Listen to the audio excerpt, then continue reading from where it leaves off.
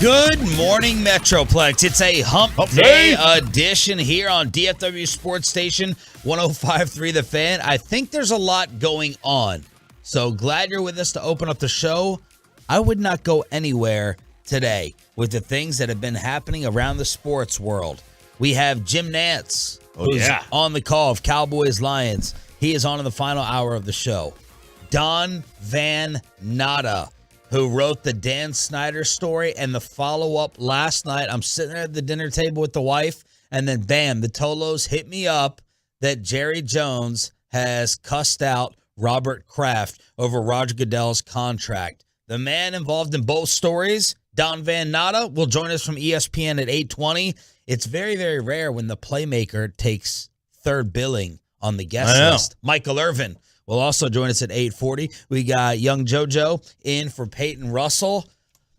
And that's not even the sports last night. I know, right? That's just the TMZ side of it. That's the drama. We got Major League Baseball. We got the NBA season opening up. Mavs tonight. What did you watch? We'll just kind of go in order of what y'all were paying attention to on the truckrack.com text line. And you, Ralph James Choppy. So I was about 3:30, I turned on the baseball. So that was middle of the first inning. I turned on the baseball game, and I watched the entire ALDS. I'm getting crowd shots from my Meatball New York friends. Look at this crowd. Look at this. Yeah. Look at this half empty. It was not half empty at the end when they were celebrating outside in the Bronx. At 3 o'clock, it was half empty when it opened. When it first got there, my cousin and both my cousins were there. And they were like, they went to the game. Mm-hmm, they took the train down from Albany, which is like 2.5 hours north. They took the train down there yesterday or 2 days ago for the game that was rained out. I guess they just stayed over. They just got a hotel, which is something the Guardians couldn't do. They got a hotel, and they went to the game yesterday. And they were like, it was like at the start of the game. It was 3 o'clock. It was there was a lot of the upper deck was not yet full, but by the time the game was over, it was sold out. Here is how things ended up to set up the ALCS. Straw is 0 for 3. At shortstop, Kiner Falefa. The flip to Torres. And the Yankees move on, and look at Torres mocking Naylor and the Guardians. Although perhaps it's only Naylor who deserves the mockery. Okay, Bob Costas. With the call. The much-discussed Bob Costas as the Yankees, behind Giancarlo Stanton's 3-run homer, beat the Guardians and eliminate Cleveland 5-1 in the American League Series. And then he kind of trolled Francesa on the broadcast because Francesa kept complaining about how he keeps talking about how many more home runs the Yankees had hit than the Guardians did this year. So Costas made sure to make a point to say that about 6 times during the broadcast. Mike Francesa has on his podcast, because Mike can't go away. He's such an attention whore. It's so rich to hear him talk about someone that can't stop talking. Francesa has been killing The legend Bob Costas throughout this series. Right. He keeps saying the guy won't shut up. And I'm thinking to myself, dude, you literally won't stop doing a radio show. You are the epitome of won't shut up. Like, you can't go away. How can you tell somebody else they can't shut up? Nobody hypocrites quite like me, but that is something to a level that I wouldn't go to. So I watched that game, and then the Padres-Phillies. That was a pretty cool scene, too. And what was really cool was watching Bryce Harper's reaction in the dugout when his teammate Kyle Schwarber did this. And it is a breaking ball. Schwarber was ready. How far does this go? Second deck. Kyle Schwarber tees off. 2-0 Phillies. Okay, so this game is in San Diego. I want you to listen to this again. Listen to the contact here. Listen to this ball being struck.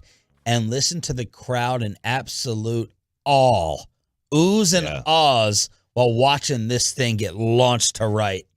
And it is a breaking ball. Schwarber was ready. How far does this go? Second deck. Kyle Schwarber tees off. 2-0 Phillies. The crowd is just like, oh my, look. Kyle Schwarber hitting leadoff? Yeah, the baseball's changed, man. Kyle Schwarber hitting leadoff. Judge hit leadoff a lot this year. I think he's batting second. Yesterday I think he hit second yesterday. Give me Schwarber's average on the season. 251. Lower. 236. Lower. 220. Lower. 212. 218. There you go. Yeah, 218 leadoff hitter. Why is he hitting leadoff? Just like Judge, the power. Schwarber hit 46 this year. Yeah. 46 home runs. I think he was second in baseball. Imagine in home runs? At home runs. I think only Judge hit more, and Judge hit 16 more. Imagine that. Imagine having 46 homers and being down near 20 behind the guy who was the leader. But that's the new way of the game, you know. Guys get on base, and you know, getting on base is like getting a hit. It's the old Billy Bean Moneyball thing. And, yeah, he was second in the league in home runs. He had 6 more than Trout, who was in third with Alonso with 40. Yeah, and Trout missed 40 games, and he still hit 40 home runs. That's how amazing that is. 3 total hits in this game. Yeah, that's it. San Diego got 1 hit. 1 hit. 1 GD hit. 4 total hits. Yeah, and then because they had, I think it was going into the 9th inning, and then the Phillies barely put hit the ball either, but 2 of their swings were home runs. Yeah. So this is a battle of teams that, yes, they were over 500, but this is not supposed to be happening in the National League Championship Series. The Phillies were under 500 at one point this year. They fired Joe Girardi. They bring in Rob Thompson, who was their pitching coach, I think.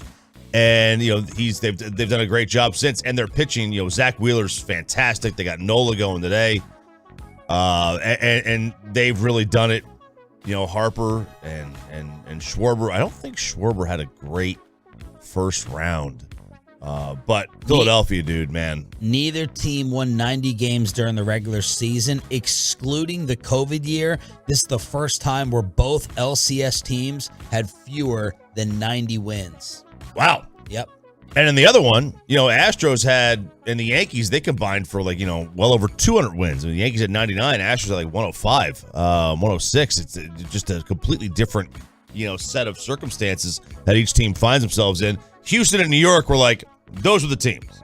All year long, those are the 2 teams in the American League. And the National League went more like, hey, this is baseball. Get some upsets. And in terms of the ALCS, they're going to start that tonight. Yeah. 6:30 in the Armpit. Yankees at the Astros. Game 2, National League, 3:30 this afternoon. Phillies at Pods. Which is 1:30 San Diego time. How's the NLCS at 3:30 in the afternoon and 1 o'clock for the host team? That's because they're the Yankees are going to get the primetime game. If they don't have like rainouts and makeups and stuff. It's funny though how the NBA, time. we're going to see it tonight with the Mavs opening up against the Suns. They'll tip at 9.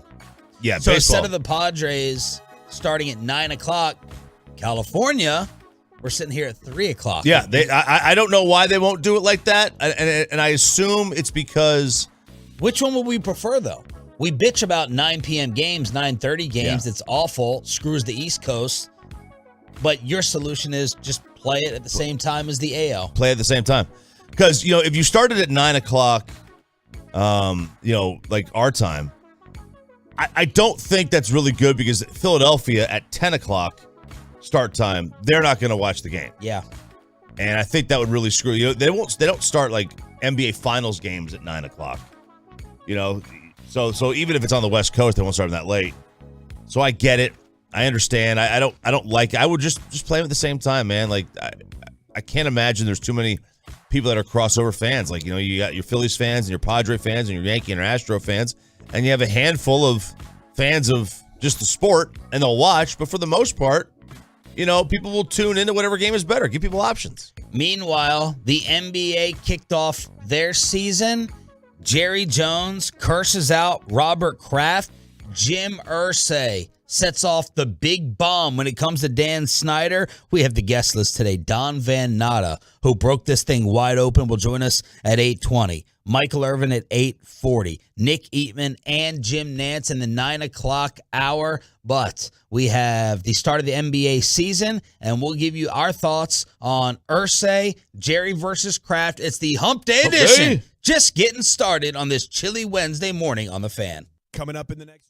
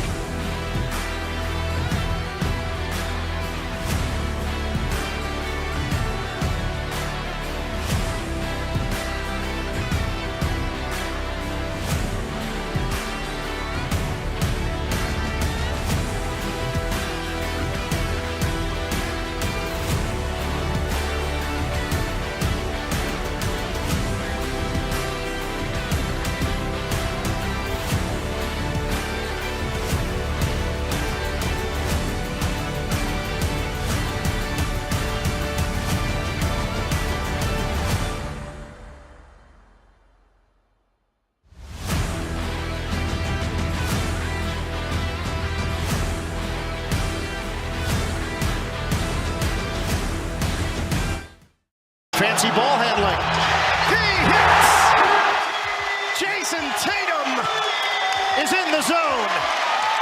That was the call last night on TNT as the NBA regular season opened up. The Celtics beat the 76ers in Boston while they were honoring Bill Russell, and the Warriors beat the Lakers in California as they unveiled the ring ceremony with the championship being celebrated. You had 3 guys score 35 in the first game.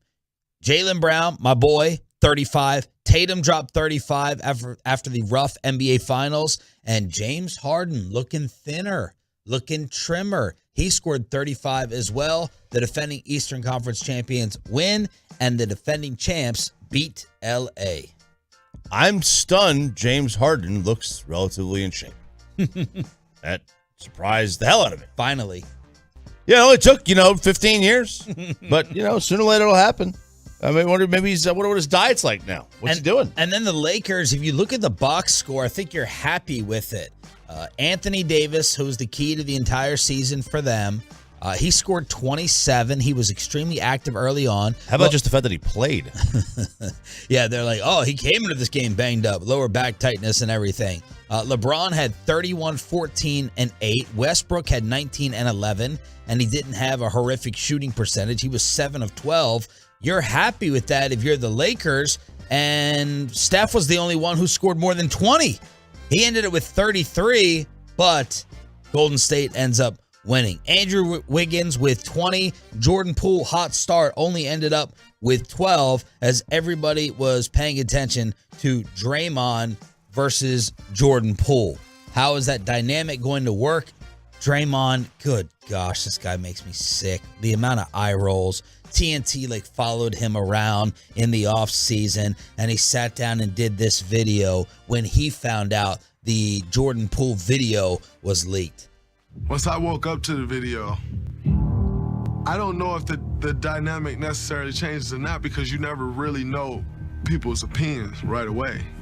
So you get at a time, you give it some time to allow people to throw their opinion out, which quite frankly, I don't care about people's opinion. Of course.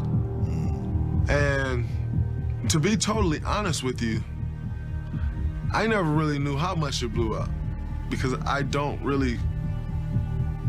spend much time searching Instagram or looking through comments. Right. I don't spend much time. I don't really read many tweets at all. Sure. And so I was just at home chilling with my children.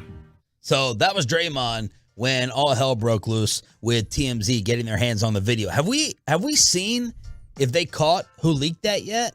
Have we seen a name or any follow-up on that story? I have not. No. Who was I talking to the other day saying that the thought is that the Warriors leaked it? Me. Was it you? That was our show. Okay. The conspiracy theory out of Chicago. Yep, that's it. No. Like 10 grand or something like that?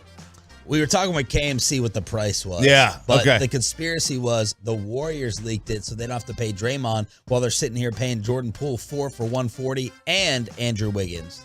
Yeah, I knew it was somebody that I talked to normally a lot. I wasn't sure if it was you or it was during my weekend of of alcoholism, but Yes. not really sure what happened. Okay, cool. It makes sense that it's the team, right? It makes sense. It doesn't make sense that an intern or something would sacrifice their career for 50 grand. Depends on what you were getting paid, I guess. I've always wondered how that works. Like, if you get a video, do you email TMZ? Is there a hotline number? Is there a negotiation? Do they say, okay, we're going to wire it instantly? I've always wanted to be in that situation. I've always wanted to know. I know it's a different world now, man. Where you get your hands on a video and you can sell it for a price. And how much is that worth to TMZ? How much is that video worth to them? I assume TMZ is worth billions of dollars. I'm probably way off on that. They may not be worth billions, but when you've got that much money, it might be worth 100 grand just to get the clicks. I don't know. I mean, that video, a sex scandal video, or those arrest videos, the DUI videos, and then this, the fight. I think the fact that there was a punch thrown and it was the Golden State Warriors. If this happened on the Bulls, well, plus the way the punch was, this wasn't your typical sports fight. No, this thing has 34.5 million views. 34.4 million views. So what is that? So like, if you're a YouTube, superstar, you're like Dude Perfect. What does 34 million views equate to monetarily? Like, if that's more, you got to figure out, you got to guesstimate how many views this thing's going to get, I suppose. So that's the way the NBA season opened up. Tonight, the Phoenix Suns nightmare comes into town. Excuse me. As the Mavs open up at 9 p.m. in Phoenix. So the whole DeAndre Ayton nightmare. Has he talked to his coach yet? Oh, has he talked to Monty Williams? Has he talked to Monty Williams yet? Yeah, he followed up and he was like, it's all good. I was just in the mood on media day. It feels like the Suns have to take a little bit of a step backwards. It feels like that. I would think so. I mean, they won the West by 8 games. I can't imagine do that again. All right. Truckwreck.com text line is wide open at 877-881-1053. We're live on the Fan Cam, Twitch, and YouTube. Is it colder this morning than yesterday morning? Man, I did not wake up with one side of my face frozen. That's She for didn't. sure. She didn't sleep with the doors open, windows No, open. we did. The door was open. Dang. The door was open. Oh, And I look over at her in the middle of the night. You guys better never get a joint account because she's on top of every nickel and dime. I know, right? I wouldn't hate that because I want to see that account go up. But you want to live. You want to avoid hypothermia. Well, I do. Typically, that'd be nice. But I look over there, and she's outside the covers, on top of them. Now, we sleep completely differently. She is in a fleece hoodie and pants, and I'm in nothing. And I'm like, wow, what's going on? Like, why is she outside the covers? Oh, because she's in a hoodie. She's like in snowboard gear. Right. But yeah, I wake up, and then I get out of the bedroom, and there's the doors are open. Freezing. Did daylight savings time happen yesterday or in the past 24 hours? I felt like the day got away from me real quick. I woke up. I got a 2-year-old in one hand. I got the dog sitting there at the end of the bed, and I'm sitting there trying to do work one-handed, and it feels like the sun is disappearing quickly. I felt like it got darker a lot faster yesterday. Am I crazy? We are getting to that time. Someone measure the sun. Yeah, standard time has not happened yet. Okay. I don't know, and we don't. This is the last switch too. What do you mean? Did they pass it that we're not going to switch anymore? So we switch. We go back. So like in whenever standard. So we're in daylight savings time now. When we go to standard time, it'll be right now 4:52. Okay, and then in the spring, we'll go back forward again to this time. Okay. And then it's done. I thought we were done. And then it's done. We're not switching anymore.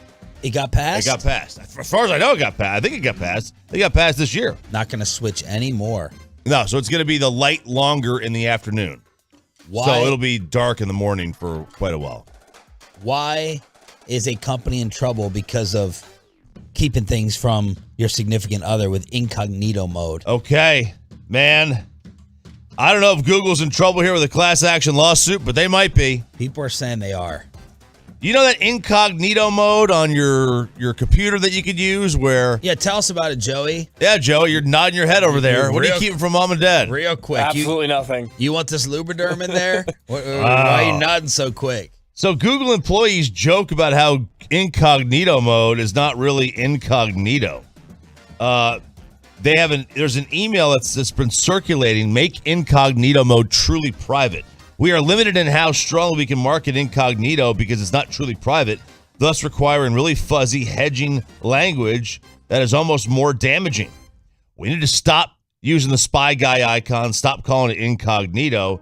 You are not protected from Google. All right, for those that have never used it, have no idea, what are we talking about here? All right, so on your Apple computer, say, you hit Shift-Command-N, and on your PC, you hit Shift-Control-N, and it takes you to a blacked-out screen where nobody can see your search history.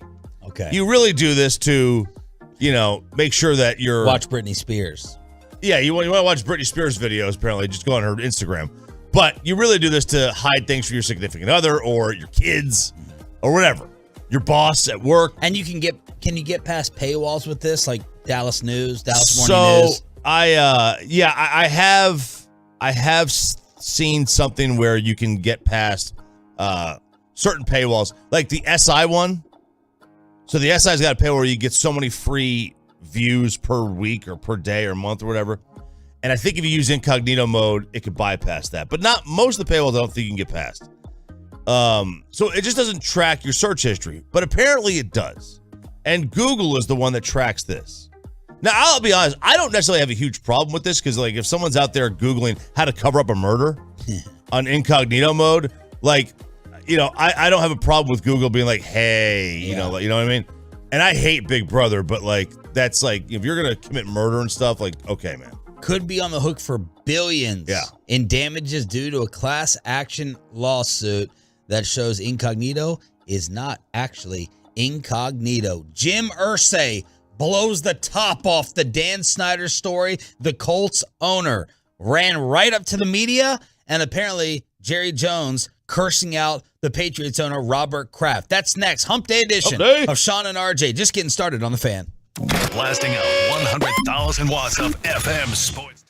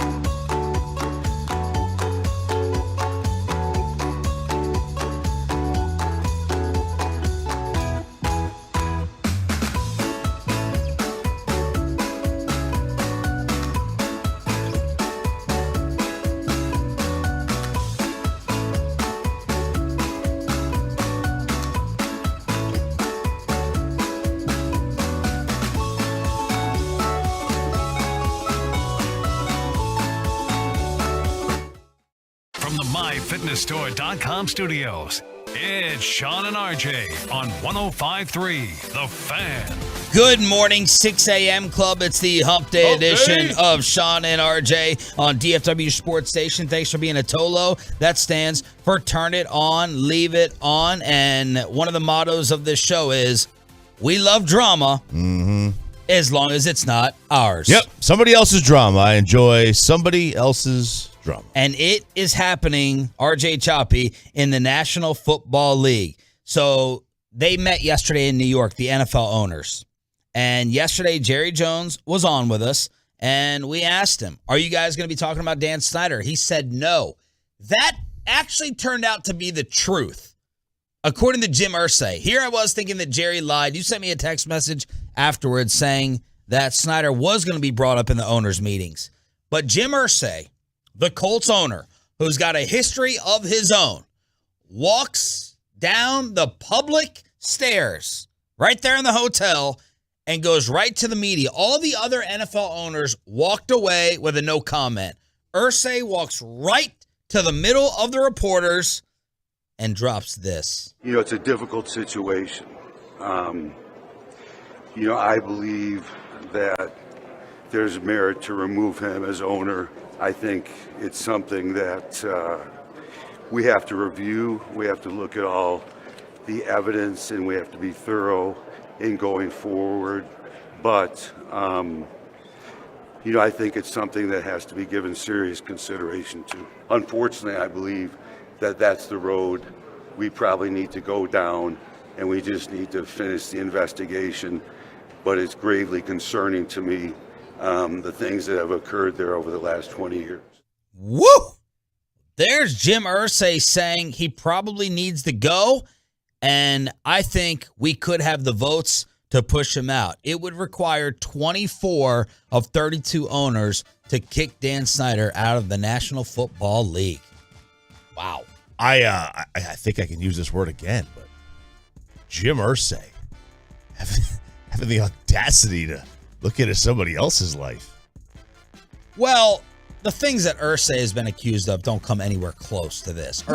He ain't a choir boy. Irsay had a substance abuse story, and I think that's pretty much it. Yeah, he had there was substance abuse story. We're talking about DUI. misogyny. We're talking about sexual assault allegations. We're talking about the controversy over the R word. I mean, there's just so many things that are much more serious with Snyder. Yeah, I mean, he had his was more the drugs or alcohol driving. Jerry's got his own issues as well. The lawsuits.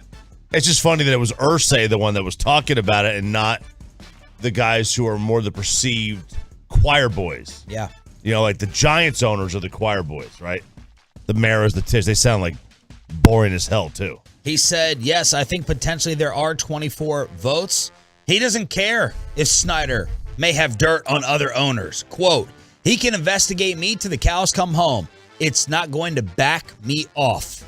And Don Van Natta, who will join us at 8:20 this morning from ESPN, had a league source tell him one of the things that infuriated the owners, right? Nobody likes to be threatened. And then you're going to threaten billionaires? And the idea that Snyder was digging up dirt to threaten them, holding this over their head, that infuriated a bunch of different league owners, according to Don Van Natta. And they also despised what Snyder put out there over the owners hating each other. And Irsay said, some of the things I've heard does not represent us at all. I want the American public to know what we're about as owners. You can't shy away from the fact that I believe it's in the best interest of the NFL that we look this squarely in the eyes and deal with it. Of course, I want to know who Snyder's getting to release these statements on behalf of him. A Commander's spokesperson. This person got edge to them. They wrote, this is patently false and intended to erode the trust and goodwill between owners that we take quite seriously. I have never hired any private investigator to look into any owner or the commissioner. I've never instructed or authorized my lawyers to hire any PI on my behalf for any such purpose, and I never would. They also called Irsay's comments inappropriate and said, it's not surprising, though, that Mr. Irsay opted to make statements publicly based on falsehoods in the media. So that's Snyder's side saying it's inappropriate, but not surprising. It was Irsay, and Snyder wrote this letter to all the owners to say, I didn't do what this article is accusing me of in terms of a private investigator. And that statement he made went out to the league and the league owners, and they will either crumble it up and throw it away or read it and believe it, give them the benefit of the doubt. Who knows what they're going to wind up doing? But this is, Dan Snyder's time as an owner. I don't know that it's up. I don't think the owners are going to push him out. I just don't believe that these guys are going to want to set a precedent in this league where you can be pushed out. Because they all know, they all have some kind of a skeleton in their closet. It may not be as bad as Dan Snyder's, but they don't want to test it. So I don't think they're going to wind up ever removing him. Now they may, in terms of a vote. Now they may kind of push him and say, "Hey man, let's sell here, whatever." But I don't think they're ever going to actually go to a vote to vote him out. And I love the defiance. Part of that from Dan.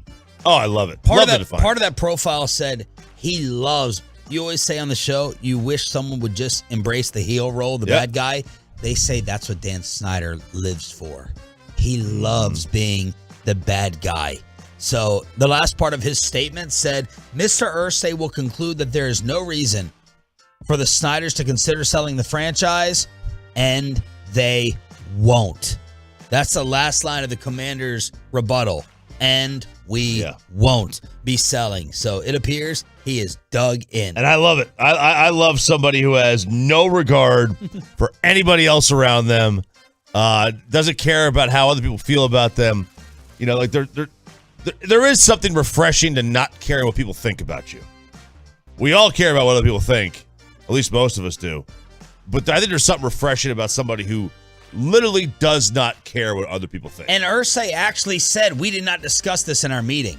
Other owners reportedly ticked off that Irsay went out and made this comment, while everybody else was no commenting on the way while scurrying on back to their suites or their private jets and their helicopters. And one of them includes Jerry Jones, who reporters tried to track down. I've said I have no knowledge of anything.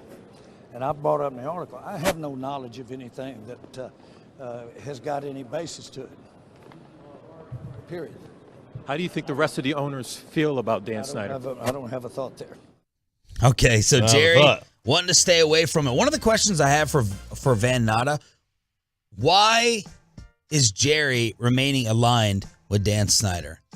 Why isn't Jerry turning on him like Irsay is, and apparently some other owners are, and the commissioner? Now, the obvious answer seems to be that maybe Jerry has skeletons. Maybe Jerry doesn't want Dan Snyder out of the NFC East. That's possible. Maybe I wouldn't.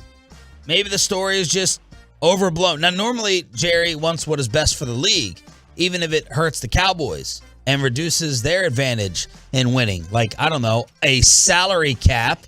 But I can't wait to ask Van Natta that question. Why is Jerry remaining aligned with the Commanders owner? So we think that's the big story.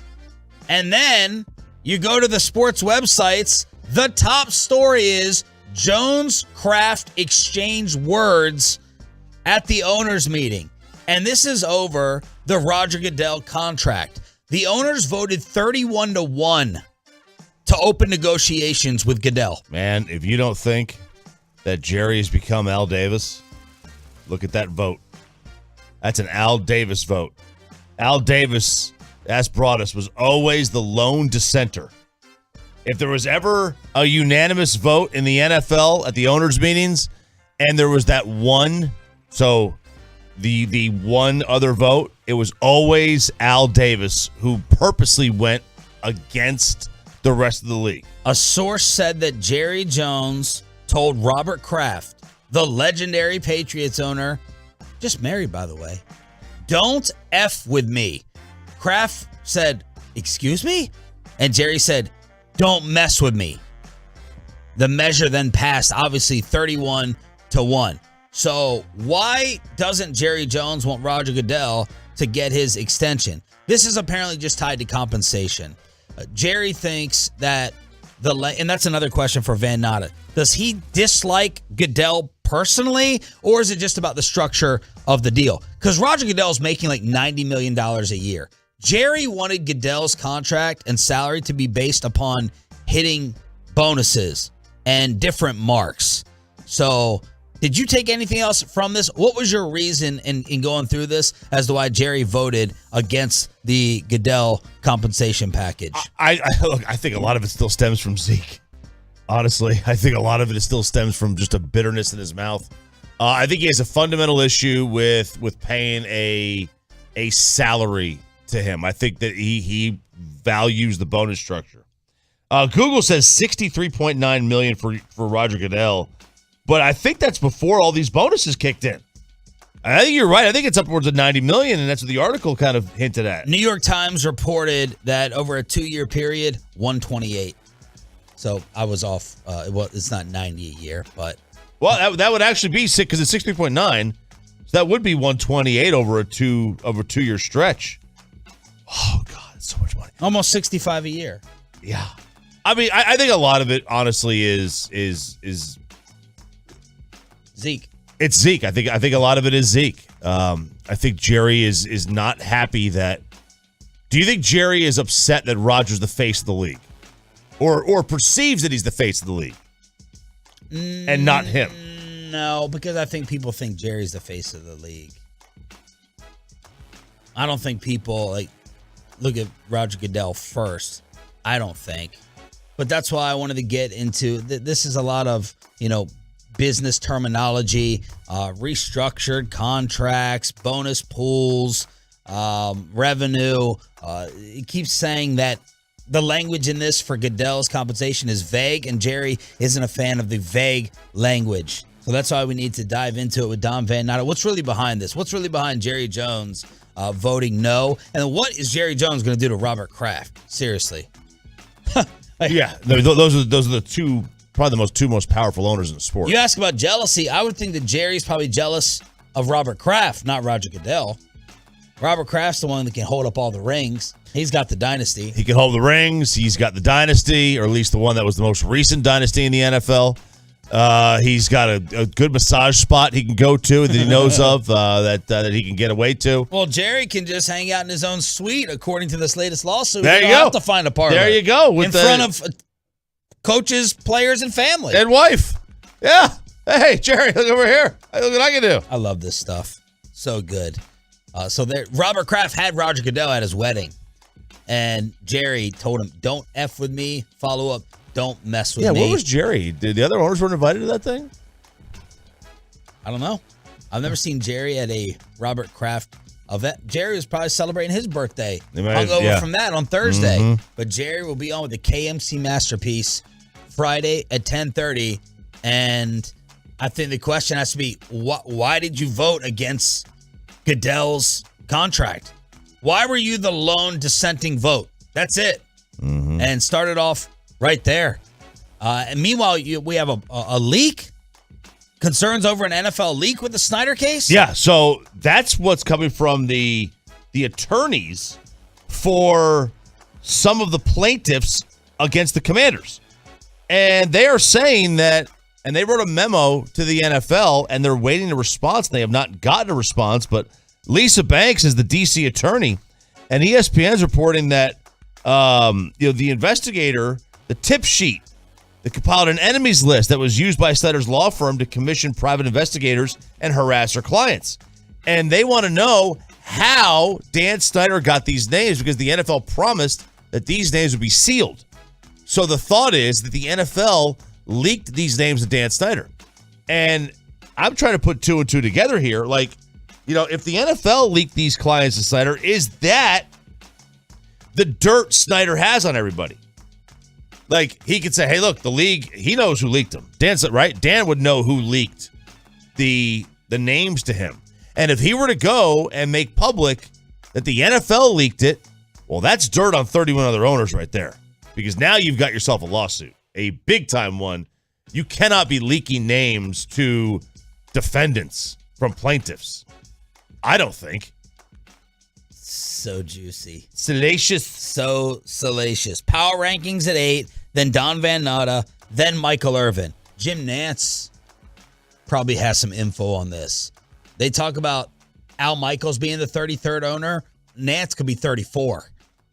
All right, Jim Nantz has all this information too, in my opinion, and he can respond to the criticisms that Tony Romo doesn't care about being an analyst anymore. So Jim Nantz at 9:20 this morning on DFW Sports Station. Speaking of the Patriots and Robert Kraft, how about the new quarterback drama in New England? Mm-hmm. The QB who needs his ego to be piped down a little bit.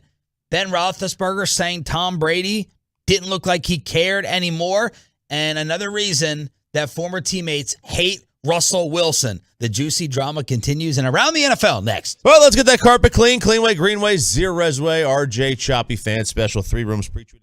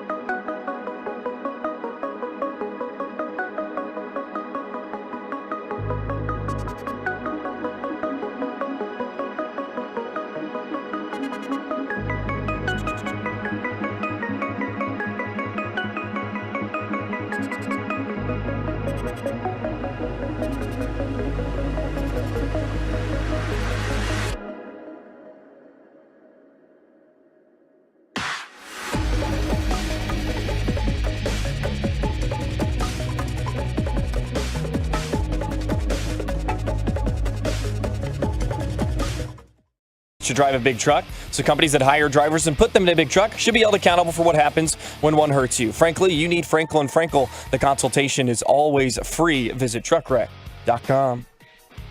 Sean and RJ Hump Day edition. Hump Day. Shout out to the 6 a.m. club. Jesse Holly is all in on the Wednesday show, as he just sent me the text message with Jim Nantz, Michael Irvin, Don Van Natta from ESPN. But we got some other issues around the NFL. We'll get to everything that happened last night as well. Baseball playoffs, of course, NBA season kicking off. The Mavs are going to be in Phoenix to continue to torture the Phoenix Suns tonight. But how about the problems in New England? As two different reporters are talking about some drama, some issues, some infighting between Mac Jones and Bill Belichick and the Patriots organization. This is Patriots reporter Ben Volen saying that Mac Jones right now, this is great for him that Zappy Hour is currently happening, because Mac Jones is someone that needed to be humbled. Making the Pro Bowl and making the NFL Top 100, worst thing to happen to Mac Jones last year. Because it was a sign that he made it, you know, and he's becoming a star, and he's doing the gritty, and everyone's eating it up on social media. Sorry, Mac Jones, you were a rookie. Your team, you know, wanted nothing to do with you in that windy game against Buffalo. The team fell apart at the end of last year. I'm telling you, making the Pro Bowl, I think, pumped his head up a lot. It certainly inflated the ego. Absolutely. Alabama kid, he comes in, he makes the playoffs. Everyone's talking about he's better than Trevor Lawrence, and he's making the Pro Bowl now. Everyone's loving him up. The kid needs to be humbled, and I think that's a good thing for him right now. Woo. Okay. So Mac Jones, the national title at Bama did inflate his ego. The first round pick did inflate the ego. But making the Pro Bowl did? Right? Like, really? Maybe he was a cocky kid already. Maybe he was cocky already. Yeah, maybe he was. I don't know. The guy ate cookies every night. Because Albert Breer, who was a plugged-in guy, especially in Massachusetts, he went on the Dan Patrick Show with Ross Tucker, and he said things got sideways over the last couple of months. There's a Josh Rosen feel to Mac Jones. He's a Y guy. Oh, I mean, okay. Good. That's good, though. Is it? Yeah. I wonder if every boss loves the Y employee. Why are we doing this? Why do we have to do that? What's the reason for the change? They want everything explained versus, I'm telling you to do it, just freaking do it. I ask why a lot of times. Yeah. I might be one of those guys, but the Patriots are not a Y organization, Albert Breer said. And he said it goes back to changing from Josh McDaniels. Why are we having defensive coordinators call the plays? Seems to be a fair question. Why are we changing the offense? They went to the playoffs in his rookie season. He did make the Pro Bowl. Seems to be a fair and the top 100 question. NFL top 100? That's what Ben said in the clip. Making the NFL top 100, which I didn't realize. I had forgotten about that. Or I forgot, or I didn't realize it. And they never really told him, this is what you alluded to last week. They never said, Mac, you're good. Don't worry about how Zappy plays. It's your job coming back. And then this goes back to Brady and his own trainer, Alex Guerrero. The Patriots wanted him to have surgery, and Mac did not want to. So that was another fight that took place. So that's two different reporters saying Mac Jones a little bit full of himself, and this could be a good thing, that he needs to be humbled after his rookie season with the way that Bailey Zapp is playing. Yeah. More juice. More juice. Gotta love it. Truckwreck.com text line. Good leaders tell you why. You shouldn't have to ask why. I don't disagree. Yep, they tell you why. But there is a point, right? Like, I don't know, if you're a server in a restaurant and you're like I tried to hook up a buddy with a chef job. Not chef, but, you know, what's a side cook? Like a line cook? Like a line cook.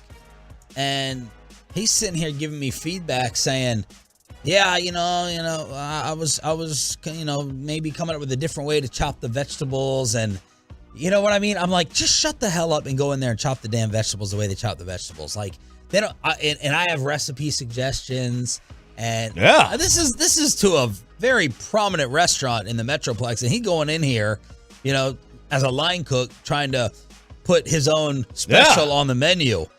That's too much. that's a little out of line. So they're like, you can roll up out of here. It's like, just come in here, shut up, do your job. We got a process. You're a little cog in the machine. But Mac Jones wanted to know why. He wants to know why. Josh Rosen coming out of UCLA. Yep. Then and people are saying, and how do you think Belichick responds to, well, why do we do this and why are we doing that and why don't we do this? And he's just like, you're a rookie. I'm Bill Belichick. Do what I tell you to do. I can see that being an issue. I can see Bill saying something like that. More people coming up saying he should say, help me understand why we're doing this. Right. Help me understand this. Like, coach, or just ask, Take me through the process. Take me through your thinking. Exactly. Take me through your thinking on, take me through your idiocy here on this one. That's kind of that's how condescending that could sound. Right. I get Bill not liking it. Personally, I would love it. It's like if Joey came in here and he's like, why do you guys go to break at whatever? Why don't you tease this and why are you teasing that? And you could have asked this question in this order. You know what I mean? What will we tell Joey after the show or probably during the show? Well, I would just leave. I would sprint out of here to avoid the confrontation with somebody else. Right. That's just me personally. And you would give him the finger. And I would probably say, just shut up. But Joey could come to me and go, I noticed you did this with the questioning. I'm trying to learn about, the interview process or setting up the show. Why did Explain you do it? to me why. Why'd you do it like that? There's a way to do it. Oh, there's definitely a way to do it. More coming in. He's the quarterback in this league. He should not feel like he's on the outside looking in. He was a Y guy at Bama. Roll MF and Tide. That's the RMFT. So Saban was cool with explaining all the Ys to him, unlike Belichick, apparently. So that is the QB situation in New England. What do you want? You want Russ and the way he takes phone calls, or you want Roethlisberger talking about Brady checked out? You pick. Let's do Ben, just because it's there's a Patriots thing here. So Roethlisberger, is doing like a little podcast, and he was at the Buccaneers Steelers game where Pittsburgh pulled off one of the biggest upsets in Vegas of the NFL season. And Ben said, "Look, Tom's the greatest, but it looked like he didn't want to be out there. Maybe it was the pressure and he was getting hit and whatever was going on." So that's Roethlisberger studying body language, saying there's no way he's enjoying this. No way. It just did not look fun for him. Yeah, now Ben would know something about this because when they played the Patriots, it looked like Ben didn't want to be out there. So he would know a lot about this. There's a dangerous aspect to trying to decipher whether or not a guy wants to be there. Yeah. Now I think a quarterback would be able to decipher that better, about another quarterback better than I would. But I just think it's a little bit dangerous and unfair to say, he doesn't want to be there. Well, I mean, look, the guy literally gave up his family to come back and play. I don't think there's more of a proof that he wants to be there than that. Right? That's pretty hardcore. Yeah, so that's Ben's observation to Tom. I have said multiple times on this show, I haven't seen Brady have any fun so far this year.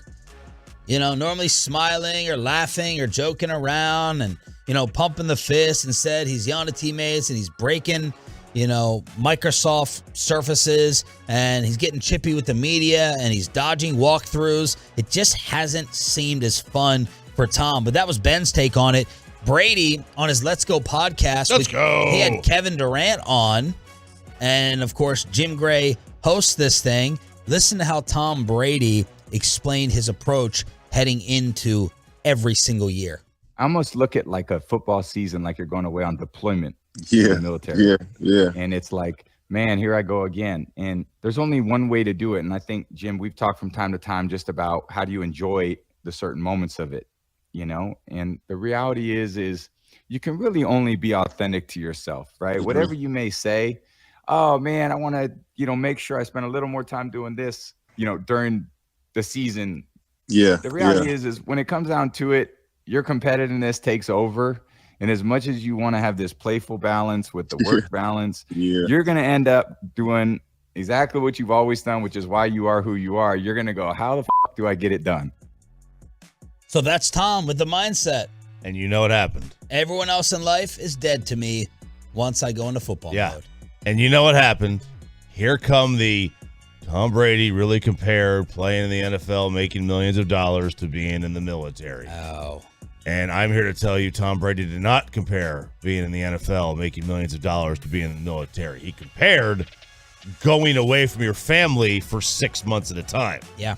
He made no comparison to the lifestyle that he has as a $100+ million athlete with having no risk of dying to being in the military making whatever they make, which is not enough, with having the risk of dying. Like, he did not make that comparison. Like, just stop right now. Look, there's a lot of really, really successful people who think like this and who act like this. They can't sleep if they don't think they're giving 1,000,000% to their job, their profession, their craft. And the family life can take a little bit of a back seat. There's a lot of successful people who feel this way. Kevin Durant was agreeing with him. Well, Tom was responding to Durant's initial comment. KD was saying, I shut it down. I go into hibernation during the year, and then I come out of it after the playoffs, and I'm like, dang, I missed this life event. Yeah. I missed this maturation. I missed this party. I missed this. But that's how a lot of these people, men, women, anyone in certain jobs, they operate. Yeah, they do. It is tunnel vision.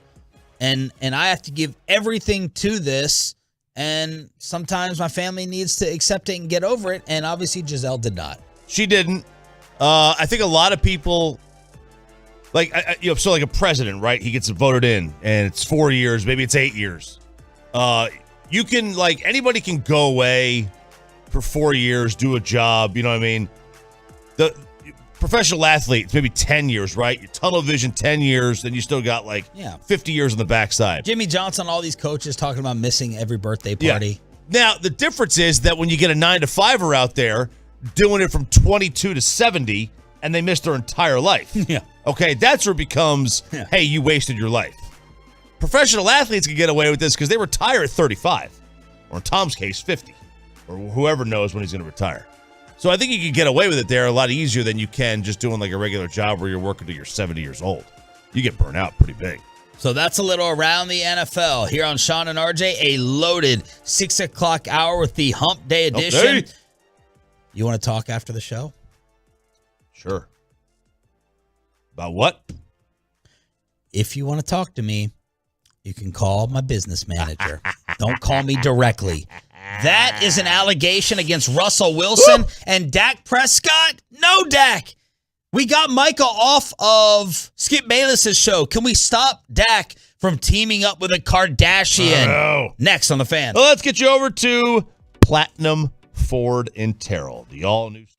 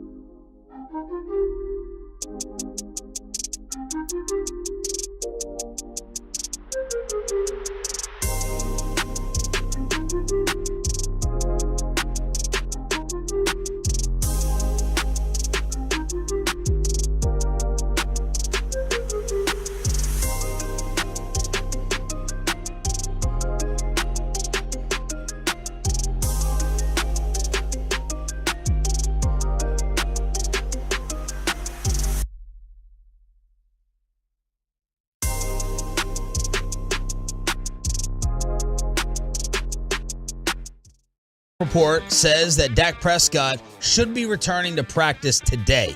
This is the Hump Day edition of Sean and RJ. We got Joey running things behind the board. Thanks for being with us.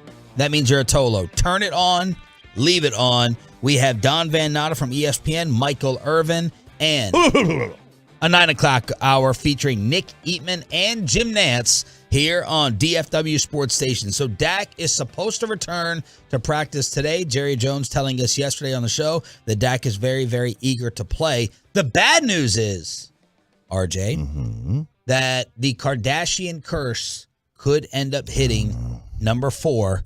As TMZ reports, Dak has a new teammate. It's Kylie Jenner. They have linked up to become equity stakeholders in a new sparkling drink company. It's called Glow Beverages. And I don't think he's like teaming up like he did with the Housewives with the DirecTV ad. I think they're just both like investing and they're putting money in. But there will be a Kardashian connection with Kylie. She's the one with Travis Scott. She put out a picture of herself endorsing the Glow drink that Dak is also very excited about. I'm okay with this. This is not dating a Jenner or Kardashian, right? You want to go into business with them, don't you? You do. Good gosh. Yes. I mean, isn't one of them worth like $1 billion or all of them? Two of them are. Yeah. Kylie, I think, hit it first, and then Kim. Kendall or Kim? I don't know. One of the Kim, sure, I would think Kim is, but their story really is. Barkley was saying LeBron has the best sports story in the history of athletics. All off a sex video. All of this. Ray J. Ray J started it all. Ray J started it all. You think he gets a royalty? I don't know. You think it's something? I don't know. They say the mother, right, sets up these deals. Maybe she even leaked it. Maybe she gives him a piece. Who knows? Who knows? He's on like the second-rate, third-rate reality shows, you know, like on VH1 and stuff. Meanwhile, the Kardashians have their new series on Hulu. But that's the Dak. D-list. I've never heard of Glow. Anyone heard of these Glow drinks? I have not. I do like energy drinks, but I have not heard. Sparkling water. I don't know if it's an energy drink, but sparkling water for Dak. Is it GLOW or GLO? GLOW, I'm guessing. I don't know. Okay, someone else who was pushing a miracle drink. This is not a miracle drink. Someone was pushing a drink was Russell Wilson. Yes, he was. Right? Was it healing water? It was concussion water. Concussion water. Yeah. From Russell Wilson. So I agree. I agree with you. We played this clip last week. It totally went over our heads. Totally went over our heads. And then yesterday, different websites pointed out that in order to get a hold of Russell Wilson, even as a teammate, you had to go through his business manager. This is Richard Sherman having Marshawn Lynch on his podcast. Listen to the details that everybody missed last week. Man, I want to reach out to Dog, bro, because reach out to it. You know it his ain't manager. that. You know it ain't. Man, come His on, man. manager. If I can't call you direct, then I ain't calling you. Especially if I done went to war with you. But I mean, I understand what this football is, but you feel me? I want to make sure Dog straight in his mind. Cause I ain't gonna lie, I really thought that Dog was gonna retire a Seahawk. He couldn't, Sean. He couldn't. He was in the shadow. They said it was Sean. They said it was the Legion of Boom. He said he got to do it by himself. Hey man, fuck that, bro. You got to take that on the chin because they gonna say a lot of shit. But that's why I said I want to reach out to him because I mean, right now they looking at him as a black sheep. And look though, if it's anybody who knows something about that, it's me. I done been to the bottom of this league before where motherfuckers done counted you out, talk bad on you. Nah, I ain't gonna hold you. I ain't want to see it in Seattle for sure. Now that he ain't in no Seahawk uniform, like I'm pulling for him. He said, Hey, man, go do all that, bro. Okay, so in the beginning there, first half of that, when Sherman says, so reach out to him, and then he goes, his manager, nobody really batted an eye at that. I didn't. No. Well, come to find out, he said that for those in the know. Well, now we're all in the know. Evidently, Russell Wilson's teammates don't really have his phone number. Now, some might, but most don't. And if you want to get in touch with him, you've got to go through his manager. Joey, play that again, just the first half of it. Listen, Marshawn confirms it as well. He's like, dude, if I play with you and I can't get in contact with you through your cell phone directly, I ain't going to reach out. Man, I want to reach out to dog, bro, because They'll reach out to it. You know it His ain't manager. that. You know it ain't. Man, come His on, man. manager. If I can't call you direct, then I ain't calling you. Especially if I done went to war with you. There it is. Good job with the clip, Joey. Right? Man, this guy's such a fraud. Fraud. He is such a tool. He really is. He's such a fraud. He's the A-Rod of football. I think he goes beyond A-Rod, too. Really? I think so. I mean, A-Rod was a phony in that, like, I mean, he would do things on the field that just annoyed the hell out of you. Like, it's that face. Well, the A-Rod face. They got that same face. So. Yeah, he puckered his lips. But also, I mean, A-Rod would get to second base.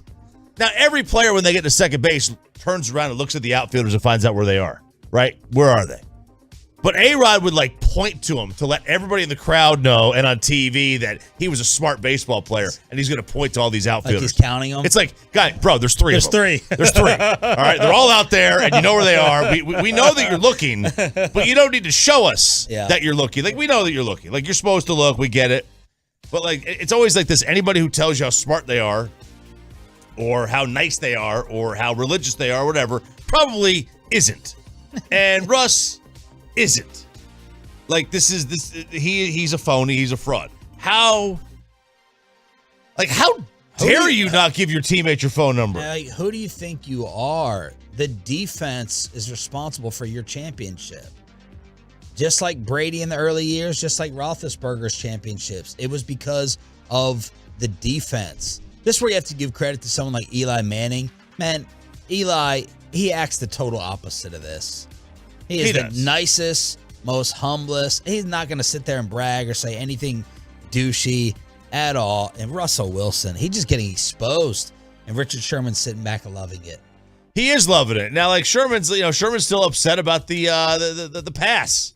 It's like, man, okay, look, get over it. You could, reasonable minds could disagree on it, but you could say that they were giving you the right look. And what a job by the Seahawks at the time, like not letting any of this out. We didn't hear any of these stories when they were in their Legion of Boom prime. Nothing. We heard nothing. It was great that we heard nothing. But man, it's just like, dude, like, and Rush should be appreciative of that, in my opinion. Like, he protected, unless he's just totally unaware of his own actions, which he probably is, right? It's like you keep a secret for someone and they have it's a big secret that could expose you as like a liar and a fraud, and you have no appreciation for it whatsoever because you're so selfish and self-centered. We've worked with people like that who like lie about a change. We keep it quiet with a clubhouse feel. They don't care. They have no appreciation for it. No thank you whatsoever. And that reminds me of this Russell Wilson situation. That's a terrible story. Terrible look for Russ, man. Terrible look. Business? You got to go through your business manager to get a hold of you as a teammate? Go through the business manager. Let's ride. What's that? Let's ride. Let's ride. That's Russ. Broncos country. Let's ride. Yeah. God, he's so I can't get the fake high fives out of my mind when he runs out of the tunnel. When he was doing the fake play calls. What are you looking at? I'm agreeing with you. Like, your mouth was almost on the ground. The fake high fives coming out of the tunnel with no one around. Yeah. The fake play calls with the clap, and then going to the middle of the field and soaking in all the sun with the arms extended. Yeah. He's like, I don't know. There's no way Tebow's fake like this, right? I hope not. Do not ever dare say anything bad about Tim Tebow. Although someone on the text yesterday said Tebow was a jerk while serving him. Yep, that's what they said. He said he was kind of a butthole to the staff. All right. Last night we had a ton of sports action. NBA season kicking off. We're going to get to it in headlines. The Yankees finish off the Guardians to meet the Astros in the armpit tonight. Game 1 of the ALCS.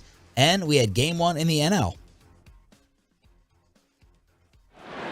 And it is a breaking ball. Schwarber was ready. How far does this go? Second deck. Kyle Schwarber tees off. 2-0 Phillies. Well, the person that's being blamed for Game 1 and is going to be blamed if and when the Padres lose this series are these musicians, these fans, who did a Tennessee Volunteer copycat. How many people sent you that Vol song last week that went viral? There was a couple of them, wasn't there? Are you talking about the Morgan Wallen song, or are you talking about the other one? There was a guy in a car, and then there was another dance. Oh, I guess the guy there was with the big chest tattoo? Yeah. Yeah, I saw that. I mean, the amount of songs that I got sent from fans or actually real songs. Yeah, but that one was so loved. People were saying Vols by 1 million. Yeah. This one's so bad, they're saying Phillies in 4. Philly going down to yellow and brown. That's what's in. Padres on the loose. Let's go, Goose. That's what's in. Bryce gonna lose and Manny's gonna cruise. That's what's in. Yeah. Give Philly no slack and send them back. Yeah, that song. Yeah. Guys. Phillies in 4. Phillies in 4. Like, let's not do that again, please. Show us that you've never been a relevant organization before other than that. By the way, I don't think this is their... Oh, you're saying that their fans are showing Did you that. see the star? They had some good stars out there at the game last night. No. Bill Walton sitting right behind home plate. He's like Mr. San Diego. Paul George was out there. Didn't know. I didn't know if Paul George actually lives in San Diego, commutes to L.A. Right. Didn't Phillip Rivers do that for a while? Like, he lived in San Diego still and commuted up. And I think Kawhi had property somewhere else. Well, he's from San Diego, Yeah. I think, or that between L.A. and San Diego. But yeah, there was quite a bit of people out there from a Stars. There was a few more, but it was a good crowd. It was a really, really good crowd. Great atmosphere, but man, the Phillies pitching. Zach Wheeler was dealing last night. I thought they were going to let him go deeper in the game than he did, and he still went pretty deep. Phillies take Game 1. Game 2 of their series is this afternoon. And in prime time, it'll be the Yankees and the armpit. So we have baseball playoffs. We got the start of the NBA season. The Mavs begin theirs tonight. And the NFL spiciness. Jim Irsay says it's time for Dan Snyder to go. And owner finally breaks the Dan Snyder silence. And Jerry Jones goes after Robert Kraft. Headlines on a hump day with Sean and RJ next on The Fan. But first, let me get you on over to trade.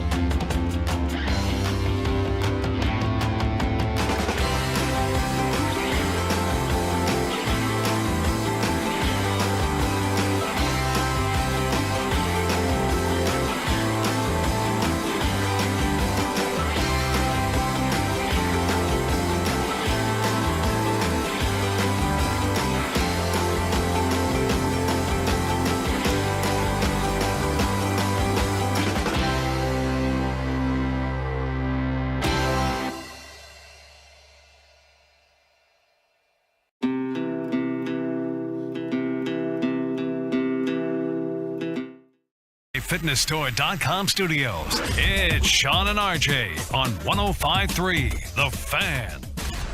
Good morning, Metroplex. An absolutely loaded Hump Day edition here on Sean and RJ. As the announcer person said, it is now time for headlines on your home of America's team. We have NFL Power Rankings at 8 o'clock. How much of the Cowboys going to be dinged after the loss against undefeated Filthy? Don Van Natta at 8:20. Michael Irvin, Nick Eatman, and Jim Nantz all coming up on today's episode. And the reason we're having on Don Van Natta is because all hell broke loose at the owners' meetings yesterday in New York. Jerry Jones called us from there yesterday during the show. He told us that Snyder was not going to be discussed in the meetings.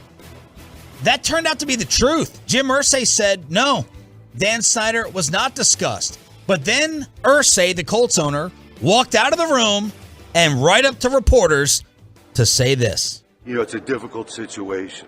I believe that there's merit to remove him as owner. I think it's something that we have to review. We have to look at all the evidence, and we have to be thorough in going forward. But, I think it's something that has to be given serious consideration to. Unfortunately, I believe that that's the road we probably need to go down, and we just need to finish the investigation.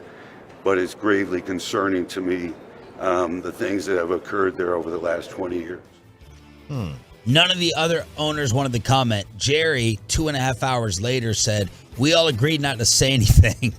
So other owners are not thrilled with Irsay, who has his own colorful history, along with his dad, who was one of the most hated owners in the history of football, by the city that had his team, right?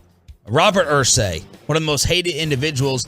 Jim seems to be a fun-loving, cool dude, but he's had his substance stories off the field. Irsay was asked, do you have 24 votes? That's how many it takes to kick him out. He said, I think potentially there will be. What about Snyder blowing y'all up, having info from hiring PIs? Irsay said he can investigate me till the cows come home. It's not going to back me off. And then Irsay went and talked to Albert Breer and further explained why he spoke. And he said, I don't like the fact that sometimes the way owners are viewed, people think we can do whatever we want, because that is not true. He talked about his granddaughters and the lineage of NFL ownership. And he said, I had recent conversations with Eddie DeBartolo and the Rooneys and Lamar Hunt and Paul Tagliabue, and I have a certain respect for the job that we have, and that is causing Jim Irsay to speak out against the Commanders owner. Commanders fired back with a statement saying, it's disappointing but not surprising that Irsay is coming at us, and this is not going to change the fact that Dan Snyder is not selling his football team. Snyder also wrote a personal letter to all the owners saying, I would never do something like this. I didn't say that we hated each other, and I did not hire a PI to follow you guys and dig up information. Woo! All that playing out yesterday in New York. I love the salaciousness of this. I love the fact that this is other people's drama that's happening and not mine, that I have nothing to deal with here. But this is not, it's not ideal, obviously, for any of this to get out.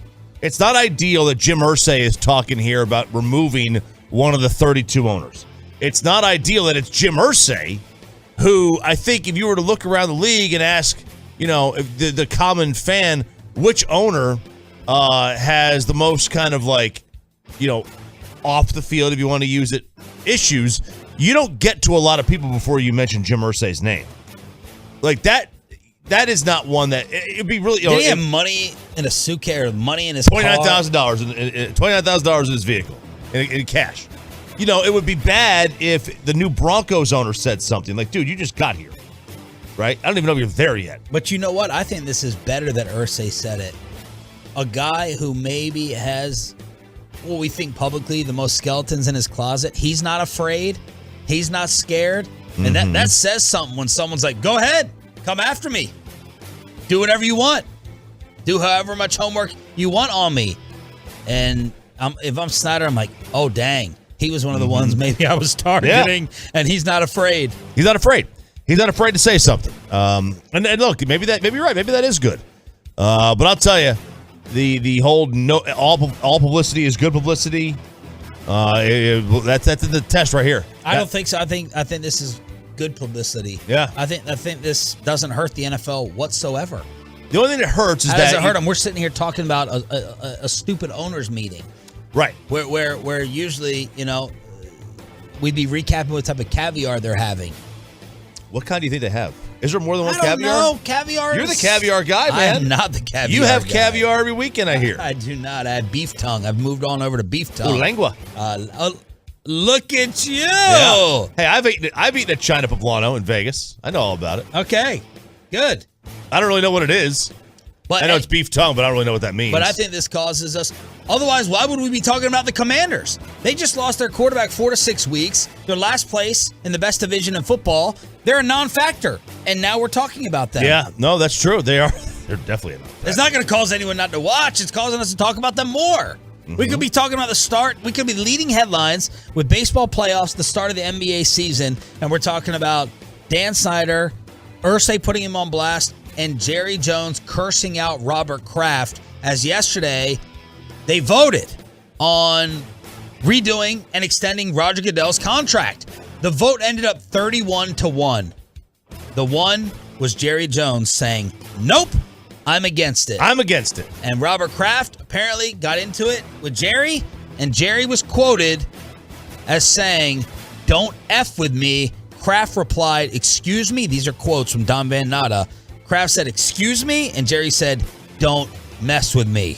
So we're going to figure out why these two were going at it and why Jerry voted against Goodell. At 8:20, Don Van Natta will join the show. Man, Jerry has the one thing that stands out to me with him being the lone dissenter. That is right out of the Al Davis playbook. He was always that lone vote against the rest of the league. He always went against the league, and I hate seeing that. I don't like the comparisons, Jerry to Al Davis, to begin with. I don't think they're fair. But when you do something like, when you're the lone dissenter on something that everybody universally agrees with in the sport, I mean, it's hard not to compare that to Al. The sources say Jerry is sensitive to awarding a big bonus to Roger before he performs and earns it. So it's like the payment structure that apparently Jerry is opposed to, that Roger would just make $60 million a year based upon easy incentives. Jerry doesn't even want him to be on salary. He just wants him to get it through bonuses. So that sounds like it's the reason that JJ was against Goodell, but we'll find out more next hour here on the show. Woo! Headlines right here on Sean and RJ. Thanks for being a Tolo. That stands for Turn It On, Leave It On. We'll say Mina Kimes. Mina Kimes was talking about Dan Snyder. We can get into it later. Let's move on to Game 5 in the American League. A drive to right center field. Back near the wall and gone. So much power in that direction for Giancarlo Stanton. He had 31 during the season. This is his second of this series. And the Yankees jump on Savali in the first and take a 3-0 lead. I would normally want John Sterling or Michael Kay calls, but Bob Costas will do just fine this morning because his name is being put in the news and blasted by Mike Francesa for the way he has called this series. My New York Meatballs on the text chain yesterday. Wow, Costas just said the Yankees haven't won a World Series since 2000. He's been so bad. He doesn't stop talking. I used to think he was so good. He's destroyed his reputation this series. He hasn't been good since basketball. These are what the New Yorkers are saying on my phone. He was very wordy in this series. Francesa was right. Francesa's just the wrong person to come at Bob Costas for being wordy. For being wordy and not shutting up. It's like, dude, you literally have retired 3 times. Like, you can't. You stop. hosted. How long was his show that he did solo after Mad Dog left? It was like 5 or 6 hours by himself. You got to be wordy to do a solo show for 5 hours in New York. Okay. All right. Okay. Got John on the call phone. Okay. Or not wordy with his trying to fall asleep. Anyway, the Yankees move on to the ALCS. You know, they really dominated this game from the start. First inning, you know, they got 3-zip on that home run, and it was, you know, Cleveland lost their edge. They had a chance in like the third, fourth inning against Cortez. They had base load of 1 out, and they were able to get out of it. And they had a little bit of a push in the seventh inning, but that was really about it. It was kind of a walk in the park for New York, who needed it, because now they go to Houston. And they are a prohibitive underdog in this series. Like, huge. Astros have owned them, right? Well, the Astros have owned them in the playoffs for sure. But beyond that, their pitching, Astros pitching, said it's going to be Verlander against Tyone tonight. And, you know, Tyone hasn't pitched, hasn't started a game in like 2 weeks, for crying out loud. Not quite, but close. So he's going to throw. They're not going to have Cole till game 3. And they won't have Cortez till game 4. They'll have Severino, I assume, tomorrow night. But there's no off day for the Yankees. They went from last night, flew to Houston. Who knows what time they got there? Probably around midnight, 1 o'clock. And they're going to play tonight. And then meanwhile, in the other series, there's barely any hitting. But this was a really fun game. And Yu Darvish did not deserve to get a loss in this one. He pitched pretty well. He just was not Zach Wheeler. Zach Wheeler was nails last night for Phillies. You have a pick for both of these series? I know we're at 1-0 already in the NL. You have a feeling? I thought Philadelphia would win the series. I think Houston wins the series as well, so I think it's those two. And, that'd be a fine World Series. I mean, you're going to get Bryce Harper, and that's what you want. You're going to get a star either way. You're either going to get Soto or Bryce in the National League. That's great. And in the American League, you're either going to get a team everybody hates in Houston or a team everybody hates in New York, but also Aaron Judge, which would be good for the sport. So either way, I think baseball is going to do okay here without having the Dodgers in the series or maybe the Yankees in the series. Those are the two big teams. NBA regular season kicked off last night. Jaylen Brown and Tatum each scored 35 to overcome James Harden's 35. The Celtics open up at home with their replacement coach honoring Bill Russell. They beat the 76ers. And then you had game 1 for the defending champs against the Lakers. Looney to Curry. Curry the 3. Beverly the foul. Hits the 3. Send into the line. And Steph has got 32. The great Kevin Harlan with the call on TNT as the Warriors win. TNT had like a 2.5-hour pregame show. I still got to go home and finish watching the final hour and then the postgame. But everyone on the set got paid. Charles Barkley, a 10-year deal, which he says he probably isn't going to finish. That's worth between $100 to $200 million. And Charles was trying to take up for one of the Lakers at halftime last night. I think he needs a fresh start. I think the Lakers need a fresh start because they're not contenders. But I hate the fact that they have made him and Vogel scapegoats. Westbrook. This guy, man, I admire Russell Westbrook. They are taking his entire joy out of basketball, and it pisses me off. Russell Westbrook being defended by Charles. He had a fine stat line last night. He did. But I told you, man, if Westbrook is on the Lakers, you don't have to worry about contention if you're the Mavericks, who start their season tonight in Phoenix at 9 p.m. You definitely, I don't think, have to worry about the Lakers. Russ could, now, if Anthony Davis plays, 65 games, and LeBron plays 65 games, and Russell Westbrook, basically shoots 55% from the field every night like he did last night, okay, then you might have to worry about him. But I don't think you do. And tonight's game is going to be on ESPN. It's Sean and RJ on DFW Sports Station. It's time for the Expressway. The Tolos are piling in. The 6 a.m. club was dominant, and now we have been moving things over to the Expressway commercial-free through the end of the hour. Has Tony Romo stopped caring about broadcasting? Do they need to copy Romo's 2014 season? We'll relive the RJ Chaffee, Kevin Hagelin Cowboy fight next on The Fan. But first,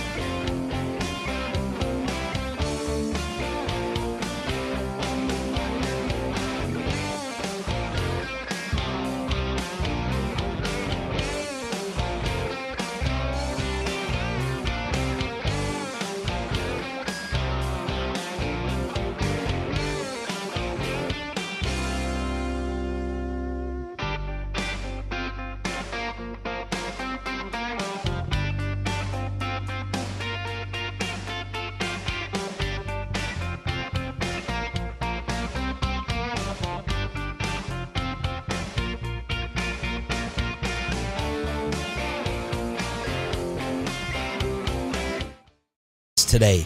Don Van Natta, ESPN, 8:20. The playmaker, Michael Irvin, at 8:40.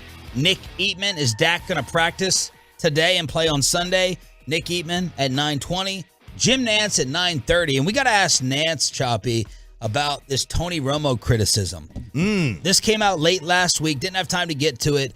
From the New York Post, Dick Ebersol is, I don't know. Legend. He's a legend. I'm trying to explain. He's a legendary TV executive. He was basically the head of NBC Sports forever. He went on HBO Max with Chris Wallace, and he kind of blasted Tony Romo. Quote, "I've known Romo since he first got to the pros. He's an unbelievably engaging guy. He should have been a terrific, great broadcaster. Something's happened since he got into that chair, and it doesn't seem like he's into it. Like he was on his way up. He does not seem to be the storyteller that he should be. The thing that makes Al Michaels great, Joe Buck great, and all these guys, they're really, really great storytellers. And Tony has gotten further and further away from that, I think."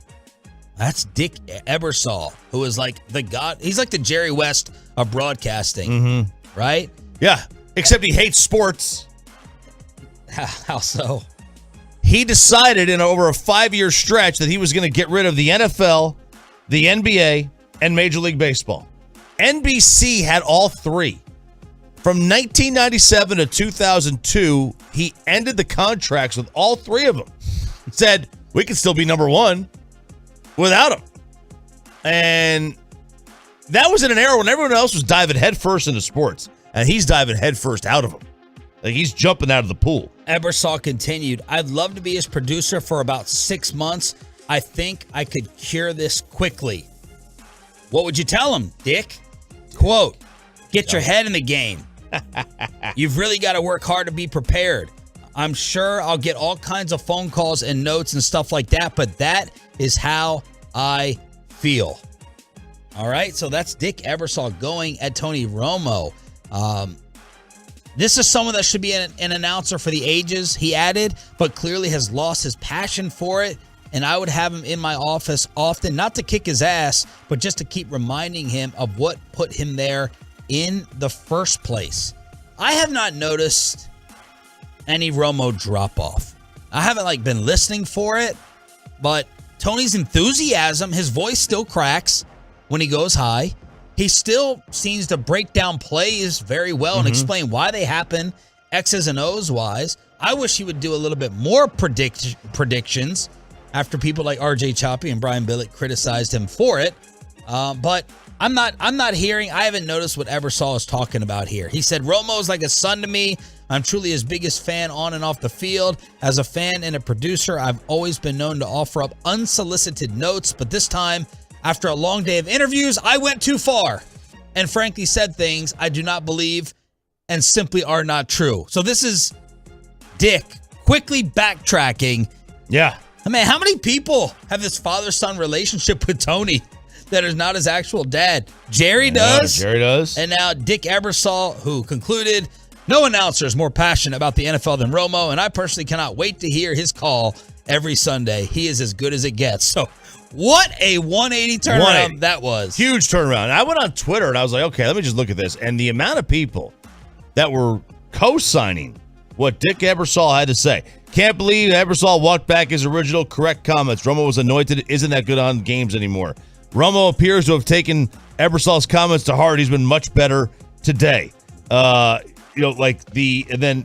Regardless of what Ebersol truly thinks as a viewer, I personally think Romo has gotten way worse. He's been in steady decline. Really? It's clear that what Dick Ebersol said was heard by Tony Romo. "Sometimes the truth hurts, but can make you better." Just a ton of people. Ton of people coming at and basically co-signing with Dick Ebersol. Well, the playmaker is surprised because he just texted us, and he'll be on at 8:40 this morning. He wrote, "Wow, Tony Romo? ? So that's Michael. Yeah. Maybe not agreeing with the criticism. We'll ask Jim Nantz about it. That's his partner. Hello, friends. We'll ask Jim Nantz how many live questions you got lined up for Jim. Oh, man.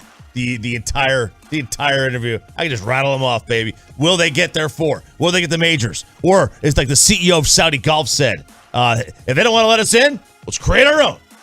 I love Phil Mickelson, his audio clips the past week. He's basically like conducting a eulogy of the PGA Tour. He's like, the PGA Tour has lost players, and they will never have the best field ever again. Well, I'm like, dang, Phil. They will someday when these two merge. That's coming. They're going to merge eventually.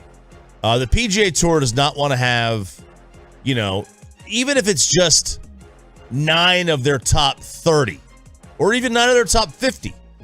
Like, I'm sorry, but a major championship without Dustin Johnson and Bryson DeChambeau and Brooks Koepka is not, and Cameron Smith is not a major championship. It's just not. Now, in 10 years when those guys are retired, if nobody else goes to the LIV Golf Tour and you've got basically everybody still on the PGA Tour that's already there now, plus the young kids, well, then it'll be back again. But currently, the way it is constructed, if they don't allow these LIV golfers into the, the Ryder Cup or the majors, well, then it's not a Ryder Cup or a major. All right, let's recap the latest fight you had with Kevin Hagelin yesterday in Crosstalk over Tony Romo. All right, so this was over Tony Romo, and I went back, and this was basically KMC is on this crusade to end fun. Okay? They want to end fun. They basically want the Cowboys to score less points a game. Yes. On purpose. On purpose. Thinking it's going to help them win. In a related story, as the great Michael Irvin says, defense doesn't win championships. Points wins championships. You've never won a title without points. So I went back, and they referenced the 2014 season, which the Cowboys had 29 points a game averaged in. They averaged 29 points a game. And, it was even more evident to me after going back and looking at this season and doing some research on this, that Tony Romo, not DeMarco Murray, was in fact the reason that they were great. Yeah, they were trying to make the argument yesterday that Romo was scaled back a little bit, and they relied on DeMarco Murray and the run game, and they want Dak Prescott, after seeing the Cooper Rush formula, they want Dak to be scaled back a little bit and rely on the run game and the defense. Right, and they referenced the fact that he had thrown 150 fewer passes in 2014 as he did in 2013, which, if you go and look, was actually not true. It was 100 fewer passes. They changed the numbers. They changed the numbers because Kyle Orton came in and threw 50 in a game. They got to the polls. They did. They got to the polls. It was midnight, 2 a.m. in Michigan. They got to the polls. That's what happened. That's what happened. Nobody ever lost votes more than me. Okay, that's what happened. I was in the lead. Can't see it was going to be the biggest victory in the history, and then all of a sudden, it's 80 million people. Very nasty show. Very nasty. Very nasty. Very people. nasty show. So missing Bassick. So I went and looked it up. Tony Romo that year, Sean, was second in efficiency, 30% better than league average. He was 30% better than your league average quarterback. He was first in QBR. He was second in adjusted net yards per attempt. He was first in passer rating. He was first in completion percentage. He was first in TD percentage. Like, there's literally nobody else responsible for that team's success. And if you think that he was helped out by DeMarco, then explain to me. But didn't DeMarco have like 1,400 yards? Oh, he had more than that. 18? I think it was 1835. Oh, that's a hell of a year, Chop. Yeah, but it was.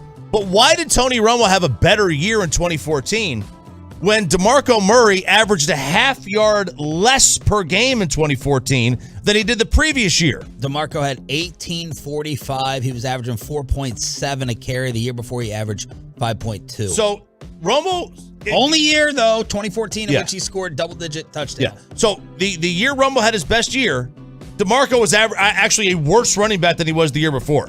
But we're going to put that on DeMarco.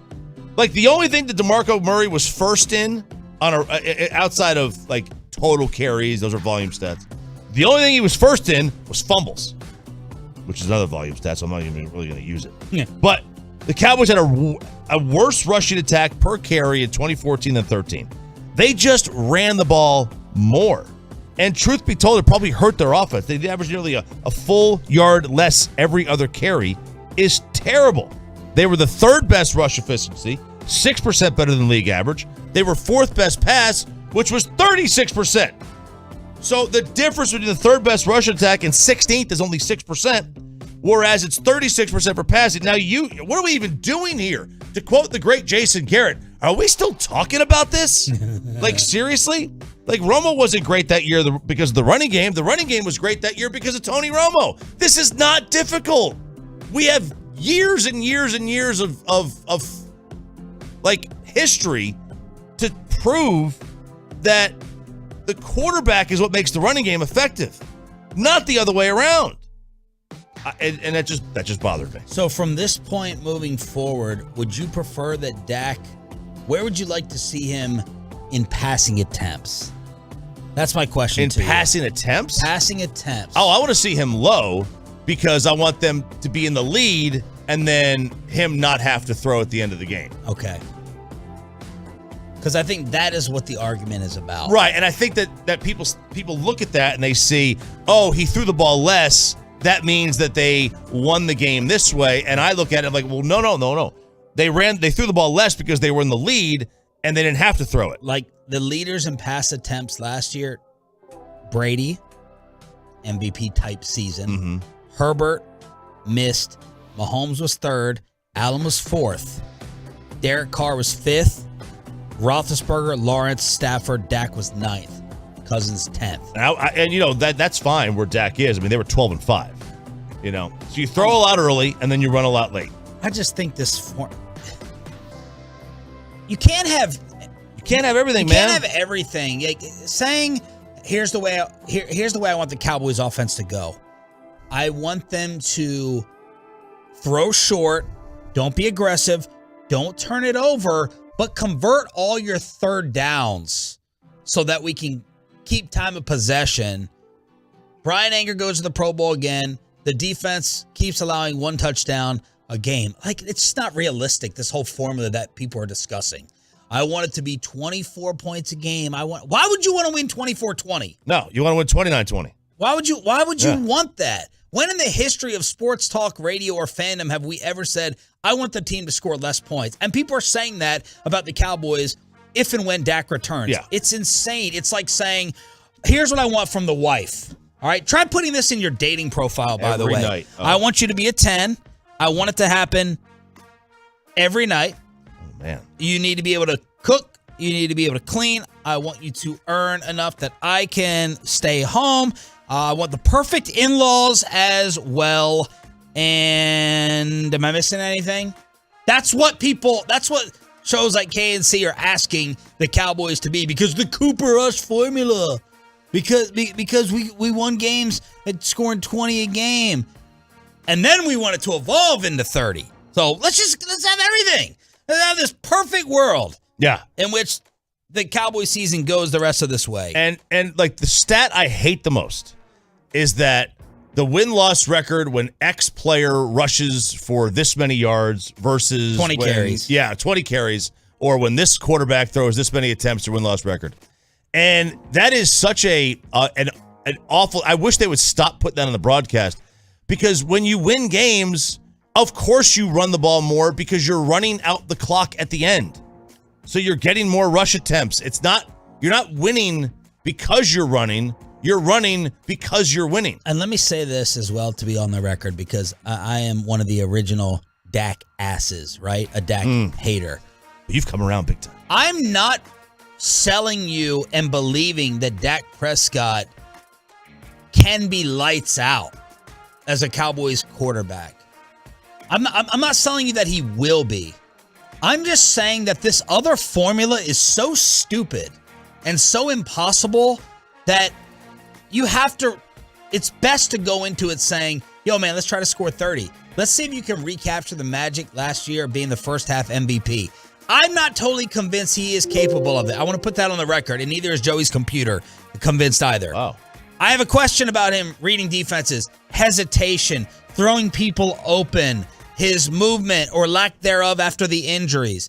I have a question about him beating teams over 500. I have all those questions, but to want them to purposely score less points is ridiculous, and it's impossible. It's not realistic. It's crazy, and the thing that makes the most sense, let's try to go ahead and score 30 a game because I don't want a Jimmy Garoppolo situation. I still want to find out if we can be the Buffalo Bills, if we can score 30 and give up 12, because that's what Buffalo is doing. We do have the defense for it. Yeah. That part we know. Now we're going to find out, hopefully, about the quarterback. It's really crazy to want to try to win a one-score game. Like, that brings so many factors in, like bad bounces and luck. Yes. Man, I want to win a two-score game. I don't want to win it. Like, I want to score as many points as I possibly can. And, let your defense do what the defense does. Sometimes the defense is going to get torched. They just are. And I don't think that it's going to be every game because this defense is very, very good. But every defense and every offense does have a kryptonite. It's got that one style that it does not work against. So I went and cut up all the audio, the pivot, which gets these great sit-down interviews with Ryan Clark, Channing Crowder, and Fred Taylor.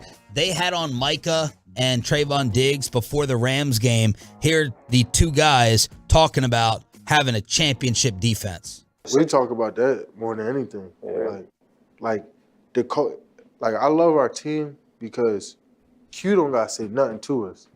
Like, it don't gotta be me or Trey that say nothing to the team. It could, like Malik Hooker, Giants week, when our offense scored and tied the game, it was like, bro, it's on us now. Like, they don't score no more. They don't get in the end zone no more. Like, let's lock in, let's own in on the details, and let's play good defense. Like, it don't gotta be no elite guy. Like, that's why I say the standard don't drop in the room. Like, it's rare that, like, Q's giving us speeches. You feel me? Like, he's not giving us speeches or, like, trying to get us, it's like, it's real simple. He don't even gotta motivate us. Like, yeah, we self-motivated. Like, that's been the difference between this year. Like, we looked around our team, and we was, like, in camp, and what we was doing in those joint practices, we was like, yo, like, we got something. Yeah. Like, because we got a great mixture of the young talent and the vet talent and experiences. Like, AB's been teaching me stuff like I didn't even know, like, last year. Yeah. Like, that's been the difference. That's Anthony Barr, right? Yeah. Like, that's been, like, a huge difference. And, like, because he's here, like you said, we've been able to expand. Like, we got so much different talent that we able to put people in better positions. So there they are talking about knowing they had something special in the offseason, their aspirations to have that championship defense, and then here are the two guys, biggest names on the Cowboys defense by far, on how they challenge each other. It's just like, especially Rams week, like, we make our own side bets, whatever, between me and him. And it's really just a mental thing, especially in the Rams week, because they had Donald and Ramsey. And I told him before the game, there can only be one. Like, there can only be one elite pass rusher. There can only be one elite corner. In this league, there's only one. Like, that's the type of jump that we making. And whoever their top guy is, I'm like, I just heard it.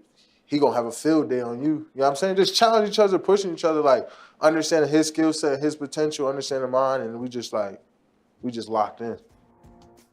All right. What about Diggs hearing RJ Choppy in the offseason? Trayvon Diggs on all the noise, the PFF people deactivating his social media after. By the way, I don't see y'all tweeting Simi Fehoko highlights during the regular season. Has he played? For everyone who tried to say that Diggs is a bum because Fehoko got him once at training camp in Oxnard, does that tell you everything? Have we learned any lesson from that? Have you seen any Simi Fehoko highlights? Jalen Tolbert can't even get on the freaking field. Now, Simi Fehoko, gone. So he's getting torched by bums. He's not getting torched by bums. That was the storyline. Here is Trayvon on that off-season criticism. For example, like last off-season, like they were saying all this crazy stuff about me. Like, I suck. Like, I gave up this many yards. Like, I did this, I did that. I'm like, yeah, like, I don't listen to it, you know? Yeah. 'Cause I know me. Like, I know what I did. I know what I got to get better at. I know my flaws. I know what I'm working on. But, like, I'm going to get there. Like, I'm going to work to that. Like, I'm going to make sure that, you know, I'm going to put a stamp on it. So it's like, y'all can't say nothing else about me regardless. Even though y'all opinion don't matter. Like, I know what I can do. I know my talent. I can go get the ball. Can't nobody get the ball like me. So it's and people ask me about it. People ask me about, what do you think about Trayvon? I be like, bro, I know what the dude can do. Like, I watched him in practice break down people. Like, so I don't even, like, if he lose, like, we can't win every rep. Just like the Leonard thing. When I got put on back, like, you, like, no matter how good you are, this is the NFL. Like, you going to give up some good plays. Like, you playing with the best of the best. Like, you're going to get got. You're going to get got. Like, I got got. Say, I know I'm going to get got. Yeah, like, you playing with the best people in the league. And then we let people who aren't playing in the best people in the league dictate how good you are, which don't make sense. Right, it don't matter. So none of that matters. Like, if you could look at yourself in the mirror, like you said, and say, this is what I got to do. Like, not what so-and-so got to do or know what. So, you know, even if Ryan's on Twitter saying I'm the best defensive player in the league, it don't matter if I don't believe I'm the best defensive player in the league. Right. Yeah. Like, it don't matter what nobody think if you don't believe it. Like, I personally believe, like, I have to be the best. Like I said, there's only one. So I got to say this, and I know Michael Irvin's listening right now, and he's going to absolutely love this. My biggest takeaway from this entire discussion, and normally this is a corny, cheesy thing, the coach speak that Jason Garrett and Dak Prescott and all coaches always give, that is ingrained in these two guys. Like the coach speak thing. Oh my God! But they really do believe it. Like, every time Diggs was asked a question, he really answered with, it really is a process. And I know that's why you loved Garrett, because you believe in the process. They weren't giving the like, Dak doesn't really talk like that. These guys were being genuine in being team programmed. Micah, I believe, is a Michael Irvin, is a Michael Jordan, is a Kobe Bryant alpha type competitor. But his perspective, both of their perspectives for being so young, that's what blew me away the most. Not even close. Not X's and O's, not bragging, not lifestyle. They preach and believe genuinely in this coach speak in order to have the Cowboys have the best defense possible and for their careers to move forward like this. Just the maturity. I was blown away by how young both these guys are. And Channing Crowder tried to get Diggs. He goes, yeah, but, you know, with that offseason criticism, can you admit you do jump routes? You jump routes. But then you jump routes, bro.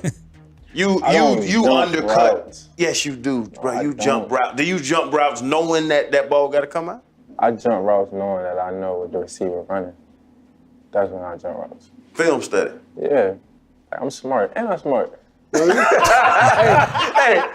call a friend. No, call a friend. Like, I'm smart, right? The other day, he told me, like, when he was at school and stuff like that, I heard it was school, and I thought, I said, so you just act dumb. And then today, he said some real smart shit. I was shocked.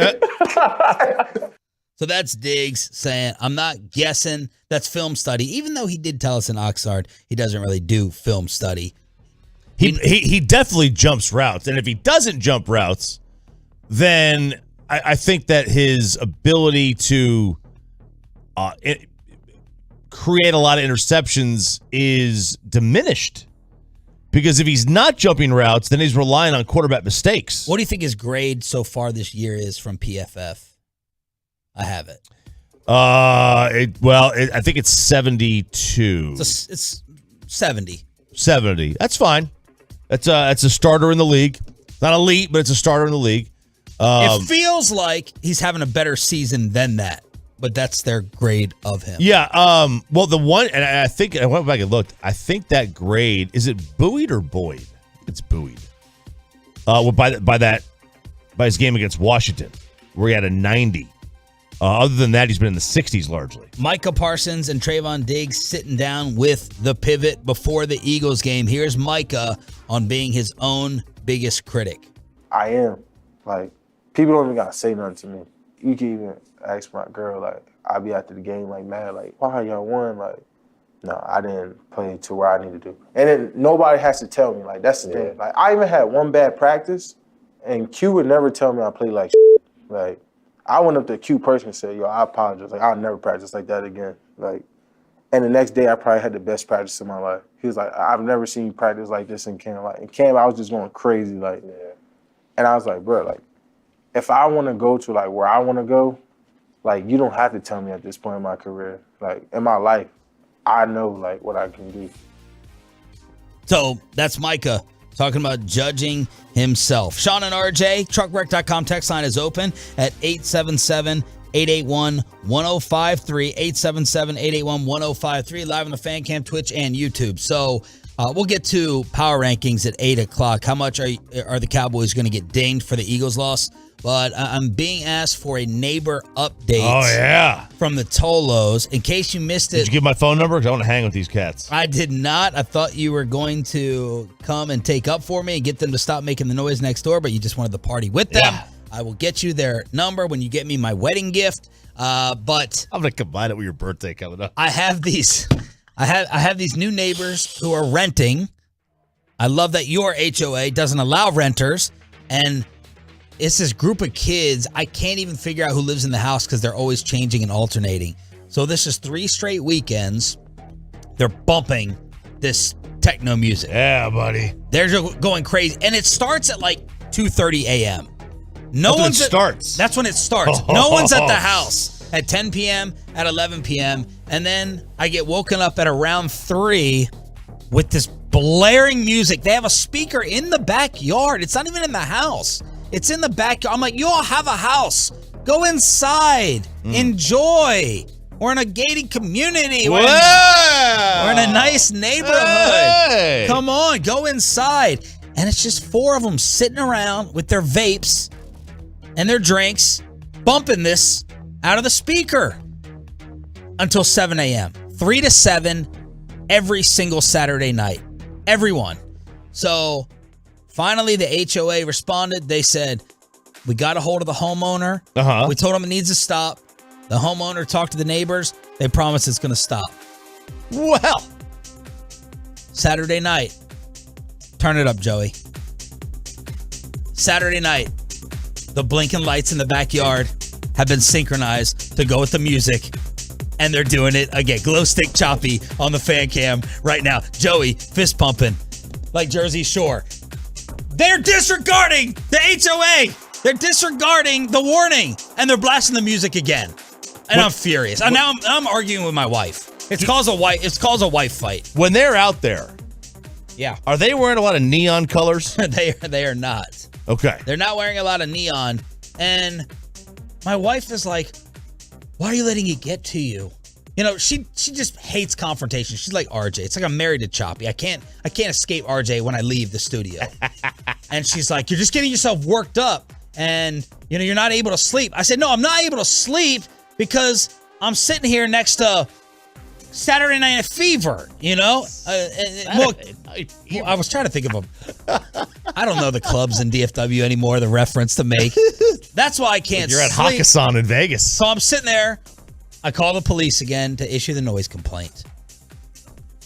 And they don't respond. Nothing for 2 hours. Now it's 5 a.m. and I'm on the couch. I'm just boiling. I'm typing away to the HOA. You guys aren't doing anything. You know, this is being disregarded. Where are the bylaws? Where are the rules? Where are the bylaws? Where are the He used the word bylaws. This is HOA life. And finally, I got my hands on it because I knew there were rules in here. Because these idiots. Is there quiet hours? Of course there's quiet hours. Yeah. They send you a fine and a threat if you got a tree branch sticking out the wrong way, right? If a grass blade is off, they're sending you a letter. And I'm like, you're telling me they can play music from 3 to 7 a.m.? And I had to go and research it like an attorney. I found it, and I was like, if you don't enforce this, I'm holding you responsible. I'm contacting an attorney. You're not enforcing the HOA rules and regulations. They said that they're writing a very forceful letter. So now we'll see this Friday and Saturday if it finally stops. Man. I made up things this time. I'm not going to repeat what I said to the police, but I made up things to try to get them to come out quicker. Oh. It did not work. I also started writing a counterfeit letter from the HOA, like threatening $500 fine, $750 to put it in the mailbox. I didn't do that. This is where my mind is going. And I am. Yes, as a impersonating HOA is. Is that a crime? I don't know. I don't know. I love it. And I am doing this next time. I don't care what Amanda says. I am getting some hickory wood, maybe mesquite. And I'm loading up my big green egg. Friday, this is my pregame. I'm loading up this thing with wood, and I'm rolling it to their fence, and I'm going to smoke these fools out. If they do this again, and it's 40 degrees. If they do it now, as soon as I do this, they'll just party in the house with the speaker. So my strategy, my tactics did not work. I'm now 0 for 3. 3 weeks in a row, I'm taking L's with this trap house. Man, it is a trap house. These guys, these women are leaving at like 8 o'clock in the morning. Oh, dude, they're definitely on Molly. Yeah. Oh, 100%. So, the bars close at 2. You're coked out. You don't go home. You don't go to bed for a couple hours. Yeah. Truckwreck.com text line. Snitch Sharif. Yep. Sean, you better make sure your house is spotless. They will charge you for the response. What do you mean? I don't know. Charge me for the response. I don't get it. Yeah. I used to have edibles in my home. They're all gone. Sean needs a paintball gun. When the music starts, take the electricity meter, pull the plastic cover out slightly. We'll turn the power off on them. Ricky on Twitter, the fastest way to get a cop to your house, call 911 and then hang up. They'll call back. Don't pick up. They're required to send someone out immediately. Oh. Okay. Let's see. Sean is the new name for male Karen. Tell him to turn it off. I did. Act like a Karen. I've talked to them. I asked them to turn it down nicely, and they just laughed at me. Here you go. Call the drug enforcement detectives in your county and tell them what's happening. Tell them that there's cars in and out. It looks like drug dealers. Ooh. The DEA will come over. DEA. Get the DEA over here. I like it. They work at the club, Sean. They get home. They want to hang out. Wow. So many people just saying ignore it. Yeah, that's what my wife says. I would rather get stabbed. I'll get shot before I ignore it and move out. I'm 26 and I will not lose. I will not lose. No, you will not lose. I will not lose. We will not be done. I will blast my own, baby shark and everything I can. I'll light up the green egg. I'll go over myself, even if it, means physical violence and I'm on the receiving end of it. I will not go down like this. Is this the weekend? Yeah. Yeah. Isn't this song about that too? Anyway, Sean's gonna have so many wins. So many. I'm 26. HOA and the false aura of authority wouldn't stop me either. It's a Saturday night. Let them party. Man, the amount of people. I know. Saying let them go. I know. They're betas. Bunch of betas in life. You just take it. You just take it. Dude, you're the people, they serve you a chicken breast when you ordered steak, and you just sit there and eat your chicken. Listen. Bunch of betas. You have the ability to go to the electronics store and buy the biggest, loudest speaker you can find. Buy it. Stick it up right next to your fence and blast them. Get one of those Marty McFly, Doc Brown speakers in part 1 and just absolutely blast them with it if you really want to get done. And that is an alpha move right there. Let's see if the Cowboys get blasted in this week's power rankings. I had them number 5. Was that a mistake? You're 1 through 5 in power rankings. Then Don Van Natta and the playmaker Michael Irvin next. But let's get you over.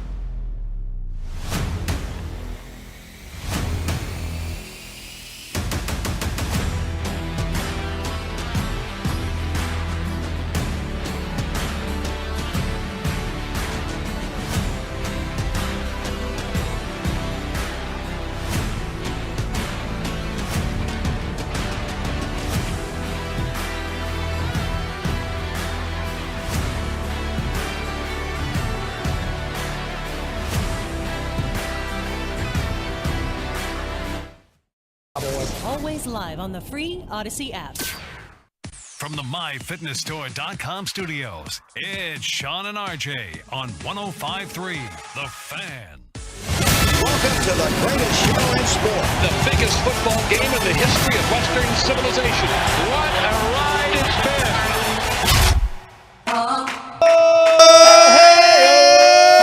Call the Popo, and the HOA.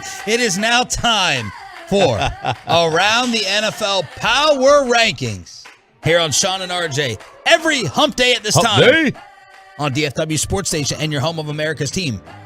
A loaded 8 o'clock hour. Don Van Natta, ESPN, on Jerry cursing out Robert Kraft and Irsay going off on Dan Snyder. Van Natta at 8:20. Michael Irvin, the playmaker, at 8:40. Jim Nantz and Nick Eatman in the final hour of the show. Let's grade ourselves from last week. And how tough was this week? 1, 2, 3 is easy. 5 for me is almost impossible this week. Picking a number 5. But let's grade ourselves, and then we'll see if the Cowboys were punished for filthy. We pretty much had everybody the same. Maybe not in the same order, but we pretty much had everybody the same, except for our 5. So, I had Buffalo 1. You had Kansas City 1. All right. I took the L in the head-to-head right there. I had Kansas City 2. You had Buffalo 2. Okay.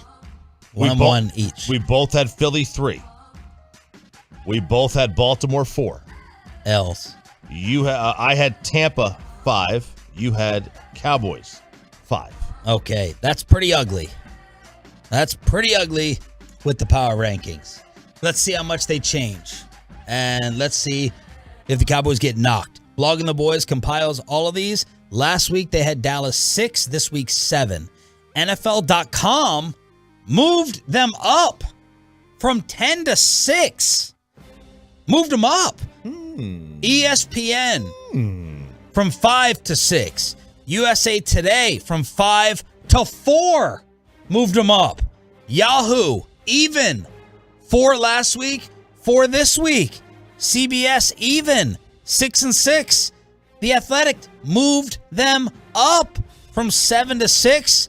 Sports Illustrated dropped them from 7 to 10. So, look, let's just get the drama out of here. We already know what 1, 2, 3 is, I'm assuming. You and I both have Buffalo, Kansas City, Philly. Yes.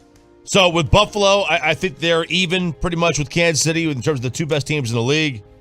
I think the game showed that. It was a neck-and-neck football game. Buffalo, though, so Football Outsiders is a stat called DVOA, which is per play. Efficiency, Buffalo's first in offense, first in defense, and 6th in special teams. That is a yikes for the rest of the NFL. That is a big-time yikes. And in terms of Kansas City, it's like, that was a toss-up football game. Would it surprise me at all if they went to Buffalo in January and won in the AFC Championship game? Would it surprise you at all? No. I mean, I think they can absolutely win that football game. Yeah, it was a locked-in defensive battle and struggle throughout the entire thing until Josh Allen took over. Yeah, and then number 3, I put Philadelphia there. I think they're just impossible to defend with Jalen Hurts. He presents so many problems for defenses with his legs. Are you changing your mind about who's winning the NFC East? Before the season, now this is pre-Dak injury. Yeah. Although I don't know if we would have had them with a better record than 4-2 at this point with Dak. Right. You said the Cowboys would win the East by multiple games. I picked the Eagles in the East. Where are you now? I think the Eagles are going to win the East. I think they're going to win the East now. I don't. What has changed your mind the most? Man, Hurts has, to be honest with you. He just I don't think that there was necessarily a Micah blueprint. I think it's a Hurts. Something that he's not going to have that same type of blueprint against him against the Lions this week with Jared Goff. Jared Goff doesn't run, right? So he doesn't have to make the decision on what he's going to do. I think Hurts just presents so many problems for a defense. So does Lamar, in kind of the same fashion. It's just and I think the same with Kyler. It's just I don't think that Kyler's as good of a decision maker as Hurts and Lamar are. Okay. Are you still with Philadelphia to win? Yes. Okay. And I'm worried about the Cowboys getting in as a wild card now with the Giants. This is where we're going to argue, though. I can feel it. Number 4 and number 5. You don't even have to include these in your email because I skip over them. Okay. I want to be surprised in the moment. You start off, RJ Choppy, with number 4. After we went the same, Bills, Chiefs, Eagles. Oh, I'm going to be a hater on this. Yeah. I'm hating everywhere. So, I don't have a good feel. I don't think there's really like a team that is worthy. I agree. It shows you the weakness of the NFL right now. There's 3 teams, and then there's 50 feet of crap, but there's everybody else right now. Are all 3 of your candidates in the NFC? No. Okay. Number 4 is an AFC team. They've lost 3 games. They're 3-3. Oh my gosh. They've lost 3 games by a combined 11 points. Is Bobby Belt rolling in his grave? 2 of them were when they had the games won and they blew it, and the other was a 3-point loss to Buffalo. Bobby Belt about to drive up here in studio. That's okay. They have dominated 90% of the games they've played in terms of like 90% of the games. Like, you know. Is there a stat that they've dominated 90%? It's like higher than that. It's like more than that.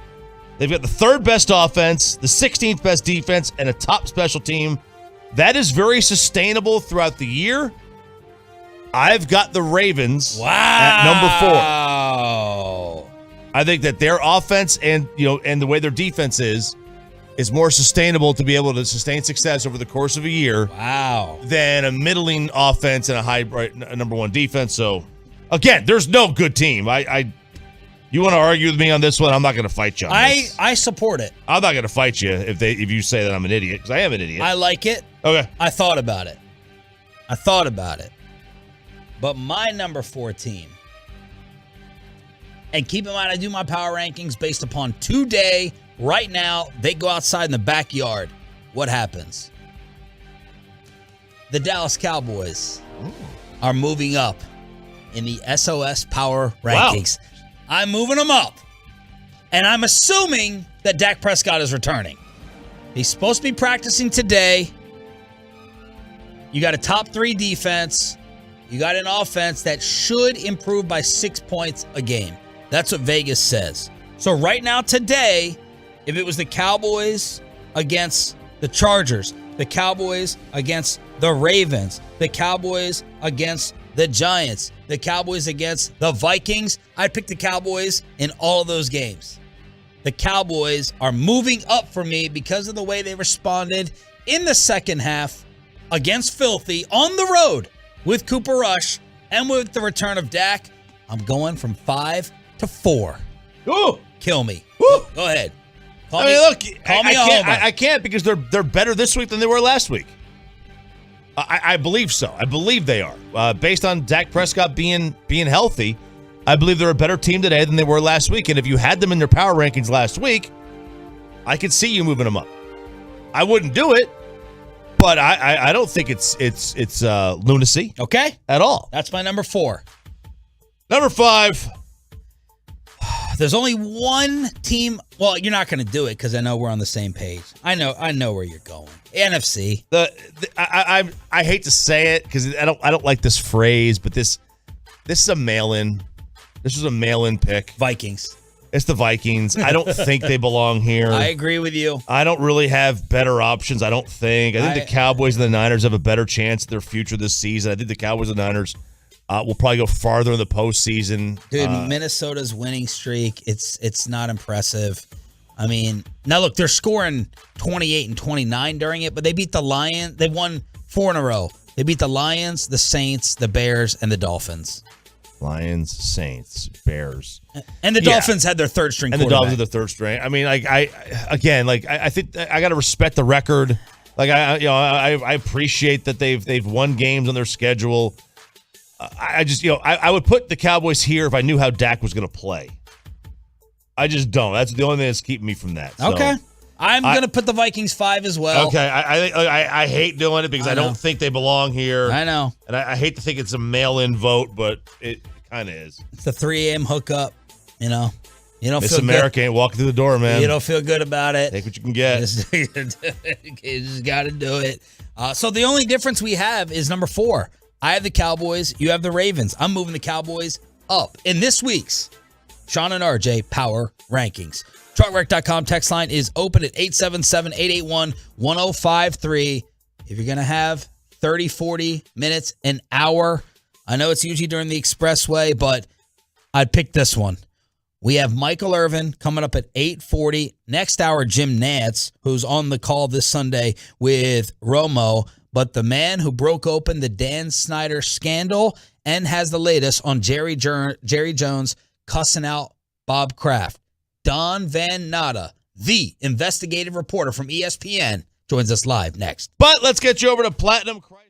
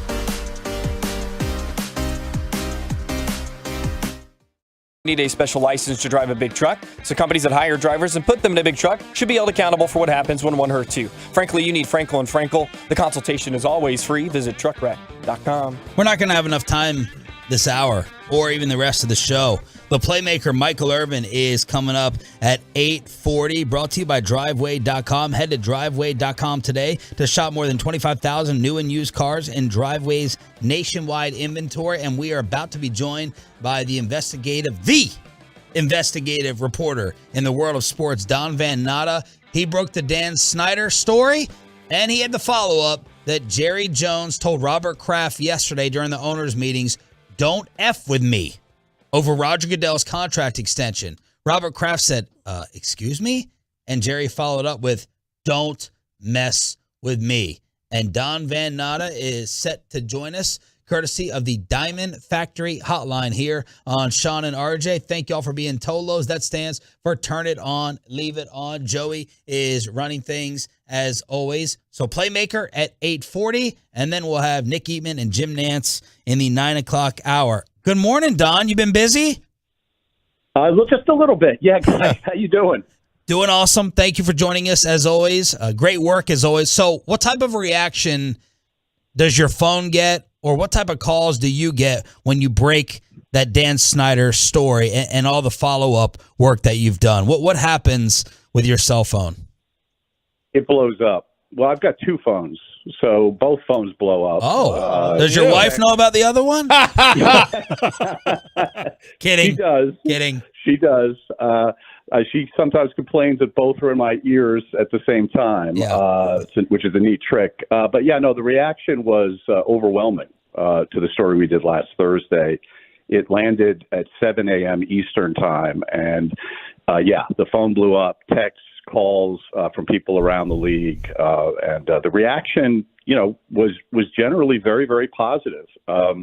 And sources, you make sources on stories like this often after you land the story. And so now I've talked to new sources that confirm a lot of what we reported, people that we had not spoken to prior to publishing. So a story like this has a way for an investigative reporter to shake the trees, and even more fruit lands into your basket if you're lucky. Don, do you think that owners, because Dan Snyder wrote a letter to the owners, he seemed to take the biggest issue from your piece as being, I didn't hire PIs. I'm not trying to gather information on you guys. I just want you to know that. Do you think that aspect of the story surprised other owners and made them fearful? That's a great question. Well, first of all, remember that we spoke to lots of owners for that story, all on background. Some of the owners are sources for the fact that Dan Snyder says he has dirt on some of his fellow owners, on people in the league office, and on Commissioner Roger Goodell. I want to be really clear about what our story says. We report that Dan Snyder has told people he has this information. We never in the story say he has hired them. So in the letter yesterday to his fellow owners, Dan Snyder very, I think, carefully, with advice from lawyers, denied something our story never accused them of. We never accused them of hiring lawyers through his investigators through his law firm in New York. We said he says that. And by the way, guys, this is something that's gotten lost. One of our sources is an owner who heard it directly from Dan Snyder. Dan Snyder told an owner that he has dirt on Jerry Jones, and he also badmouthed Jerry Jones in that conversation. So Snyder is denying something that we didn't report, but some of the owners know it themselves right out of Dan Snyder's mouth. So he's writing a letter to them denying something we didn't say, and it'll be interesting to see how they react to that, because some of the owners were sources of ours for the story we did last Thursday. So knowing that report that, he's got dirt on Jerry and all that, why would Jerry and why has he continued to back him?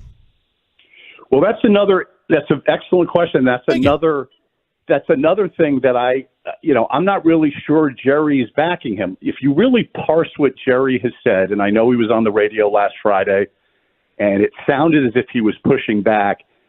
Jerry doesn't know how to say no comment, right? I mean, you ask Jerry a question and you get a lot of words. And if you really listen carefully to him, is he saying, I'm in Dan Snyder's corner? No. Is he saying he's my guy. I'm going to defend him. He's done a great job as the owner of the Washington Commanders. No, he doesn't say anything like that. In fact, the best thing he said on the radio Friday, what I heard, is that he's had a long relationship with them, which is true. They've known each other since Dan bought the team in 1999 as the youngest owner at the age of 34. When he was asked at the owners' meetings about it again yesterday, Jerry sort of sloughed it off. Now, my sources close to Jerry, these are excellent sources, again told me last night, Jerry is not in Dan's corner, but he's keeping all of his options open. He wants to see the results of the Mary Jo White report. He's been talking to other owners about this, as I understand it. In owners' meetings, guys, he has not been giving adamant, enthusiastic defenses of Dan Snyder, as we said. The best thing he's been able to say is that Dan Snyder is trying. He's trying hard to get a stadium. He's trying hard to right the ship of the Commanders organization. But he's never, as I understand it, defends Dan Snyder's character or defends him from the allegations that have been made about sexual misconduct and the toxic workplace, any of that stuff. So I know it's been portrayed in some of the follow-ups that Jerry has sort of discounted or minimized the things that we've reported, but my understanding is our reporting is right, is correct, and despite Jerry's sort of, again, almost meandering ways of addressing these questions publicly, I have not heard him flatly say, I'm supportive of Dan Snyder and I'm going to fight for him till the very end.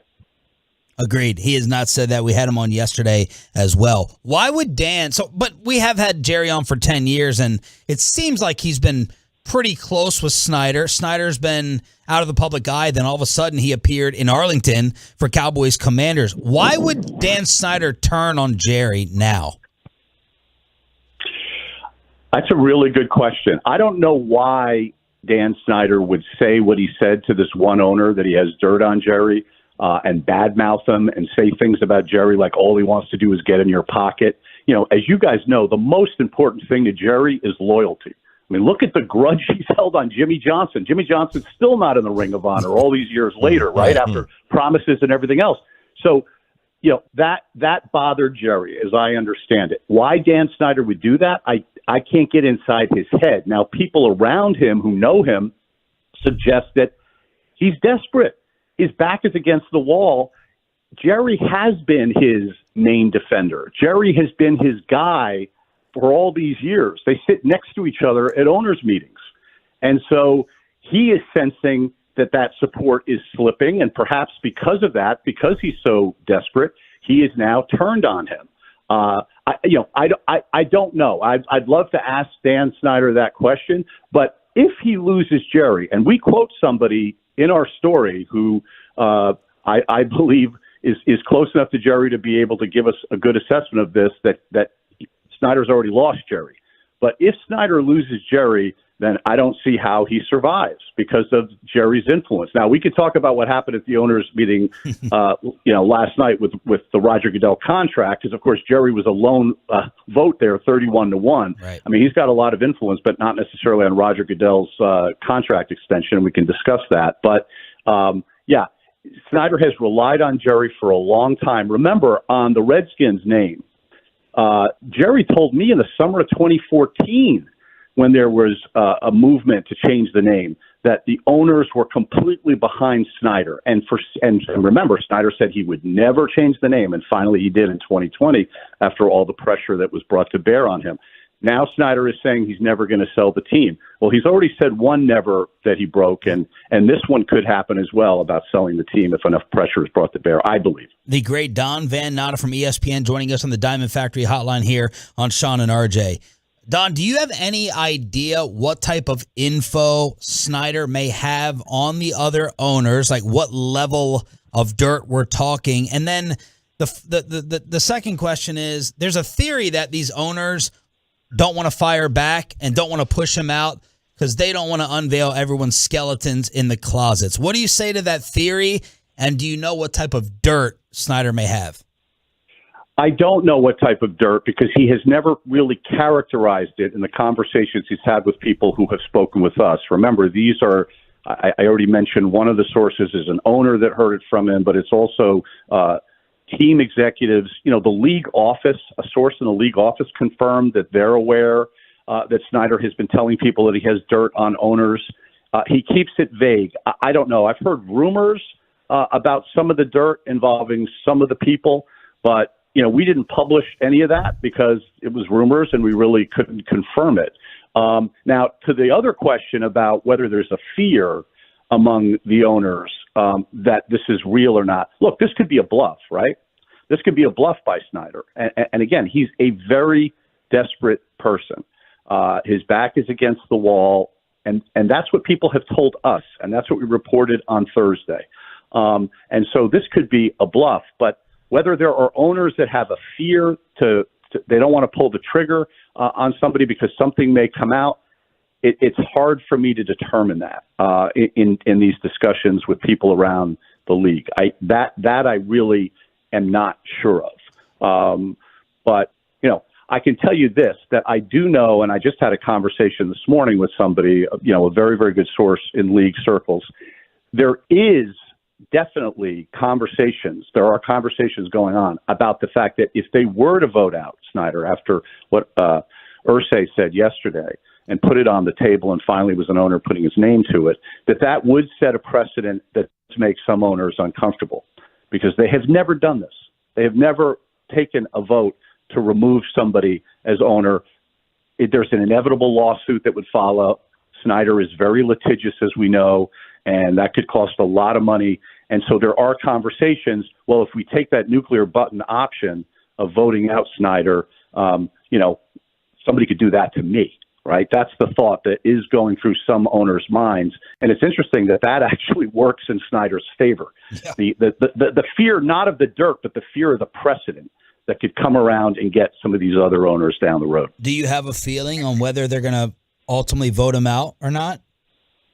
Well, I can tell you, we reported in our story that I did with Seth Wickersham and Tisha Thompson last Thursday, we have somebody very close to Roger Goodell saying Goodell wants him out. Now, Goodell doesn't have a vote, right? But Goodell said in June when he testified before the congressional committee, he made it very clear that it takes 24 to do it. I asked a number of owners and people close to owners, I don't know the exact number, 6 or 7, something like that, if the owner had a vote and voted today, and this is, in the run-up to the story that was published last week, would it be thumbs up or thumbs down on Snyder? Not a single person said thumbs up. Wow. So, yeah, and I've said that before, guys, and I think, again, will they go that route? I don't know. Will there be some other middle road? Look, when the Mary Jo White investigation comes out, if it's really serious about this sexual misconduct allegation that was made by a Commander's employee, that she was sexually assaulted by Dan Snyder on his plane, I know that woman has spoken with Mary Jo White. We reported that for the first time last week.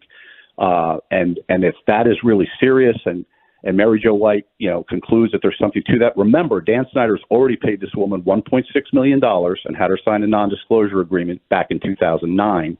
And then in the last year and a half, Snyder's lawyers tried to give her another 7-figure payment for her not to speak to either Beth Wilkinson or Mary Jo White, and she flatly turned that down. We reported for the first time last week.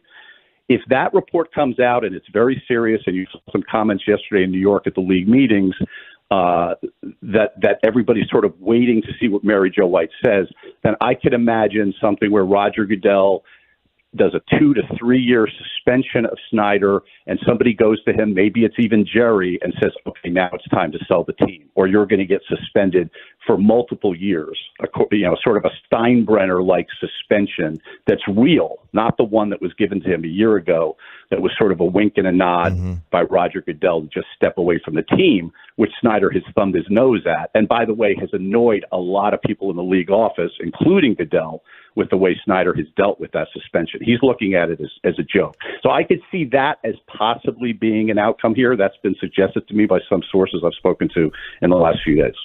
Don Van Natta joining us here on 105.3 The Fan. What happened between Jerry and Bob Kraft? Well, there was a discussion at the owners-only session of the league meetings yesterday in New York about extending Roger Goodell's contract. He's up after a 5-year deal that he signed in 2017. And you guys may remember back in 2017, Jerry Jones, fought hard on the contract then. And so there's a history here where Jerry feels that these massive salaries being paid by Roger need to be tied very strictly to a bonus sort of plan and a way to look closely at that bonus plan where Goodell hits certain business targets. The way it was described to me for the story that we did last night is, it's Jerry being concerned about good governance.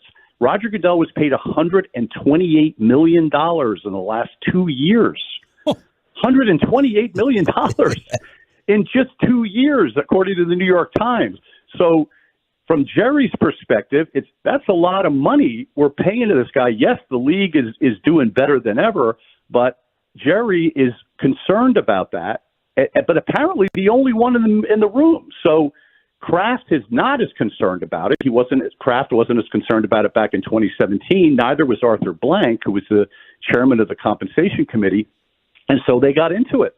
And as I understand it, Kraft was sort of like, again, we're dealing with this again. And Jerry said to him, "Don't F with me." And Kraft said, "Excuse me?"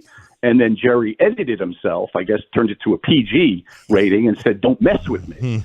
and despite that, guys, 31-1, this motion passed, meaning that the compensation committee is now going to begin negotiations with Goodell. And I think that Jerry wants a seat at that table. I know he wanted a seat at the table in 2017, and he wants it again now, to be able to make sure that these mammoth salary packages that the NFL is paying Goodell are tied more strictly to performance and a way to monitor that. So this isn't like a personal animosity going back to Zeke Elliott. This is just overcompensation structure. Well, there was definitely animosity over the Zeke Elliott issue. Remember, guys, back in 2017, and we reported that. Seth Wickersham and I reported that in the fall of 2017. In a story I have it right here on my desk. The headline is "Roger Goodell has a Jerry Jones problem, and nobody knows how it will end." I think that might be part of it with Jerry. Jerry's got a long memory, and that's also something to sort of keep in mind as we hear his wishy-washy no comments on Dan Snyder, right? I mean, he knows that Dan Snyder has a file on him, and he knows that Dan Snyder badmouthed him to an owner, and so we'll see what Jerry does with that information down the road. In the run-up in 2017 on Goodell, Jerry was saying supportive things about Goodell, while behind the scenes, he was working real hard to make sure he didn't get another contract.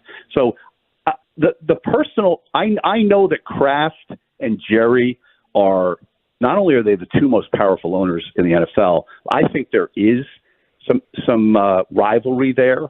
Jerry beat Kraft to the Hall of Fame. That hurt Kraft. Believe me, that hurt Kraft, okay?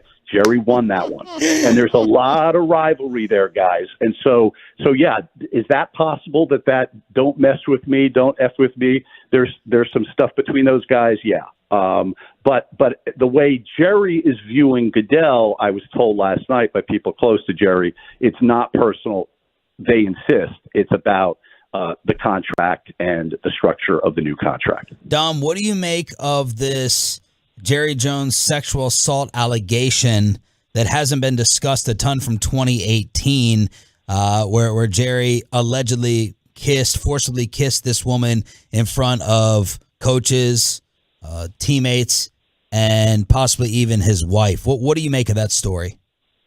Well, I have not reported on that story. I mean, I know it's out there. I know Amy Dash wrote a piece about it, and a couple of other outlets have written about it. I mean, guys, quite candidly, because I've been so busy on Snyder, and we had another Snyder follow-up yesterday. I really don't know enough about it. It's obviously a serious allegation, but beyond that, because I haven't reported, I really don't feel comfortable talking much about it. What would Jerry Jones say to you if he ran into you today? Hey, Don, you got some time for Johnny Walker Blue? So pleasant. He wouldn't be. You don't think he would be angry at you, ticked off at you? Why are you lying? He wouldn't be resentful. No, what I have found about Jerry, I've been a journalist, guys, for 35 years. I covered the Clinton White House. I was at the New York Times. I was a non-sports guy up until 2012. I've written about a lot of powerful people, written things that they didn't like. Jerry has the thickest skin of anybody I've met in my career. He does not take it personally with journalists. He just knows it's part of the game. Now, he'll remember a slight by Jimmy Johnson, and I believe he'll remember a slight by Dan Snyder. But no, anytime I've run into him, I saw him on the field at AT&T Stadium before a Sunday night game in 2019. I was on the debut episode of the ESPN Daily podcast talking about Jerry, and I visited with him the night before. He couldn't have been nicer, and anytime I've needed to talk to him, he's available. Now, he was not available, and I think it was striking, to talk about Dan Snyder for our story last Thursday. And I thought his no comment, because it's hard to get a no comment out of Jerry. Jerry will comment about just about anything, right, guys? You know that. Yeah. And for him to no comment me, I thought that silence was deafening. And yet I had sources around him, and so did my colleagues, that I think gave a very fair, truthful depiction of where Jerry is right now when it comes to Dan Snyder. Last thing, Don, how much more is coming? Are you sitting on a lot more that you're going to be reporting on? Well, we always get tips, and we're certainly pursuing a number of them related to the NFL, and one in particular that's very intriguing that I've got to jump on some planes and chase in the next week or two here. So I think there is more coming. Certainly on the Snyder story, it's not going anywhere. The owners are meeting again in December. The next shoe to drop is the Mary Jo White report. Let's see how the NFL handles that. I don't think they're going to handle it the same way they did the Beth Wilkinson matter, which, of course, there was no report. It was just an oral presentation made by Beth Wilkinson about Snyder to Roger Goodell and to Jeff Pash, the NFL general counsel. Then there's also the congressional report, and we're expecting that in the coming days as well. The congressional committee that's been investigating Snyder for more than a year is going to do its report. So, there's these investigations that are going to come out that the league and the owners are going to consider when it comes to Snyder's future. And Dom, would you be worried if you were Jerry Jones today? Worried about what? ... I don't know. Based upon what you know, would you be worried if you were Jerry Jones? Well, Jerry, I don't think, I saw Jerry say about that, when he was asked about what we reported on Friday, and he says, I don't worry about that. I mean, I think he was talking about private investigators. There's so much has already come out about Jerry Jones. I mean, let's go back to the cheerleaders and the Dalrymple situation that we broke back in February. The 25-year-old woman who claims that Jerry is her father. I don't know if I would be worried. I think I know what you're asking. You mean, is there something that we're pursuing? I mean, we're always pursuing stuff. But I don't think Jerry scares easily. I really don't. He's 80 years old and just turned 80, and I don't think he scares easily. I think his issue with Snyder, again, I think it's business related. Everything with Jerry comes down to business. Right? It just does. I mean, I know he cares deeply about winning another Super Bowl, but when he's in that owner's room and he's looking at the NFL, and he's told me this multiple times, it's about business. And right now, Snyder's franchise is a disgrace. It's dead last in revenue, and it's in one of the wealthiest places in America. I mean, it should be a top 5 franchise revenue producing. They can't get a new stadium.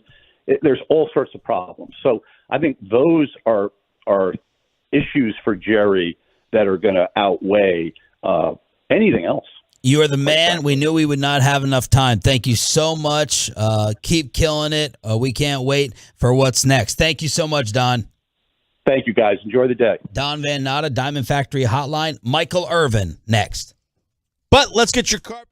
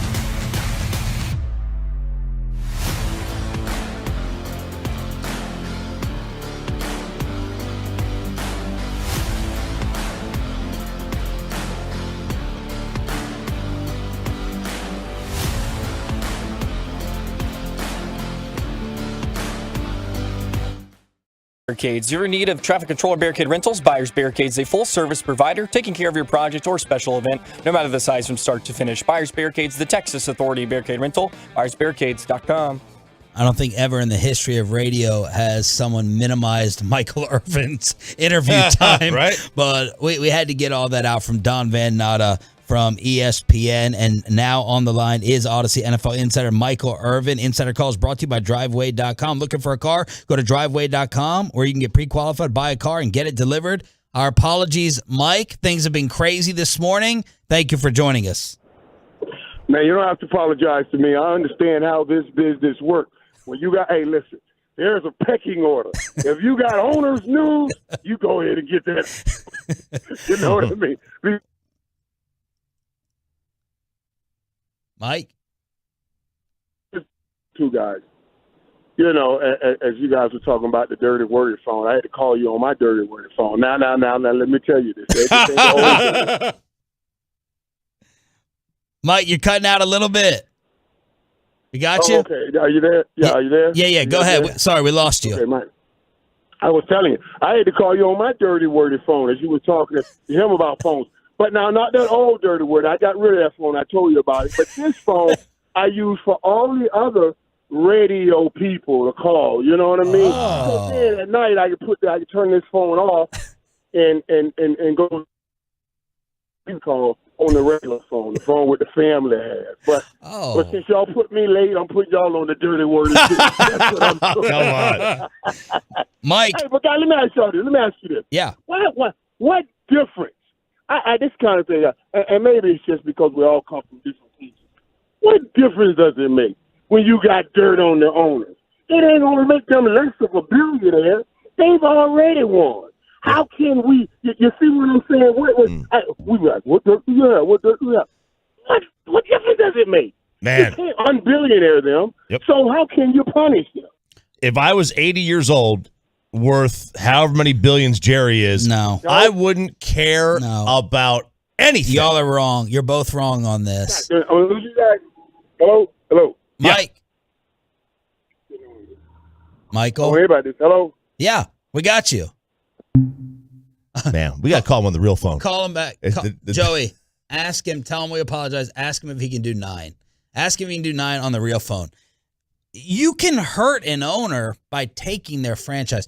Jerry Jones, I believe this.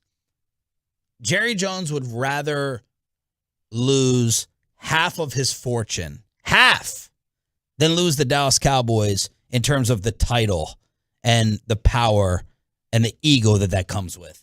You disagree with that? If you took the Yankees from George Steinbrenner, he may as well, it's like my dad always says to me, if this medical condition happens to me, if this happens, just put me in the ground. Yeah, I get it. Yeah. You can hurt. We don't know what type of dirt.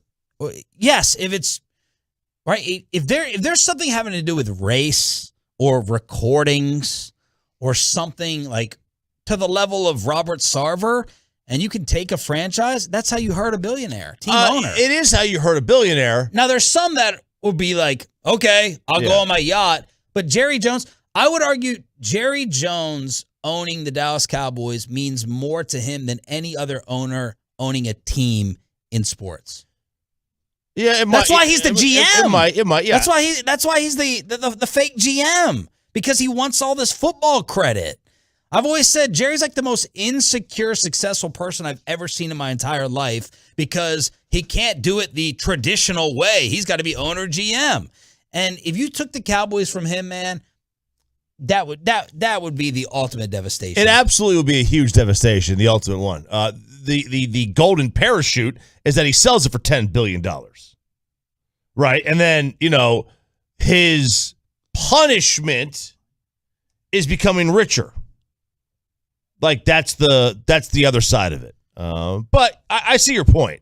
And I think you're onto something that, if you want to punish a billionaire, you take the one thing from them that money really can't purchase. The status. Right, the status. They can't buy the status. Right. I guess they could buy the status. They would have, but the other thing is that most people, when they get something scandalous and salacious happen to them, they lose their job, and they might lose their house, their family, all that stuff. Jerry doesn't have to worry about losing his house or his next meal. Let's catch up with Michael. And you thought the 8 o'clock hour was crazy? How about Jim Nantz on Tony Romo losing his passion for broadcasting? That report. And Nick Eatman, is Dak practicing today? Final hour, Hump Day edition. Hump Day. Next on The Fan.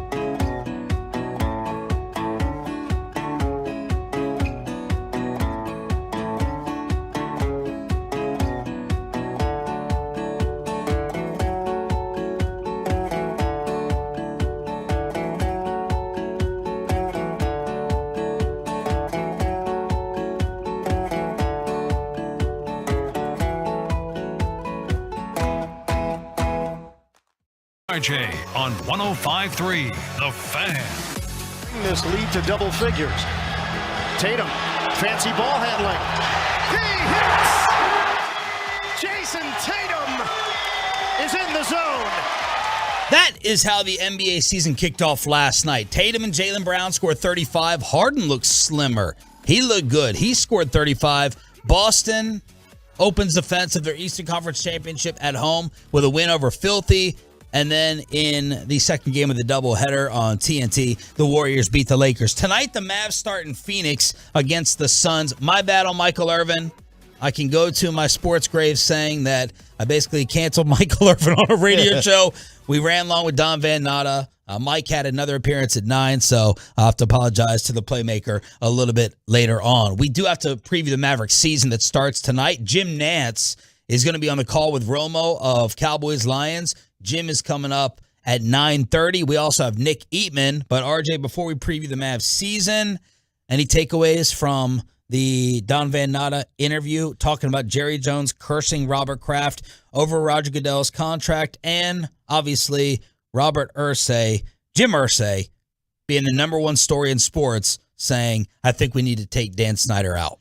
Well, first off, Bob Kraft has to be the most insecure little man I've ever seen in my life.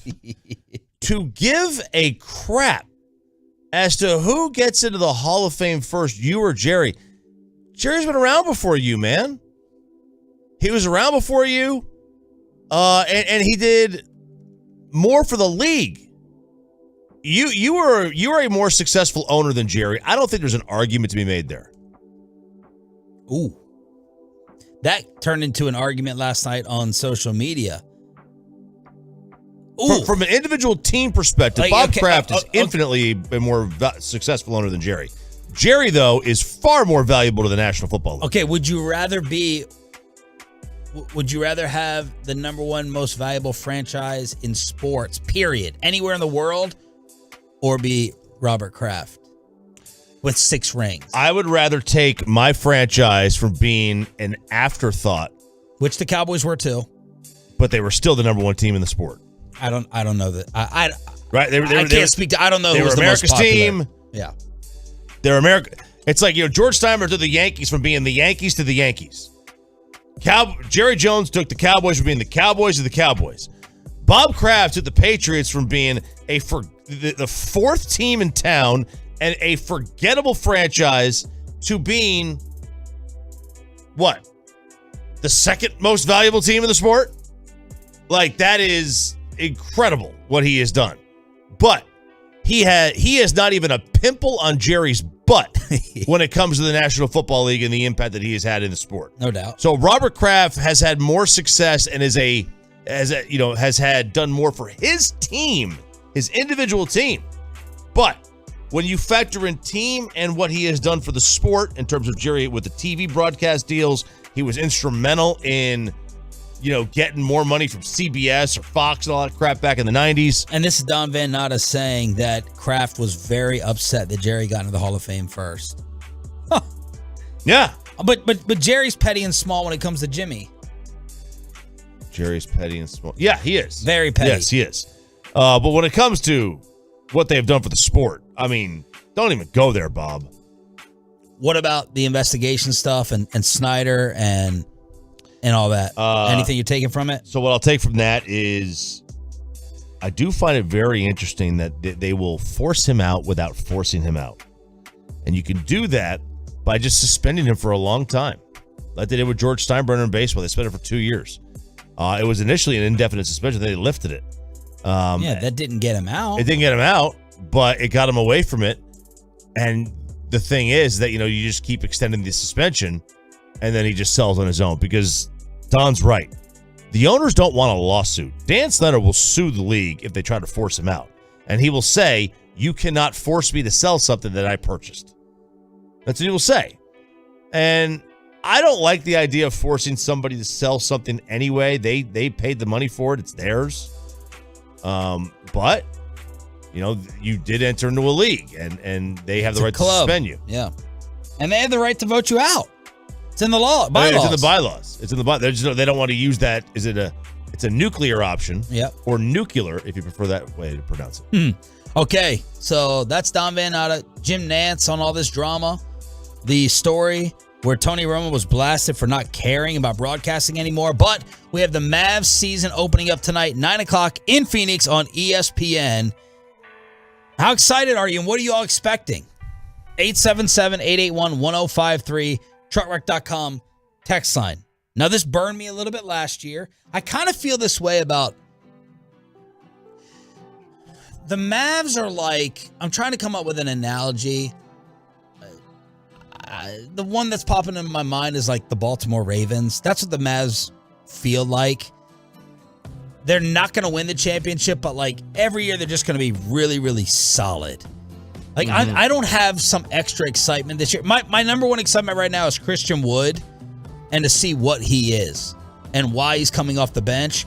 And then what type of shape is Luka in to begin the year?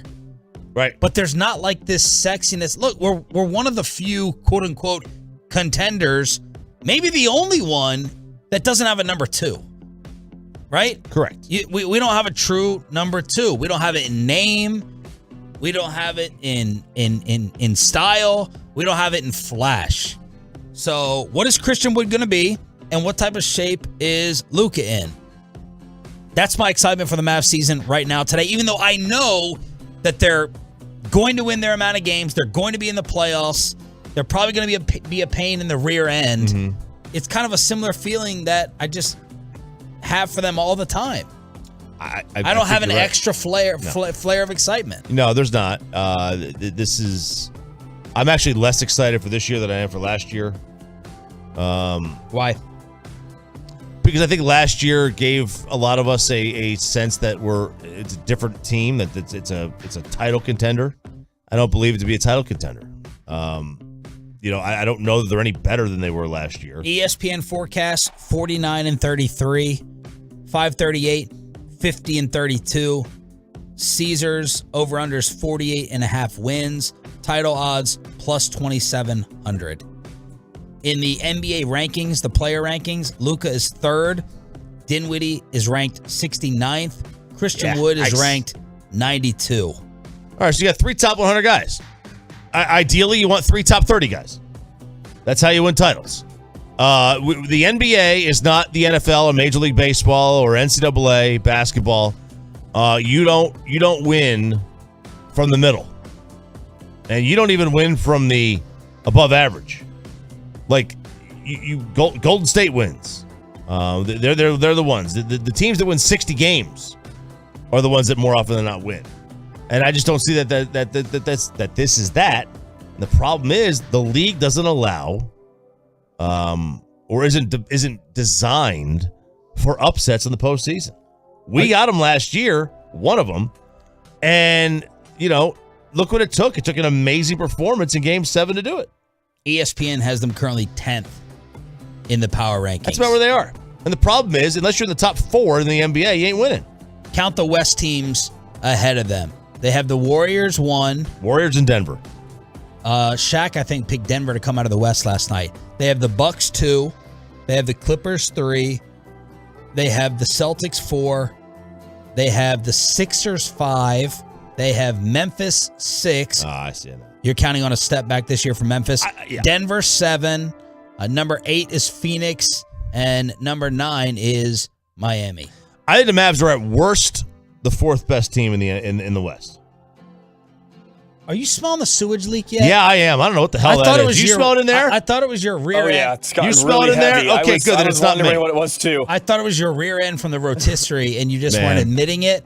There's like something's happening in the building. Yeah. So there's some sewage leak. I smell it, man. It's horrific. No, I told you at 9. You're like, I don't really smell it. It's like overwhelming. I'm getting it now. It's awful. I'm getting it now. I was like, man, maybe it was me. And then now that Joey is smelling it behind the glass, I'm like, okay, is definitely not me. But maybe it is what I did in the bathroom. Tonight, Suns, Mavericks, 9 o'clock on ESPN. Full recap tomorrow morning. Tim McMahon is going to be on with G-Bag. Tim McMahon on with G-Bag later on today to preview the Mavs season. Is Dak returning to practice? And are the Lions scary? Nick Eatman, followed by Jim Nantz All next on The Fan. But let's get you over to K-Post Roofing and Waterproofing, the official.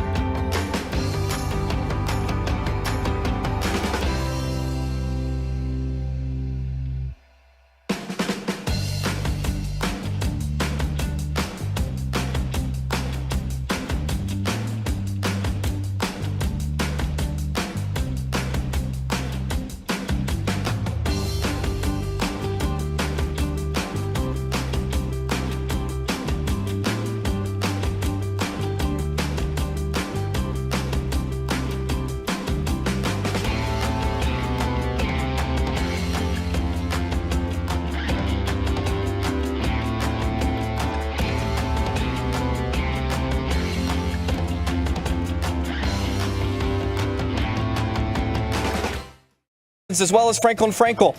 There's a reason you need a special license to drive a big truck. So companies that hire drivers and put them in a big truck should be held accountable for what happens when one hurts you. Frankly, you need Frankel. The consultation is always free. Visit truckwreck.com. Crosstalk with KMC. Is the sewage smell out there? It smells better in the bathroom than outside the bathroom. Something's happening. We have some type of leak. I went in there. I'm like, I stripped out completely naked. I checked everything. I was like, it's not me. Okay. Completely naked. Not me. I don't have that smell emanating from my body. Jim Nantz. Although I did earlier today. Jim Nantz is coming up at 9:30. We'll crosstalk with KMC at 9:40 as Bassick is back. Right now it's Nick Eatman, brought to you by Ford. Built for Texas, built for you from DallasCowboys.com. Good morning, Nick. Good morning. Hey, why do I feel like when Jim Nantz gets on that you guys are not going to start it off with bathroom stuff like that? There's no way you're going to go that route. Is that a challenge? Yeah, don't challenge. We will. I bet Jim would rather talk bathroom talk than what we're going to ask him about Tony Romo losing the passion for broadcasting. Like I don't think Jim is going to want to go there, but we have to ask him, and we got to ask him about all this owner drama with Jerry Jones cussing out Bob Kraft last night. All right.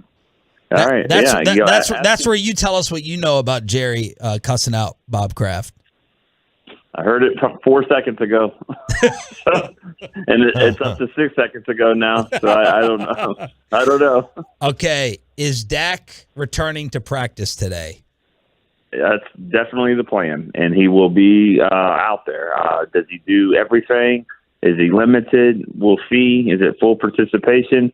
I have a hard time thinking it would be full participation. But yeah, I think that's the biggest key is he out there when they practice. And I think a lot of people are kind of, anyone that wonders why he didn't play in the game just because he was throwing beforehand. I mean, there's a lot that goes into playing, and obviously there's a reason they practice. And getting ready for the Lions, getting ready for your own offense and the plays that you're implementing and installing this week. So he's got to be ready to not only throw the ball, grip it, and all that stuff, but he's got to be able to implement the game plan. And that's what starts today.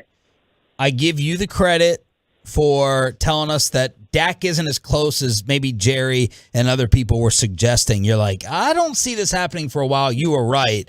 Do you think Dak plays Sunday? I do. I do think he plays Sunday. I think this is one of those games, and I'm not overlooking the Lions. I think the Lions are going to actually make it a tough game for them, at least for a little while.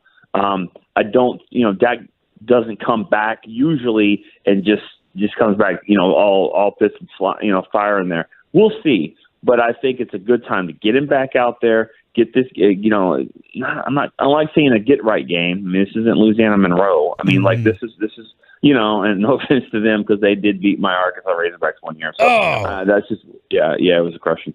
But I'm just saying, they're going to have to be ready to play to win the game. But I'm saying, I think this is a good week to bring him back in and see how this offense is going to operate with him. Let the defense do what it does. And then you got the Bears the next week and then the bye week. So I think it is a good time to do it as long as there's no setbacks with the thumb. Nick Eatman, DallasCowboys.com on the Diamond Factory hotline here on Sean and RJ. You have a choice. Do you want them to win by scoring a lot, or do you want them to scale back and score 23 a game and win? Trick question. I like winning by a lot because there's good. I don't know what the question is. I mean, there's always good receivers, good running backs in the league good returners that can break a big run on you, and so I like having a little margin for error than having these close, grinded out games. What's the catch here?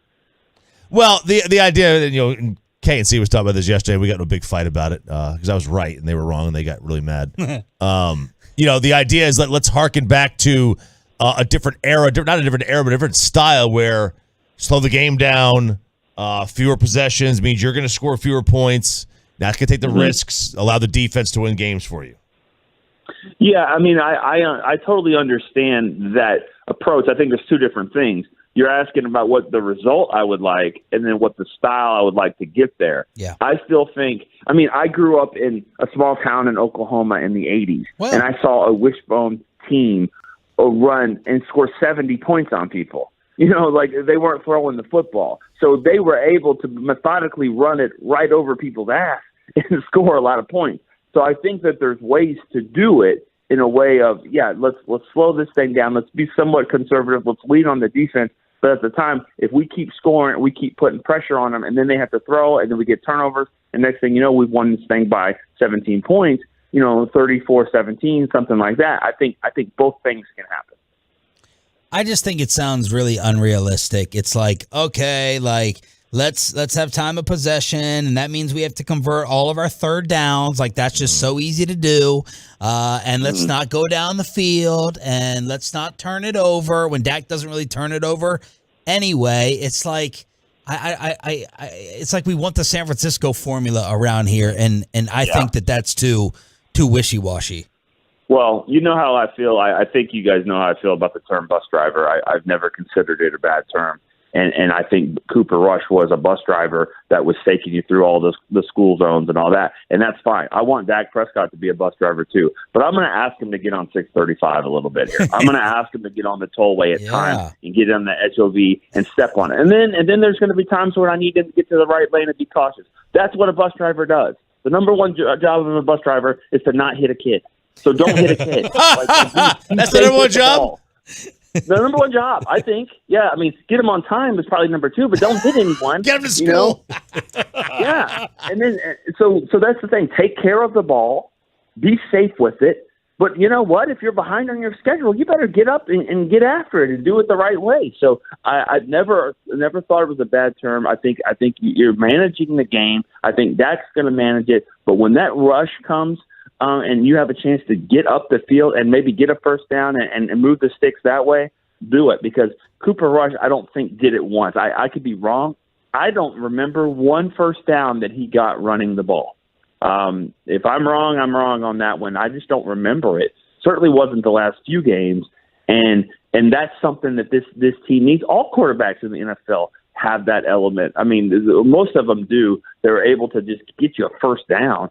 And I don't think Cooper Rush even wants to take that route, and I think that's what the Cowboys are missing the most. It's just a quarterback that can kind of extend a play when it's not well blocked perfectly. Nick, what's up with Dalton Schultz? As the head trainer just walks by me just now, I'd be like, whoa, what's up? I think it's something that is. I don't want to call it the Zeke injury because they're all different, but I do feel like it's something that kind of it gets worse and then better. They're trying to manage it. It's not something that they can go right now, or at least they want to do surgery on. It's just something that it flares up on them. They were surprised. I mean, Jerry said it on your show, said it. Steven said it to me before the game. They were a little surprised that he didn't play in the game. So it's not something that they have a total, great understanding for right now, and I don't know. I really don't know if it's a pain tolerance or swelling or something that keeps him out. Hopefully, we'll know a little bit more about that this week. How are you feeling of your Dalton Schultz's agent today? Yeah, that's there's a lot of different ways to look at it. I think he's still pretty confident. I do, and the reason why, and I butcher his name all the time, Cleveland tight end, David Njoku. Just needs a vowel in there. I'm sorry, but come on, Dan. I don't know. That's how it works. It's not going to work. Imagine what he says about my name. Yeah, true. True. He says true. Yeah. Anyway, no, I think he got a lot of money for and didn't have a ton of stats. He's been a guy that's kind of gone back and forth a little bit, and so I think that he'll get his number. I think he'll get his money, probably not here, probably somewhere else, but he'll get his money based off of the stats that he's produced before. How dangerous are the Lions? I think they're really dangerous. I really do. I mean, I said this on a couple shows yesterday. One thing about Dak, about throwing the ball and all, it's all nice and good there at Philly, throwing it, doing your thing. Oh, that looks good. Zip it, spin it, all that stuff. But you're not getting hit. And if you've got a team whose head coach is fine with biting your kneecap, I'm sure he's going to hit your thumb as well. I mean, I think this is going to be a team that's going to go after Dak, go after the ball. Nothing. I'm not saying it'll be illegal. Right. I'm saying they'll be aggressive, just like their head coach. That's usually what happens. You play like the head coach that you have, and they don't have the talent to match a lot of teams. They got more talent than they've had. That's what happens when you keep picking in the top 5. I mean, usually it happens that way, but their talent isn't great. I think they'll be pesky. I think they'll come in, and I think that they'll play pretty well. I think it'll be a closer game than people are thinking. Thank you, I brother. don't even know what the line is. Is it 5? 7. Yeah, I mean, I think it'll be closer than that, honestly. Thank you, brother. We appreciate it. We'll pick it on Friday, excuse me. All right. See you guys. All right. Nick Eatman, DallasCowboys.com, brought to you by Ford, built for Texas, built for you. The line is 7 right now, and the man who will have the call on Sunday alongside Tony Romo, also Tracy Wolfson on the sidelines, is the legend. Actually, I'm gonna introduce him differently. What do they call Al Michaels? The 33rd owner or 32nd owner, I guess. 33rd. I guess 33rd. I think Jim Nantz can be referred to as the 34th owner. I think you might be able to. In the NFL as the intro here on Sean and RJ on 105.3 The Fan. Good morning, Jim. Hello, friends. Sean, RJ, thank you. I've never been accused of being the 34th owner. I'm gonna use that a little bit to my advantage. Thank you very much. Well, that was to set you up for the question about all this ownership drama that we have in the NFC East featuring Jerry Jones, Dan Snyder, and now Robert Kraft as of last night. What are your thoughts on all that, Jim? I don't have any thoughts. I'll be honest. I'm not in the room, so I'm not going to report on stuff that is second or third hand information. So I just don't go down those roads. What are your thoughts on Dick Ebersol's Tony Romo analysis of being a color? Just let's make some news here today, guys. Come on. I mean, seriously, I'm trying to give you some content. I'm not trying to be put on a firing line here. Come on. I didn't ask to be on the show, so I could spend the rest of the week trying to answer why I said something. So no comment. What else you got? So no comment on that one. Holy smokes! If I'm the 34th owner. Man, I got to get a better PR department. Well, I thought it was a relevant question. Tony's your partner there over the years. Tony's the greatest. Okay, no, you're asking me about Dick, and I think Dick, if I'm not mistaken, Dick came back and straightened that all out. Tony is the greatest. I love the guy to death. I mean, I have the best partner in the world. Everybody knows we're close, and he's just been a blessing in my life, both professionally and personally. He's a great friend. I think our friendship and our chemistry shows up on the air every Sunday. It's a joy to be with him. I consider it one of the great times of my entire career, if not the best, to be able to have his friendship and partnership. We're having a ball. All right, we'll take you off the stove now. We're just coming off a game this weekend. That's what I thought you guys were going to talk about, the weekend ahead or the weekend behind us. We just did Buffalo and Kansas City. And it was a pretty remarkable game. I know you guys are an NFC market, so maybe it's not as big a deal, but it's the highest-rated October NFL broadcast in 15 years. And as usual, Tony was all over it. It was perfect. I've always wondered this about play-by-play guys, and you obviously call like every major event. When you've been doing this so long with great analysts, how much X's and O's, Jim, do you pick up? Like, do you think if you're put on the spot, you could do a little analyst work for a game that you were forced to call? I don't think anybody want to hear my analyst work, but I will tell you it does wear off on you. Like, if you take Phil Simms, he was so into the X's and O's, and I learned a ton from him, and I loved working with Phil. And now Tony has this knack for seeing things in advance. You know, he picked the score early in the first quarter of our game last week. He said this would be like a 24-20 game. So another Romo Stradamus moment, which I'm proud to be the author of that nickname. But sometimes it does. That's an interesting question. Sometimes it does wear off on you. Like there was a moment in the game on Sunday when I just happened to see that Gabe Davis was one-on-one with the rookie who was an emergency starter for the Chiefs.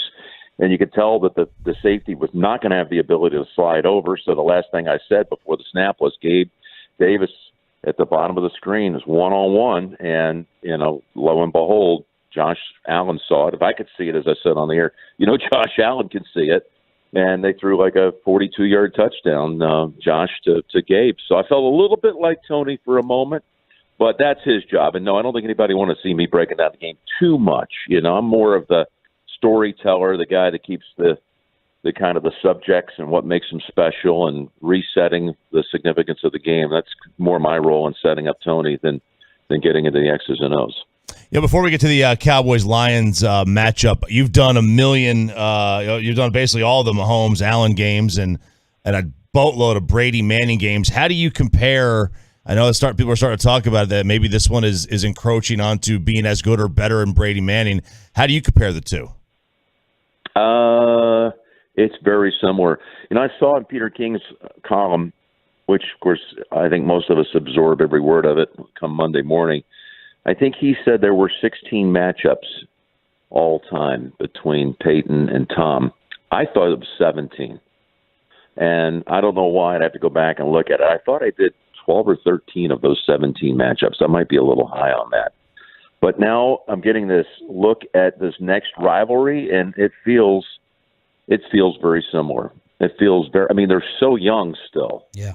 To think that Brady's still playing at 45, and you've got guys here that are 26 and 27, and the games they have been epic, then it's great for the league. The only thing I'm hesitant to say here is that there are other great quarterbacks in the league that you don't want to exclude. It's too early to say that these guys are going to dominate the next 10 years. I think they're going to be right in the middle of it, so I'm not diminishing anything that they have as far as a skill level.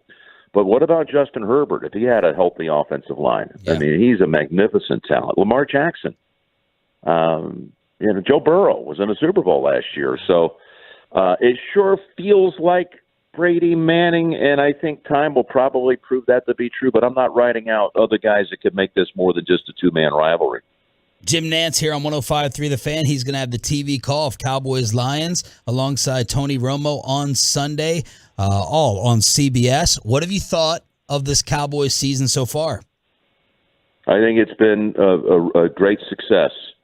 I know you live week to week, so you're influenced and tainted by the most recent result. But if you would have said that Dak would come in and take over this team at week 7 with a 4-2 record, I think everybody had been very happy, that he'd reassume his position. So it has the makings. Of course, we know the division now is stocked and loaded, but I think we're going to see a really good run here for the Cowboys, and I think the people should be enthused by what's happened so far. Cooper did a magnificent job of filling in for him, and other guys have stepped up, and there's still so many ways that they're going to get better. I thought Zeke ran the ball so hard Sunday night. He looked like he was 5 years younger. Pollard, seems to run hot and cold sometimes, but he's a gifted talent. And maybe now with a bigger passing attack, both of them become more explosive. I think Michael Gallup is going to be a big-time second half of the season part of the Cowboys' success. So, I think the Cowboys fans right now ought to be very, very excited about what's going on. What level do you think, or what category, Jim, do you think this Cowboys defense can get to? Well, you got maybe the best D coordinator in the league. You start there, and then you got, arguably the best, if not one of the top, let's put them in the top 5 anyway, at the worst, in Parsons. And you've got other parts to this equation that are playmakers and ball hawkers and quarterback seekers. So, and there's youth, and it should develop. It's I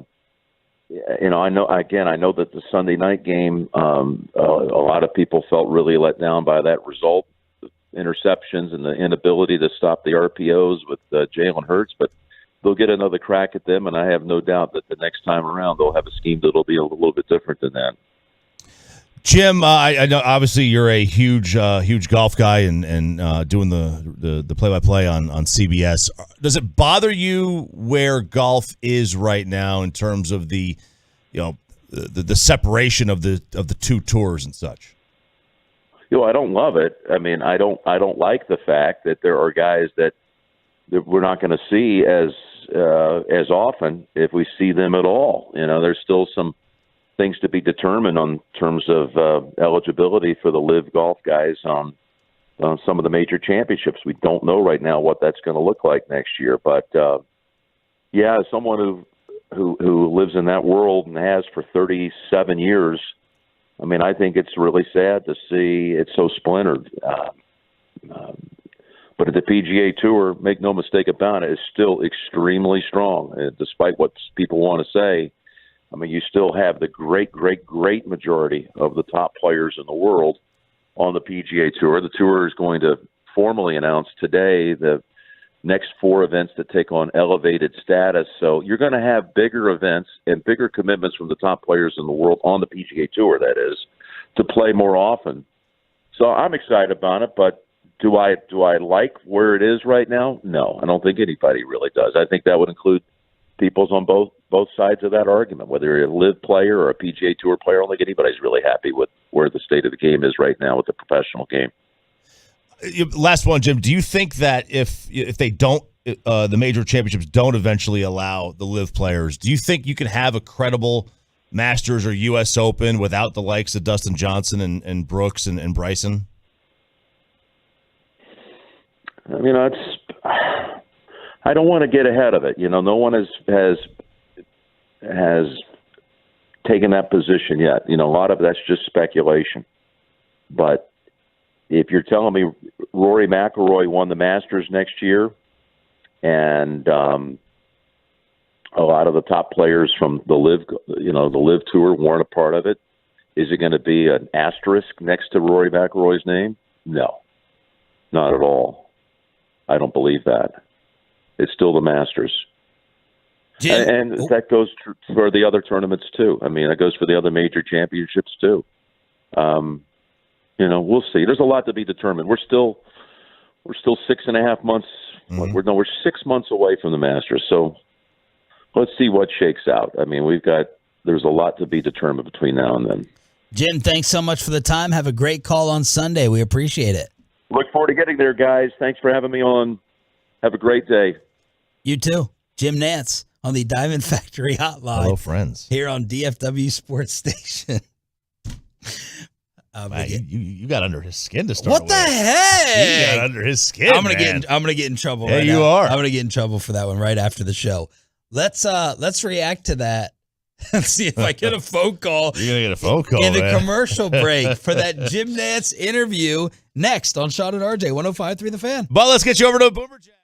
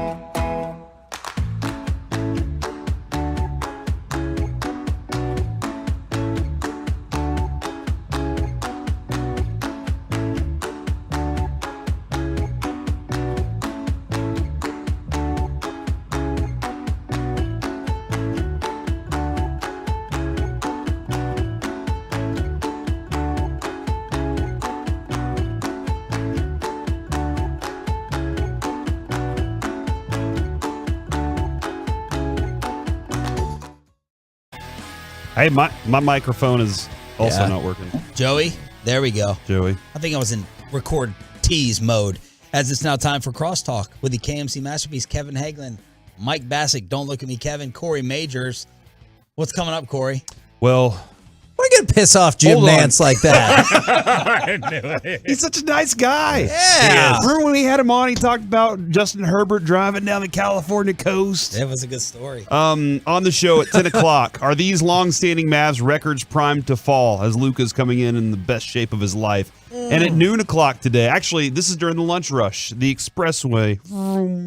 It's Positive Attitude Month, Kevin. So it's time for Combo Platter. Why is that just on me? Give us your sports opinion, and then what do you do to get in a positive mood, Kevin?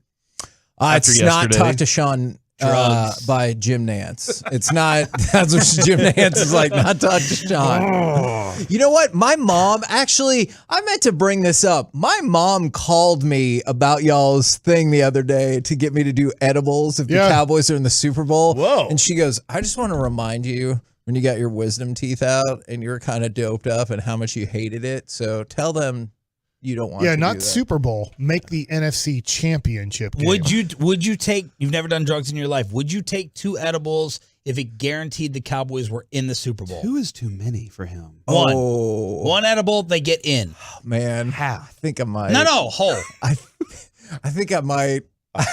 Would you take 1.5 for them to win it? I don't know about weed, real quick. Disregard my question. No.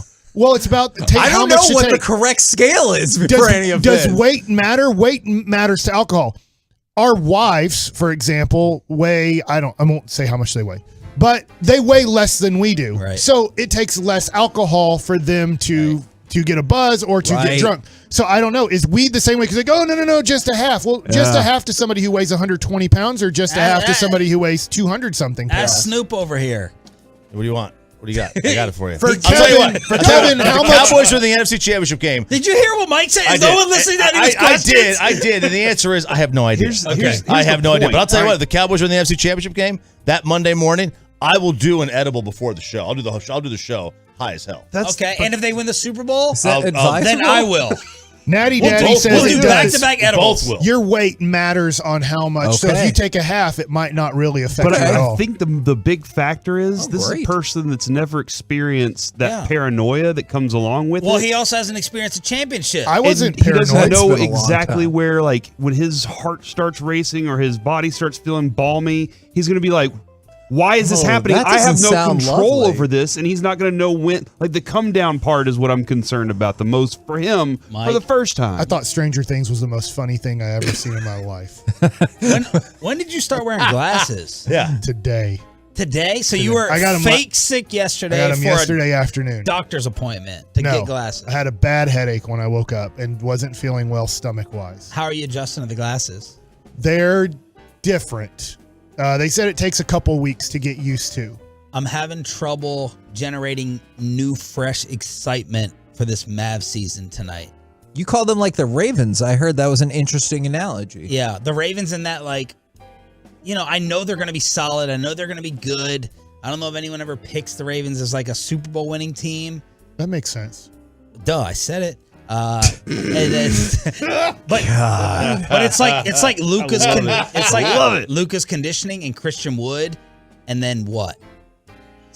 Hype me up. He's on the Josh Green hype train now. I'm not on the hype train. Josh I'm really Green. hoping that he can give you kind of 12 to 15 minutes of good basketball, and his minutes are extended as the season goes along. I'm really excited about this, but I'll give it away. Yeah. I'm not even going to tease it. Screw up the tease. I'm picking the Mavs to win it all this year. Oh. I think Christian Wood. Yeah. I think Christian Wood is everything we wanted Porzingis to be. He's going to get along with Luka. He's going to be 20 and 10, and he's going to be healthy. I do think he's a borderline all-star this year. So when I heard you earlier say, like, there's just not anybody to run with Luka, I do think that Christian Wood can be that good. What happened to... What is this music? What is this? It's Peanuts. Is this Jim Nantz's country club music with the rest of the owners? This is Schroeder? Is that his name? Dennis? The piano player? From Charlie Brown. Oh. You were furious that Christian Wood was coming off the bench. You think that's going to force him to leave town? Yeah. You've been accurate in not having another ball handler. Yeah. None of those things got addressed or fixed, and now they're going to win it all. Yeah. Nick Wright picked them as well. FS1. That would Luka. I think Luka's an automatic 50 win guy. I don't care who's around him. Like Lamar. He's automatic 50. Yeah, that would really buck the trend though, right? Of having just the one, like to only have one superstar and then nobody else be an all-star and then win the title. Right? That really is kind of counter to how the league is. I agree. I'm banking on Christian Wood being that Will good. you bet me on it if I give you enough odds? We looked up the odds. That's me first. You said they were better than last year. Why are you betting against it? If he'll take my price, then okay. Is the it odds 5 are 27 to 1. I said I would do 10 to 1. No, 100 that's what the for odds are in 1,000. Vegas right now for the Mavericks. So if you bet $100, you win $2,700 if they win so it all. That's what you would bet. I can't handle that. Whole bag of That's edibles. the odds. Why would I? A whole bag of edibles? I was thinking, I didn't know any 100 better. milligrams? I did go, I think 10 to 1, and then we looked it up, and it was 27 to 1. I'm like, even better bet. 10 to 1's for the best I can do. All right. I got to go into the office. I got to go into the boss's office. Oh, you've been called? What'd you do? Interview Jim Nantz. It's supposed to be like the softest, easiest interview of all time. Uh-oh. And, no. There are no cupcakes on the morning show. Did I get to see me too? Sounds like next time Jim Nantz comes on 105.3 The Fan, It'll he'll be be with the us. KMC Masterpiece and Jim Nantz. Mavs recap tomorrow along with Babe Laufenberg at 8:40. KMC is next. But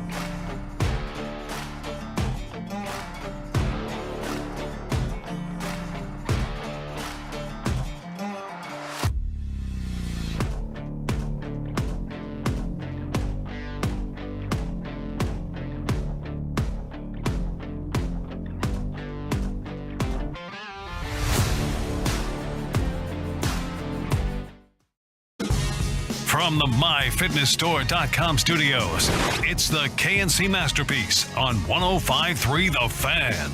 KMC Masterpiece right here on 105.3 The Fan, and it is a big day here with the KMC Masterpiece because you've got me, Kevin Hagelin. We have Corey Majors attacking that string cheese.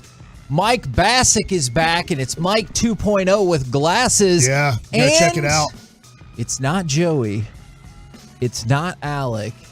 It is the return it's not the return of Parker. Wait, is it me? It's the return of the co-host of the Get Right. It is Reginald Atatula at your service today, ladies and gentlemen. Man, I was listening to Reggie yesterday around 7:30 p.m. on the Get Right. Homering it up. Yeah, and him and Chris Arnold sound like they're going to throw punches during the break. Oh, man. What do you say, Reggie? I'd whoop him. Oh, wow. Wow. That's a 70-year-old man who still looks like he's 32. He's not 70. You would hit an older man. Why would you do that? Defend yourself. You know? Okay, that's valid. Man, Valid. I like how he's proactively defending himself as well. What he's Man, saying. what are you trying to do this morning? All right.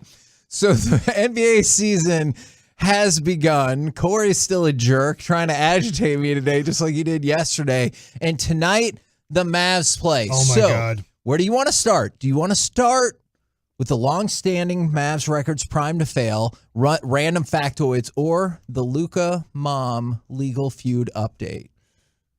It sounds like you always say the third one with more energy. I think that's just how you end. Oh, so if I'm picking the way that you said those, it sounds like you want to talk about Luka's mom. Yeah, it is a weird thing to me that I guess we have an update about. Is you remember last month, I want to say, that Luka filed to get the trademark for Luka Doncic 7 back from his mom because his mom had owned it.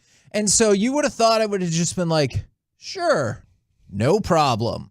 Well, instead, Luka's mom responded requesting that the case be thrown out because Luka's court filing, quote, lacks valid ground for contesting the registration. So it doesn't really sound like they're on the same page. You would have just thought like, yeah, no problem. Like, give me some money or whatever and we'll be fine. Or like, here you go because you're my son. But instead she was like, I would like you to throw out this request for him to have the trademark back.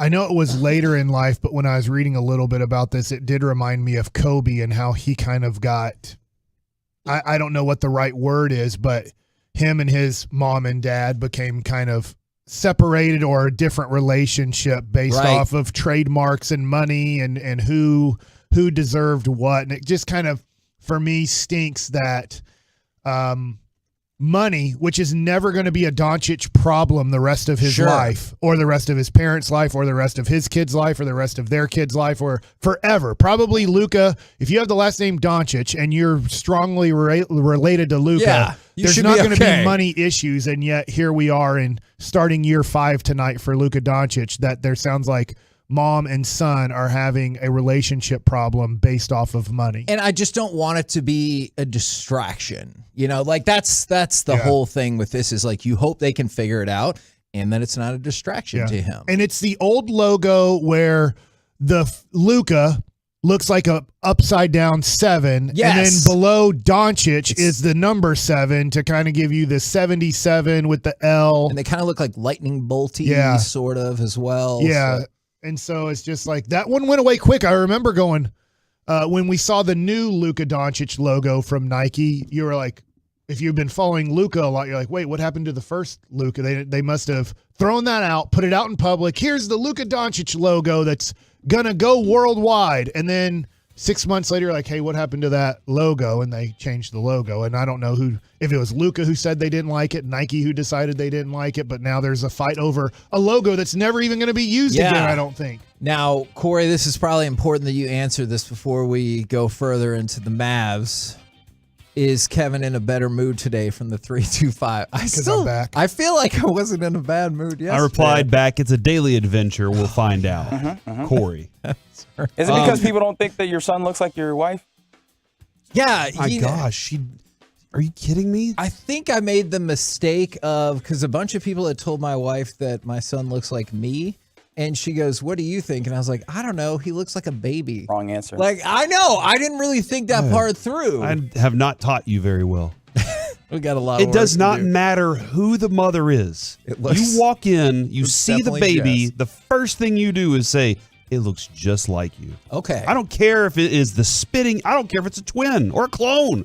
You say, it looks just like you. Because that woman just carried that baby around for 9 months. Right. And then opened herself in some way, shape, or form so that the baby could deliver itself into this earth or be delivered. The mom does have the huge advantage is that she always knows that it's hers. Yeah, always. Okay. But I am overwhelmingly very confident. If the baby doesn't child. look like the mom, it doesn't matter. Yeah. That baby was in the mom.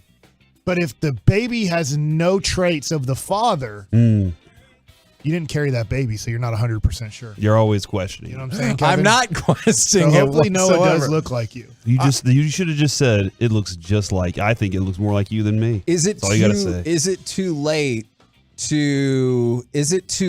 to go back and say that now? It's never too late to pander. That's me. You have to Never wait a Noah. while. You have to wait a while. So I'm supposed to say you want me to say on the air that baby has no features that look like Jess at all? Is that what you're trying to do not to at all. Jess? She's the one who Hi, sent Jess. that to me and posted that. Oh, She okay. goes, yeah, if in case you are ever curious, this baby is definitely yours. And I was like, I was not curious, but thank you. The whole setup is you have to wait a little bit now, Kevin, until there's a new feature on the baby that you're like, okay. that looks, there it is. Okay. Now I see it. Now this looks more like you than I even thought before. But yes, Michael and Reginald, yesterday there was a text, and this is the person that texted yesterday that sets you off. And they said, hey, would you please, it would be really nice if you would talk about the FC Dallas match that happened last night. And Kevin replied back in the text, hey, why don't you go back and listen to the segment that we just did where we did talk about it? And they were like, I'm sorry, but I didn't mean it. And Kevin was like, yeah, you better.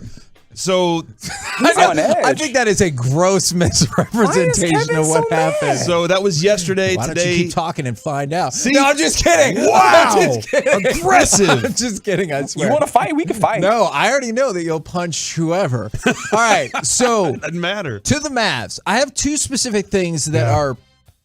Well, one of them is definitely positive Luka. I don't know if you'll think the other one is positive Luka. All right. Do you know the record for most points ever scored by a Maverick in a game? 53, right? That is correct. He just knows all the Do you remember Mavs what stuff. year it happened? It was against the Houston Rockets, I believe, in an overtime game. I will guess 2005. Ooh, 2006. I'll guess 2004. 2004. I quit. 2004. Do you think that is primed to fall? I think McGrady had 50 in that game, by the way, too. The Athletic is predicting that record falls and Luka will drop at least a 57 or 58 point game this season. You say yay or nay? I'll lean towards, he will. I'll say this year that, he ends up getting 55 points in a game. Or 54 would break it, but he's going to. Okay. What's his most? 51. 51? So he's right there. Do you know what game that was? I'm not 100% sure because I think it was the night that Porzingis got traded. He was so happy. He was like, watch this. I think that this year that's going to go down because I think Luka's one of those guys that kind of looks at his numbers and looks at other things and like, how do I top this? Let me go do this tonight. And I've seen plenty of times where he's sitting there and a lot of players do it and they look up at the board and they're counting and they're like, I need 2 more rebounds. All right, I got to go get some rebounds. I think that I've seen Luka do that before. Sure. I'll be excited to see him go out and try and knock that one off. Now, that would be a positive. Do you also think it would be a positive? Because I do, despite some of his struggles at times, breaking Dirk's 9.1 free throw attempts per game, which was that same season. He was on pace to break it the COVID year where they're just like, that's a wrap. I don't know. Okay. I will lean towards no. Okay. Even though it would be good if he got to the line a lot and Chuck Cooperstein kind of let me know about this. He was at a Ranger game and we were talking, and I think he did put it out on Twitter at some point too, that the first free throw of the game for Luka is the most important free throw. When he misses that first free throw, he's like barely a 50% free throw shooter. Huh. Yeah. I'm sure you can find this really easily. When he makes his first free throw of the game, he is like an 80% or better free throw shooter. And so that also dictates how aggressive he sometimes is If he is 1 of 4 from the free throw line in the first quarter, sometimes he's a little bit less aggressive later in the game going to the basket. Not shooting, that he's going to, take his step backs and stuff. But if he's going to break that record of 9.1, then he's going to need to be an over 75% free throw shooter, which I don't know if he's ever been in a season for his career. Now, this is the one that I'm not sure if you view this as good or bad. Will Luka lead the NBA in usage rate again, and will it be higher than last year? Last year, his usage rate was 37.5. Athletic prediction is it'll be at 40%. Do you think Luka, twofold question, will lead the league in usage rate again, and do you want it at 40, or would you like to see it drop back just a little bit, and is that even feasible? Trick question, because you lost Brunson and you didn't really replace Brunson at all. So I think the reason they're talking about his usage rate is because of, hey, they only have Spencer Dinwiddie. And Dinwiddie's honestly an injured player throughout his career. He's not a guy that you can really say, I know he's going to be healthy for an NBA season. Yes, everybody sits out a game here and there because of back-to-backs and stuff like that. But I do think I don't want it to be that high. I would like to see him be in the mid-30s rather than get to 40. But you see how But we I get can there. see how we get there, because if Dinwiddie doesn't look like, he's showing point guard skills off the bench, or he gets hurt for a good 10-game stretch, what do? Luka literally has to play 40 minutes a night and handle the ball the whole time, because as much as I do like Dorian Finney-Smith, I do like Reggie Bullock, I do like Tim Hardaway Jr., they're all very different players, but they've all proven they have really zero point guard skills. So what do you do in that situation? So no love right there for the Josh Green experiment that they were talking Campazzo. or Campazzo, which I mean, I really hope on Josh Green, and I hope he does. But do you? He wasn't a point guard in high school, as far as I know. He wasn't a point guard at all at Arizona. So we're almost trying to force a thing that he never was in his life. You're right. I thought at best he was an off guard. Yeah. So I'm with you on that. And then just updates in terms of tonight's game. I need to look for an update about Maxi Kleba, but Davis Bertans and Frank Ntilikina are out tonight in the season opener against Phoenix. Already? Real quick. Both coming back from injury stuff. Kleba's questionable as and that's what I saw yesterday. I just didn't know if there had been a more firm status update. I guess we have to wait until 1:30. I believe it's non-COVID illness. Yeah. Luka was 75.8, 73%, and 74.4% his last 3 years. So he's right around that 75% number. So maybe I need to up it to 80% free throw shooter to really get to that. And by the way, you said 9.1. It says here, and it could be wrong, but it says here on ESPN that his second year he averaged 9.2 free throws. No, that's what I was saying, but that did not qualify as the because mark. it's a 61. He only played because they shut down games. the season. So I'm saying he was on pace that season, but then they said it didn't qualify anymore because of the shortened season. All right, but 9 free throws a game, or 9.2 or 9.3, whatever it ends up being, at an 80% clip, I think would be freaking phenomenal for this team. He would average 30 a game if it got to that, yeah. which he's not averaged that yet in a season. We're the KMC Masterpiece right here on 105.3 The Fan. Coming up next, let's talk with our Dallas Cowboys insider, Mickey Spagnola, right here on your home of positivity, 105.3 The Fan. Listen.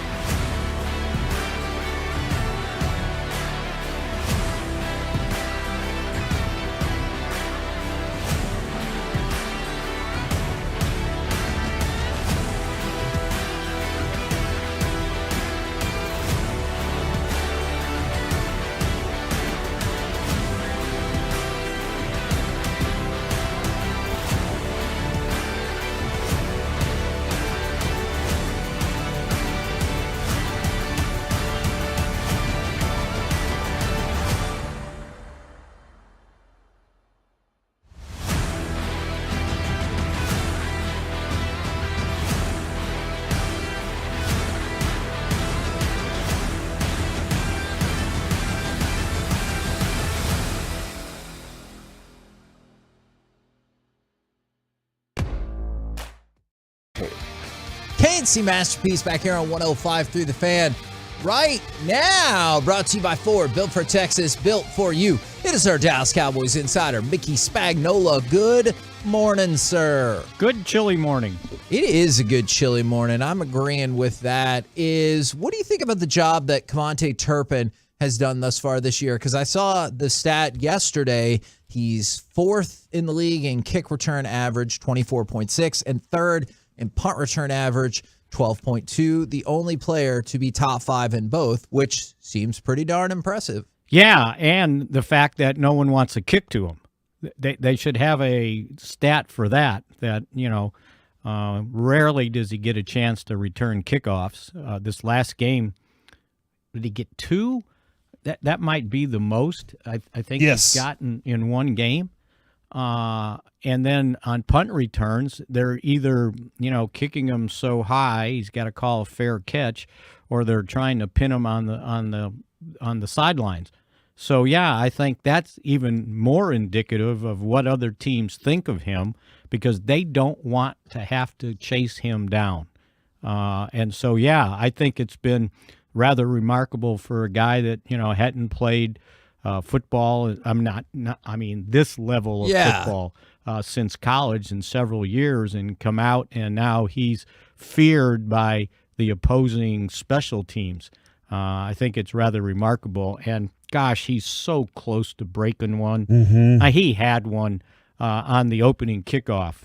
He slipped and fell, and then he came close on the other, the punt return. He's got this rare ability to go from 0 to 60 miles an hour in like 3 steps.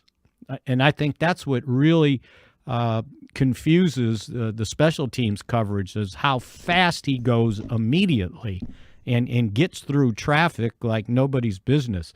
Somebody said the other day they should just tell the special teams guys to just get out of his way once he starts. Don't bring a lot of guys in the way, just vacate, and he'll take care of the rest. It has been rather remarkable. NBA ISO right there. Just move out. Everybody we just get an ISO here. Yeah, exactly. We were discussing this a little later in the show yesterday, and I know Steven has mentioned they're feeling very good at tight end right now, and Jerry mentioned, it was a big surprise that Dalton Schultz, had his situation pop up on him. But where are we with Dalton Schultz right now? Because he hasn't played a lot. Well, he suffered that sprained knee, and it was the same thing Zeke had last year, the posterior cruciate ligament. Oh, no. And, it caused him to miss one game. And then he came back and only had 10 snaps. And then they took him off the injury report for this past game on Friday. So, usually it's questionable or doubtful, out, whatever. He just, it was zeroed out. There was nothing. So they listed him as projected full for the Saturday practice. And I guess he got there and just didn't feel right and didn't play. So now you're relying on 2 rookie guys who, by the way, I thought did a really nice job. Heck yeah. They have been. You know the name that we gave them, right? I do, and I forgot. Fergushot. I was going to say Henderson or something like that. No, that's just one of their. Yeah. No, we're going with Fergushot. That makes sense. I kind of like that one. Yeah, I knew it was a combination of half their names, but yeah, and so what it's doing once he gets right is creating depth at a position you thought they had no depth at whatsoever. That, gosh, after Dalton Schultz, we got to rely on 2 rookies, and one of them didn't even get drafted. Right. But, in training camp, Lunda Wells, the tight ends coach, was all over Hendershot. He just was saying, hey, you guys keep an eye on this guy. He can play. He says, I can't understand why he didn't get drafted. He was one of the best tight ends in the league, and he thought he should have been 3rd to 5th round pick. Wow. Now, I did do a little research on it, and evidently he ended up with some sort of foot injury. that they discovered at the combine, and I think it scared some people away about, the longevity of maybe his career. But I've seen no, evidence of any problem with a foot, the way he can get down the field and sort of make some acrobatic catches too, by the way. So, yeah, I think it's been a very fortuitous find for the Cowboys to get a guy like that as a rookie free agent and see him coming on as the season's progressing.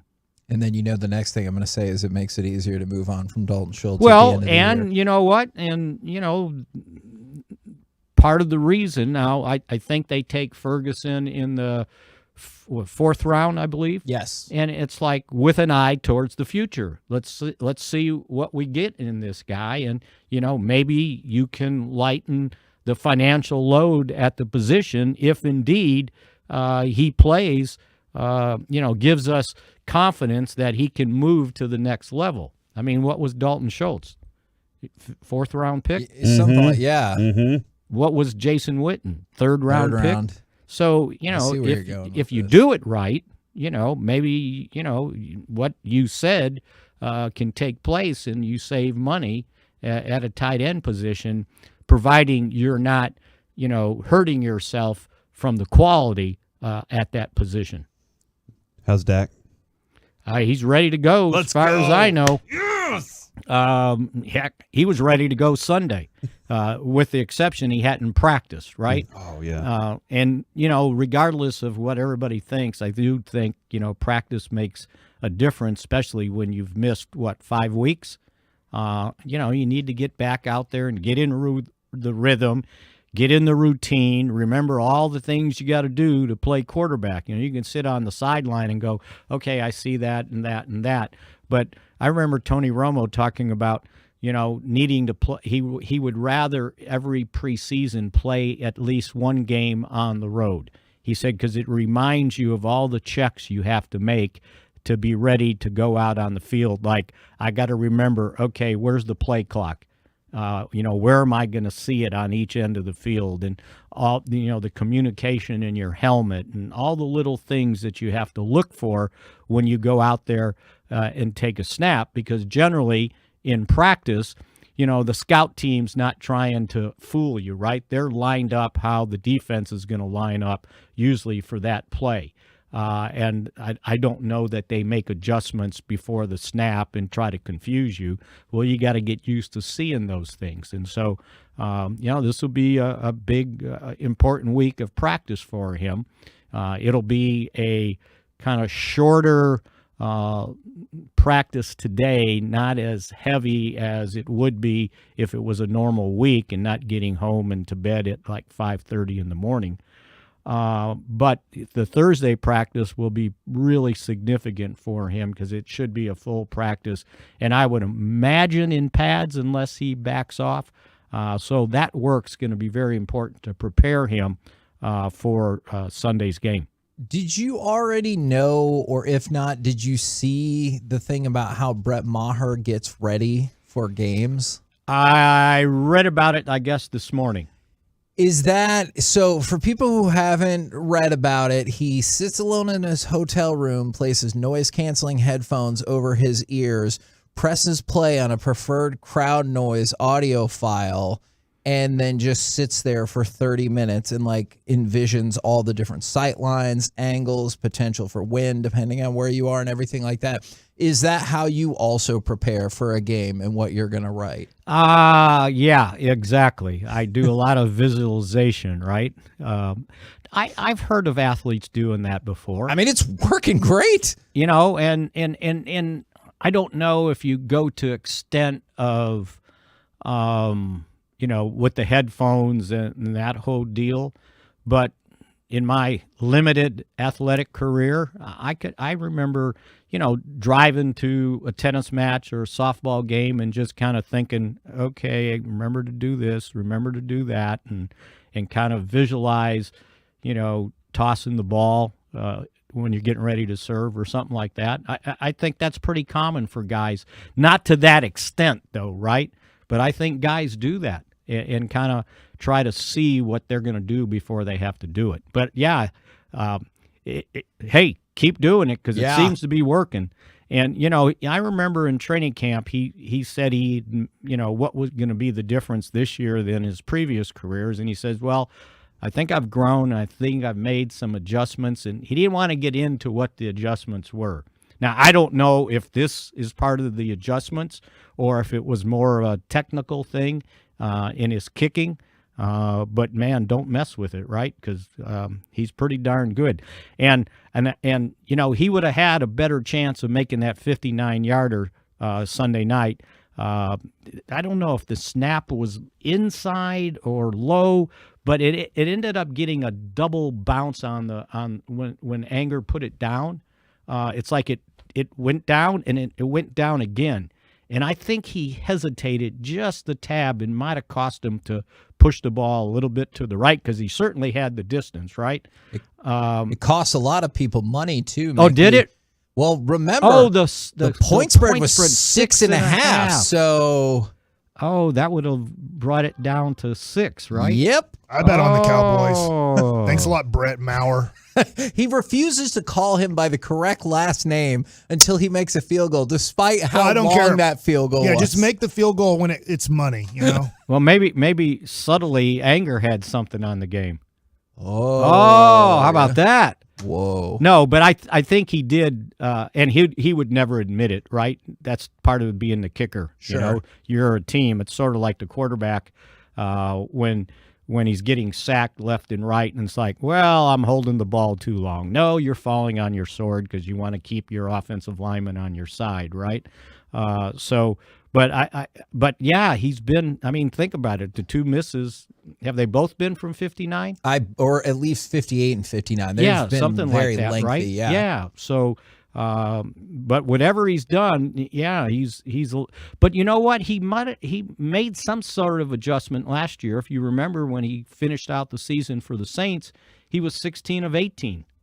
So that was a big improvement from his last year here with the Cowboys. But yeah, it's been a necessary positive for him because when you're struggling offensively or you're limited because you've got a backup quarterback in there, all those 3 points mean a lot, and he's been hitting them, the ones that you're supposed to make.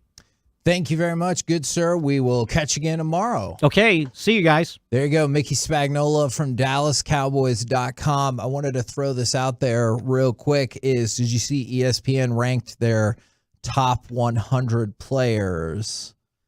There are for NBA? For the NHL. I'm sorry. Is 15 of them are stars. 4 of them are stars. None of them are in the top 25 yet. I think that's fair. Jake Ottinger is criminally underrated at 88. And then Joe Pavelski is 67. Jason Robertson is 30. He took a big leap from last year. And then Miro still leads the way. He is at 28. So the next Luka. Yeah, the more you go on, the more you see how inaccurate that comparison was, because he's not Connor McDavid or anything like that. Maybe by nature of his position and maybe just skill level. He's really good, but not at that level. We're the KMC Masterpiece right here on 105.3 The Fan. Coming up next, it's time for some baseball nuggets with Mike Bassett. Playoff baseball and players getting interviewed after home runs. Next. Coming up in the next G-Bag.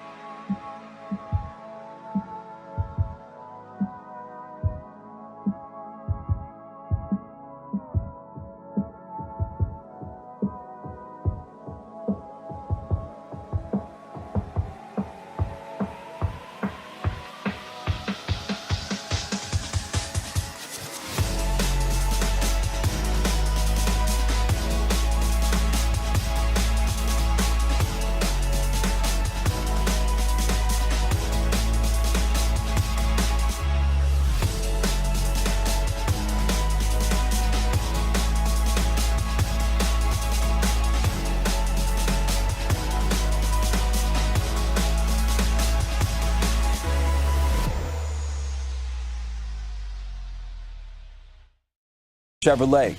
True to Texas, Classic Chevrolet is driven to do what's right. That's why they never charge more than MSRP. Plus, they still pay full market value for your trade. So find new roads and visit Classic Chevrolet. Relax and enjoy the difference. And it is a breaking ball. Schwarber was ready. How far does this go? Second deck. Kyle Schwarber tees off. 2-0 Phillies. And with that one hit, you matched everything that the Padres did offensively last night as well. It's time for Baseball Nuggets with Mike Bassett. I got to watch quite a bit of the Phillies and Padres game, and do you have a rooting interest in that? Not really. Okay. Watching Yu Darvish is fun because obviously he was a huge part of the Texas Rangers at one point in his career, and I felt like this was a very Yu Darvish game from what I remember. Like, really good, but you get the loss in the end. Like, 7 innings, 2 runs. Yeah. I'll take that every time from my starting pitcher in the playoffs and say, we're going to win a series. If I get every starting pitcher to do that for a whole 7-game series or 5-game series, I have a great feeling we're going to figure out a way to win this. He was really good, but Zach Wheeler was just way better. He gave up a base hit in I believe it was the 6th inning. It might have been the 5th, but the 6th inning, I remember Will Myers hit a line drive up the middle, but nothing even, kind of came of that. There was never really a threat at all from Philadelphia. From San Diego. At the end, there was first and second. Josh Bell came up from Dallas Jesuit. Yes. And had a chance, but the Alvarado guy just has an 101 mile an hour lefty with a 95 mile an hour kind of cutter slider type of mix. And he just threw a slider underneath the hand. Just a great pitch. And that was a really fun game to watch. And I get there wasn't a lot of runs scored, but when it's low scoring in the playoffs, I'm fine with it. You know, a lot of sometimes low scoring games, if you go to a Ranger game and it's 1-0 or 2-1, you're kind of like, dang, I wish I could have seen more action on the bases. Totally get it. But last night you just saw 2 pitchers battling, and Yu Darvish did a good job. But I want to get to that Kyle Schwarber home run, because what was interesting in that was the second home run of the game. By the way, they said it went 488 feet and was hit 119, I think 0.7 miles an hour. I know it was 119. Wow. I'm forgetting what point it was. Totally crushed. I don't know if that was the first ball ever hit in the upper deck there, but I think it was. I don't think anybody's ever gone upper because they said that was the furthest home run in that stadium's history. Okay. At Petco? I believe so. Oh, wow. I thought they said that's the longest home run at that stadium so far. When I was watching the game. I mean, that is a notoriously not a hitter-friendly ballpark. And 480, I still think it went further than 488. Have you always been skeptical about the distances? I really have, because if there were no stands and it just fell. Yeah. Because I think there's a home run that they say that Mickey Mantle hit something like 540 feet. Right. But I think the reason that they estimated that there is somebody said this is where it landed, because I'm not 100% sure of this.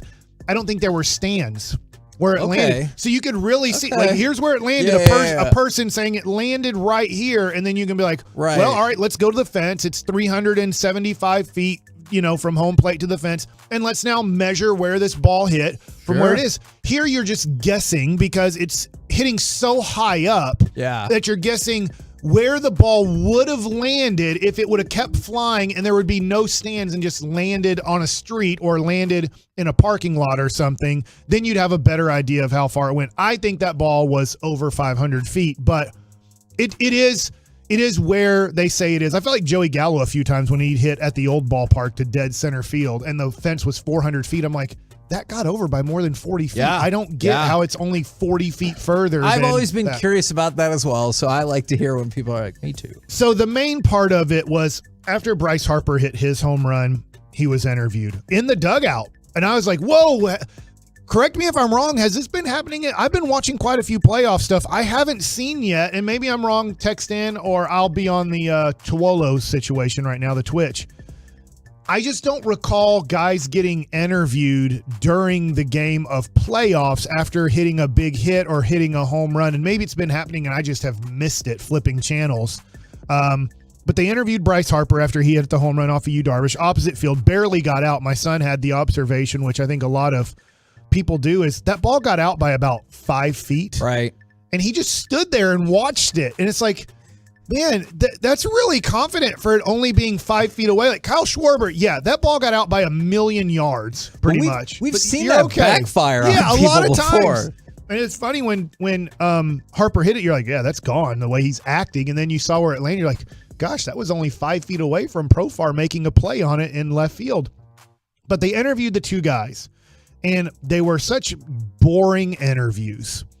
And giving absolutely nothing. And I'm like, I get what they're trying to do. They're trying to engage the audience. Maybe if you're a casual fan, oh my gosh, like, can you imagine at a timeout in the second quarter if they interviewed Steph Curry? Yes. Hey, instead of being in part of the timeout, like, you guys aren't really talking about anything. Right. You want to just talk about how you're scoring your points right now against the Lakers and what you're doing and who you're seeing. They're really making a mistake by not catching on our isolation off the right side. I'm pretty sure Steph Curry's not going to talk about, well, this is what we're trying to do game plan wise. This is how I see this guy guarding me, and this is the move that I want to make. If this guy switches on me, then I might want to do this to him. Like, you're not going to say those things because you're in the middle of the game and there's people watching it. They're going to take that down to the other side. And so for Bryce Harper and Kyle Schwarber, they sounded like they have no personality and very boring. I don't know those guys personally, but it seems like Bryce Harper's got plenty of personality. Bryce Harper has plenty of things to say over his career.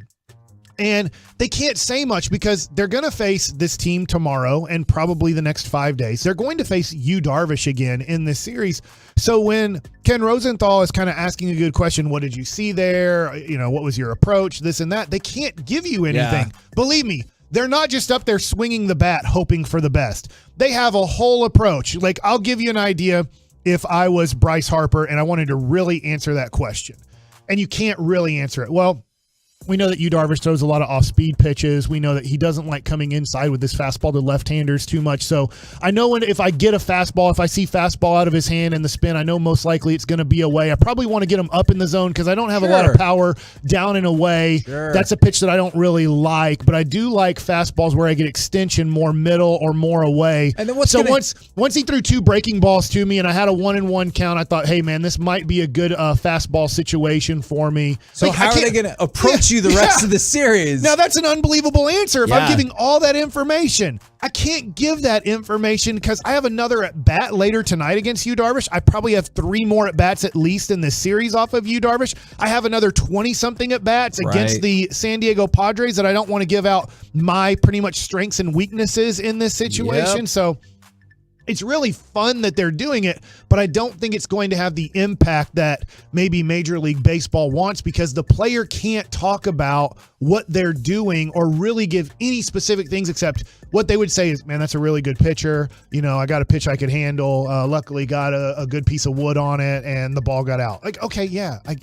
They have way more information. I just like to tell you, they have way more information. Just like if, let's just say on Sunday, the first drive, the Cowboys get the ball, go down 75 yards, score a touchdown. Dak Prescott is 5 of 5 for 52 yards while you ran the ball for the other yards.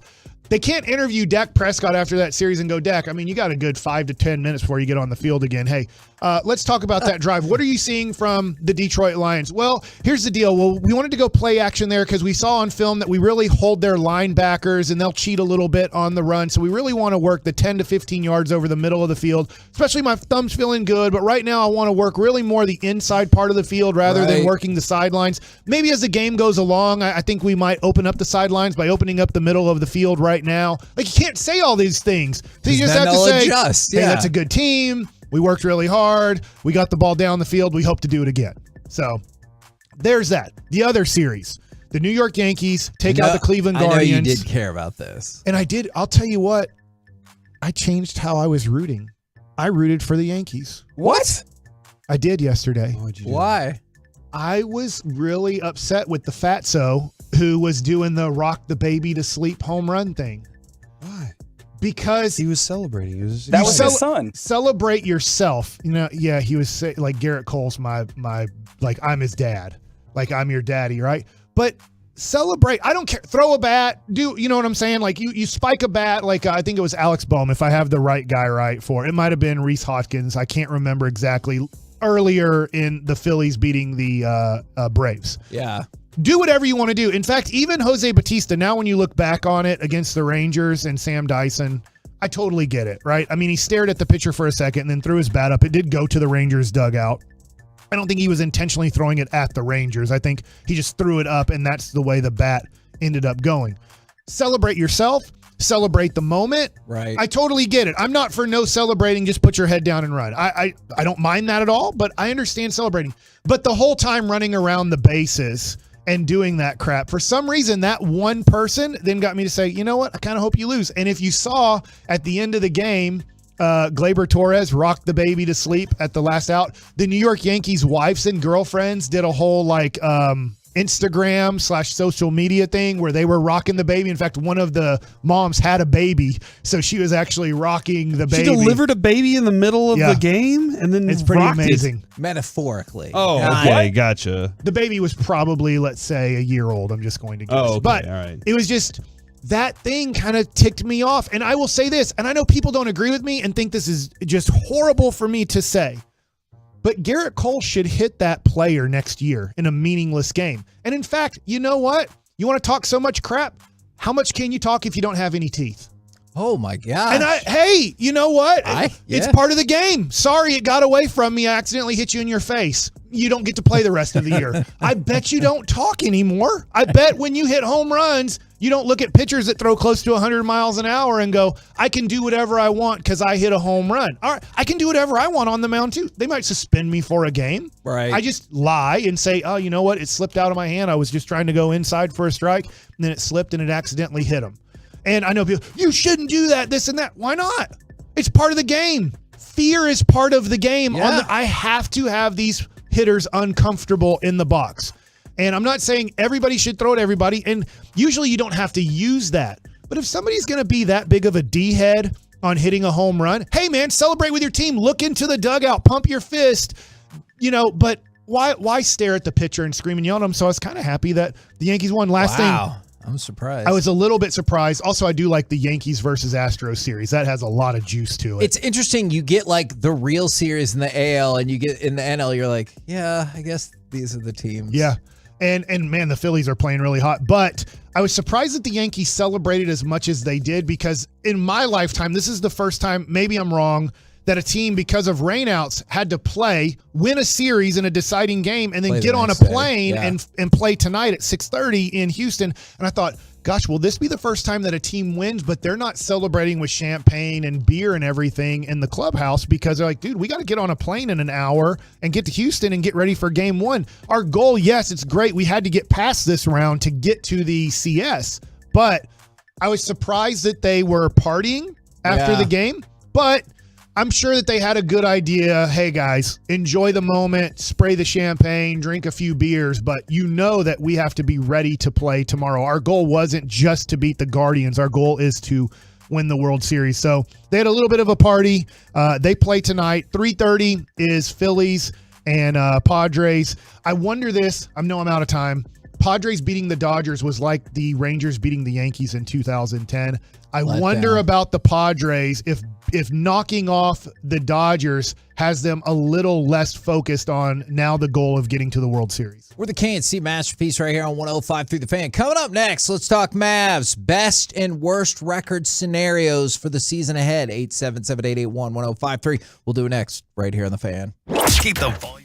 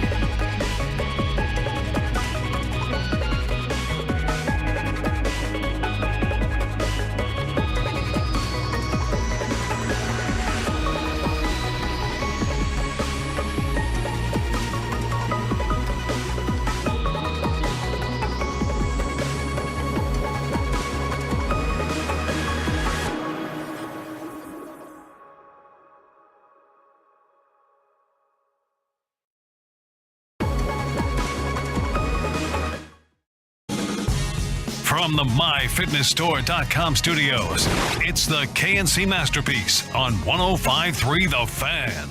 KMC Masterpiece right here on 105.3 The Fan. The Mavericks begin the season tonight. 877-881-1053. Want to run through your best and worst record case scenarios to get involved. Season kicks off tonight against Phoenix. I was reading this article that progressed through all of the levels of how they could have 40 wins or fewer, 41 to 44, 45 to 48, and on and on and on. So we can start diving through that, or if you guys just want to give your predictions immediately, what would you prefer? I was just going to give you my optimistic, if you didn't hear it, in crosstalk. I'll repeat it now for the listeners that don't like crosstalk. I wish you'd like it, okay? You got to listen to crosstalk. Our crosstalk with them is super fun. Hey, Mike, yesterday Kevin got another fight with Choppy. About what? RJ Choppy said, and I don't want to get too distracted here, but we talked about scaling it back for Dak the way Romo did in 2014, and he said that didn't happen. He only scaled back because they were always winning every single one of their games, and that's the only reason he ever scaled anything he did back, and then pointed out that he was third in the MVP voting. And when it got brought up that he tied for third with DeMarco Murray, he was like, those people are idiots. They're the same idiots who voted for Adrian Peterson for MVP. And I was like, but he had more than 2,000 yards. And he then went on to declare that no player in the history of football that's not a quarterback has ever done anything that matters. All right. That sounds like Choppy. Awesome.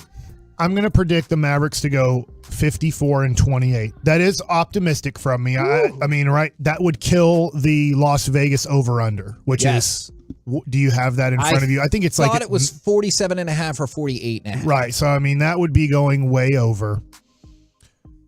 48.5. I think this team has a legitimate chance to win it all. And I know they're not anybody's favorite. I know they're not high in power rankings. I know they're not high in Vegas to win it all. I totally get it. But I do believe you have the best player offensively. I have to watch myself here. Giannis is the best player overall because defensively he's a top 5 player, if not the best. And offensively, I would say he's a top 10 player in the league. Where Luka, I believe, is the best offensive player in the league. And then not anywhere close to a top 10 defensive player in the league. So I totally get that to be realistic about Luka and where he is at. But I do really like JaVale McGee being added. I really like Christian Wood being added. I think Christian Wood can be an all-star this year. Now, I don't think he'll be it because he's not starting, and I think it's very tough if you're not starting on your own team. Not saying he's our 6th best player. I think he's our 2nd best player, but it's just the way Jason Kidd sees the way he wants to start the game. And Christian Wood will be a major finisher. I think he's going to be 20-10. I think the Mavericks are going to make a trade around the All-Star break before the trade deadline to bolster them up. I could see a guy like Mike Conley Jr. coming here, something like that, to help them out with maybe a little bit of deficiency that you see over the first 40 games. So that's my optimistic view. And I know that people always, say, Mike, you're never optimistic about anything. But I'm going way out on a limb here. I'm probably going to be wrong. I mean, most likely when you pick a team to win a championship that's not a favorite, you're going to be wrong. But I believe the Mavericks have a lot of things in place, and it's Luka being the MVP of this league to possibly win it all. Now, it probably won't surprise you that the only scenario in which 40 wins or fewer, it's a catastrophe, major injury to Luka. And if Luka plays the majority of the season, obviously you would think the Mavericks would be 500 and we jump beyond that. All right, Corey, where are you at on your projections? We've set the bar very high. And somebody asked is Mike drunk, but then a different follow-up was 58 wins. And then from the 214, I'm with Mike. Mavs win the championship. It's a breakthrough for Luka with an MVP as well. The Mavericks currently have the 6th easiest schedule based on our strength of schedule ranker. Okay. I don't know how it works, Mike. Don't worry. Doesn't everybody pretty much play the same schedule? Yeah, and the Mavericks are for the most part. So looking at that and going off that, I'm going to go with 81-1. as the best record Stop possible. it. They're going to lose tonight and then be so ticked off about it that they never lose another game again. How do you like that? So that you start off They did actually that. 80-2 because then they quit on the last game. They're like, we don't need this one. They kind of did that, and then they lost in the first round. Yeah, so That actually is remarkably similar to the 06-07 season. I think this is definitely a 50-win team. Like there's no doubt about it in my mind. And so adding a couple more wins to it, I can see where Mike is on that. Like this is a 50-win team with Luka. So I'm gonna I'll roll out 50 wins, Kevin. And I think that's low on the low end. And you know what? I'm actually with you at 50 and 32 as well. I know it's not helpful whatsoever, but I can't stop thinking about the dynamic of still having Brunson with this team and how different I would have felt. Like, I'm with you. If Brunson would have been here, I think I would have probably been at 58 and 24 and like, let's ready to roll, because this takes care of having a third tier player on your team that's phenomenal and then also handle some of your second tier ball handling deficiencies. Although we'll see how Dimwitty does. I don't want to like say he can't do it. I'm just a little anxious to see how that part plays out. I have to know how they get past the Christian Wood moment. If there is a moment, maybe there never is. Maybe Sweeney is tight enough with him that he's like, look, just buy into kid. Like you're saying like a boneheaded moment? Or a moment where he's like, he doesn't show, or he gives the effort, or becomes that guy that we heard about in Houston that you're like, oh man, cancer, really? Right. Like if there's, because there are a bunch of guys in one locker room and they got to gel. You know, they all have to be part of this team, part of it. Yeah. And for that moment when it happens, do they say, all right, we got to move on from him and we can trade him and get another piece for him? Or do they say, you know what, we're going to stick through it with him? I want to see how that locker room connects, because last year that's the thing that carried them through in the playoffs was they were tight. And to your point, and I go back to my buddy Mike Koploff, who obviously scout for the Philadelphia Phillies, and we've been through this, and sometimes I forget this too. And he was talking about, winning really isn't a goal in professional sports for a lot of the players. And here's why: because you're either trying to stay in the league, you're trying to make a lot more money in the league because you haven't really got your long-term everything's good contract. And Christian Wood will be interesting because he's a major piece to this puzzle that is really looking for his kind of second really huge, life-changing, I don't have to worry about money now, it's really all about winning deal. And to like Corey's point, and I just wonder this because I do think bringing him off the bench is a little bit scary in that he's a guy looking for the max out contract. Yeah. He's a guy that has max out stats at times, but isn't seen as a max out player. And so what I mean by this is, yes, Luka's set. Luka, it's all about winning. He doesn't have to worry about anything. And then your veteran guys, they're set. But when you're a guy on a 1-year new team who's moving you to the bench, I know that they're going to want Wood to be the last 5 minutes of the game, not JaVale McGee, for the most part, if everything works out well. But still, as a guy in your 20s trying to get now a new 4 or 5 year contract at somewhere between like $100 and $150 million, sometimes you can think a little bit more about yourself than the team. And so that will be a key to Jason Kidd, is to make sure that Christian Wood fits in well, I think becomes your second best player, but works off of Luka. And my optimism is that he's going to be everything we dreamed Kristaps Porzingis would be when we were at the Super Bowl in Atlanta and the announcement was made that the Mavericks have traded for Porzingis. Now, and this kind of speaks to the heart of that from the 214. C. Wood is going to have to show some heart. No effort on defense and soft screens aren't going to cut it. From the 214, if Wood is going to become a legit 1B and you have that second ball handler, which like I said, I'll give Dinwiddie a chance, absolutely. If the Mavericks believe in him, I can't wait to see what happens. We can get to 55 wins. If Christian Wood does not fit in here or sucks, you'll be down to 45. And that's why we talk so much about Christian Wood, right? Because like I think we all know that Luka is obviously what makes this go, but you already know that is like the variable more is what Christian Wood is going to do. From the 682, there's a lot of optimism for this season. I mean, they were 3 wins away. I know it was still a lot, but they were 3 wins away from being in the NBA Finals. The reason why I'm a little bit surprised that there's optimism, I don't feel this way, but outside, people seem to think this team got worse with the swap out of Wood and McGee for Brunson. I don't feel that way, but that does seem to be the sentiment. Yeah. Do you think the team got worse? No, I don't at all. But that's what I don't understand. That's what the prevailing sentiment is out there. Like whenever you talk about who had the worst offseason. Especially from national media, right? Exactly. The Mavs get a lot of traction in there, which I don't think is right. From the 6-8-2, I think 55-27, but we lose in the Western Conference Finals. From the 2-1-4, 52-56 wins is more than doable for this team. From the 4-6-9, finally get to go see my first in-person Luka game this Saturday. So congratulations to you. Mavericks will be a top 3 seed at 61-21. So you see it pretty consistently. There's a lot of optimism. Even with the Dallas Morning News, I felt like this was, pretty optimistic. Is how far did the Mavs go in the postseason?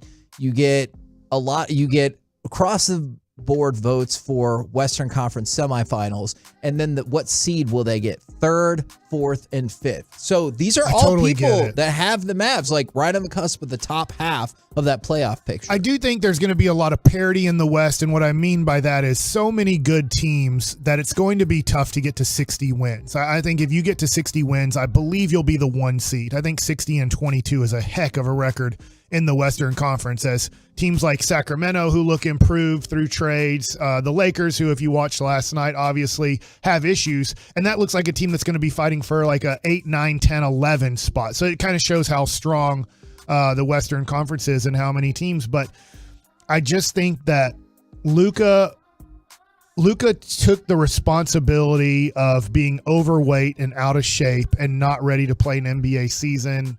And we see the difference in his mentality. I think this team, for the most part, and I know they didn't have Brunson, but I think the team, for the most part, led by Luka and Dorian Finney-Smith and Reggie Bullock, they got a taste of Western Conference Finals. And really, they got their doors blown off. For the most part, I mean, that wasn't a very competitive series, and Golden State took it to them.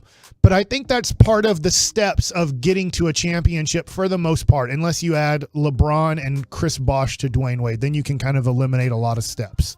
But, and I know I'm probably too advanced on this one, and going all the way that they can win it all. But I don't know. For some reason, I have a good feeling about this team. I have a great feeling about Luka. And I know there's people out there that, will text in that aren't big Luka fans, that just don't think Luka's really a top 10 player in the league, stuff like that. Hey, everybody has their own opinion. Totally get it.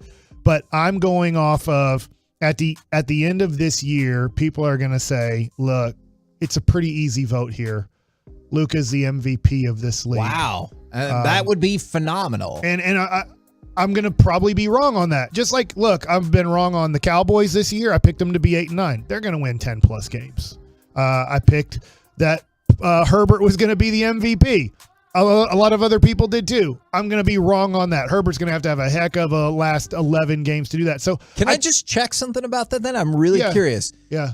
Luka does not win MVP and is not at least 4th. Yeah. But the Mavericks make it to the NBA Finals. Wow. Or I'd be shocked if that happened. Sure. But remember, that's a regular season award. Right, I understand. Or the Mavericks make it to the Western Conference Finals and Luka wins MVP. Say the last one again? Or they make it to the Western Conference Finals, but Luka wins MVP. I mean, that's more likely. If you're asking me which is more likely. Which would you prefer? Well, I'd rather him make the NBA Finals and he finishes 4th. I just think that it's very tough to make the NBA Finals if you're not really going to have home court advantage and I know they almost did, but I would like for the Mavs to be a top 3 seed, and I think 54 pushes towards that 3 seed. I'm excited about this, and the thing about improvement, I know we're almost done, is if you're not paying attention at all to preseason, totally get it. It's football time. The last game against the Utah Jazz was a dress rehearsal mock game. And in that game, JaVale McGee started. Christian Wood came off the bench. Kleba came off the bench. Bertans was hurt. He couldn't play. Dwight Powell didn't play until they put in the guys that they're releasing off of this team. Yeah. So think about that improvement. Now, I know there's a lack of I'm of Jalen curious to Brunson, see if that sticks. but I think that they have moved towards, hey, we love Dwight Powell. And when we have injuries, Kleba, McGee, Wood, he goes back into the rotation, and that's like what he should be, kind of a 10th, 11th, 12th guy on your team. So there, to me, is a major improvement. If you're watching JaVale McGee and Christian Wood rebound because of their length, Kleba's a bad rebounder. I don't think people understand this. Yes, he's For his tall, size, works hard for on defense, inconsistent shooter, but can get hot and really help you. But bad rebounder for his position.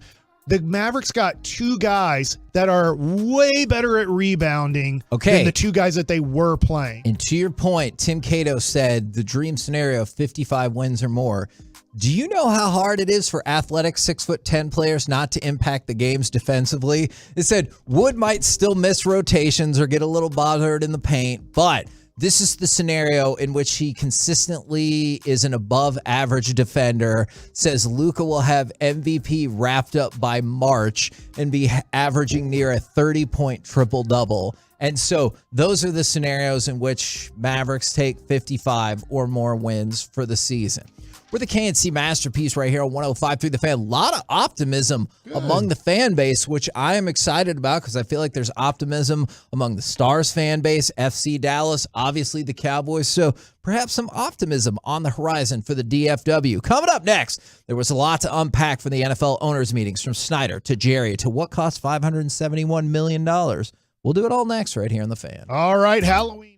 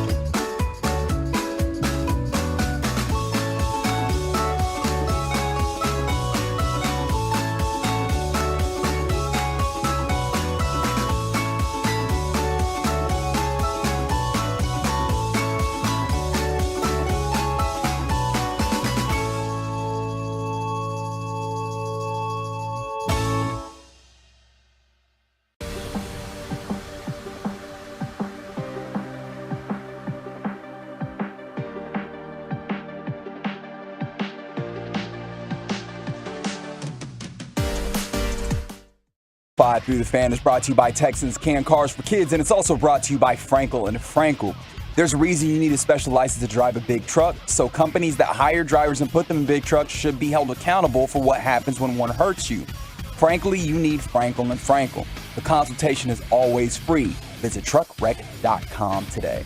KMC Masterpiece back here on 105.3 The Fan. There was a lot to unpack from the NFL owners meetings, and I'm going to get to that in just one second. But just real quick, I don't know if you heard about this overnight, and this is why we want to recommend checking out gunsandhosesnorthtexas.org again. Overnight, another police officer died, this time in Carrollton, while investigating a DWI investigation. The best I can understand is they were hit by another car while the officer was investigating the DWI. Yeah, Steve, Notham was backing up another officer on the DWI. He was backing up, and an 82-year-old man drove and hit him, and both are dead. Yeah, and we're like a week removed, a week and a half. I believe the funeral is today for the officer from the Dallas Police Department. So Guns and Hoses, they've given the first family a check for $20,000 to take care of their funeral expenses. They said they will do the same for this officer's family. Just a really cool organization that we do stuff with, and anytime is a good time to donate, but obviously it feels very pressing in this moment. gunsandhosesnorthtexas.org if you want to check that out or learn more about the organization, both of which I would advise. Now, yesterday, we said that there was going to be a lot of stuff happening at the owners meeting, and there was, down to they kind of figured out some of the, I guess they got to the nitty gritty of the Stan Kroenke thing, is he's going to pay $571 million of the $790 million legal fees and settlement and everything like that. 200 some odd million or 100 and something? Yeah, you figured it out. $219 million. All right, is left over to the owners to pay. And they set the stage for this because back in May, the NFL kept $7.5 million in revenue share from each team's payment as kind of a, hey, this is probably what we're going to do. And so now I think each team owes $7 million as part of the settlement and legal fee and everything like that. So I wonder if they're still going to get a check back for like $500,000 to $700,000, or if they're just like, hey, we're just going to keep all of that money and not give it back. I think Goodell's probably sitting there going, "That's my bonus, Jerry," and he's that's why. Is that right? You Yeah, divided by 31 or 32? 30. Oh yeah, 31. That's true. So $6.5 million ish. So I wonder if each owner will get $1 million back. Okay. Or no, that's they're just going to keep. Goodell's just like, no, I'll hold on. Or do they say, no, you still owe into the pot, Kroenke? We're doing it by 32, not by 31, even though you just paid all that. That's what I would still do. And I was like, and you still have to cut. But I mean, the number is pretty similar when you're talking about numbers this big. So looks like that's off the table. However, what obviously jumped right back onto the table was Jim Irsay, who does whatever the hell he wants. He said, I believe there is merit to removing Daniel Snyder as owner of the Commanders. Oh, we have him saying that? Oh, yeah, we do. Wow. I'm sorry. There's a long list today. I honestly, it wasn't even that. I thought he just said it and it got leaked out. I have not heard this direct audio. He stood audio. in front of people, all right, chest out. Cut number 13. Let's do it. You know, it's a difficult situation.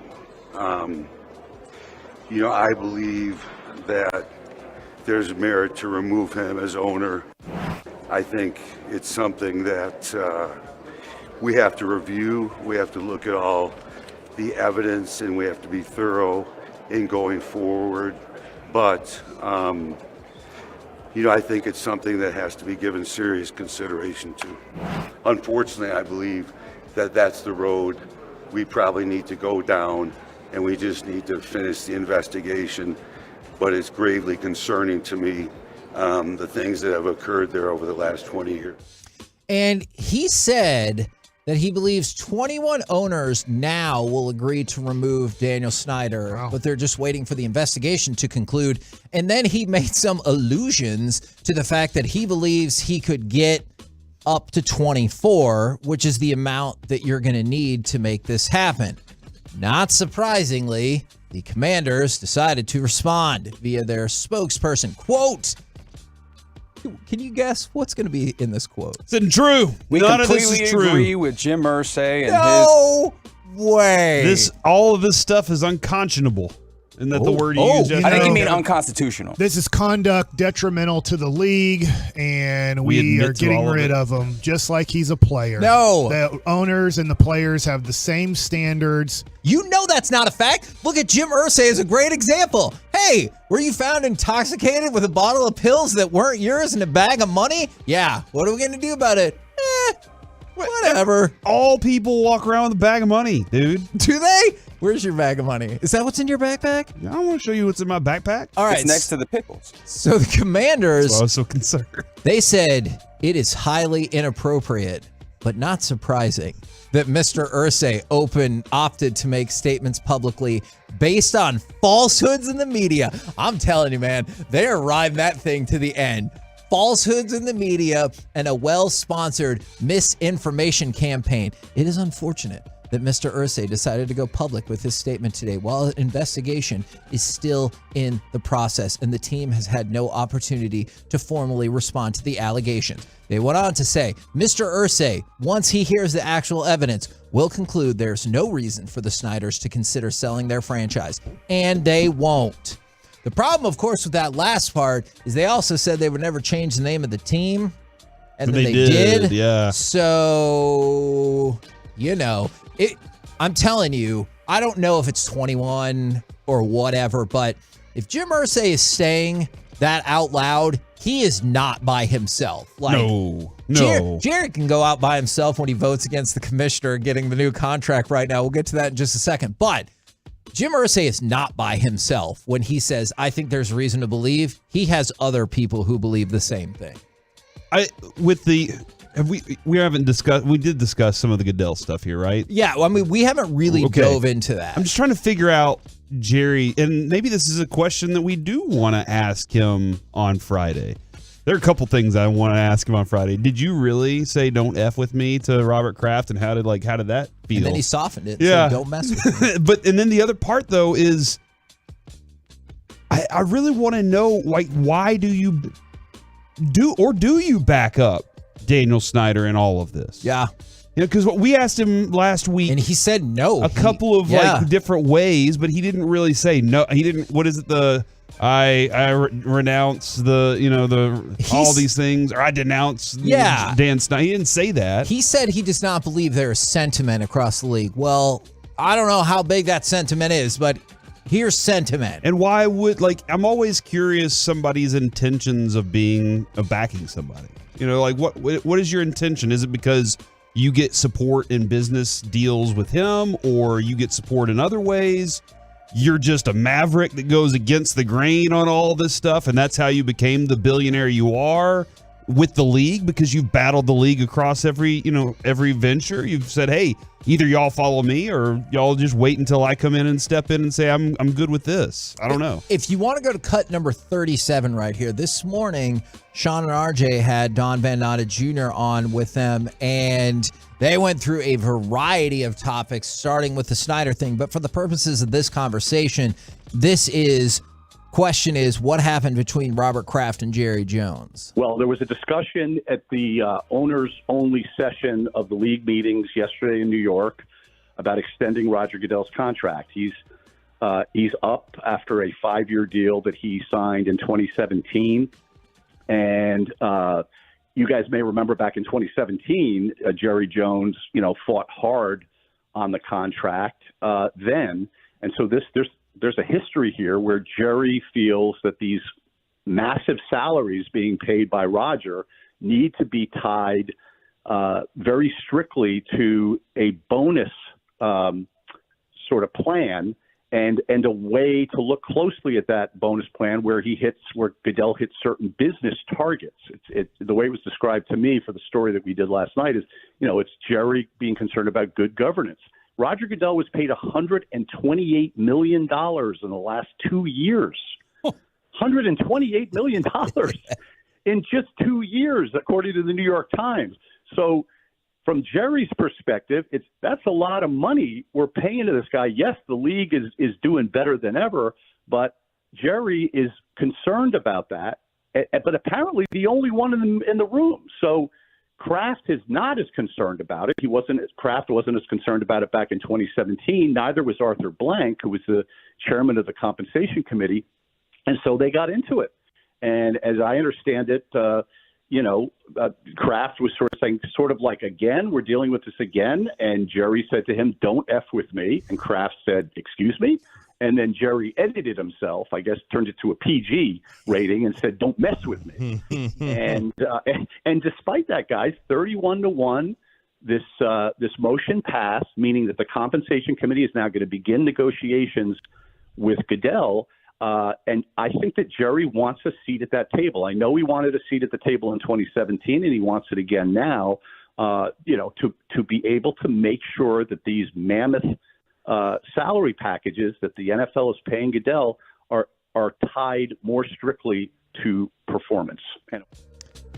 So there you go. It must be kind of awkward to just be all by yourself on that, but I also get the sense that Jerry probably doesn't care. It's very Al Davis, right? Yeah. Like Al Davis is always by himself in a lot of those situations against really the NFL. Seem to care either, He'd just be like, I'm still going to make millions and millions of dollars. I'm okay. I want to know more, Kevin, about the feud between him and Robert Kraft, because listening to Van Natta too, he was saying that it really irks Kraft because of the Hall of Fame thing. Hall of Fame before him. I mean, look, that's just common sense in terms of how the NFL operates as a model. Is who's done more for the business of the NFL? Well, Jerry Jones by 100,000%. And like, if it's just based on winning, I totally get his point. But when has that ever been the case in these discussions? Well, and when did Robert Kraft buy? When did he become the owner I don't know offhand. Of them, of the Patriots, because I'm looking, Kevin. I just wanted to make sure. I think the NFL, with all the business dealings that Jerry helped get going and help with the TV and Fox and the beer and the soda and everything like that. That time period is where Jerry laid his foundation for all that stuff. Look, if we're just going off of winning, I 100% see Robert Kraft's point, but I don't believe that's how that voting works. I will also ask this. Oh, man, we're running late. Never mind. You're running late. Yeah, my bad. Yeah, there's a lot more I wanted to ask, but we'll get to it later. We're the KMC Masterpiece right here on 105.3 The Fan. Coming up next, it's time for Gridiron Gravy, where Dak and the Jenners are teaming up. Finally. We'll do it next right here on The Fan. Interesting. I'll tell you what.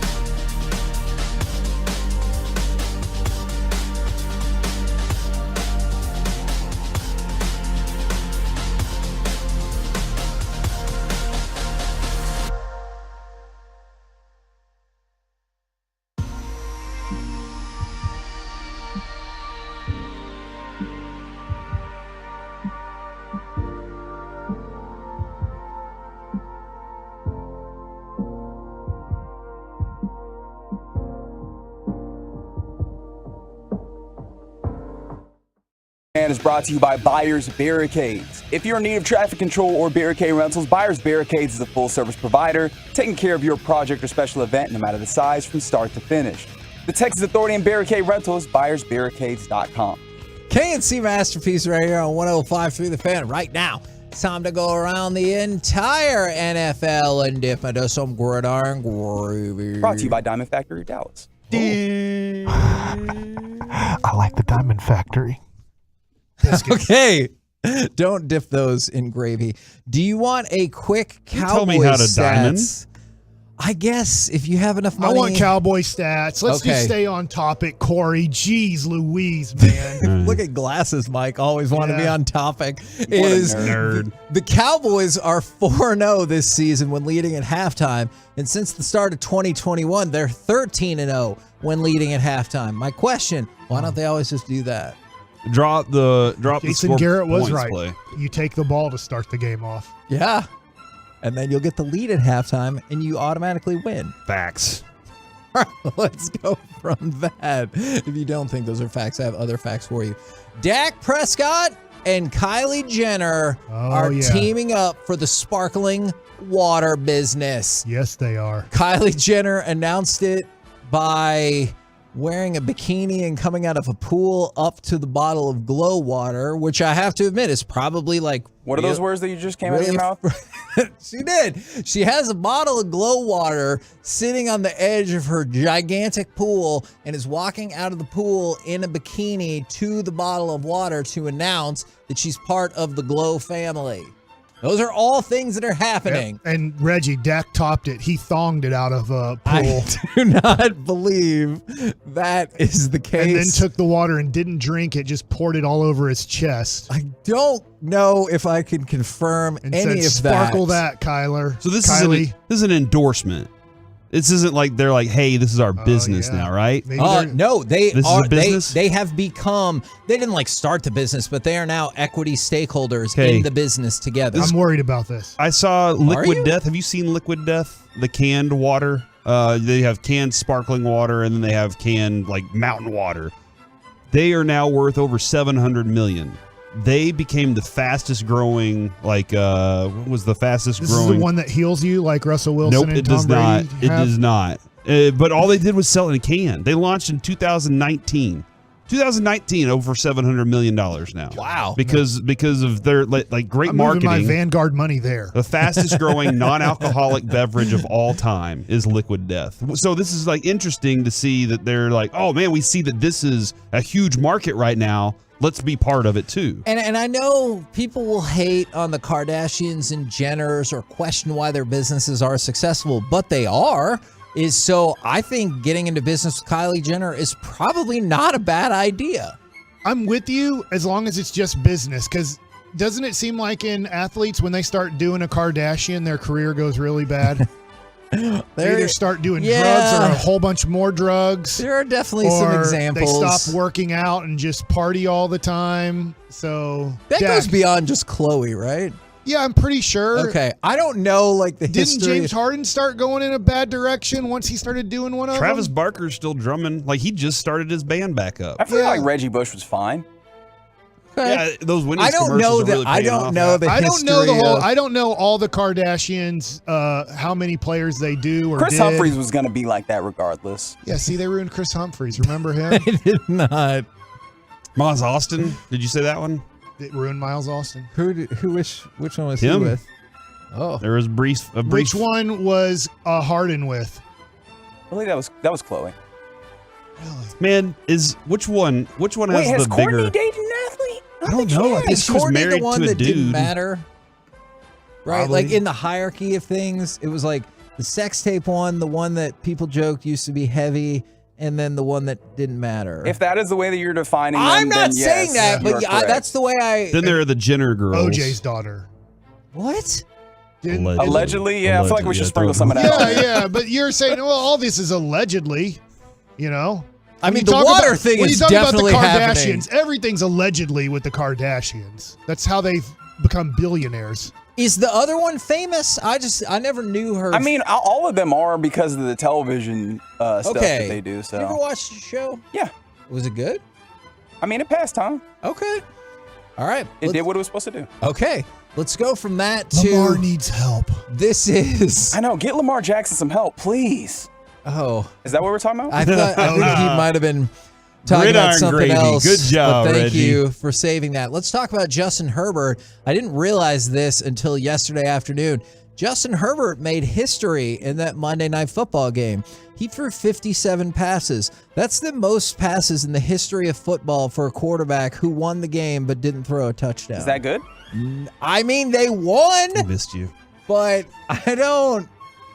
On the other hand, it feels not good. How do you throw 57 passes and not get one touchdown? Well, Kevin, the person who catches the pass or does not catch the pass does not cross the goal line. Right. And then there you don't get a touchdown Okay, for it. that actually makes sense. Or maybe everyone like gets to the 1 yard line and then you just run the ball in. So like that can be good. Here's bad news if you're hoping they're going to start reviewing roughing the passer. This is from Rich McKay, the chairman of the NFL's competition committee. First of all, during that meeting yesterday, they were quick to point out how much roughing the passer calls have gone down, but also said we're never going to be 1,000% on officiating. We're never, ever going to have every call that we agree with. And people are like, yeah, but would you consider it for review? His quote, when you decide to review subjective fouls, then you're going to have subjective eyes on something that's already been viewed once.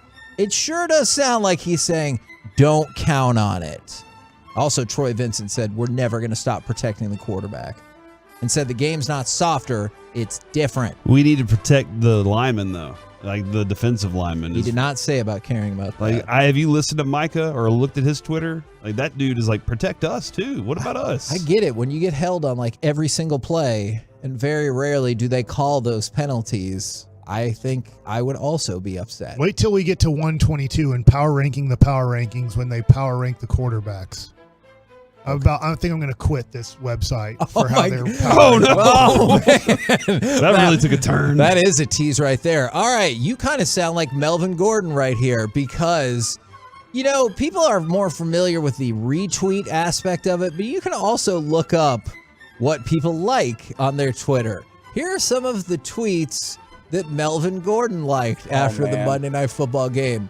Melvin Gordon needs to request a trade tomorrow. The utter disrespect.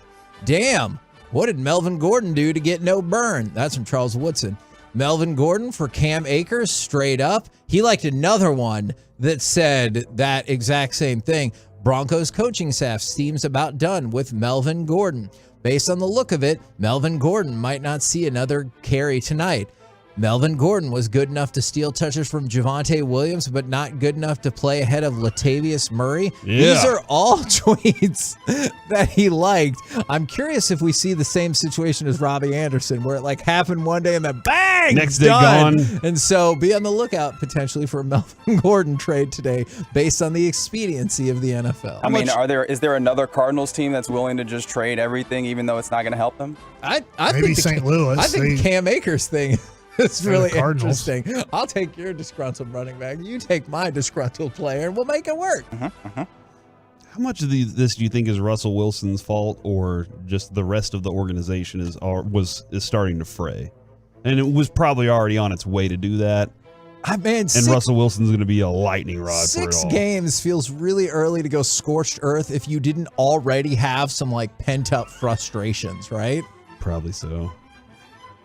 Let's go from that to, I thought Mike was going to make a point, but his eyes are just bothering him because of the glasses. I don't know what to say about Russell Wilson. I'm confused on, he's not this bad. He can't be this bad. You can't go from being what we feel like is by far a top 10 quarterback in the league to one of the 10 worst quarterbacks in the league without major injury. I know he hurt his finger last year. And supposedly they're talking about hamstring also with him, but then also it seems like Nathaniel Hackett and that offense is trying to have him do things that we've already noted are not in his like strengths. And the thing about the hamstring is they came out yesterday and they said they got the test done. It's not something more serious, and he's day to day.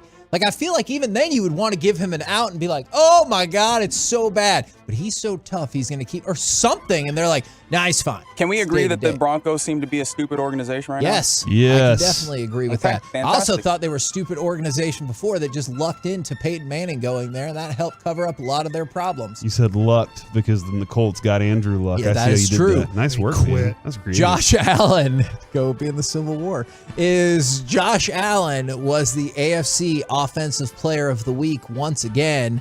And here's an astonishing note about Josh Allen and how he plays against the Chiefs. Here's his last 3 games against the Chiefs. 329 yards, 3 touchdowns, no picks. Before that, 329 yards, 4 touchdowns, no picks. Before that, 315 yards, 3 touchdowns, no picks. He joins Drew Brees as the only player in NFL history with 300-plus passing yards, 3-plus touchdowns, and no interceptions in 3 straight games against the same opponent. Yeah, man. And it's not like he's just, picking up little chip yards here, right? Like he's striking big. The guy is in his groove right now, and that's something dangerous for the league. It's a lot of fun to watch, unless it's against you. Like when Chris Collinsworth was like, "Oh, watching the Eagles is so fun right now." That made me so angry. And I remember when we did see Josh Allen against the Cowboys, and it seemed like he was going to will them to victory by dragging like 3 tacklers with him when he was running the ball. So, yeah, kind of frustrating. But you got to balance it out with the Patrick Mahomes stat. Patrick Mahomes will make his 70th career start in Week 7 against the 49ers. Most wins ever through 70 career starts. Roger Staubach, 52. Tom Brady, 52. Patrick Mahomes, 54. Ken Stabler leads the pack at 55. So Patrick Mahomes, with another win against the 49ers, which seems like a decent bet, would match the best start ever for a starting quarterback. How many does Steve DeBerg have? I don't have that. Did you say this is his 70th? So this he can will, only, yeah, so he can only tie. That is correct. Okay, thank you. We're the KMC Masterpiece right here on 105.3 The Fan. Coming up next, will the lack of a marquee opponent and the return of QB1 mean the Cowboys easing up at all against the Lions and maybe beyond? We'll do it next right here on The Fan. Be a part of the show. Text us on the truckwreck.com.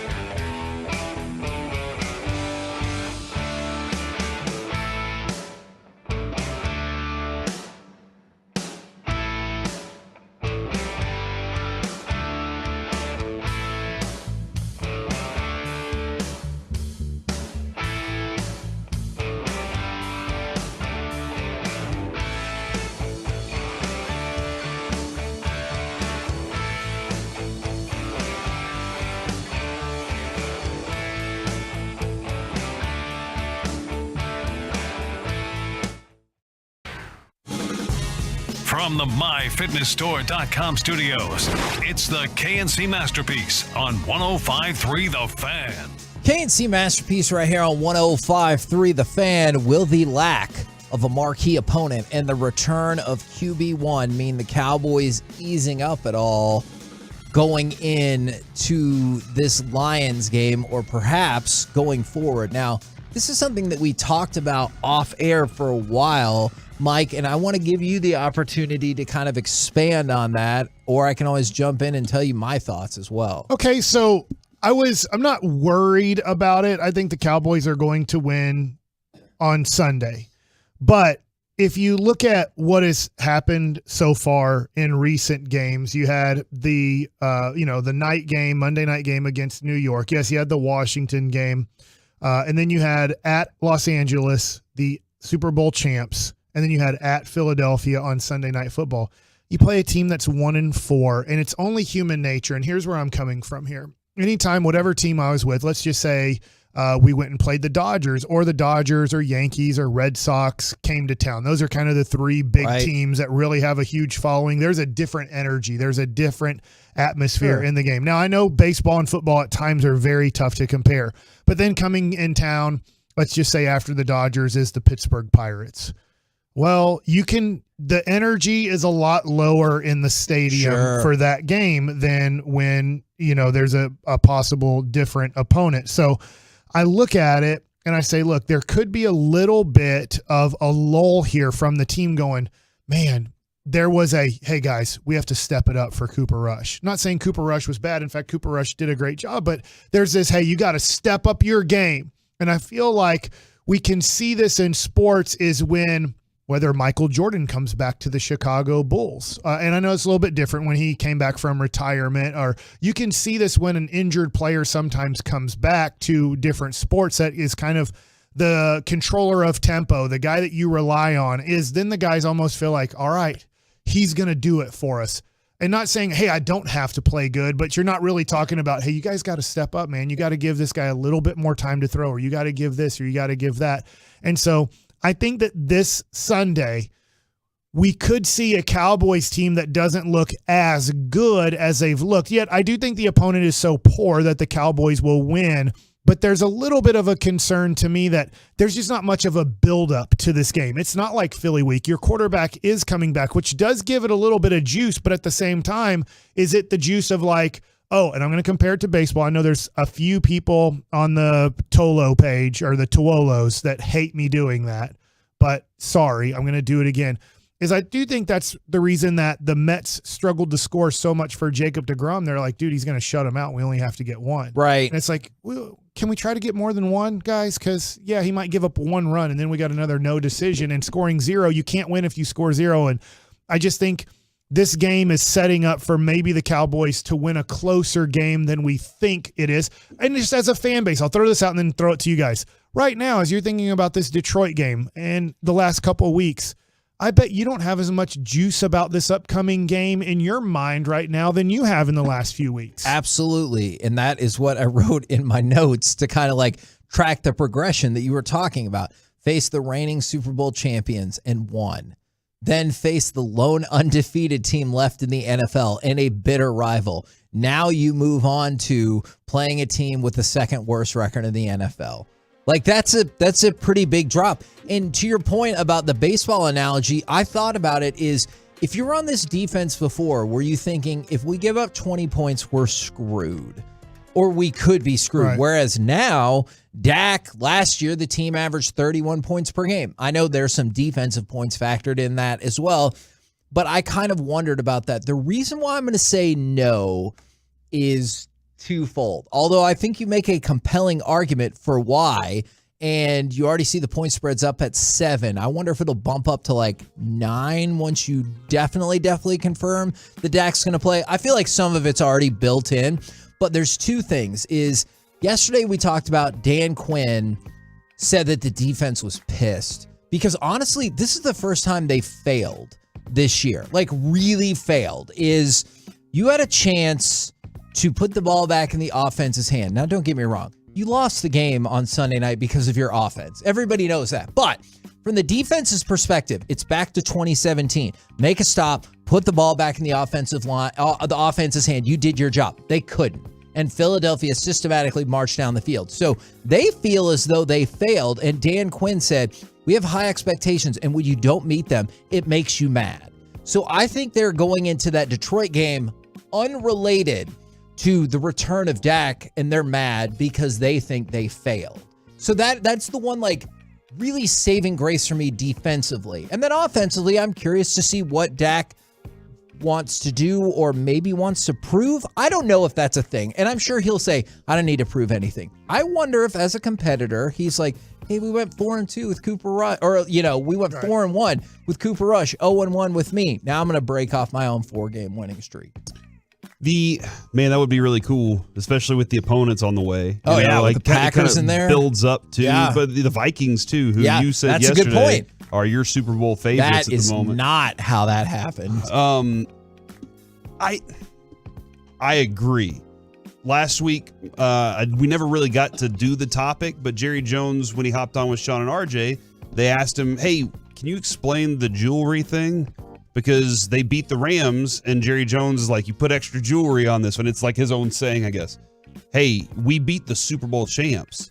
And I thought the Philly game was more important than that one. But I guess it does help kind of cap it. But then also for Jerry, like hey, we went to L.A., where all the lights were shining, and we beat the Rams, the Super Bowl champions. Like, this is a feel-good moment for me. And Kevin, I'm sure that they got in their chopper, him and Moose Johnston. Yeah.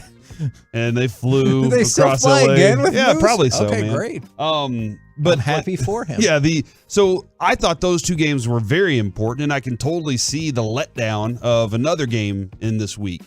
Micah, I think, Dan Quinn talking about how ticked off they are right now and how, focused. You hear G-Bag on the way home yesterday, man. That was awesome listening to Dawson talking about, I want somebody who's almost like maniacal as they're going back to the drawing board trying to figure out what they're going to do next. I want somebody who's over-obsessed with it. And I hope that that's the way Dan Quinn is going into this week and is looking at everything. And I don't think McCarthy's that kind of personality, but I do kind of want him to send that off of, guys, we lost. And that's unacceptable, no matter what. I know we got Dak coming back, but, man, I always hated the thought of, oh, man, DeMarcus Ware will take care of it. It's a team effort. It can't be, well, Dak's back, we can just rely on him for the rest of the season. That's not how this approach should be. So when I look at the Lions, Mike, they score the most points. They also give up the most rushing yards. They've given up the most points. I like what you're saying of it's going to be closer, because I do think it will be, because the Cowboys can let Dak, they can hand the ball off a lot, take advantage of the fact that the Lions can't stop the run. And Dak Prescott can get his whenever necessary, but it doesn't necessarily have to be where the train is all the time. The train can definitely be Zeke and Tony Pollard this week for sure, and that could result in a low score. It could result in a not 31-point game like RJ insists that the Cowboys have to have, which caused Kevin to be furious all day yesterday. So, that's where I would see this game, and I could also see the stadium being a little quiet. Well, we're not quite as good as the Eagles. To your point, I was just looking, this is the cheapest game to go to for the Cowboys. I think you can, at least if you go to ESPN and then on the side it says tickets as low as $23 for this game. Yeah. So, obviously this is not a big game where you're seeing, by the way, in Green Bay, Dallas, I think the lowest ticket right now is $350. Which makes sense. So just to show a little bit of a difference of the juice that the fans, see in this game. And look, I will say this. The Cowboys are usually, in recent history, really good at beating up on the bad teams. Yep. Especially Dak does a great job of that. And so there's things that I don't know. I was just thinking about me as kind of a fan of sports and thinking about this game going, man, there's just been so much hype going into the Rams, going against Philadelphia. And yes, you didn't have your quarterback. You weren't at obviously 100% strength when you're missing the most important position on the field. And you are getting that guy back.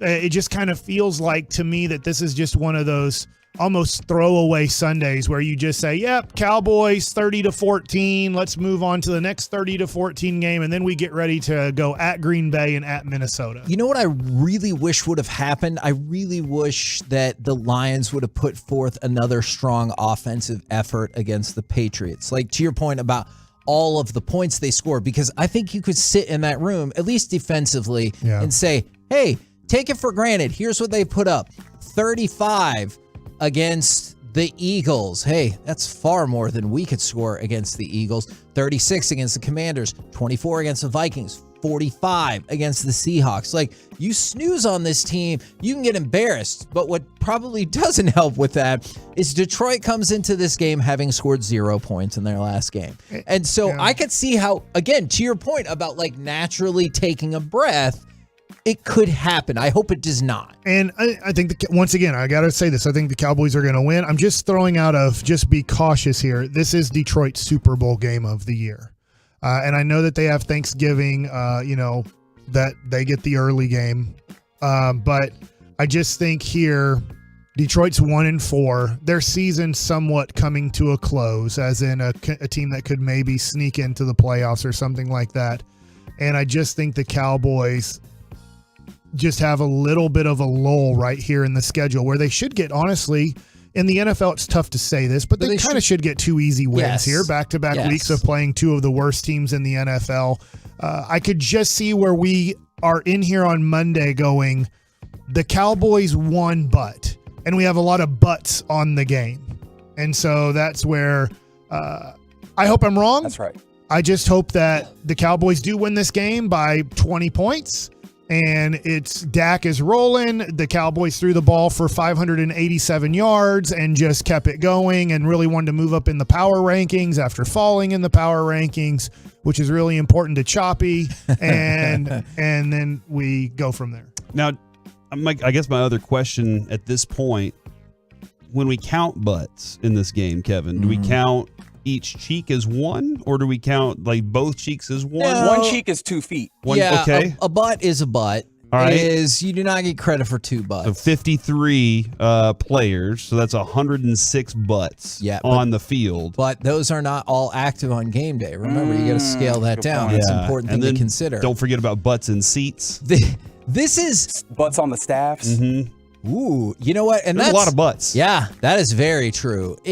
This is one of those few instances where I like when they're like, we just need to concentrate one game at a time. Because I still, to this day, don't believe that nobody sits in that locker room and they're like, hey, man, have you seen how good the Giants are? Yeah, we got to play them again in a few weeks. Or have you seen how good the Vikings are? Yeah, we got to play them in a few weeks. This is the time when I really hope nobody goes, hey, in the locker room, the Lions and the Bears suck. So, let's look ahead to those Packers games and then the back-to-back 5-1 teams that we play. I'm hopeful that none of that comes to pass. When they're sitting in the locker room, Kevin, on their butts, they're definitely focused on who they're going up against next.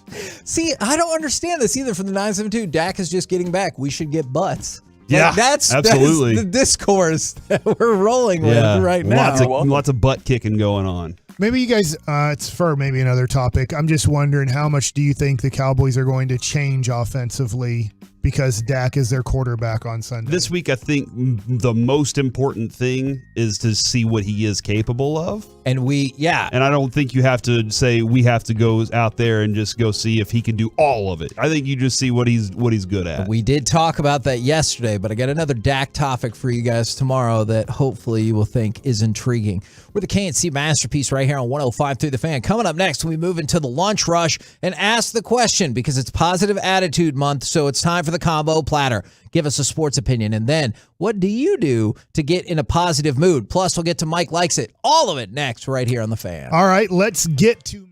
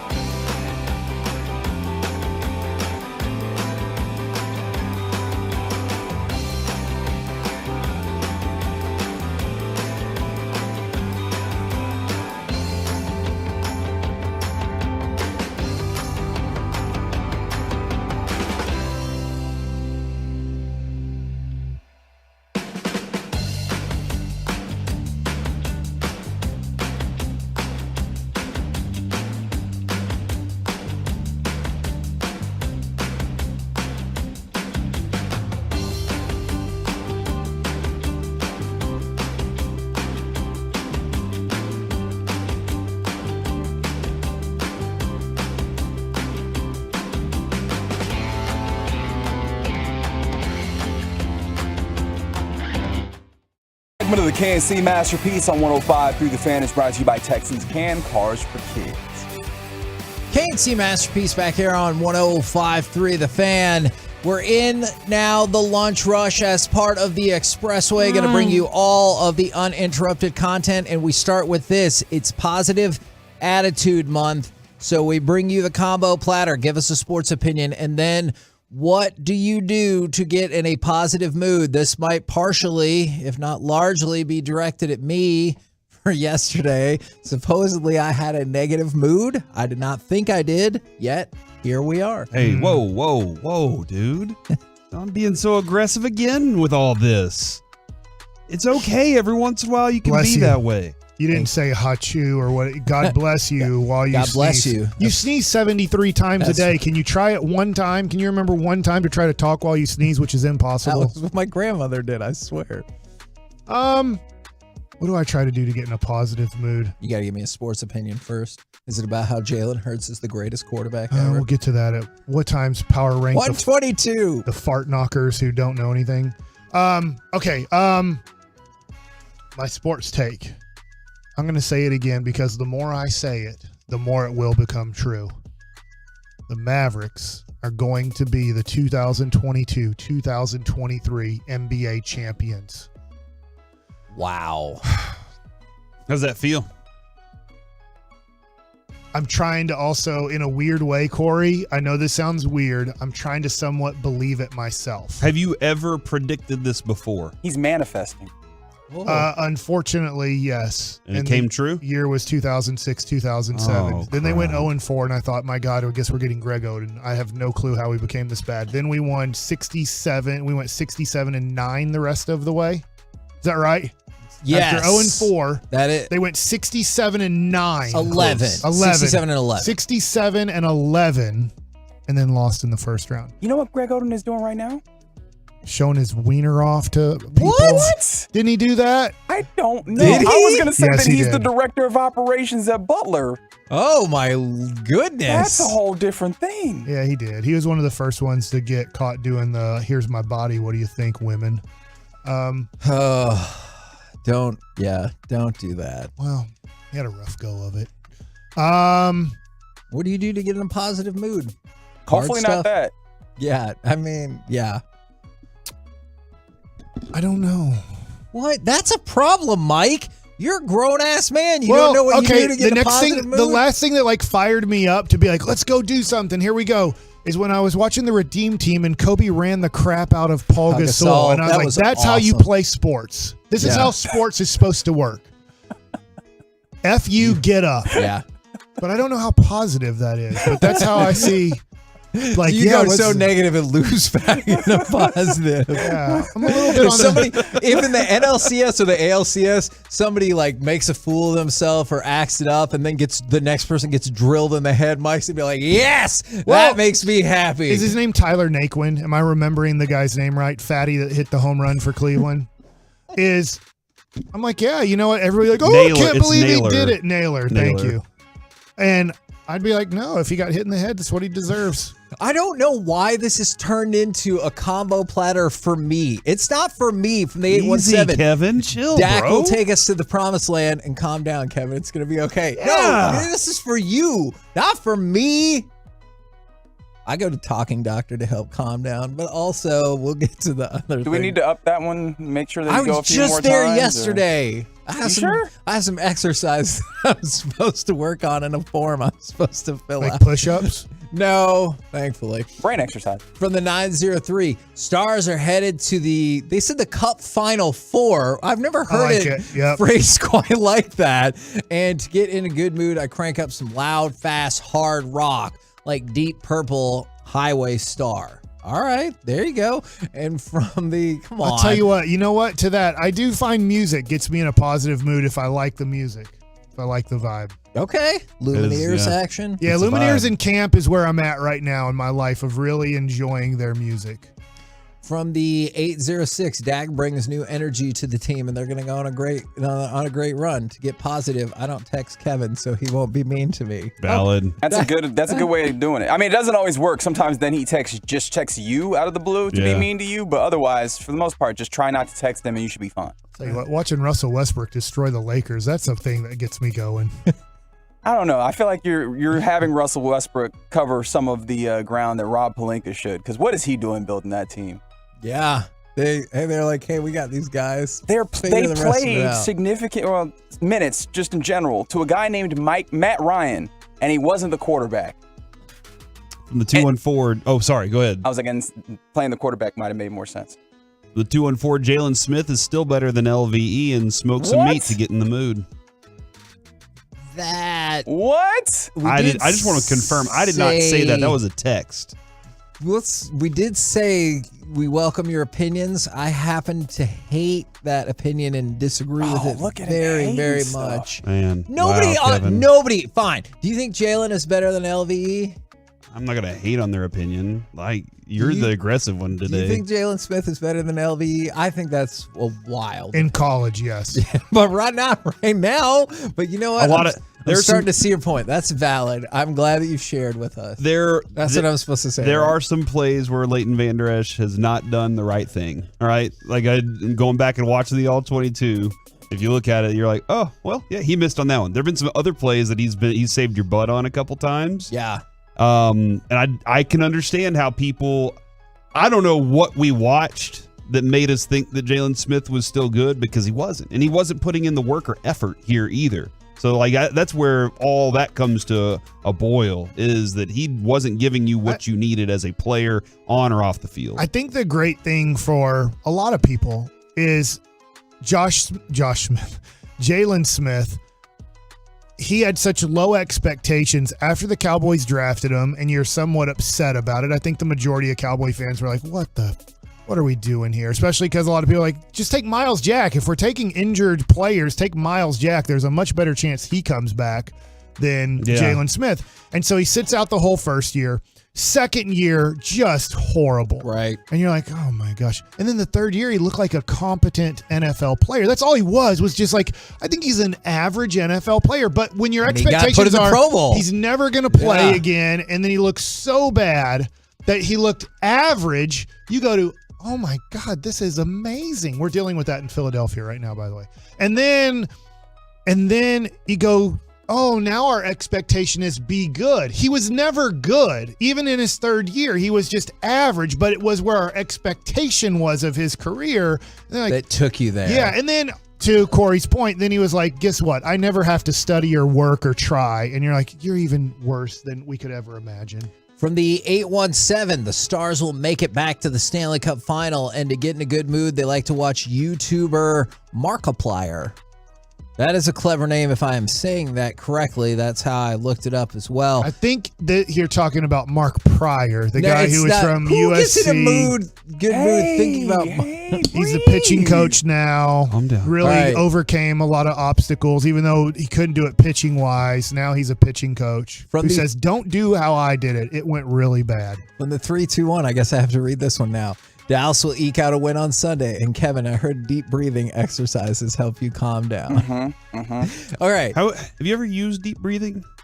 It doesn't. As a process? It doesn't usually work for me. Because you're impatient? Yeah. He does super fast breathing. Yeah. Which isn't helpful.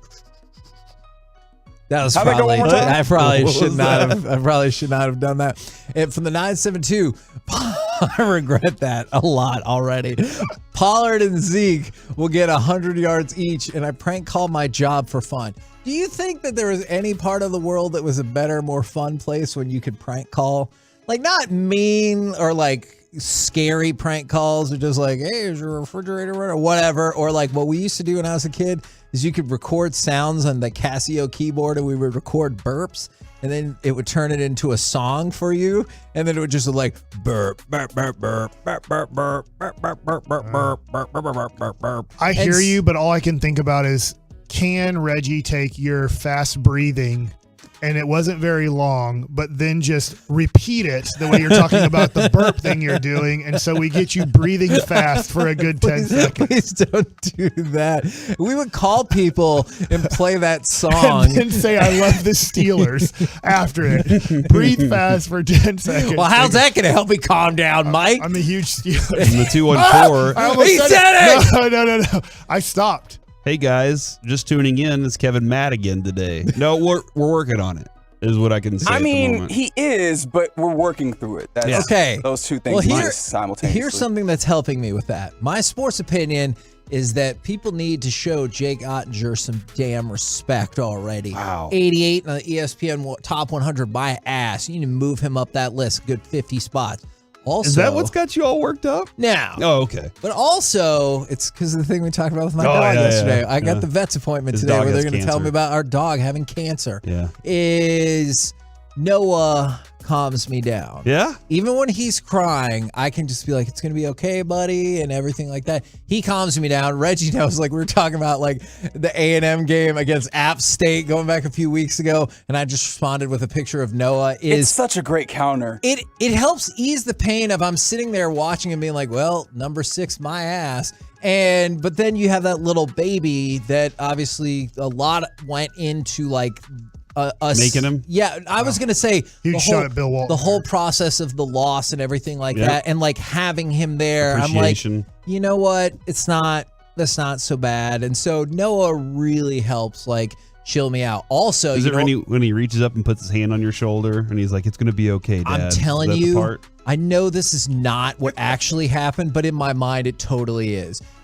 Noah was laying on his mat and doing tummy time, and I laid down there with him, and he had his hand out, and then he closed his hand like he wanted a fist bump, and I fist bumped him, and I know like he did not make that conscious decision because he still doesn't understand that he controls his own hands. I've seen that many times, but he closed his huge shot hand at Noah like there. he wanted to fist bump, and it was amazing, and I definitely fist bumped him. Noah knows what he's doing. Does he like tummy time? He does not. Yeah, most babies don't. But they said the appointment, except for peeing on the scale, went really, really well. The other day. Power move. I'll assert my dominance. This is my scale. Wouldn't that be like a lot cooler if that's how we could just get stuff in life? Just walk up and be like, you know what, Corey? This is my margarita machine now. I definitely do not want you to. I think you should use the margarita machine at that point. No, I definitely do not want you to Pee on indulge in this. You pee on the bottom of it, not the spout. not in it. Yeah. We can do it, Mark Reggie. that. I mean, All right, I wanted to throw this out there, Kevin. This is a sports movie opinion. Oh. I have to hurry up and watch Creed's 1 and 2. Yes. So that I can watch Creed 3. You got till March? Okay. You know how I watch movies. That's a good point. You might need to start right now. I love Jonathan Majors. I think he's awesome. And not only because he has my last name, which he spells it correctly, by the way. My last name is spelled incorrectly. But like, I saw him in Lovecraft Country. I saw him in Loki and The Harder They Fall. And I'm like, that dude's good. I really like what this guy brings to the table. The only downside of the Creed movies is it falls into Reggie's stupid narrative about how Michael B. Jordan plays the same character in every single movie. Which is completely opposite of Jonathan Majors. He's also turning into the Black Panther in this movie. Is a uniquely different person in everything I've seen him in so far. So I'm excited to see that for him and to see this is what Michael B. Jordan's, I think he said, directorial debut. So I'm really excited for that. The thing that calms me down or cools me off whenever, not necessarily like if I'm really hot about something, but I let stress build up over a long period of time and then I will break. Right. And then it's time to go, all right, I need to go do something. I like to go to places where the world is bigger than me.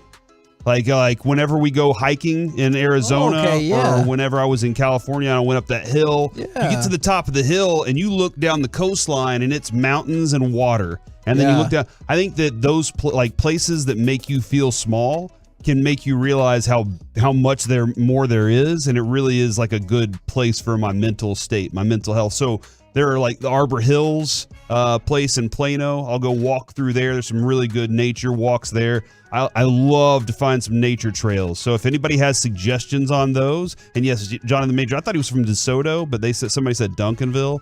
But like if you have any ideas on nature walks around the DFW area, send them my way because I could always use them. From the 806 for the Combo Platter Positive Attitude Month, college football should allow the team that has a player targeted to select the equivalent player that gets disqualified. So if the defender that did the targeting takes out a star player and it's not that good, you get to pick a different player on their team. And to get in a good mood, they go for a walk. From the 214, the Mavericks are winning it all this year. And to get in a better mood, they watch Luka highlights punking out Devin Booker. It's always a good time. I'm so glad that's I'll the tell you what I matchup used they're to do playing when tonight. I played baseball is I used to watch episodes of The Office sometimes. After a bad game, I would just try to watch something comedy-wise to kind of get me away from what I just didn't do and then try to get me into more of a smiling mood. Can it be any office, or does it have to be like a Michael Scott office? Or I prefer those. I Sure. would say the last 2 seasons of The Office, I would struggle to tell you what happened in those episodes because all the other ones I've probably watched 10 times.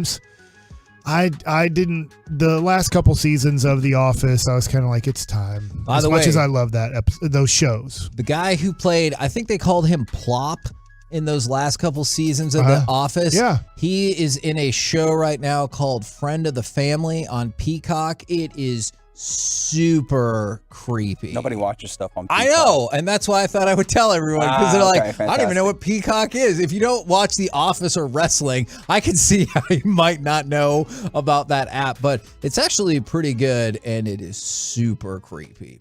We're the KMC Masterpiece right here on 105.3 The Fan, and now, how about some Mike Likes It? All right, let's talk about how much I like the Dallas Mavericks. I know we were just talking a little bit about it, but I have a question from the other side, and that is the Phoenix Suns. Phoenix is favored by 4.5 tonight. I know, look, it's one of 82. It's not like football. You'll be glad ESPN has the Mavericks as a big favorite. So I have this question, and it's probably a dumb question for an 82-game season.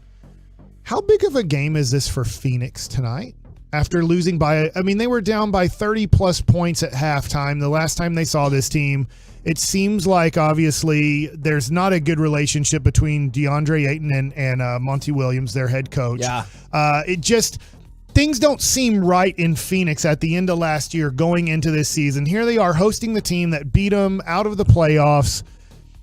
Is this a big game for the Phoenix Suns? I do think it's a big game because not only, like you said, was this the team that ended they were the favorites, or at least the co-favorites to win the NBA championship once the playoffs got going. This is the team that not only ended that, but embarrassed you on your home floor in the process. Yeah. I do think this is a big game for them. It's a bigger game for them than it is for the Mavericks. It's weird, and that's how I feel about it, too. Like, if the Mavericks lose this game on the road against Phoenix, who won, I don't know how many games, 60-something games last year, because they were the best record in basketball last year.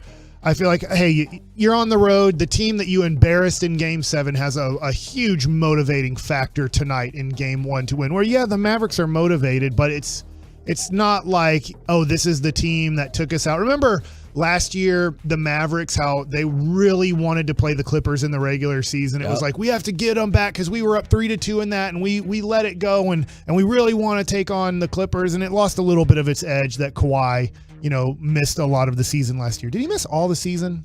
I think so. Yeah, he didn't play in a game. So they lost a little bit of it, but, the Mavericks and looking at the Clippers. So I'm feeling that Phoenix, this is kind of a big game, and let's see if Chickenhead can go out there, Booker, and let's see if he can, kind of redeem himself from making fun of Luka and going like, I'm so much better than Luka. I can't believe you guys think he's good at basketball.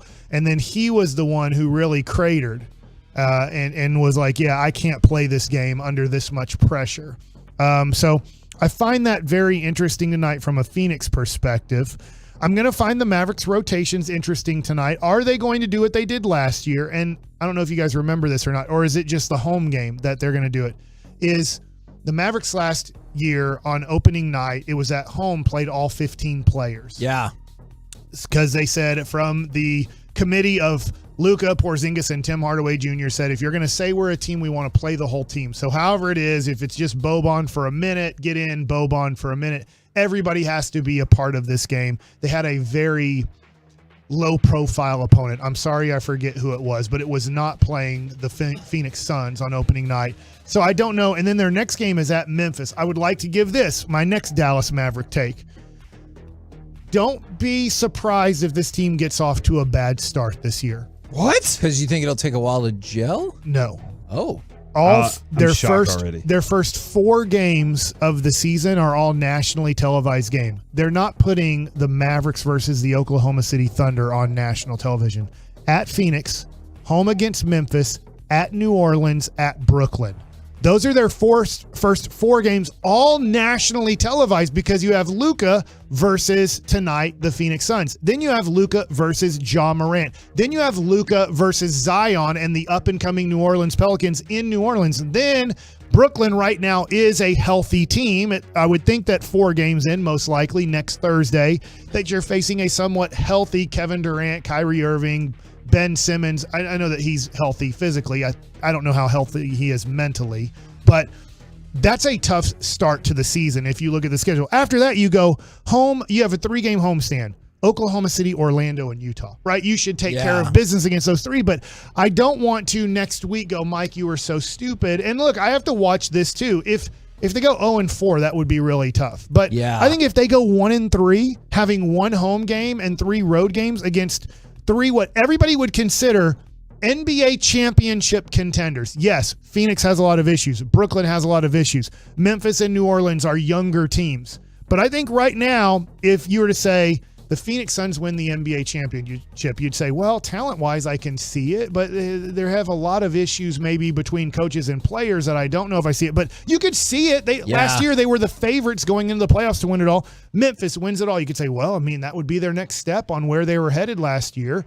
If I say New Orleans wins the championship, hey, that's the underdog pick for like the championship team. And then if I say Brooklyn wins it all, I know that they all have issues, just like the Mavericks do, but that's a tough 4 games to start a season off. Yeah, I have to admit I'd be pretty surprised about that. Somebody just said last year Which y'all one? predicted About New Orleans specifically. Okay, like gotcha. Memphis, I could see. Honestly, I still think, and I might be in the minority here, I get what you're saying. I still think I would be pretty surprised by Phoenix. Like Memphis, I could see ahead of Phoenix, and then definitely ahead of New Orleans. Okay. Corey, did you have something? Yeah, somebody texted and said last year y'all predicted the Mavs wouldn't make the playoffs, or if did, be in the play-in tournament. I had them as a top 5 seed. I don't remember. I had them as 6. That is definitely because you said that the Warriors were better.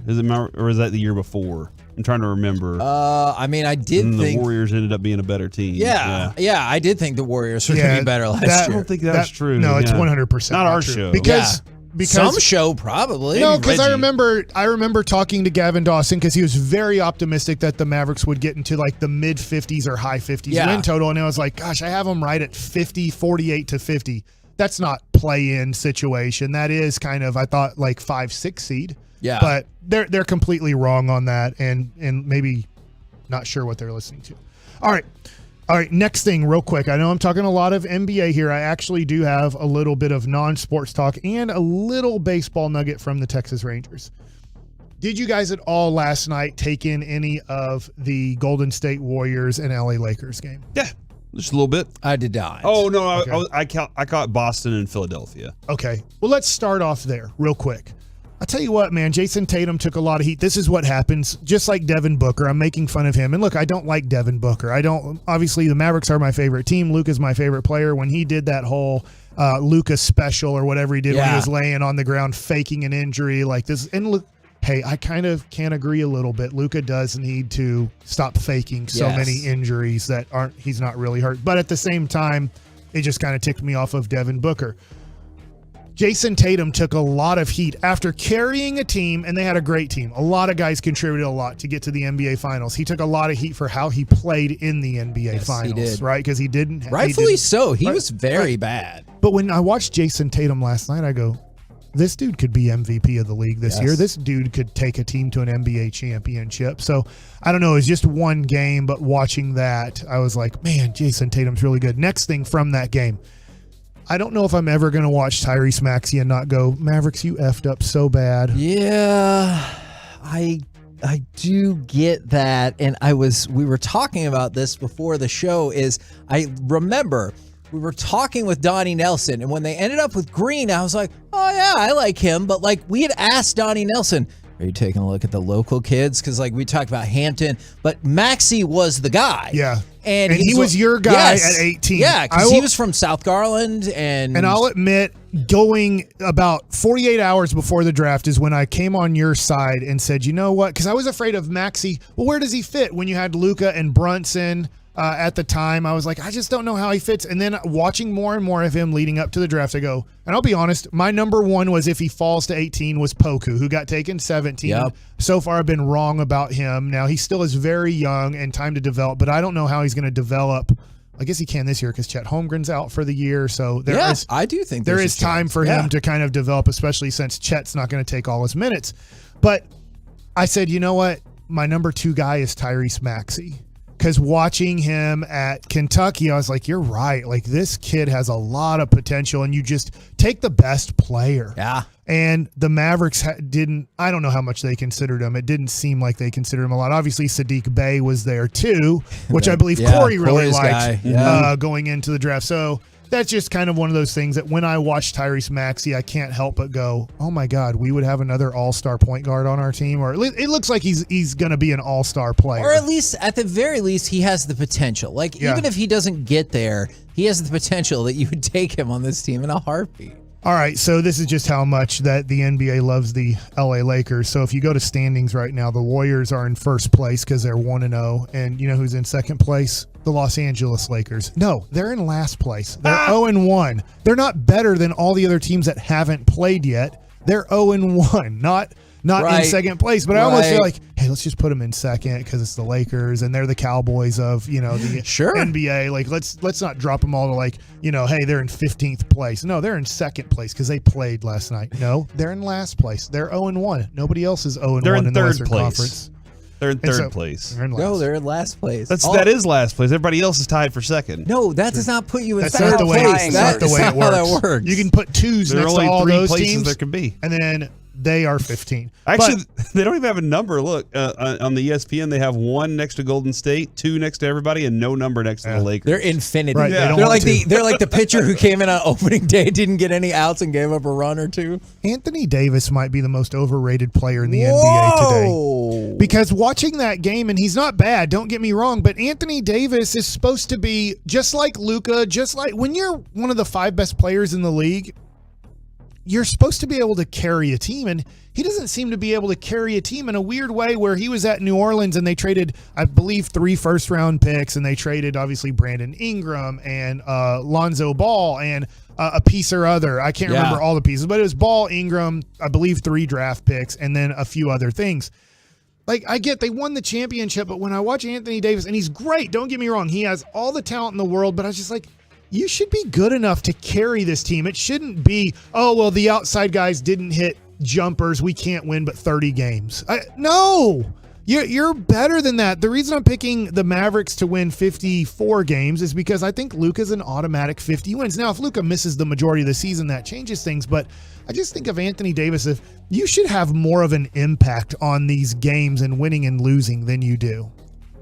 That's interesting because I really did think at first, and that's very well thought out, that this was all coming from a point and a perspective of health. But now that you're laying it out like that, it is interesting because for the longest time, how much did he just get rubber stamped top 5 player in the league? Top 5 player in the league. I don't think people feel that way anymore, but I bet they're still like top 10 to 12. I think he should be getting a lot more hate than what he gets and ranked out of the top 20 players in the NBA. And not saying that his talent, I think his top 5 talent in the NBA. But, hey, man, if you can't help your team win more than you help, then I don't want you as especially a top 10 player in the league.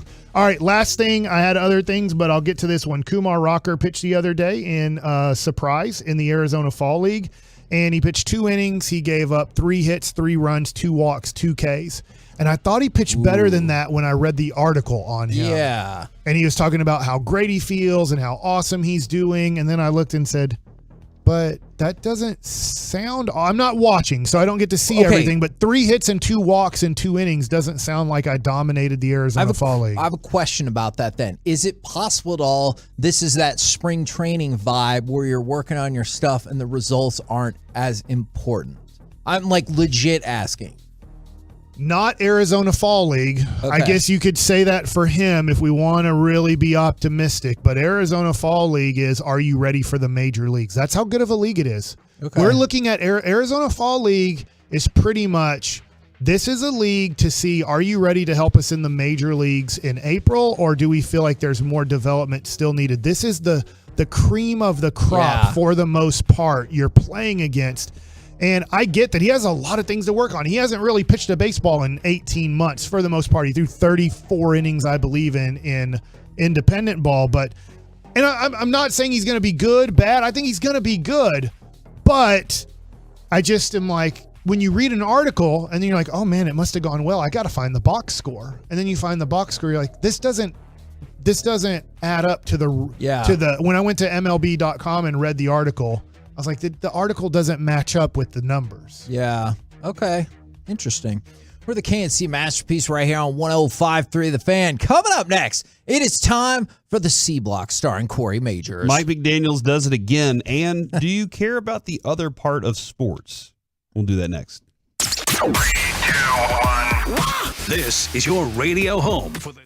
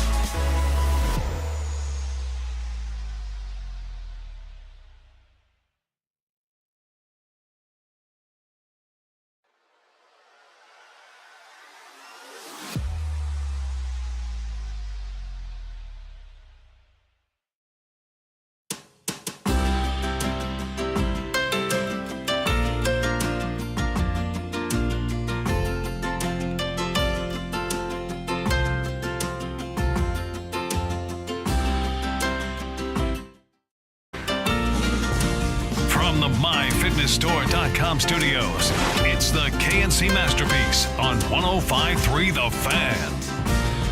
KMC Masterpiece right here on 105.3 The Fan. We got Power Rank. The Power Rank is coming up in about 20 minutes. But first, it is time for the C Block starring Corey Majors. Kevin, I'm always curious about the other parts of sports. The parts where what we got into for this job, and Mike, you got into baseball because you liked baseball. Like I don't know if it was because you saw your dad play baseball and you're like, oh, Never saw my dad. You never did he have baseball around the house? He retired. Okay, but you got into the game. You wanted to be like those guys. Like that was 100%. Part of it. And that's we got into sports because we liked sports. Sure. And I think that was like the idea. I said this while we were at Oxnard. My favorite part about it was that was my goal, was to go cover camp in Oxnard. That was the whole reason I was working in IT. All right, I was in a room by myself. There was nobody around. I had routers next to me. I was listening to Randy Galloway, and I was like, man, that guy sounds like he is having a blast. And as much fun as he had to have had,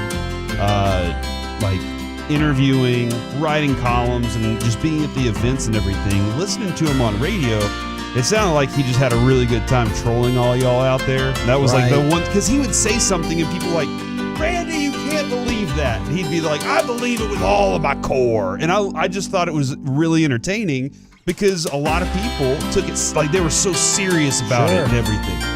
And that was like the part where I was like, man, that sounds like a lot of fun. I want to do that. And then, Kevin, I start covering the Cowboys for DallasCowboys.com. I was at the morning news as a stringer writer covering high school sports. Eventually made my way over to the Star Courier, where you and I met, and we were covering sports, and that was a very pure time, right? Yeah. In that there's nothing other than maybe occasionally there's a group of parents that get mad and want the coach fired or something because he didn't play their son. And that was a very pure part of the sport. Right. Is you watch these kids go out there and they're trying to play for their future, like maybe get into college, maybe go on to the pros and all of that. The part that has been kind of difficult, and sometimes I'm like, I don't care about that, is all the other crap. And I don't know when that became part of sports. I'm hoping that Reggie can get this cut up in just a few minutes, because there is a clip I really need. I'm hinging the entire segment on this one clip. And I know you're working on that too. Can we play the Mike McDaniel's audio at the same time? Because I thought this was Friday, Kevin. Yeah. This was 2 weeks of Tua being out. Yeah. And I can only imagine what all of his press conferences were. This is Mike McDaniel at the Friday press conference last week. What do you guys think? Would it be crazy? It's Friday, the game's on Sunday. And just hear me out on this. What if we talked about, for the first time all week, the Minnesota Vikings? No? Alright. Or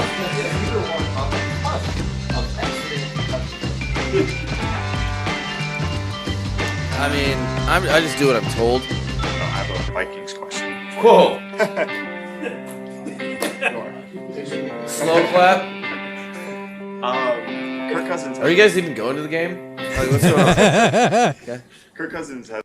So that's can you imagine being the head coach of a football team where you are spending all of your days and hours planning for the next opponent and thinking about pining over and you could take this into any sport. You're a runner, you're this, whatever it is, and all you are thinking about all day long is, man, I love this sport so much. Right. Then you get in and it's all, now you're sitting there going, all right, I got to have a discussion about Tua, or to the point of Friday when we have our conversation with Jerry Jones. Yeah. I don't really want to ask Jerry Jones about the lawsuit that has that he had some sort of situation where he kissed somebody. I don't want to do that. Allegedly, I really don't want to talk about Dan Snyder with him. I care very little about the Stan Kroenke stuff. I really like talking about football games and what you're doing with the team and what the whole approach to that.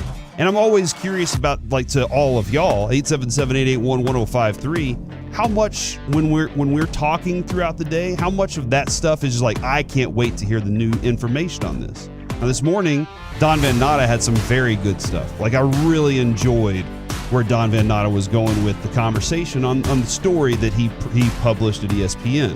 And he had some really interesting thoughts on, look, Dan Snyder came out and said they didn't do something that we never published in our piece. We never said this happened, even though the implication was there. I didn't love that answer. I thought that was his own legalese to try to get out of that. So that's a big part of it. And Reggie has given me the thumbs up. Kevin, you know how much I love the sports event. Yes. This is a scene that I think every one of us sports fans kind of has experienced in the moment of, are we really doing sports here, or are we covering business? This is the TV show Sports Night, which was based on Dan Patrick and Keith Olbermann, and it was written by Aaron Sorkin. And he covered basically a news broadcast, and this is kind of the scene that I'm kind of referring to.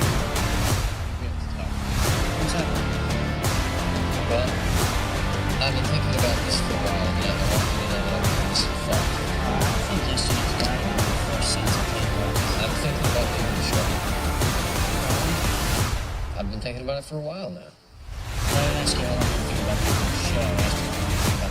4 for good. You get an offer? No, I didn't get an offer. I'm not going to another show. I'm talking about getting out of sports. Why? Look, I'm just tired of it. All right? Tired of what?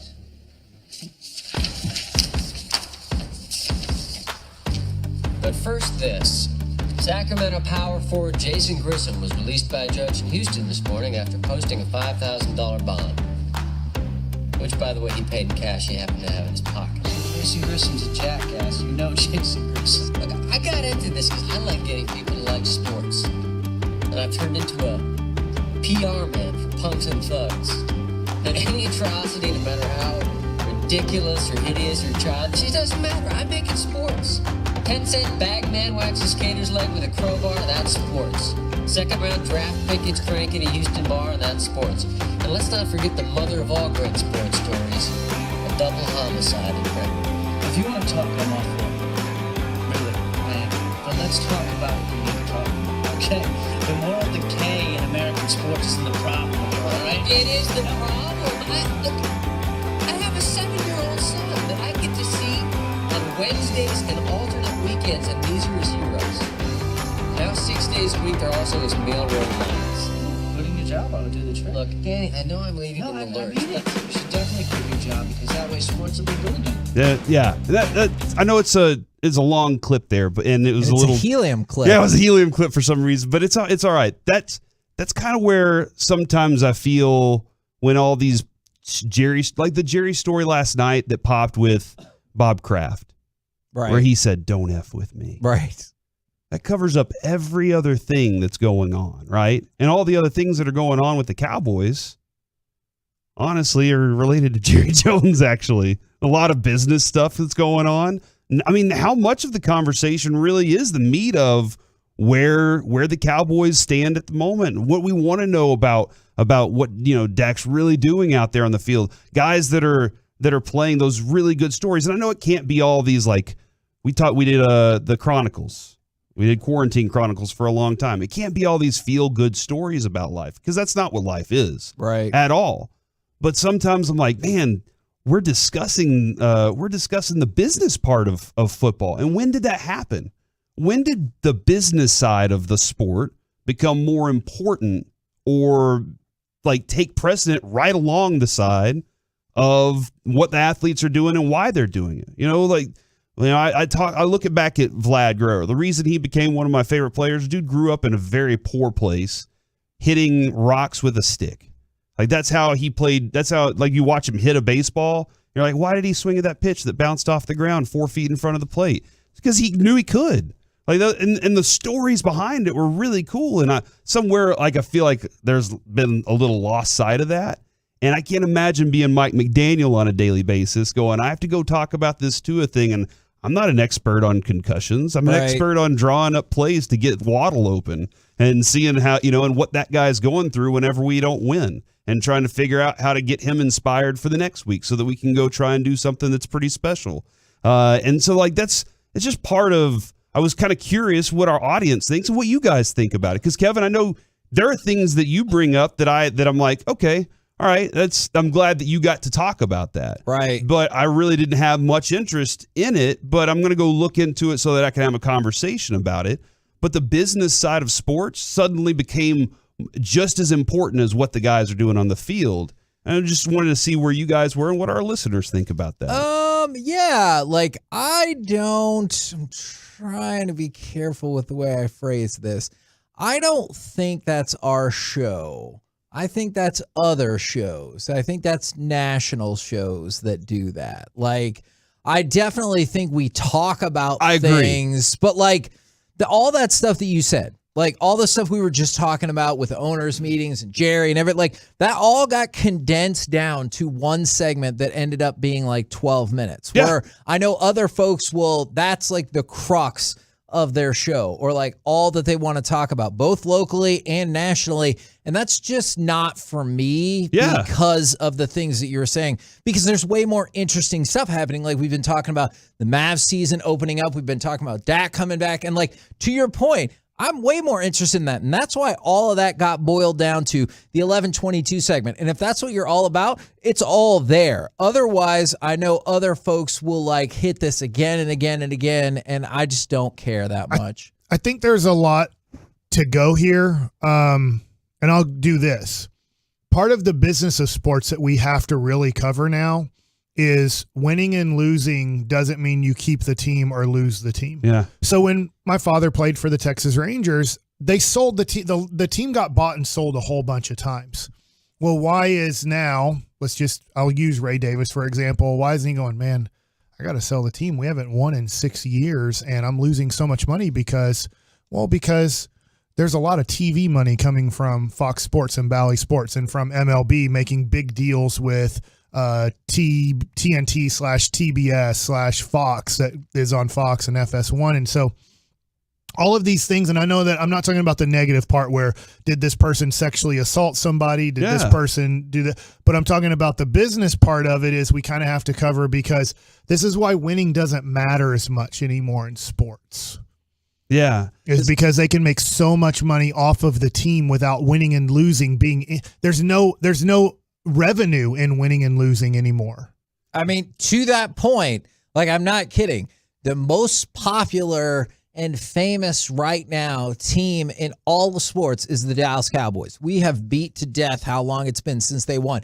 Even the Lakers right now. The Lakers are the focus for the NBA. And if it's not them, it's probably like the Brooklyn Nets because they're in big markets. Well, and the Knicks tonight are the game of the night. Yeah, and because they're in big markets and they have stars. And whether or not they win, that's like, tangential to the whole situation. And when they do, it makes it even bigger deal. But the Cowboys are a big deal all the time, and they don't win. So that's hard for me to, kind of reconcile as well. I don't know exactly what tangential means, but I appreciate that you said it. Right. But to add to that, I think at the end of that segment, at the end of that show, in that episode specifically, Casey and Robert, I can't remember his last. No, it's not Goulier, the other guy. Is it Guillermo? Yeah, they're sitting there watching a marathon runner who grew up didn't have shoes win a marathon, and he's like, "This is why you got into it. Go report this." And that's what gets me into this station.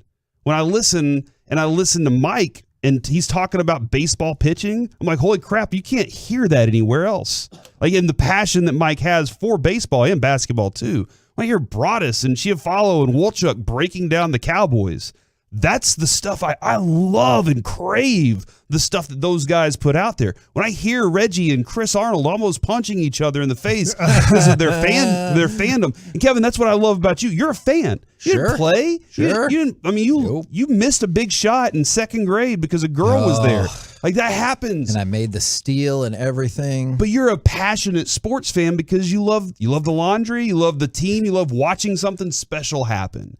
And I think sometimes a lot of I love watching something special happen too. But having that other junk that goes along with it sometimes gets in the way. So I want to be able to block that out a little bit. But man, that's kind of what I wanted to discuss a little bit today. And I'm glad I got y'all's thoughts. And I see a lot of the Tolos kind of agree with this. And that's why I like our show and I like our station is because we're able to put out that kind of product consistently where we bring a lot of our sports passions here locally to the table every day. We're the KMC Masterpiece right here on 105 The Fan. Coming up next, diving back to what's happening on the field and what has happened on the field. Power ranking, the power rankings, NFL style next on The Fan. All right, let's talk about the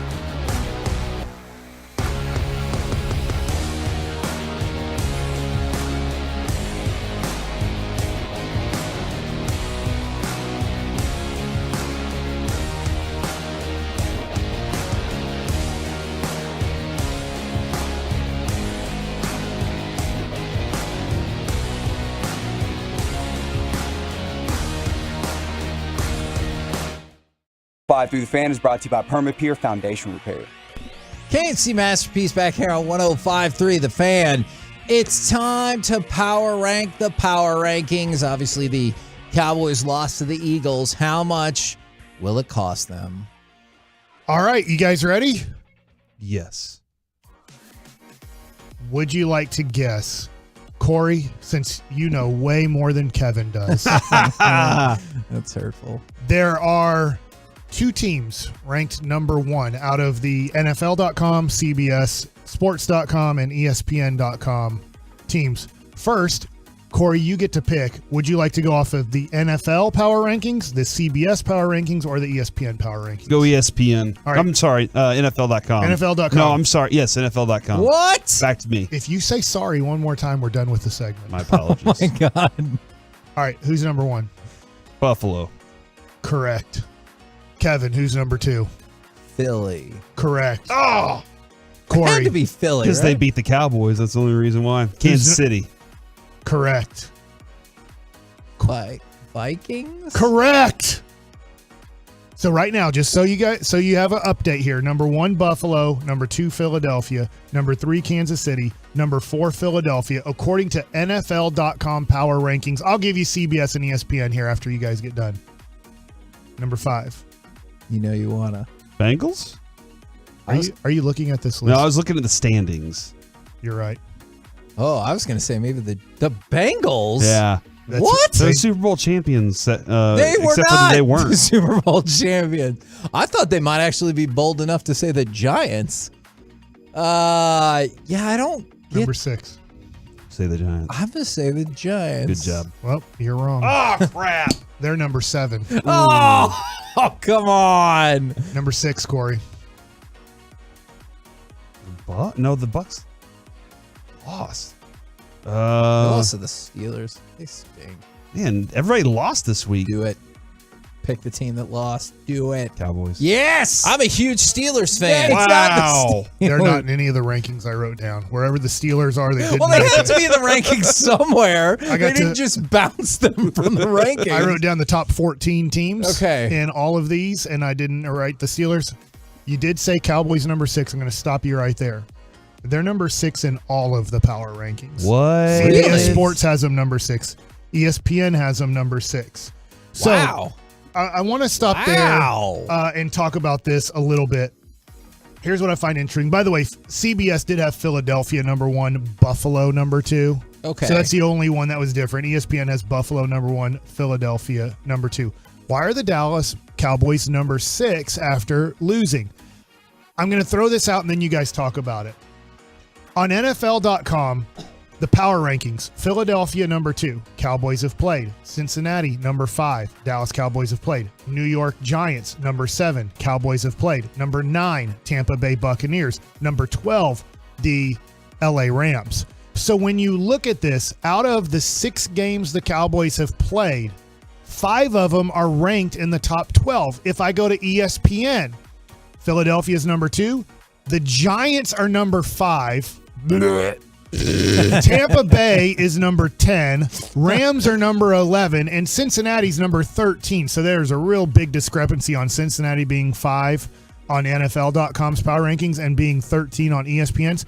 Once again, 5 out of the 6 teams the Cowboys have played are in the top 13. Now, CBS has somewhat similar, but they have the Rams ranked number 18, so way down the list. But if you look at this, for the majority of the top 13 teams in the NFL, the Cowboys have played 5 of those teams. So they've only had what you'd call one somewhat cupcake game in the Commanders. I almost said the wrong team, as in like the bad name. So I would just look at it and go, I think the Cowboys being ranked 6th is, look, they've arguably had the toughest schedule in the NFL if you're looking at the power rankings. And I think the other thing that I was considering about this is I know they lost. The Cowboys absolutely definitively lost to the Eagles.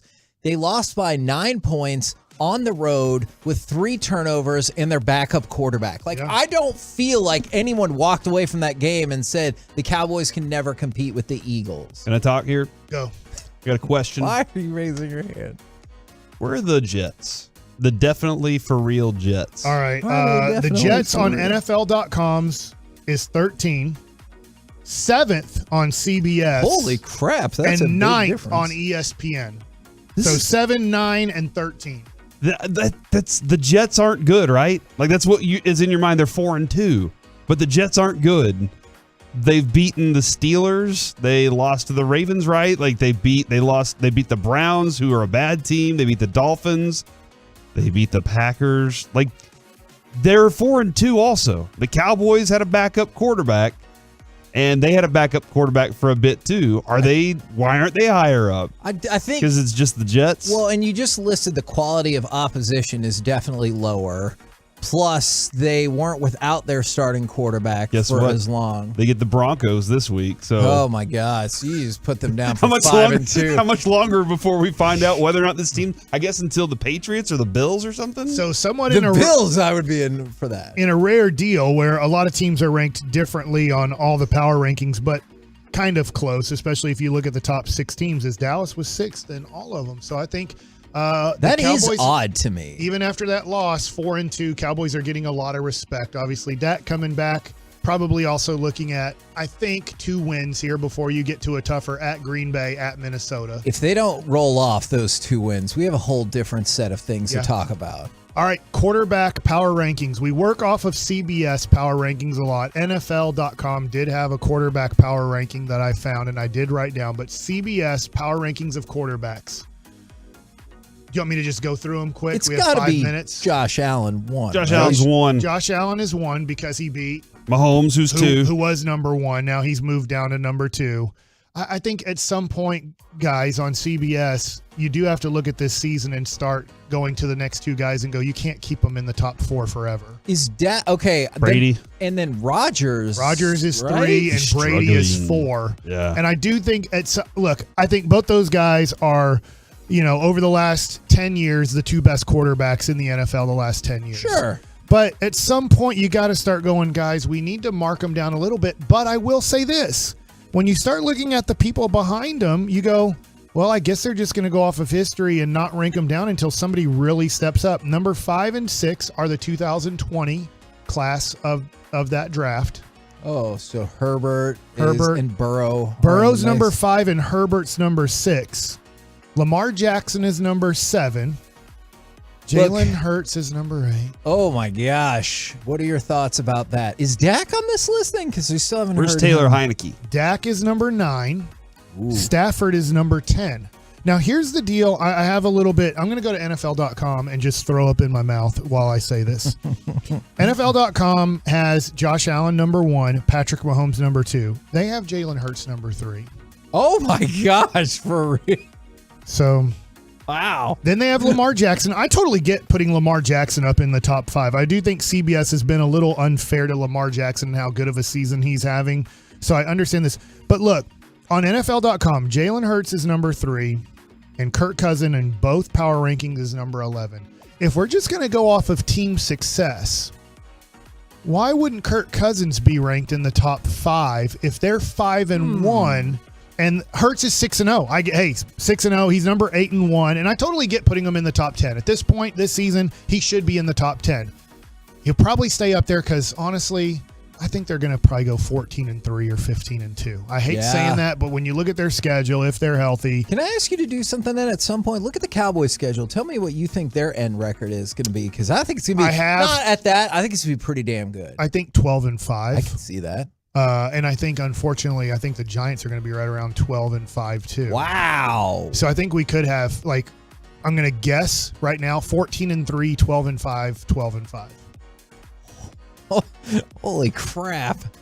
But if I was looking at it on NFL.com, Justin Herbert's 5, Tom Brady is 6. All right, Reggie.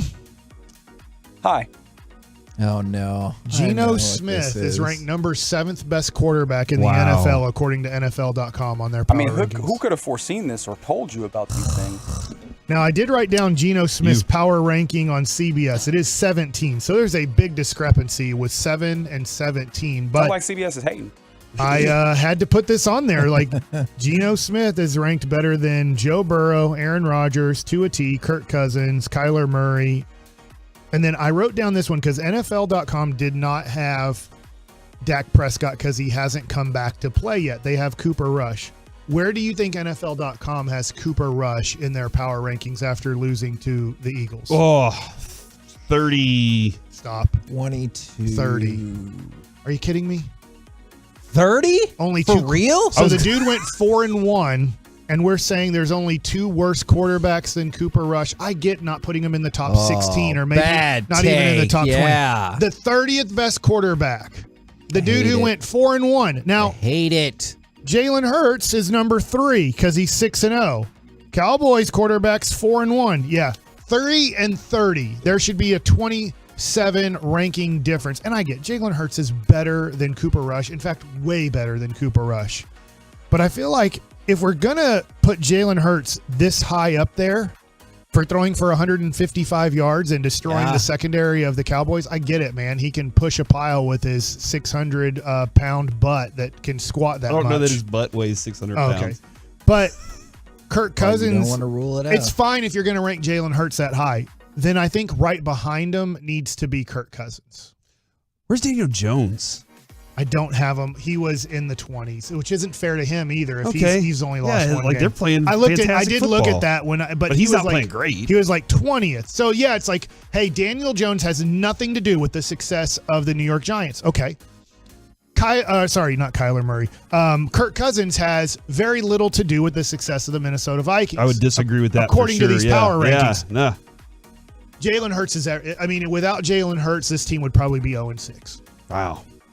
I mean, that's what they're kind of saying to us. Which I do not agree with. That team is completely built around the idea that if Jalen Hurts can't do it this year, we have all these players and draft picks to go get a number one quarterback. At this point, I won't put it past the voters to vote Jalen Hurts the MVP of the league.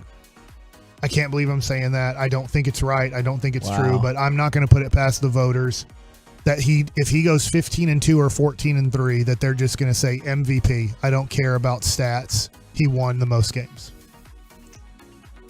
Okay. We're the KMC Masterpiece right here on 105.3 The Fan. Coming up next, let's chit-chat with those fellas from the G-Bag Nation right here on 105.3 The Fan. I'm Michael Jenkins helping you beat the Bucs with BetQL.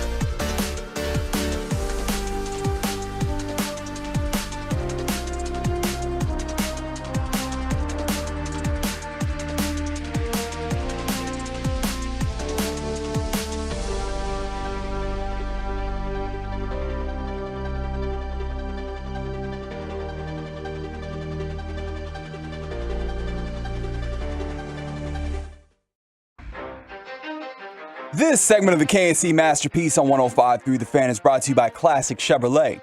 True to Texas, Classic Chevrolet is driven to do what's right, and that's why they never charge more than MSRP. Plus, they pay full market value for your trade, so find new roads and visit Classic Chevrolet. Relax and enjoy the difference. KMC Masterpiece back here on 105.3 The Fan. Corey, I know you were looking for some good news. Here's some really cool news. Dion Sanders went to a children's hospital in Mississippi and brought a bunch of gifts, including these special Affleck ducks.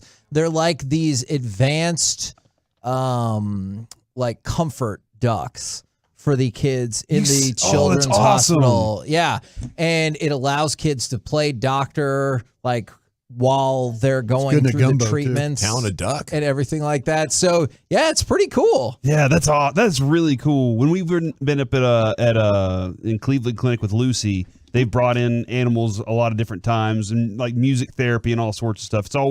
It's tough to be in those hospitals for extended periods of time. And it's really cool that people volunteer their time to do stuff like that. They said it would provide emotional support to kids above 3 years old, 3 years of age in the cancer ward. So I did think that was pretty cool by Dion right there. Now, D&N Leasing brings you our chit chat with those fellas from the G-Bag Nation. Gentlemen, how is you today? Terrific, Hagee. How are you? I'm doing really well. Thank you for asking. I want to ask you this. Is this the best possible friend that you can imagine? Mm-hmm. So at Northwest College, they had these two guys, and they're both wrestlers, and one of them was being attacked by a bear. And his other friend went over there and started grappling with the bear as well to try to help his friend. And they both had to go to the hospital, which you might guess, but he was like, my friend's getting attacked by a bear. I'm going to go in there and see what I can do. Was the friend Khabib Nurmagomedov guy? It was not Nurmagomedov, as far as I know. Yeah, Khabib did do that, though. Khabib grew up just wrestling them bears. Probably tapped him in the third round. But yeah, too. that's definitely a best friend right there. Man, you're sacrificing yourself. Yeah. Yeah. Could be a lover. My TikTok algorithm is picking up a lot of wolves versus grizzly bears right now. Okay. I'm seeing some epic throwdowns. I'll tell you what, wolves are willing to do it, you know? Do they come out the victor often or? Not very often. Okay. No. Oftentimes, one will get caught and ultimately murdered by a group of bears while the other wolves are running around trying to, distract the bears and save their buddy, but they can't do it. But the wolves have heart, man. They do not give up easily, and they'll try to take a grizzly cub right from a mom and dad. They'll get in there and try to mix it up. So I figure, we can't be outdone by wolves. So yes. Would you say? I would think the terror of watching your friend die would motivate you. Would you say the execution is poor by the wolves? Like the you said, what'd you say? We can't be outdone by wolves. They're just fighting at such a disadvantage. Yeah. Because the bears have their hands and their mouths. Yeah. And they can move side to side really well. So the wolves are just distracting, right? They're trying. Yeah. The hyenas. But are the all same they have way. all they have is speed and a good bite. Yeah. So they're trying to pick up that cub and run. Yeah. While the other wolves distract mom and dad. I'll tell you what I've learned. Don't mess with the giraffe.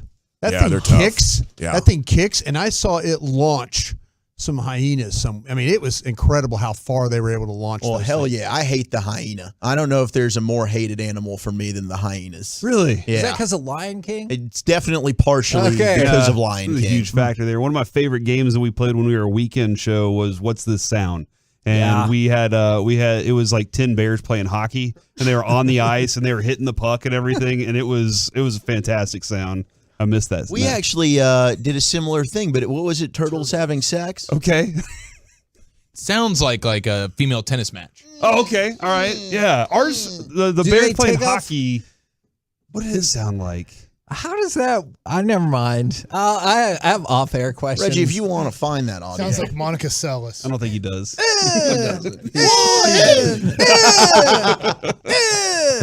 Now, that's it, Broadus. Broadus does a great turtle sex. Oh. Everybody has their limited fake impersonation wheelhouse, and Broadus just so happens to be turtles having sex. That was a with each shell other. of a good impersonation. It really was. So I'm proud of you for that. All right. And now I know you're going to want to hear this quote. It was from the Bear story, since one of you made an insinuation that they might be more than friends. This is an actual quote. I didn't want to lose my friend. It was bad. There was a big old bear on top of him. I could have run and potentially lost a friend or get him off and save him. That is the actual quote. Look, in the aftermath of a bear attack, I do not think we should make fun of that quote. But bear. Yeah. Then the bear's not as angry because he got his honey. He'll tell you the truth for the next 10 to 15 minutes. And I definitely got what you guys are saying. All right. Mavs predictions, not just for tonight's game, but for the season as a whole, because Mr. Bassick over here, Professor Bassick, if you will, is predicting the Mavericks win the whole GD thing. Yeah, well, what about regular season? How many wins? Because my guy Dawson will go toe-to-toe with you, 60 regular season wins. That's what he's putting all in on your championship there, Baskey. I'm going to go with 54. Okay. 54 and 28. I prefer Bassick's. Let's win 54 and then win the title, right? I mean, that sounds like a pretty good plan. Well, how do you know Gavin's not going title? Well, are we going 60 wins and title? Won't surprise me if they do win the title. But each one of these series, probably after the first round, maybe even including the first round, is going to be damn near a coin flip in the West. Yeah. Yeah, I think there's a lot of unknown, but I think the ceiling for this team is extremely high. And my one prediction for the season, just in terms of kind of an individual player kind of deal narrative, is I think at the end of the season, we're talking about Christian Wood being the best teammate in terms of best player that Luka's played with in his NBA career to this point. I won't say Christian Wood makes the All-Star team, but I think there's going to be strong consideration. I just think it's very tough for a guy who's never been considered for an All-Star team to just pop up and immediately make it. But I think that when TNT gets to those things, like who should be your reserves on the All-Star team, I think Christian Wood's going to be a strong consideration. Yeah, I'm fired up. They had such pathetic bigs last year. I think they must have had the worst bigs to ever appear in the conference finals in the history of the league, and now they've made it into a point of strength. You're not going to go through games where the other team has 4 offensive rebounds in a row. And that was a huge problem with them closing games. I feel like they've taken what had to be the biggest weakness in the conference finals out of all 4 teams. If you looked at any position group, you made it a point of strength. You surrounded Luka Doncic with another shooter in Christian Wood. I think Wood's absolutely going to go off and make himself a boatload of money for the next season. So there's, I think, every reason to believe. And this is a team heading up. Veteran teams, they have to pace themselves. They have load management to worry about. I think the Suns are at each other's throats just like the Utah Jazz were at about this time last year, and you have so many guys that don't want to be there. That during the regular season, you're playing to prove yourself still. And a lot of these teams feel like we've already proven ourselves, and now we're coasting through the regular season waiting for the playoffs. I think the Mavs are so hungry. And, these kind of big win seasons oftentimes, are come out of nowhere. Just like when the Mavs announced themselves like, hey, boom, now we're really here. I think that's the step the Mavs take this year. Yeah. Yeah. Go ahead. I was going to say, to go along with all of that, Kawhi Leonard hasn't played in 18 months. Mm-hmm. Ben Simmons, same. Zion, 19 months. Jamal Murray, 20 months. Same for John Wall. Damian Lillard, 10 months. Maybe it's somebody on that list. Maybe it's somebody totally different. Who's the player that you're excited to see play again? Because there is a healthy list right there. It's got to be Zion. Zion. Yeah. I'm really excited about New Orleans. I think New Orleans could be the Memphis of this year that just has a really good run in the West. And obviously that has a lot to do with the health of Zion, but I do think this year he's able to put that together. The CJ McCollum trade for them I thought was brilliant last year. It really looks that way. Absolutely. Brandon Ingram's really good. I think they have a lot of good pieces there in New Orleans to surprise some people and be a legit contender. I think the Mavs can be a 3 seed in the West. I do think Luka finally gets the MVP this year. I am going for All-Star Wood, and the reason is last year Wiggins. Oh, there we go. There you go, Broadus. There's your turtles. Man, no better way to throw off your train of thought than turtle sex. Last year, All-Star Wood. All-Star Wood, yeah. Last year, Andrew Wiggins made it, and I think it could be a similar type of run in the first half of the year where Christian Wood's just going off and has monster numbers, and maybe that helps him get the votes. But I think you made a good point there, Mike, where a guy, especially in the Western Conference, it might be hard. But I think second round exit for the Mavericks. Okay. I'm just trying to be a little bit realistic, but I would love a finals run. Who wouldn't? What do you guys got coming up on the program today? We will be talking Mavs with you out of the gates and all the developments today from the Cowboys and Don Van Natta. But at 4 o'clock, Tim McMahon is going to join us, NBA Insider, to give us his thoughts on what he expects. Outstanding. Looking forward to that. Roll home with the G-Bag Nation. We have been the KMC Masterpiece. Make your way back with us tomorrow, 10 a.m. to 2 p.m. right here on your home of all things Turtles and everything else, 105.3 The Fan. Play it again, Reggie. And after that, they say good night.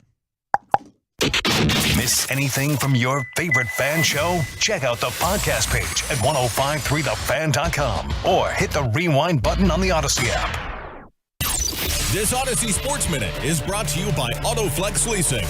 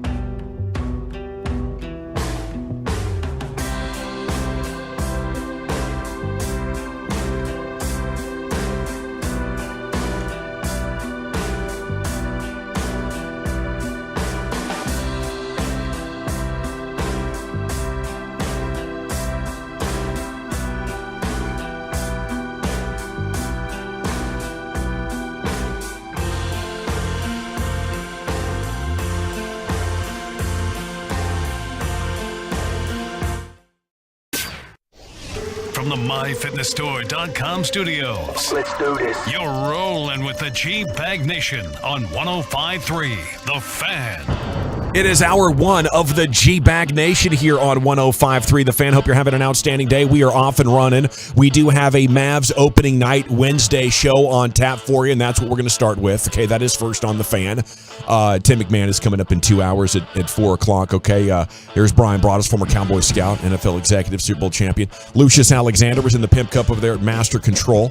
Wolchuk and Chiafalo. Carter Freeman has made his triumphant return into the Pimp Cup adjacent, where he is coordinating your video at 105thethefan.com, Twitch, and YouTube. Fired up to see Luka tonight. You know, this is the first time that Luka, I think, is going to come in shredded, or at least Luka shredded. He'll be in his best shape and maybe take this league over like we have never seen before. So I don't think I've said this enough. I've just hit my predictions. You know, but last year, especially in the playoffs, they got this done with what I believe was the worst group of bigs to ever make the conference finals. You replace that with Christian Wood, JaVale McGee, who can block shots and rebound and give you like 20 minutes of just great center play. They had Kleba and Powell last year. Kleba and Powell, and then a little bit of Dorian Finney-Smith, who I like at the 4 in a small ball lineup. But now you add two very legitimate bigs. This is a tall person sport, okay? And they went on that run without him last year. And now you give Jason Kidd, who I think is an up-and-coming great coach in this league, a couple of really big men to match up with the opposition. And I think before too long, the Mavs are going to be the talk of the entire league as far as the breakout team. Oof, gosh, I sure hope so, man. I'm really excited about this as well, because it's going to be a fun experimentation over the first few weeks of the season, seeing how they integrate some of these new faces. Christian Wood, I do believe, will be considered the best player Luka's played with in his NBA career by season's end. We've had a Dirk Nowitzki correction on the fan text already. Obviously, we know Dirk is the GOAT of GOATs, and Luka got to play with him his rookie year, but that was not MVP Dirk that we're talking about. Right. So just for the record, but I'm excited to see what the Christian Wood situation is, and I do think from an excitement early on here just about Luka, I think it kind of sticks in his craw about last year, how, man, if I would have come in game shape to start the season, I would have been the MVP, because the final 44 games of the year, he's 30, 10, and 9, Dang. 46 from the field, 37 from 3, 76 from the free throw line. Like, if you do that all season, you probably are the MVP. So I think he wants to come out of the gate strong this year, because last year that was not the case for him. I mean, the 469, y'all act like Luka is the second coming. I mean, do you watch the guy play basketball? He's pretty darn brilliant. I mean, it's a little bit hard to not be pumped, and you lose words to describe him. And now entering year 5, we're blessed to be able to watch him play. And he is. This is where the prime starts. It's still going up. Yeah. He's a guy that you're not worried about him not being in shape to start the year this year. That's something that has been a concern, to Eric's point. You're also now believing this team is good defensively. That was a massive question mark to them last year. They were not a good defensive team. In fact, at one point, Jason Kidd calls them out and says this team's not built to play defense. And then you had a complete transition midway through the year, and they became one of the best defensive teams in basketball. They had a poor start to the season. So you're feeling completely different about this team to start this year than you did a year ago, and that's why you should have massive expectation marks. They were just in the conference finals, and they went from what was their biggest weakness now might be their biggest strength. Which is the 5. Yeah, I know. And you mentioned their slow start. It was 16 and 18. After that point, they went 36 and 12. That is a 60-win pace. Okay, and you know, now you're getting that Luka Doncic, who might average a triple-double this year, right off the rip. I think it is very much something worth getting excited about, Brian. I'll tell you what, though, you're going to know a lot about this team the first 4 games. Suns, Grizzlies, Pelicans, and Nets. That's how you open that thing. 3 out of the 4 on the road. Sweet. So, yeah, you know, and they got off to the poor start last year, and as you mentioned, Gavin, were able to rally. But you find a way to get off to a good start against those 4 teams. You know, and, you know, you put something together, a 3-1, heck, 4-0, something like that. you're going to get a lot of people's attention right out of the gate when you do something like that. So, the schedule makers did them no favors, but at least we'll have an idea early of what this team might be starting out. Okay, 469 in year 5 of Micah Parsons. Do you think we'll talk about him the same way that we talk about Luka? I think so. I think he's an elite type of player. He'll still be, 27, 28 years old by the time we get to year 5. But linebacker is a position where you kind of come in hot, or edge rusher, you can come in hot, and by year 2, year 3, you're at your prime, and then your athleticism starts to dip a little bit. The elite guys, Brian, they seem to be able to stand up longer and add skills that allow them to still dominate as their athleticism comes down a little bit, right? Yeah, he's dealing with a little bit of frustration right now, the way that people are playing him, and he expects to make every single play. And we saw the other night, though, he was a frustrated football player, that he wasn't able to create. He played more linebacker in that game. He ended up 7 tackles. That's the most he's had.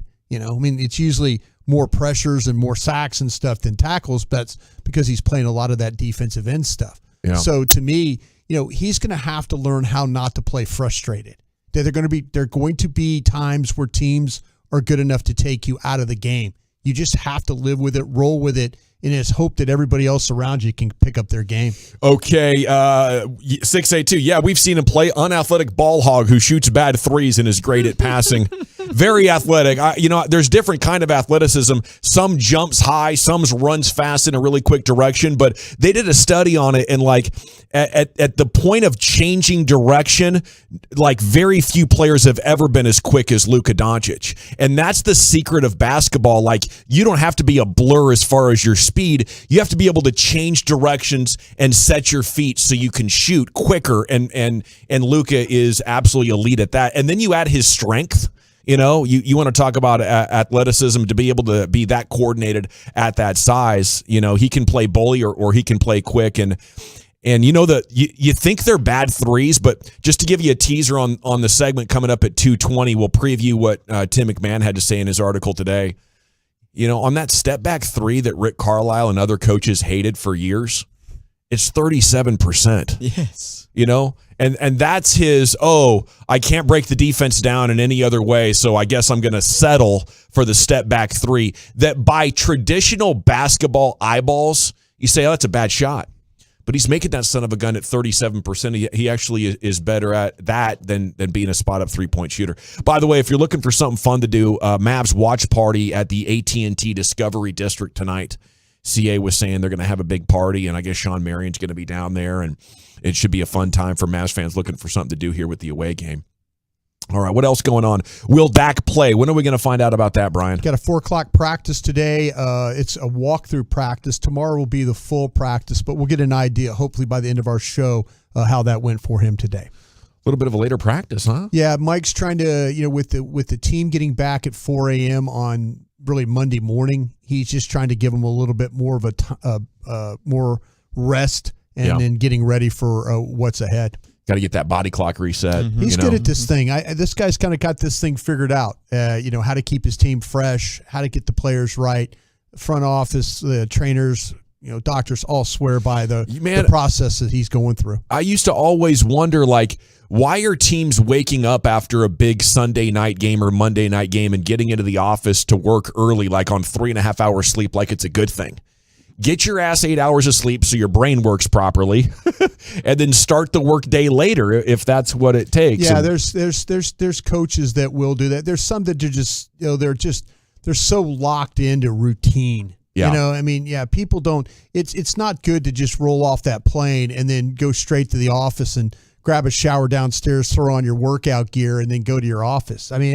It does you no good. It sounds cool. It sounds like, you're being a tough guy and all that, but in actuality, you're just hurting yourself. Okay, the big Cowboys story, epic moment reported at the owners' meeting last night. Jerry Jones made a play to get Roger Goodell's compensation addressed, tells Patriots owner Robert Kraft, "Don't F with me."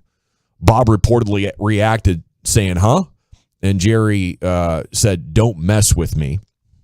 He was outvoted 31-1, by the way, on this one. He had no support on addressing Roger Goodell's compensation. Guy makes $50 million a year to be the commissioner of the league. I don't know why he is so passionate about it, but the rest of the owners don't care. Because they're making money. Yeah. These guys, the whole thing about it is they are making money, and they look at Goodell is doing exactly what he's supposed to do.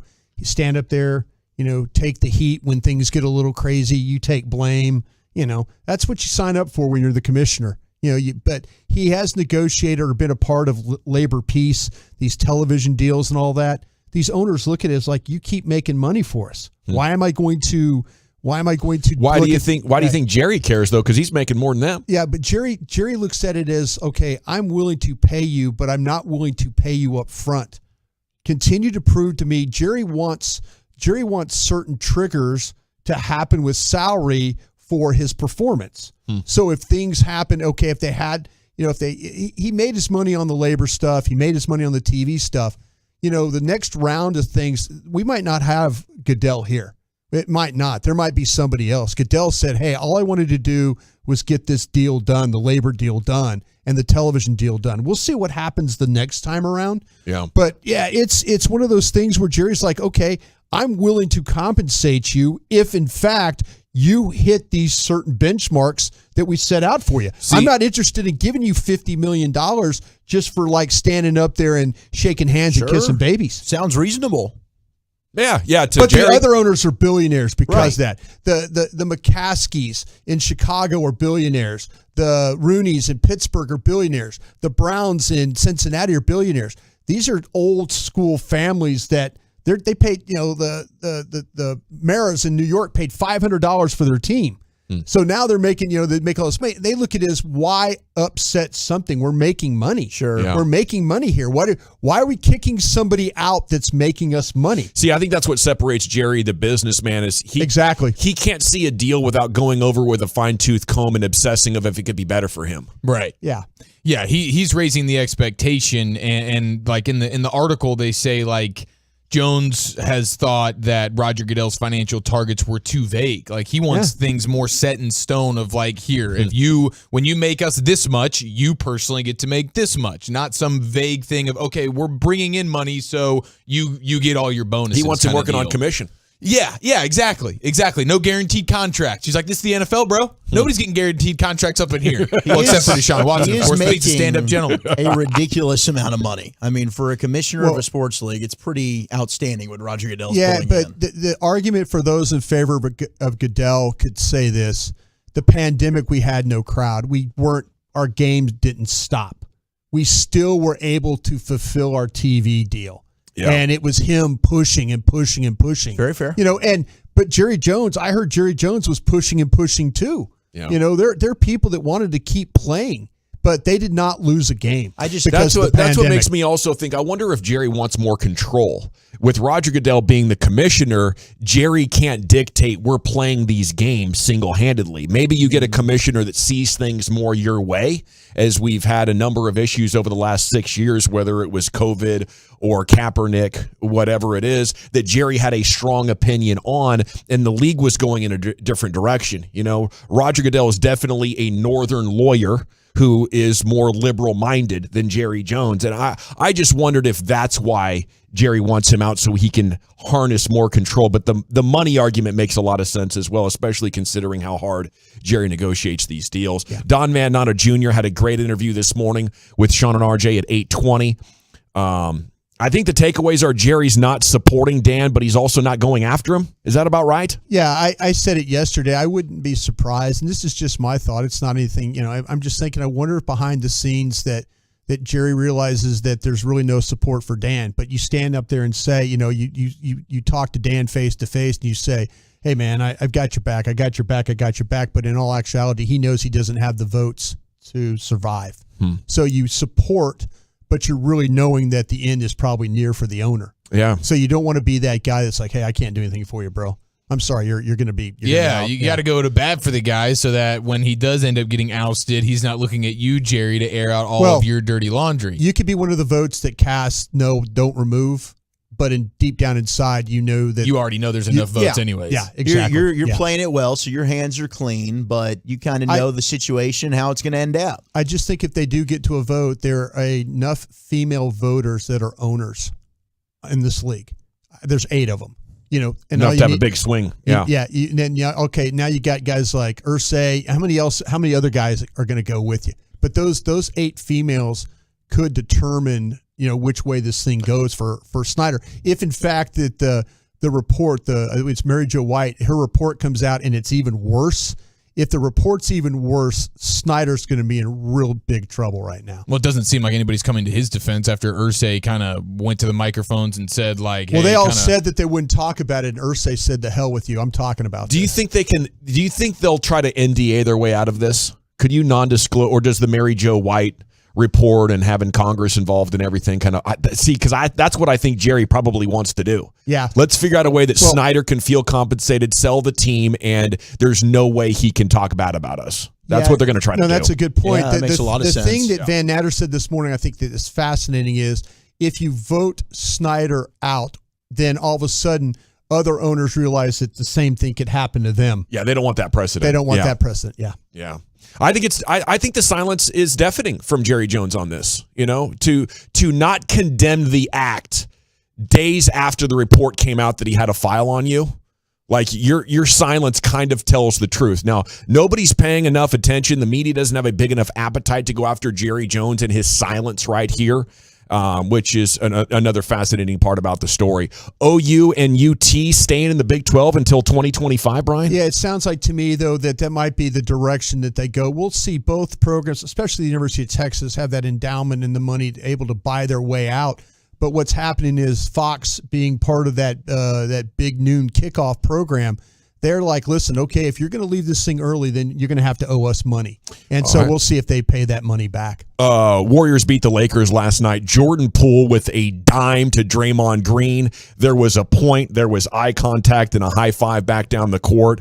So the possibility that situation could break up the Warriors is over. Poole saying earlier this week, we have a championship to win.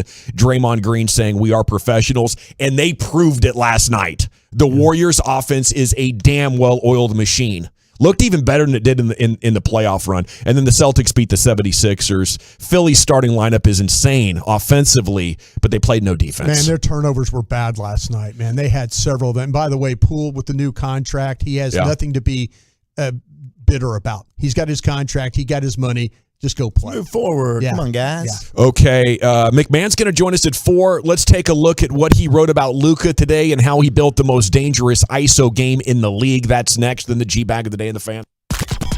We're taking over your smart speaker.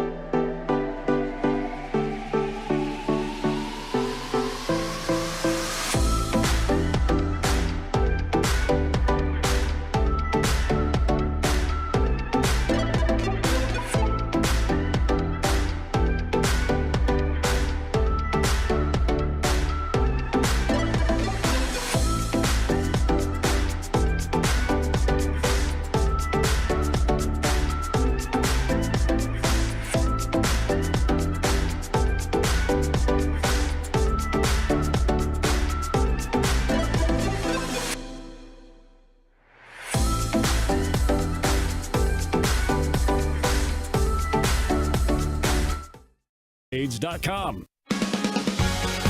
Welcome back, Nation. Let's take a look at what Tim McMahon wrote about Luka today. Tim is going to join us coming up at 4 o'clock right here, the longtime Mavericks reporter and current ESPN insider for the association. Headline, how Luka Doncic built the NBA's most dangerous isolation repertoire. Okay? He starts out telling the story from the perspective of God Sham God, who is a ball-handling legend and a proper New York City point guard. Point God. Yeah, point God. There you go. Point God. Yeah. He's been with the Mavericks forever now. Yeah, he really has. I feel like maybe 10, 15 years. Been hearing about God Sham God and his work with a number of different players over the years.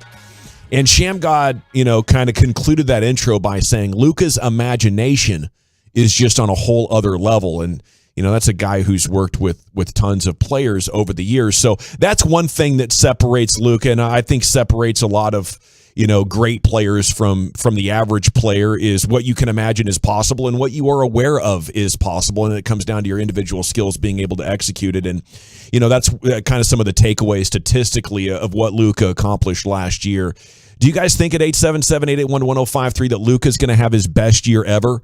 I do think so. And, he's not even at his technical age prime yet. In basketball, it's like 26 to 30, and he's still a couple of years short. I don't know how much better he can get. I want to say it's going to be his best year ever. Typically, that's the year that the best year ever start to arrive, but maybe he's already peaked. Doncic isolated either way on a league-leading 1,027 plays last season, according to Second Spectrum tracking. The Mavs generated an average of 1.098 points on those possessions, which ranked second among 43 players behind only. You guys read this? Yeah. Remember? Jimmy Butler. Yeah, Jimmy Buckets. Maybe the most underrated player in the league. Amen to that. So Luka's right there. And, I do think the style that they play is kind of boring. I've never been a huge fan of isolation basketball, but I've said it for years. It's a winning formula if you have KD or LeBron, and I think the Mavs do. Right. For everybody else, you should be trying your best to play team basketball. That's how the Warriors have done it. But if you have an absolute superstar isolator, then go for it. And the Mavs are wisely using that formula quite a bit, and maybe they're about to use it even 3 to 5% more, considering Jalen Brunson's not on the team this year. Yeah. Okay, he talks about the step-back three, a shot Rick Carlisle hated his rookie year, and Rick learned to live with it. The numbers are staggering. According to NBA Advanced Stats, Doncic attempted 1,139 step-back threes in his career, including playoffs, and he's made 37.2% of those. Jeez. 39.6% last season. Almost 40% on a crazy, I'm jumping back 10 feet, setting my feet. How do you get to such a solid shooting base that you're one of the best shooters in the league off of that play? I don't know. I don't know, but people want to say he's not good at threes. I don't know what the deal is. You just there's just no pleasing some of you out there. And it's something the league can't take away. That's like a Jabbar skyhook is what that is. Mm-hmm. And the rumors are maybe he has developed a little skyhook. Oh, that would be cheeky. Yeah, you saw a little bit of that in the the Eurobasket or whatever. Yeah, wouldn't it be cheeky? I love that word. Yes, it sure would. And then they talked about speaking of unblockable shots, the baby Dirk fadeaway that he's added when he gets cut off in the lane and has to shoot. Most of the time you get around your guy, but sometimes the help comes or the guy recovers incredibly well, and you're like, crap, I'm stuck, and there's 2 seconds on the shot clock. So he added the baby flamingo fade, which gives him an unblockable shot around the free throw line or just inside of it. And then he talks about his driving and finishing, which has become elite. Doncic converted 69.7% of his attempts within 5 feet. Nice. That's like Rudy Gobert type of numbers. That ranks second among guards, though. Somehow Gary Payton Jr. was even better at that last year with like 150 attempts. So, yeah, at 877-881-1053, got an old jersey card of God Sham God. Oh, nice. That is cool. But yeah, Luka has got to be the story. His ability to come in shape and take over the league, I think, is got to be the top storyline going into tonight's game. What do you think? Is he going to have his best season ever? I think so. I mean, I do think every single year the hope is, right, we're going into it as Luka is still only 23 years old, and we're having that conversation. Like, this should be Luka's best year ever. Every year he should be topping the previous season. But with him now physically, you don't have that question mark of, is he out of shape? this should without question be the best year because he's not going to have a month of the season where he's playing himself into basketball shape. He's not going to have that, well, the first month wasn't up to standard. No, he should be able to hit the ground running right now. Plus, you've got a guy in Christian Wood where for the last 3 years, you haven't really had anybody to play off of that caliber. So I think all of this should benefit him. His usage rate, yes, it should be through the roof. Yeah. Now, maybe we are talking about that in the back half of the year. Is Luka a little bit fatigued? We'll cross that bridge when we come to it. And I am confident that the Mavericks still have the ability to make a trade at the deadline, especially, and I keep saying this, if you get a THJ blow up in the first half of the season, maybe there's some assets you can move there. Yeah, his minutes have gone up every year when he has to play. And hey, that's great. I mean, the fact he's one of the best players in the NBA, but you do worry about that. I mean, it's good that he's coming in shape. Yeah. That part of it is, and you want to be able to handle the load of close to 40 minutes. Yeah, the problems that he's going to deal with, though, is as being the best player, though, and the focus on him is those drives. How much physicality are teams willing to play against him? When they're hacking him and they're hitting him and all those things, as he likes to drive the ball and stuff. Those are the things that worry me about Luka, is that the wear and tear on him during a game is just immense. And I hope that he can, he does a great job of fighting through a lot of that stuff. Mm-hmm. But, man, there's times you see him over there with like 3 heating pads on and, and he's trying to crack his back or turn. It's always, I just worry about that how much they're going to put on him in these games. And then can he survive the teams just going after him? It's tough. Kobe talked about that with James Harden. Like, if you're going to do it by yourself and be the super ISO guy, you get beat up. There's just so much of it is on you. Maybe it works better if you're LeBron and you have a Kyrie Irving, so you guys can take turns and not be so exhausted. I do. I'm bullish on the Christian Wood thing, and I think he's going to take some offensive pressure off of Luka as the season goes on. And Shamgod talking about the creativity with Luka. That's why I'm confident that you continue to see his game evolve. He's too creative. He wants to discover new tricks, and you're going to continue to see that. So absolutely, this is going to be his best season. Alrighty, it is time now for the G Bag of the Day, curated by Lucius. Yeah, buddy. What up? Let's go. How you doing? I'm all right, man. I'm grooving on what is this, a hump day Wednesday? It is. Yeah. Man, I woke up and thought it was Thursday, though. I ain't gonna lie. I'm sorry. I'm not gonna lie. That hurts. Yeah, it did hurt a little bit, man. I found $20 in some joggers, though. Okay. Oh, that's a positive. Pocket. You bounced back. I did bounce right back. Good thing I didn't watch those joggers. Let's see. Romo Dominus is still our winner. Predicts the score of the Bills-Chief game in the first quarter, right off the rip. Not going to be a high-scoring game, Jim. Wow. Because these two defenses are going to make you drive the field. The clock's going to run a lot because they're going to be consistently checking it down, running the football. Every once in a while, you get a big play. But this is going to be a 24-20 type of game, maybe 30 if somebody goes off. He's done it 2-time G-Bag of the Day champion, Tony Romo, back with the predictions. I think it is 2, right? He won. Did he win Monday? 2, 3. I don't know, man. Yeah, it had to be. Yeah. Hey, look, don't question. What I'm saying? I said I woke up and thought it was Thursday. Hey. Yeah. Wait a second, it's not Thursday? My apologies. Don't worry about me. I got my days Good crossed. clarification. I'm struggling. Either way, he's the champ. And by the way, I found $680 last night. Let's go. What? Where? I was like, what? Oh my goodness. Is there a well somewhere we need to know I thought about? there was a little pep in your step today. Nah, you Well, cooking he meth does have somewhere? some Trotch First confidence today. He's cooking meth in a van somewhere. That's what that van is about. Yeah, no. Business. I found it between my seats after the cops left. I didn't technically find it. What happened was it found me. I paid for a tournament like 2 months ago, and I forgot that I paid for it. Team manager comes up to me after the game with an envelope full of 20s. Hello. And she's like, oh, here's that money that the team owes you. I was like, that's right. Let's freaking go.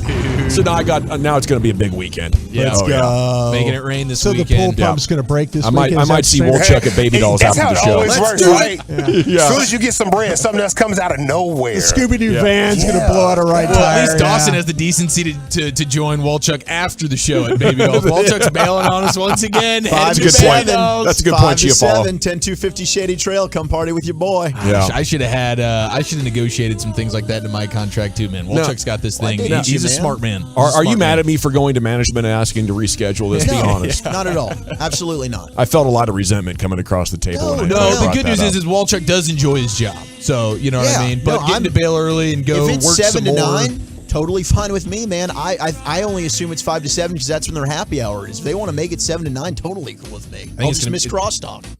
Yeah. That's right. What? Huh? Walchuk's, happened to you guys? Walchuk's skipping work and going to the strip club again. The music stopped. I thought something happened. You got like a record scratching. No, that's just me over here grooving, moving things around. I think we should broadcast Now, live you know from what? I'm so glad I know that now. My wife doesn't think I'll pull that music back and watch you fools freeze up. No, seriously, I just stopped. I'm glad I know that now. You have so much control, Lucius. It's all right. It's time to shut these guys up. Yeah, I got one in repertoire. Yeah. All right. Let's see. Oh, we got a dude right here, high off amnesia. Oh, that's the best. Oh, this is my vote. Yeah, look like he just got his, I don't know, some type of surgery did. Anyway, his dad was recording him. The nurse was a young lady. And I should have played this on TD Tuesday. Speaking of TD Tuesday, shout out to Miss B Nasty. Miss B Nasty. Yeah, this dude right here, high off amnesia, got to talking too much.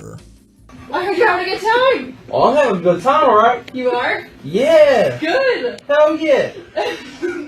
Show me your I'm just messing around. Hey, quit. I know, I'm so Quit. tired. Tell her you're sorry. I'm sorry, man. I didn't mean to say that.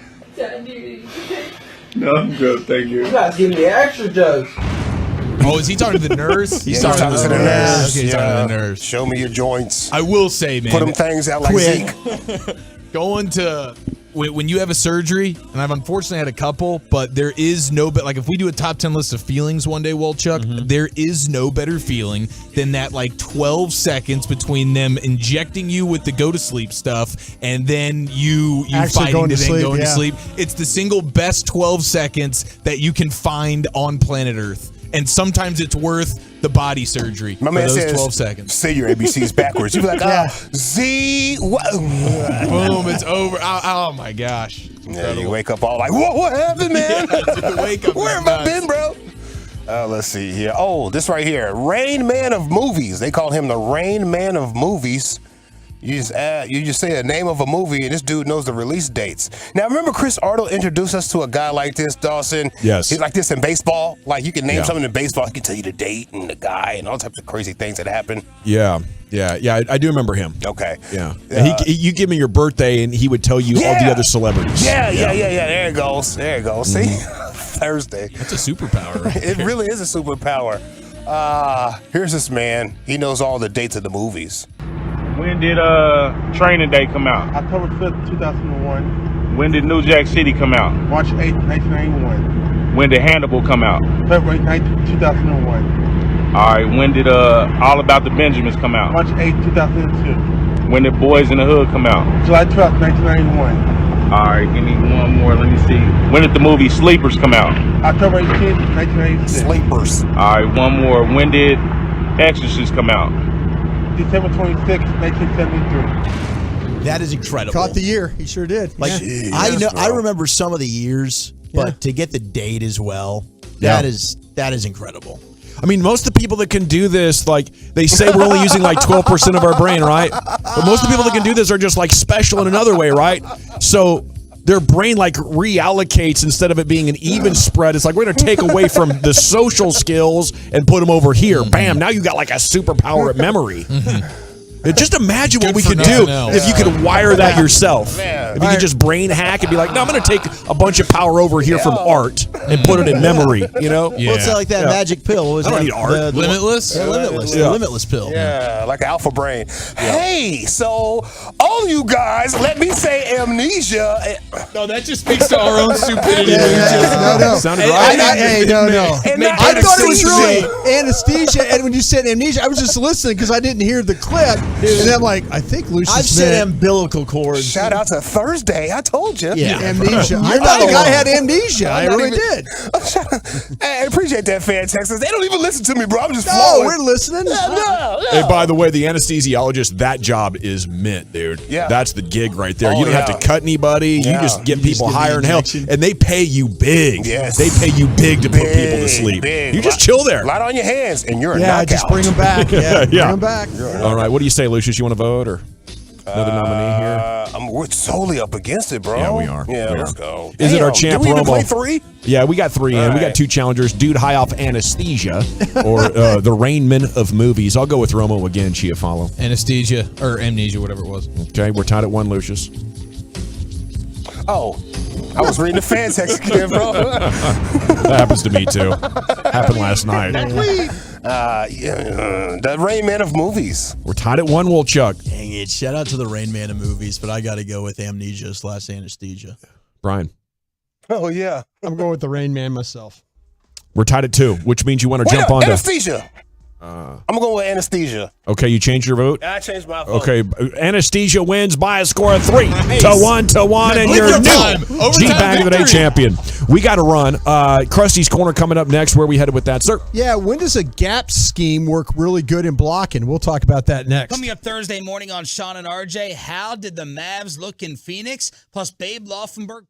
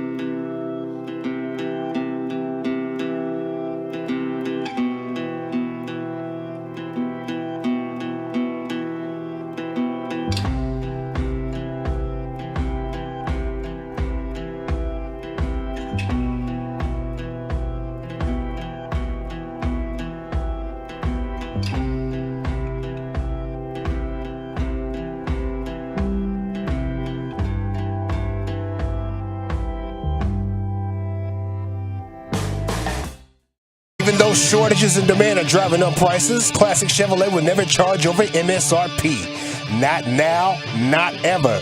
This is Texas. This is Classic. Find new roads. Thank you, Lucius. It is time now for Krusty's Corner. Here's Broadus. Thank you very much, General. Appreciate that. Let's take a look at these Detroit Lions. And I'm going to say this. I'm not trying to blow smoke up everybody's rear on this one. I'm really not. I'm feeling the smoke up my rear. I wonder where that came from. Where that phrase come from? I'd like to look it up because I use smoke it. Up my rear. I use it a lot. I use it a lot. But this team, the Detroit Lions, don't look at the record. Seriously. Okay, there are things they do poorly on defense. You know, we'll talk about that. But this football team offensively, they do some things that can give you some problems. And, you know, I went back, I've looked at all their games. I just wanted to see if there was a pattern. I'm going to tell you who their worst player is on offense. It's their quarterback. That's their worst player. That's good news. That's a good starting point for victory. But I also feel like that there's things that they do to keep him from having to be totally a part of this game. And I mean this with the way that they run the football. And it doesn't matter. I mean, they're dealing right now with an injury, I think, to one of their better players with DeAndre Swift. You know, he's dealing with a shoulder injury. They had the bye week last week. This guy is a physical runner. So is Jamal Williams. So is Craig Reynolds. They've got backs. And I teased about a gap scheme. And when I mean a gap scheme is when you play against a team that they're responsible, the blockers are responsible for whichever side the plays run into that gap. They're responsible, whether linebackers step up, tackles, ends. You know, it's not a zone scheme. It's just a gap. You've got that gap. Whoever's there, you take it and go.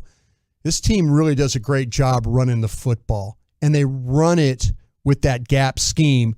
And the one thing that you worry about as a Cowboy fan is the run defense. I know, Gavin, you talk about it quite a bit. Yeah. And this team, they do it with power. And it really, really starts up front with what they have. Frank Ragnow, the center, I think is a really good center. Penei Sewell, who several years ago was drafted very highly out of Oregon, I think at the tackle does a really nice job.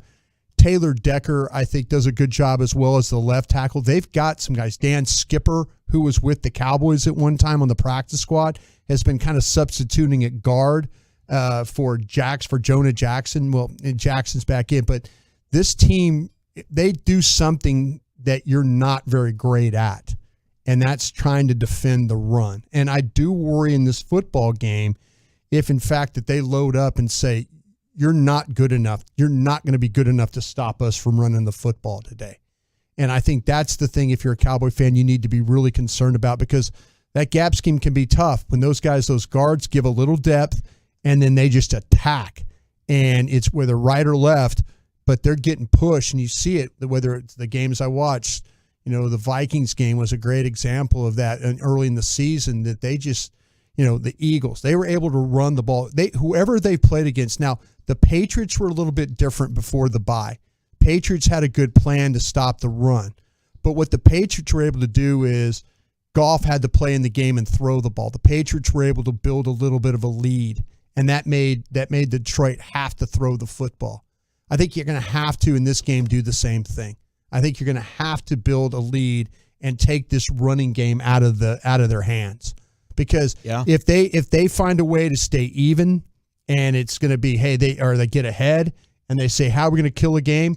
You're going to get that 11, 12 play runs that you saw last week against Philadelphia. They can do the same thing the Eagles just did? With more physicality. Oh, my goodness. Yeah, with their backs, with more physicality. Because I just feel like, though, that's just not sustainable to say, well, we got to stay ahead. You know, it's easy to be like, well, you want a good defense, play better offense. Okay, well, what happens when the offense doesn't work, like in half of playoff games, because you're up against good defenses? Yeah, I just this is the one thing that scares me, because I think if you make Jared Goff have to play in this game, yeah, you got him. You got him. Yeah, and he'll give you one. I mean, he has throughout his career. He fumbles snaps, he fumbles in the pocket, you know. But if you just let him hand the ball off all day, they're going to have some success. But they've got some guys on the outside that, you know, this Amon St. Brown is I think is a good player for So them. good. He is. I mean, you put him in the slot, they put him outside. He just kind of move all over the place. He could cause problem. DJ Chark is dealing with an ankle injury right now. Early in the season, though, he was making a lot of plays for them as well. So they're capable of throwing the football. The thing that scares me the most about this team is their ability to run the ball and run it well. Okay, I got a timeout here. I don't know if have you seen this this Broadus cartoon on Twitter? No, I have this not. This is incredible. Just was made. Okay, this Who made it? We're in the middle of Krusty's Corner. This is from @FreshSmart. I'm going to retweet this right here. Oh, well, this is thank you. freaking unbelievable. Yeah, I quote tweeted it They as got well. they It's got Broadus fantastic. broadcasting with your blue vest on like you always wear, and then they got you over here as Ben Franklin. Oh, there we on go. Halloween. How about that? That's Oh, that's freaking great. awesome. Yeah. Well, thank you for doing that. It's very, very talented of you, and it looks like me. Dude, It looks yeah, a lot yeah, like this me. is It looks great. like me, Exactly. yeah. It looks more like you than you look like you. This might That's be a new incredible. profile pic if you ask me. tell you what, Let's make NFTs out of that. Well, can I? If somebody does something like that, can I use it? Do I have to Yeah. ask permission, or what are we doing there? I think they're giving it to you. They're Are they using giving- your likeness, so I Okay. think you have some control there. Okay, let's talk about this defense because this might help. You're going to win this football. Yeah, this game. is where the good news comes in, Yeah, right? by the way, blowing smoke up one's arse. Yes. Comes from tobacco enemas back in the day. Okay, that's interesting. Usually from like drowning victims or something. Trying to help you on out. It was I like to appreciate save that. people. It was Oh, like it's to to save resuscitate people. people. Okay. That's how I'm reading I it. Like say where that there quite a used to bit. be like major waterways where people would like swim and stuff, there would be like equipment there, and people frequenting the waterways were expected to know the location of this equipment just in case something went wrong and they had to blow smoke someone's rear end to save them. Okay. Yeah, it was like a long flute, and you had to put it in somebody's arse and blow on it. That's amazing. It was like CPR of the day. Yeah, I guess. Backdoor CPR. Yeah, I wouldn't want any like to come back up. Well, I appreciate you doing that, Lucius. I learned something. Like siphoning, saying gas. Yeah. You're basically siphoning gas. The Tolo texted in who made the art from the 206. His name's Amos, and he's from San Diego. He said, go ahead and use it. Well, thank you very That much. guy's a beast. Amos. I appreciate it. I believe it's Amos. Sick Amos? work, sir. Oh, Amos. Yeah. Amos? Famous Yeah, Amos. famous He's the Amos. cookies guy. Oh, okay. I like it. I don't know though. if Well, he's thank actually you. the Thank cookies you. I'll guy, take a but- peek at that. But all right, this is where you're going to have to. I think, like you say, the offense worries me for them. The defense doesn't. I think the people you have to worry about here is Aiden Hutchinson, the first round pick out of Michigan. He's going to move both sides, so your left, your right tackle will see him in this game. Michael Brockers at defensive tackle has always kind of been a guy that's been a little bit of a problem. I reached out to Gang of Seven. They're talking about maybe if you wanted to maybe trade for Michael Brockers. So if that's the case, watching him play, he's still that type of guy, big bodied inside. The linebackers I really, really like on this team. Malcolm Rodriguez is out of Oklahoma State, and he's a 6th-round pick. I wish the Cowboys would have picked this guy in the 6th round. Dude, in Hard Knocks, he was the best part of Hard Knocks. This guy right here is, I tell you what, you talk about getting after the ball. Him and Alex Anzalone, I think, are two. Anzalone, yeah, Gator, are right? two. He's a former Gator. Yeah, he is. I tell you what, both these guys are really get after the ball, attack the line of scrimmage. And then Jeff Okudah playing at the corner. I think you want to kind of stay away from him. He's a SGP. Yeah, he's a Grand Prairie kid. He's coming back around. You're starting to see they move him side to side as well. So you see him playing left side, right side. He will match up and walk with your best receiver and try. And they play a little star coverage.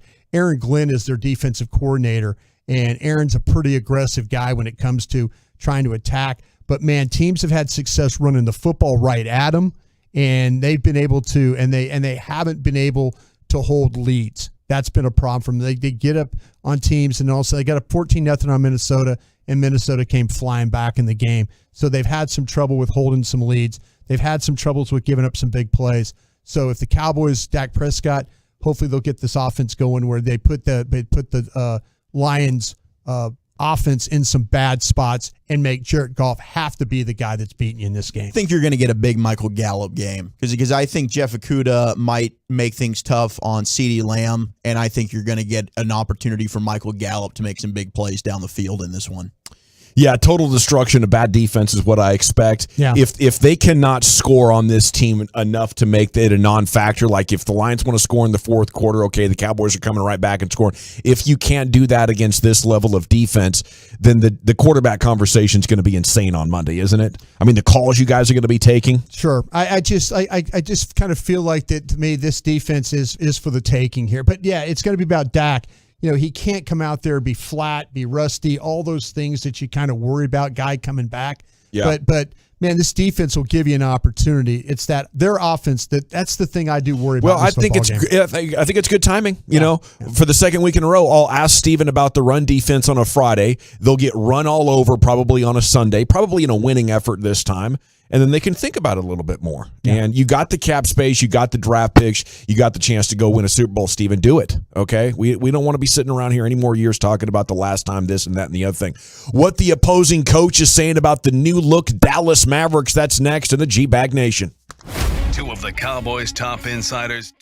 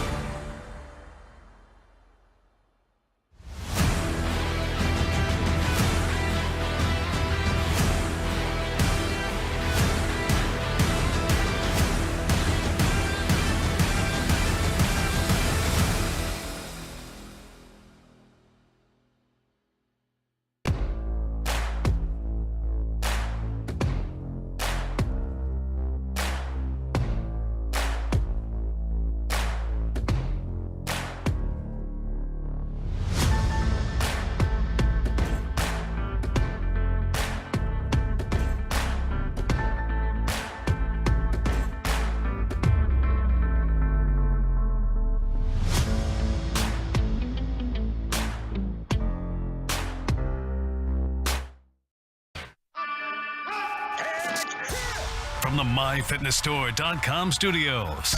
You're rolling with the G-Bag Nation on 105.3 The Fan. Here we go. Hour number 2 of the G-Bag Nation, 105.3 The Fan. Hope you're having an outstanding day.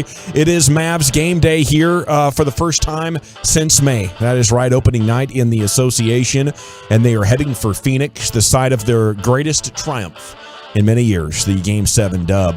What are the Suns saying about these Mavericks ahead of this matchup? Let's do a little around the Mavs for you in the G-Bag Nation. General at your service. There's Brian Broaddus, former Cowboys scout, NFL executive, Super Bowl champion. Lucius Alexander's in the Pimp Cup over there at Master Control. You have Wolchuk and Chiafalo. And Carter Freeman has made his triumphant return. He has. He is once again coordinating your video at 105thefan.com, Twitch, and YouTube. Still hungover from bourbon. He did the New Orleans thing. So that's terrific. You know how that goes, man. Yes. That'll take its toll on you. Boy. He probably aged 4 years just this weekend. I wonder what he consumed. A lot. God only knows. Yeah. Okay, Suns and Mavs tonight at 9 o'clock, by the way. So prepare yourself for that. Probably about 11:45 before you can hit the sack. But it is that time of year, once again. And I think for many fans this year, it's going to be the first year you do what it takes to get Bally's. Maybe you've been like, oh, whatever. But coming off a conference finals run, and I know our very own Brian Broaddus has some recent experience with that, don't you? As of last night, I did. You ballied up? I had to. I was one of the guys that was always involved with the Spectrum thing, and then old school cable. Old school cable, and now in a situation where I didn't get that choice to do it, so I had to go out and spend the money, and yeah, it's pretty significant to go but you get. Tamara said, "What do you think we are, baby boomers?" Yeah, she went out. The cable stuff that we have is great. We just don't have the one that I need. Oh, you don't get the Bally's. I don't get the Bally's. Oh, okay, I see. We've got every channel known to man, and so except for Bally's. And I looked at her last night. I go, "You're interested in watching the Mavs this year, aren't you?" She goes, "Yeah." I go, "Well, we don't have it here, do we?" And so she went, "No, we don't." And so so I had to go on, and I got the app, the Bally's app, and it seems like that the full year package is a little bit better than the monthly. Okay, charge. so you save a little bit of money. Yeah, but you get the whole thing. You get the thing with the Mavs, the Stars, and the Rangers. And it's $20, which I think is a decent deal to get your local sports. I would gladly pay that in an add-on. Uh-huh. The one thing I've heard, and I'm wondering, Brian, if I don't know if we'll find out tonight because the game's on ESPN, but they're saying you have to watch it live. Is that true?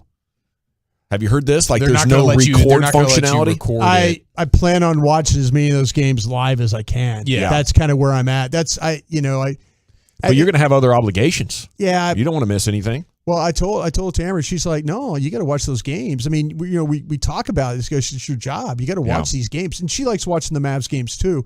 But I'll find out. I didn't see anything that said, "Oh, you can't." You have to watch everything live. I heard that in a story last week. They're like, a lot of people are excited about getting the Mavs now with this app, but there is some downside to it still. Oh, no.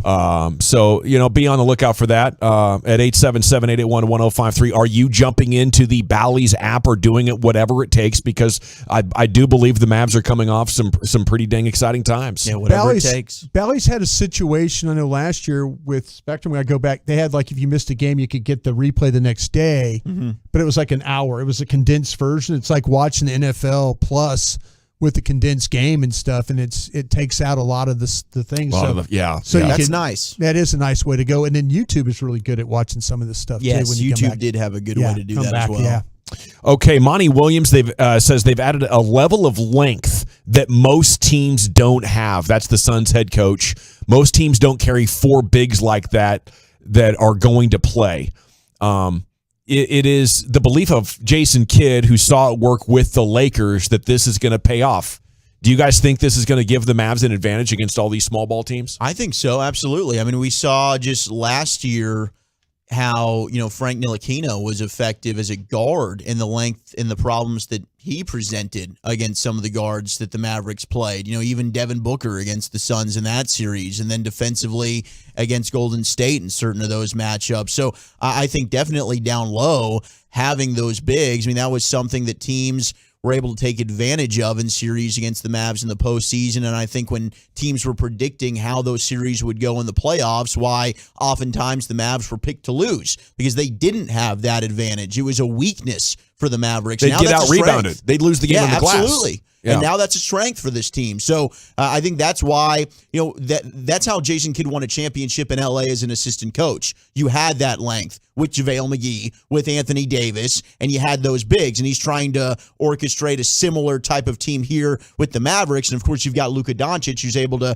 be your floor general. And you need some more help in terms of the support behind him. Hopefully, Spencer Dinwiddie, a year removed from that knee injury, is a better player, and they're probably going to have to add to that at some point in the trade deadline. But yeah, I mean, I think that's the biggest strength of this team right now, what they've done adding Wood and JaVale McGee in the offseason. Yeah, I do really like it because now you don't see as much glaring weakness. Like the second ball handler is certainly a question mark, but I don't think it's as big of an issue as what the front court was last year. So now you bring an element of versatility where you can kind of dictate the terms, and if you're up against a bigger team, you can play that way. But you still have the ability to play small. If you just want Luka and then you have Christian Wood at the 5 and you just got a bunch of shooters around these dudes, there's Bullock, there's Dodo, and there's a Kleba or a THJ or however you want to do it. You have that ability as well. So to me, it's definitely a good situation right now. Yeah, I think it's going to give Jason Kidd options. And if you just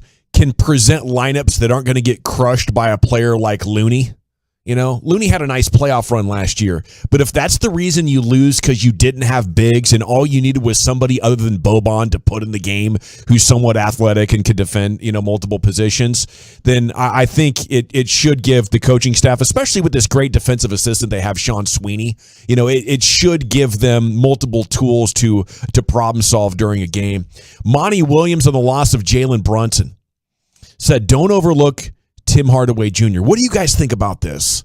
Is this coach speak, or does Tim Hardaway Jr. have a shot to replace what Brunson gave you? I think, yes, he's got a shot. The problem with THJ is he can be so frustrating because there's nights it's like, holy hell, this dude does look like the number 2 on this team, where he is one of the better offensive players and he can give you 30 a game and it's like, damn, he's got one of the best strokes in all the NBA. And there's another night where he's 0 for 12. It's just the consistency is a massive, you don't know what you're getting from Tim Hardaway Jr.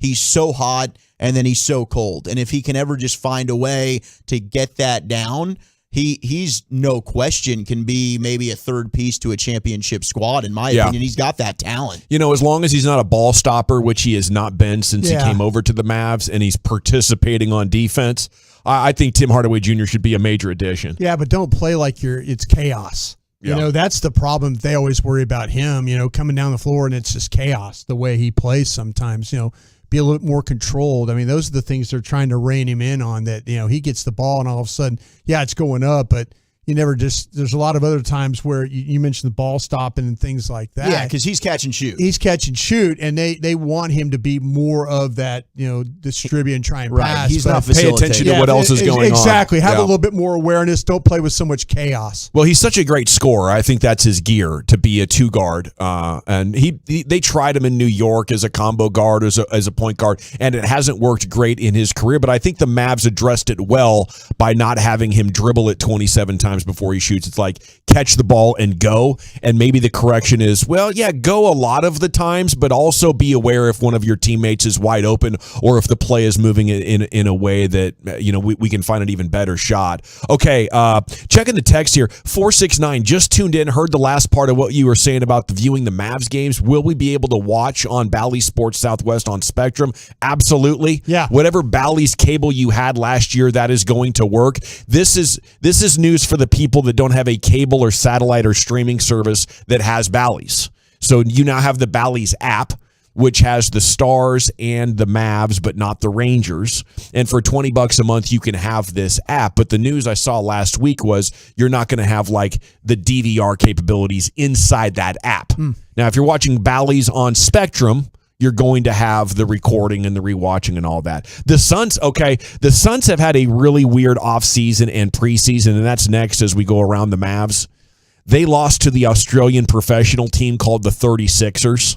They lost to Melbourne, okay? Their vibes are way off, according to reporters. I think they're on a chemistry blow-up watch like the Utah Jazz were in. Couple of things. You have Jay Crowder's contract dispute. He's a big part of their formula. And then DeAndre Ayton wanted to go elsewhere because the Suns wouldn't give him the max of like $176 million. He signed with the Pacers, an offer sheet of like 133. The Suns match it. This was after he sacrificed to let Chris Paul run the team and dictate who was going to get the most shots. He sacrificed his game. Instead of being like a 28-12 guy and having the insta max and being celebrated as an upcoming superstar, he's like, that's cool. I'll get like 17-10 and because I'll be a team player. And they're like, oh, thanks, DeAndre. But then when it came to paying him, they wanted to pay him like he was a bit more of a role player than a star player. So he's not happy with the coach. Jay Crowder's not even there. I don't know. Going into this season, I do not expect the Suns to still be on top of the West. And while it's a fun rematch of Game 7, I don't think it's like a huge barometer game because I think Phoenix is on the way down. How are you guys looking at the Suns right now? Yeah, I think big picture for this season, they're not a team that I'm overly concerned about. I feel like they had their chance at the peak of this, whatever this team's powers is or was, and they botched it. And now it does feel like there's too many, whether it be locker room issues, money issues, contract issues, coach issues. It's like, and like the way they lost last year, I think is still something that they're still being asked about it. Like every day there's a new quote from Devin Booker about how last season ended. And so I don't know. It does seem like if I'm a Suns fan, I'm really disappointed because you feel like your best chance is now in the rearview mirror. Yeah, I completely agree with that. And I think Chris Paul, did Father Time finally catch up to him last year? It seemed like he was hurt, and then he wasn't around much this offseason.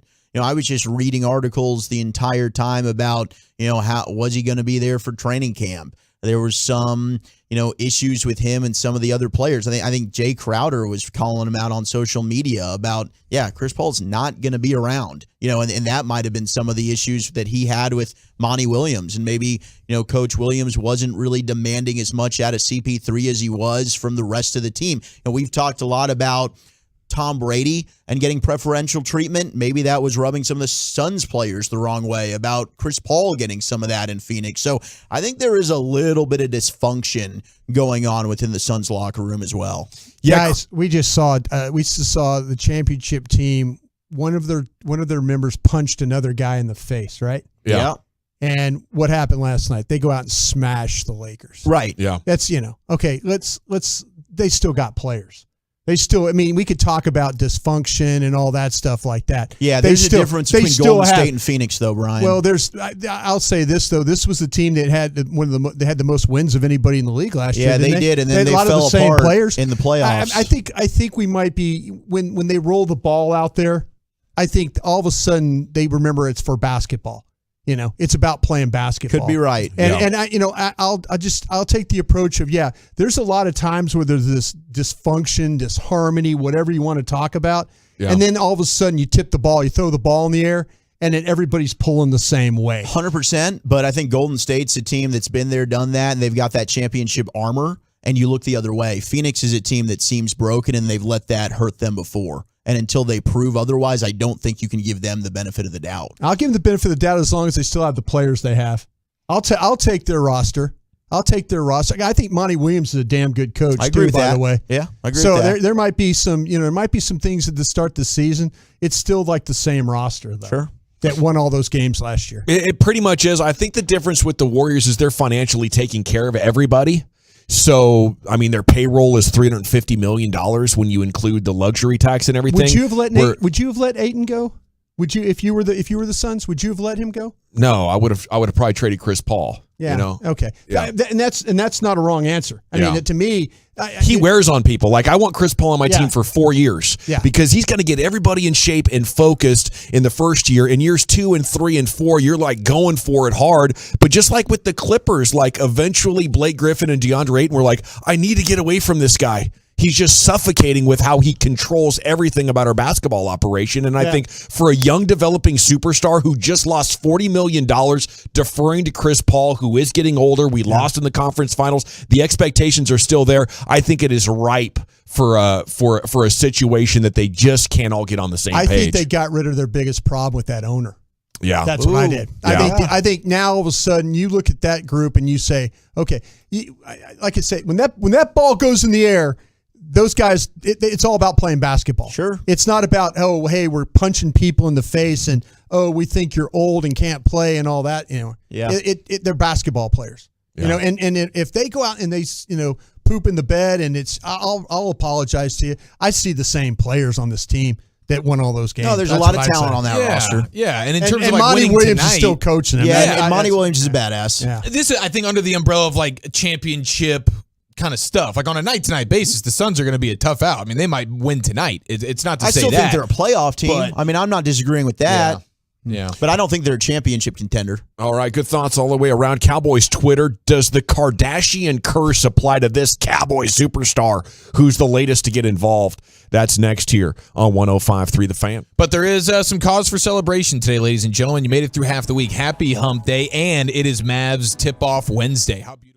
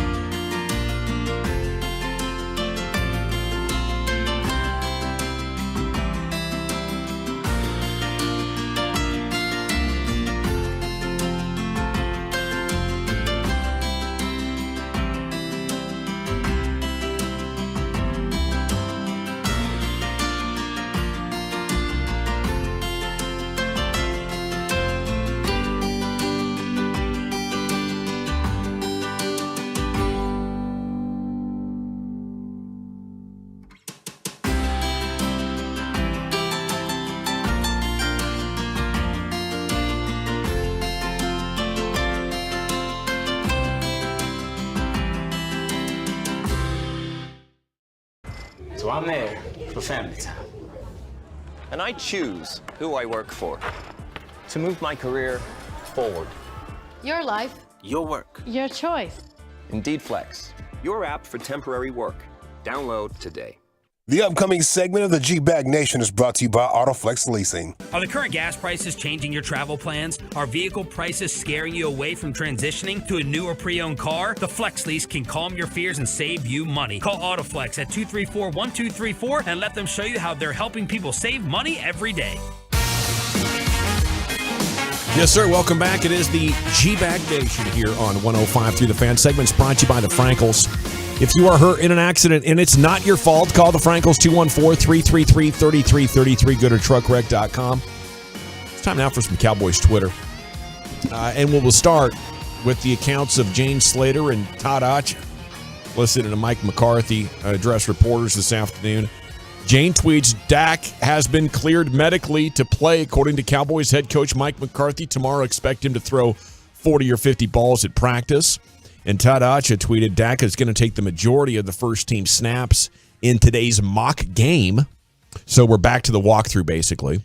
Yes, sir. Post-practice, they'll go through a 40 to 50 throw passing session with their perimeter players. The plan is for him to do a full practice Thursday as well. So we'll know for sure tomorrow after a full practice, and right now we're just very much trending in the right direction. It would take something unexpected, like a setback, him grabbing the ball and really trying to rip it and feeling tender or something like that. But we're definitely heading for him playing Sunday. Oh yeah, no, this is the ramp up. I don't worry so much about the thumb, but what's the back, the hips, the rear, the legs. I mean, stride, shoulder, all that stuff. Yeah, that's the stuff that you worry about the most.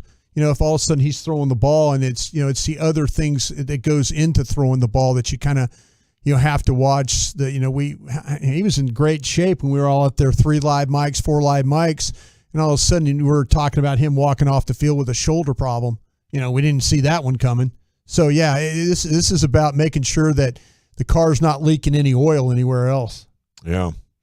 So, Dak back, offense back. I think, if they can't do it against the Lions, that would be a major red flag. But to predict that happening, losing against a defense that bad, I don't know that it's happened inside of his career. I'm just hoping that we don't get a collection of throws behind the wide receiver, throws at the feet, sailing the ball.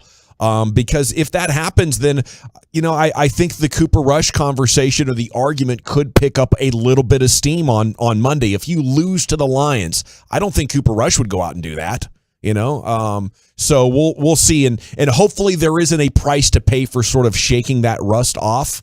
And hopefully this is, the last we have to hear of that Cooper Rush part of the conversation. But I know these people are waiting on the text for this to happen, Chiafalo.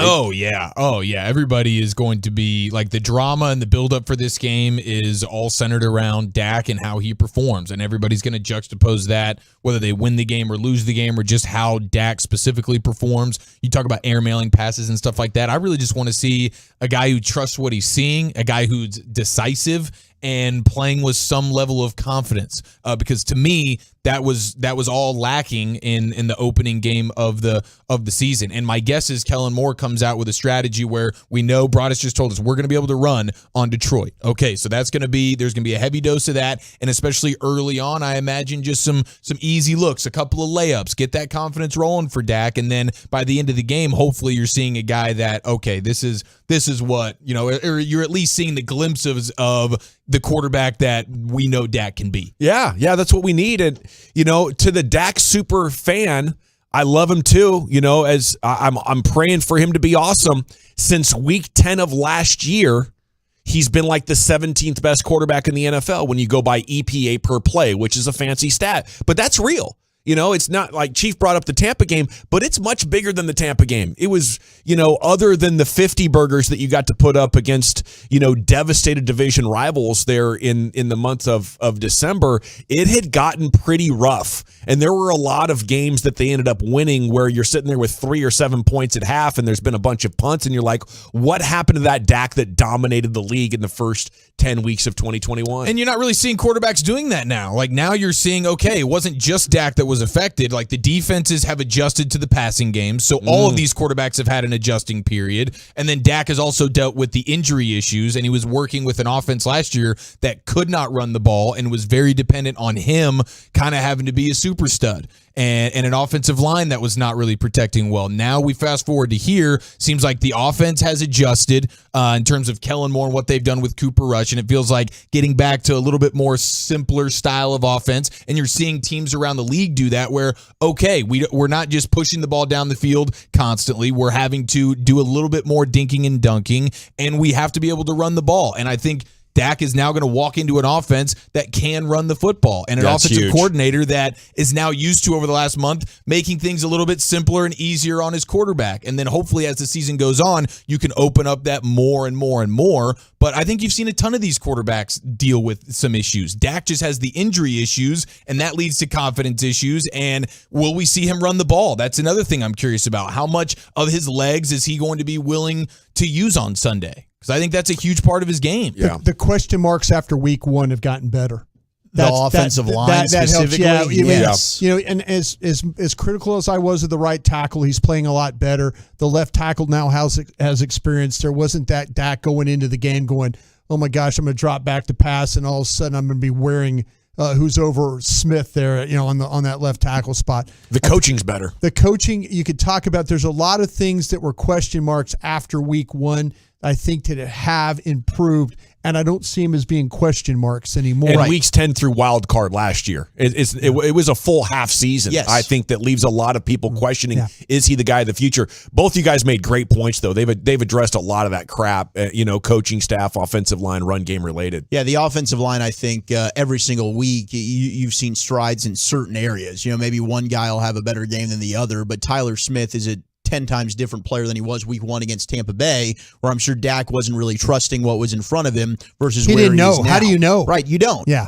Terrence Steele certainly has been much better this year. Yeah. Connor McGovern now, I mean, getting most of the reps at left guard. I think they're probably going to move forward with him, probably getting most of the reps at left guard again this game. I think Tyler Biadasz is playing better at center. So Dak's probably going to be trusting what he's going into with the offensive line in front of him. You don't want to see Dak Prescott double clutching, right? That's something that he was doing a lot of. He wasn't just letting the ball rip. He was about to throw a football and then, I don't like what I see here, and then he's pulling it back, right? If you see indecisiveness from Dak, then I'm going to be concerned here. That's something you don't want to see in this game. But I think you've got to be a little bit open-minded here. This is the first time he's played football in a month and a half. Should we expect Dak to go out there and take the ball right down the field and put it in the end zone? Probably not. If he does it, hell yeah, that's amazing. Let's celebrate it, right? But I would expect some rust. I think that more than likely you're going to see that. This is the first time he's been out there in a real NFL game, and week one was pretty bad. So I think more than likely that's something that as a fan base we should expect. And if we don't see it, then awesome. All right, great stuff. And the news is Mike McCarthy just moments ago at his press conference saying Dak medically cleared, and he's going to get a full workload here today and tomorrow. Does the Kardashian curse apply? That's what some Cowboys fans are wondering. Dak and Kylie Jenner are stakeholders in a new sparkling drink company called Glow Beverages. It'll serve as brand ambassadors to the product. Now, when it comes to the Kardashian curse, as long as you keep it just business, you're good. So once again, I think Dak is displaying an elite level of business savvy and perhaps leading future athletes who might be charmed by some Kardashian leg by example. This is how you get involved with the Kardashians right here, Chiafal. You do business with them. Yeah, they are certainly smart in the business world. That is very fair to say. So hopefully, and I mean, Dak's a smart dude. I don't think he's going to be playing with that type of fire, right? I think we've seen it a bunch of times now with the athletes and the charming aftermath. family they are. Yeah, I mean, don't get me wrong. You can get lured in. I don't know how much. I wonder if they're ever going to be like, will you ever see them together at some type of promo thing? Or sure is you this will. just like Sure you will. Absolutely will be. You just don't want them hugged up kissing like Kim and Miles Austin back in the day. You know, that was the beginning of the end for him. Because I do think that there is a curse there. So as long as there's no romance involved and it's just business, we avoid the curse. Yeah. What do you think? I think it's because they party and it's so much fun to be in that LA environment, that Hollywood environment, and they're super sexy that you kind of, you don't find yourself maybe as focused on your career while you're hanging out with your new like actor friends. Is that what it is? Yeah. There's a lot of distraction. I mean, but there's been a pretty good list of them, over the years, from Lamar Odom and James Harden and Chris Humphries.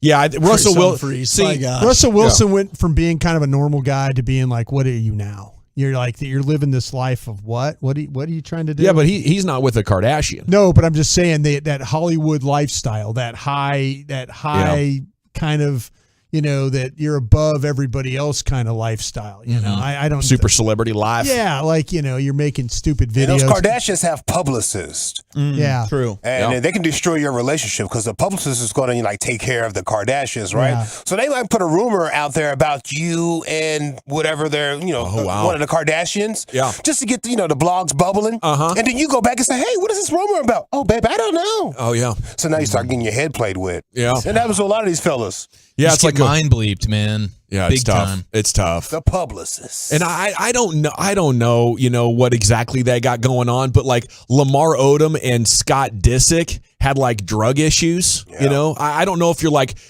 partying with the Kardashians until 4 a.m. and then trying to get to practice. But I think the reality TV angle is very interesting because her mom got the sex tape from her and Ray J and said, "Ooh, this is not good enough. Yeah. Can you take it back and redo it?" Yeah. And then they had to go redo it. No way. Yes, you in a world of being puppeteered. So everything is secondary. She's the coach in the film room saying, "Oh, I got to clean this up. All right, we're gonna get back out on the field and we're gonna correct these mistakes." This ain't good enough. Go back, Ray J. Wow. You need some Blue Chew, bro? Wow. Is that what happened? I'll say that respectfully. No, that's not what happened. Oh man, I can't joke. Y'all take it serious. Yeah, I would not want that video out. I would not want that video out. That's for sure. I did love this tweet from Don Van Natta Jr. Get a seal here, a seal there, and then right through the alley, right through the alley. Yeah, you're putting out bad film on me, Mom. Don Van Natta Jr. My latest exclusive with Seth Wickersham. Don't bleep with me. Jerry Jones told Robert Kraft in the league meetings yesterday, for the second time in 5 years, Jones is leading a charge against the way mega millions in bonuses are paid for Roger Goodell. Who would you like to say, don't bleep with me, right to their face in front of the most powerful billionaires in sports? That must have been fun for Jerry Jones yesterday. I'm surprised. The only disappointment is that he cleaned it up on round 2 when Robert Kraft went like, "Come again here. What'd you say?" And then he went with the mess with me. Yeah. Like Jerry was like, he shot from the hip, and then he's like, "All right, let me dial it back a little bit here." Yeah, Robert might be sensitive with his. I did say, "Excuse me." Yeah, excuse me? Excuse me? Excuse me? Well, maybe Robert Kraft's girlfriend was also in the room, and it's like, oh, baby ears. Wife. Gotta be careful. See, Jerry's a showman. He likes the adrenaline of getting up there and saying crazy stuff and seeing people's reaction to it. That's why he's on the show, and he can't help himself saying stuff that gets that kind of reaction. Mm-hmm. And it must have been incredible to be the other owners taking in that theater like, boy, are these old men going to fight? I wonder if Jerry Jones wants to. But I think Jerry wants to be like the alpha, and he's trying to set the tone that y'all better listen to me or you're going to make an enemy and don't bleep with me. But they did not blink because they voted him down hard. They all love Roger Goodell, and they're like, Jerry, you need to let this one go. Ian Rappaport tweeting, Packers quarterback Aaron Rodgers dealing with a right thumb injury, officially did not practice today. So I don't know how bad that is, but they play the Commanders this week. And you can't assume Green Bay will get the dub at this point, but they are 5.5-point favorites.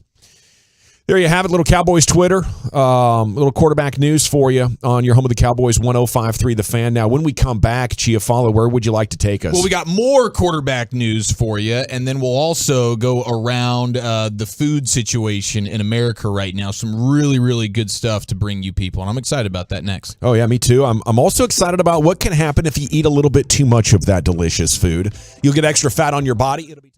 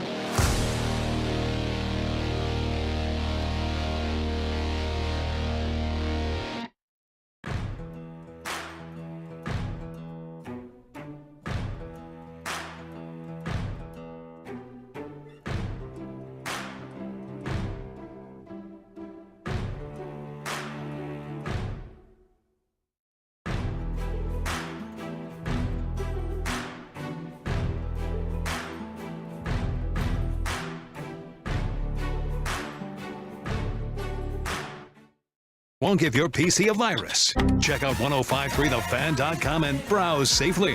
DFW Sports Station is 1053 The Fan. If you're in need of traffic control, Barricade Rentals. Buyers Barricade is a full-service provider, taking care of your project or special event, no matter the size from start to finish. It is the Texas Authority in Barricade Rentals. BuyersBarricades.com. Thank you very much, Lucius. Now, here he is, Eric Chiafalo, with some sports. Okay, so we do have a fast food bonanza to get to. Really just great news all around, and I'm pretty fired up about it. I think you guys are going to be as well. But I did want to just address the Marshawn Lynch comments at Beast Mode. He was obviously a former teammate of Russell Wilson in Seattle. He's on the Richard Sherman podcast. And Marshawn's like, hey, man, I see everybody kind of kicking my boy Russell Wilson down, or kicking him while he's down kind of deal. And Marshawn feels a little bit bad. He's like, this is my guy. I do want to reach out to him and just kind of just see if he can help some type of things, just a friend touching base with his boy, but he's not able to. And he was on the Richard Sherman podcast explaining, like, you can't even, like, even as former teammates and buddies and stuff like that, they can't even directly get a hold of Russell Wilson. You have to go through his manager, his like business manager, and like set up a time to speak with him. Like, I guess he doesn't have like his phone number as like a direct line to anybody, even somebody like a Marshawn Lynch, who is a Super Bowl teammate of his and wants to kind of reach out and touch base and let him know, like, at least somebody's got his back, because all the former Seahawk kind of players are like, no one's really stuck up for Russell Wilson at all. And so Marshawn's trying to, but he's like, I can't even get in touch with him. So he's like, how am I going to reach out to you if I got to go through your manager to get in touch with you? So it's just like Russell Wilson continues, man, to just like, it's hard to defend him. And it's interesting when everybody that used to work with you, all these guys that used to be your teammates and stuff like that, doesn't feel like anybody's really coming to your defense. And the one guy that kind of wants to is like, I can't even reach you because you're so important that even me as Marshawn Lynch, I got to go through your business manager and wait like 3 business days to get the email back that we can talk on the phone for 20 minutes or something. One of the things like a celebrity or politician can do to make people like them or to seem more likable is to have nothing between you and the public. Like, they'll go walk the sidewalk in downtown New York City and just shaking random strangers' hands because people want to know that you don't think you're above them. And if you put like boundaries in place, it magnifies that thing. In a way, I feel bad for Russell Wilson because he's trying to be a great leader. He's read the books. He knows how to do the videos. He knows how to smile and shake hands and fit in perfectly inside the boardroom, but there's just not enough real genuine in there for him to be able to relate to his common man, and some people are blessed. Like, it's kind of a blessing because he's the kind of kid that could be a CEO at 25 years old, like maybe he's not going to go out to the hayfield and get a keg with his bros and fire shotguns into the air at midnight and have like these epic Americana bonding experiences. But the plus side is he's prepared for real adulting way before most of us other knuckleheads. But I think the downside is just like an inability to relate to those knuckleheads on a pretty epic level with Russell Wilson. Yeah, and now it's like my bleep don't stink kind of attitude where it's I'm with Sierra now, and you had Kyle Brandt, NFL Network, come out a few weeks ago about like the interaction on the red carpet where all the players are at the ESPYs or whatever it was. The fakeness of him. And so he just kind of, it's hard to defend him, and then he's not playing well, and like Golden Tate is a wide receiver formerly with the Seahawks, like tweeted out like basically saying like, wow, the Broncos kicker has over half their total points this year. Is that normal? # let's ride. Like, everybody's just kind of beating Russell down, and it's getting to a place now where it feels like you can't really defend him. Marshawn wants to, and he's like, I can't even get a hold of the guy. And that's a big move for the guys in Seattle because they didn't like him because Pete wouldn't hold him accountable in film. Mm-hmm. Like, you'd yell at everybody else, but Russell Wilson's mistakes couldn't be shown. Mm-hmm. So maybe he just didn't have it up top. He was just very sensitive. Yeah, I mean, I don't handle it. Maybe. Well, and he was like buddy with the coach, and so the other players kind of resent that. He does. He does seem like the guy that was like the teacher's pet growing up. Yeah, he's just always kind of kissing ass to get the A kind of deal. 817 had a great text. It's totally unlimited what Russell Wilson can do. Yes, that is correct. Okay, it seems like the what these fast food places can do is pretty unlimited as well. So I wanted to give us a just kind of a American fast food bonanza here because good things are happening. And we'll start at the place where no one out-pizzas the Hut, the greatness of Pizza Hut. They are doing a design for a party of one, new Pizza Hut Melt. Okay, so it's the chain's latest take on selling pizza by the slice, and it's going to start, I guess. Yeah, it started yesterday, right? Today's the 19th? Yes. So it started Tuesday, October 18th. So it was yesterday. $6.99 is what the cost will be, but it's a new dish, essentially a calzone with a twist featuring 2 slices of Pizza Hut's thin and crispy pizza, folded and stuffed with cheese and toppings, then baked to melty perfection. So, and then customers have their pick of 4 recipes: pepperoni, chicken, bacon, parmesan, buffalo chicken, meat lovers, and then each one is paired with whatever dipping sauce you want or whatever. So it's kind of like a papadilla, which Papa John's did. Okay, yeah, maybe it is, but it's probably better. Probably better because it is Pizza Hut, and Pizza Hut did try selling personal slices in 2014, but it didn't really get past like just the concept of testing at certain restaurants. But now they're unveiling this, and I guess you could go literally after the show today and pick it up, and it looks pretty incredible. So, and their thin crust is really that's their so they're just sitting there in all their stores to go. Little pizza by the slice action? Yeah, pizza by the slice, but it's like 2-for-1 kind of deal, and then it's got that calzone vibe. Sign me up. Yeah, I remember their Pizzone a couple of years back. I was a big fan. That was really strong. That was really strong. Really good.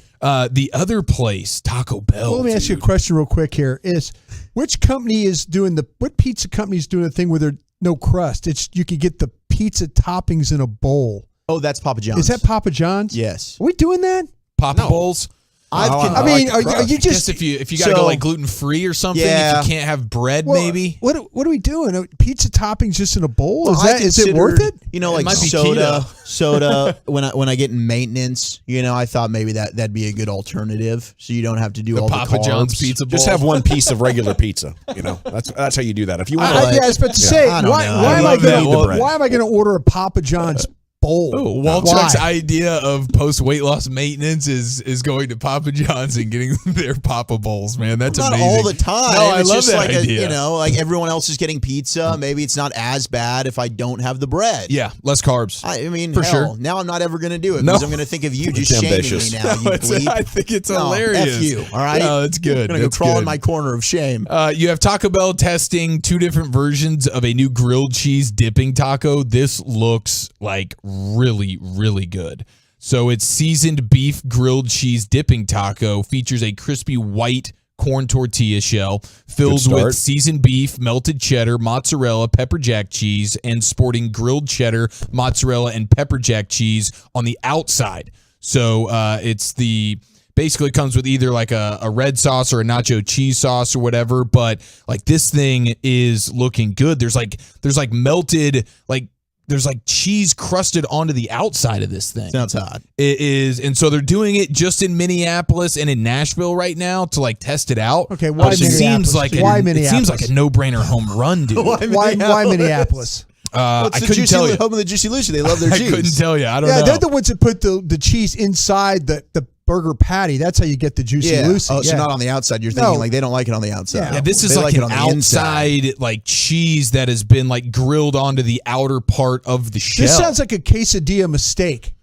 Is what this sounds like. The picture of it looks really good. I don't know. Like, I'm totally in on this. Like so far, they're 2 for 2. Pizza Hut's got me sold, and Taco Bell has me sold. Let's get our quesadilla and put some cheese on the outside, and we'll crust it up, and we'll call it a grilled cheese. I thought you'd be into the crusty situation there. Grilled cheese burrito is not great. It's not. I mean, I tried it when it first came out like a year or 2 ago.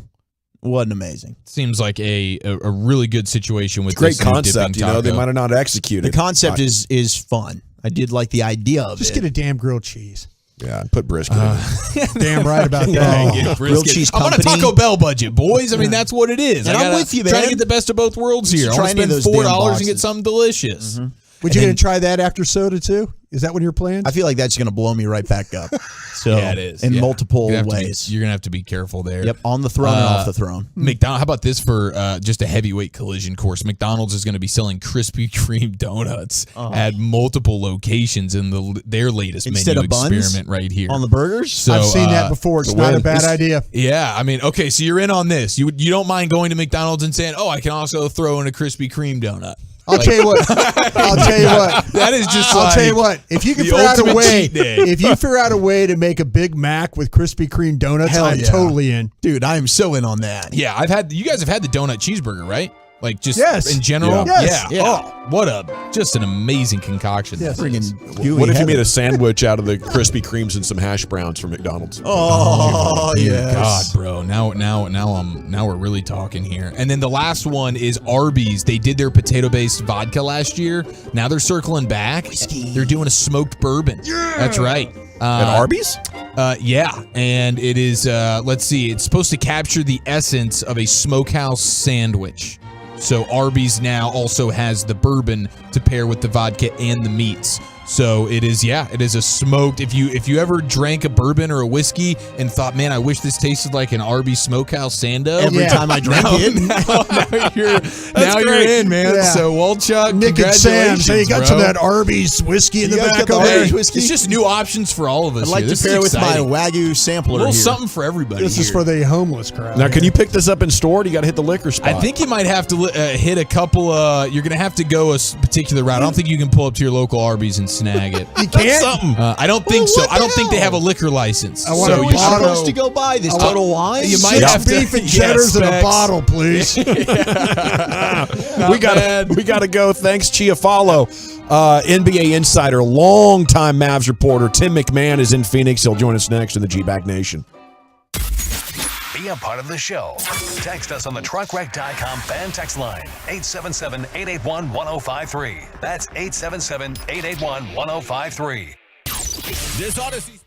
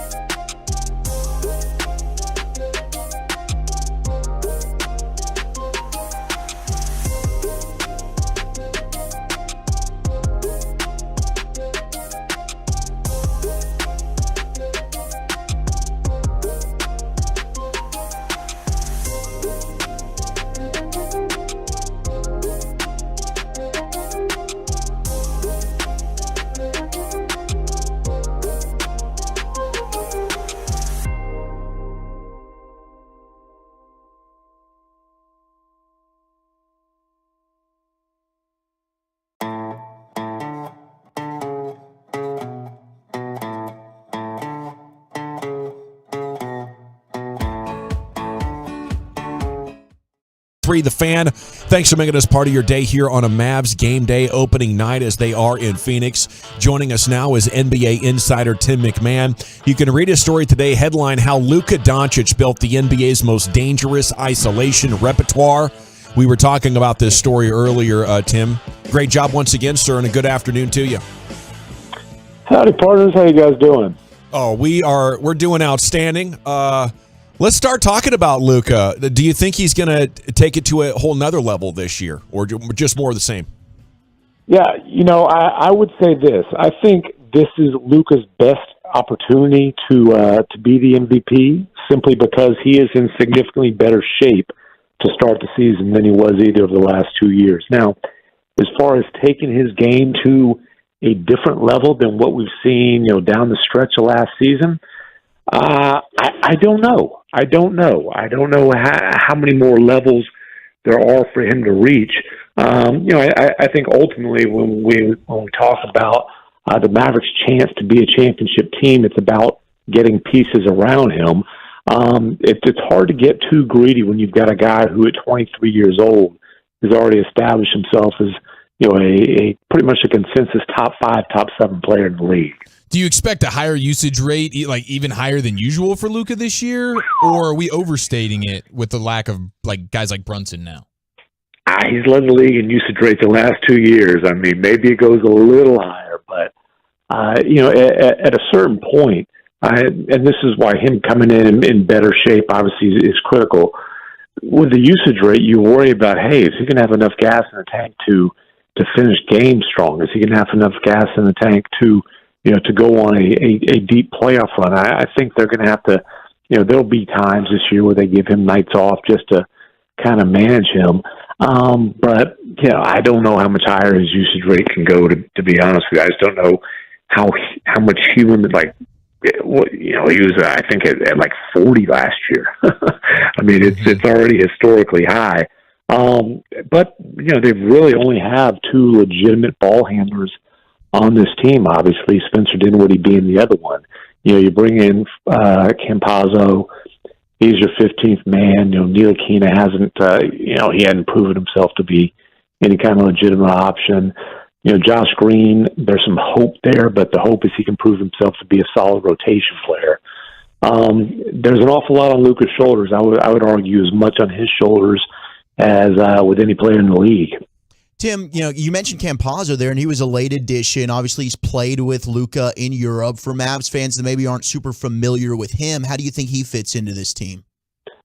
Well, I think his primary role in the Mavericks is to be about a 1.5 foot shorter version of Boban, and that's Luka's buddy who's at the end of the bench and hanging out with him, when the game's not going on. I just wouldn't get your hopes up real high for him to be much of a difference maker on the floor, just to be honest with you. Tim, when you look at these, and it looks like the NBA is in good shape with the coaches and stuff like that. Where would you rank a Jason Kidd as among the NBA coaches this season? Yeah, and I don't know. I'd have to really think about that. I'll say this: there was a lot of skepticism when the Mavericks hired Jason Kidd, and really it wasn't a coaching search. They decided after one meeting with Cuban's kind of inner circle of advisors that Jay Kidd was the guy they were going to go get. They got him, and people say, hey, I didn't. It flamed out pretty quickly for him in Brooklyn and Milwaukee. His reputation kind of took a hit there. Well, why'd they go get that guy? This is going to be a disaster. And I'll say this: year one, he was awfully good. And I think when you're going to be a good offensive team when Luka's in shape, right? So the question with this team was, can the Mavericks be a good defensive team? And frankly, they shocked a lot of people with just how good they were on the defensive end last year, ranking 7th in the league and in defensive rating. And you have to give Kidd a ton of credit there, I think, for one, instilling the culture, and then just schematically. Jay Kidd and Sean Sweeney, who's a guy who was with him at 2 previous stops, they absolutely got the most out of this roster. And for the Mavericks to have hope of making another playoff run, they've got to repeat that this year. Tim, am I crazy to think that at the end of the season we'll be talking about Christian Wood as the best player that Luka has played with to this point in his career? I I've heard that before, but it was from Christian Wood's agent. Well, that might be Eric as well. You know what? I think that's going a little too far. I think Christian Wood is a very talented offensive player who he has a ton to prove. He's proven he can put up numbers. He has not proven he can contribute to winning. And so that is an awful lot to prove for him. I think he needs to worry more about contributing to winning than about his next contract. And I'll say this. The next contract that he gets, whether it's from Dallas or somebody else, is not necessarily going to be based on his points per game this season. Can he, for the first time in his career, prove he can contribute on the defensive end?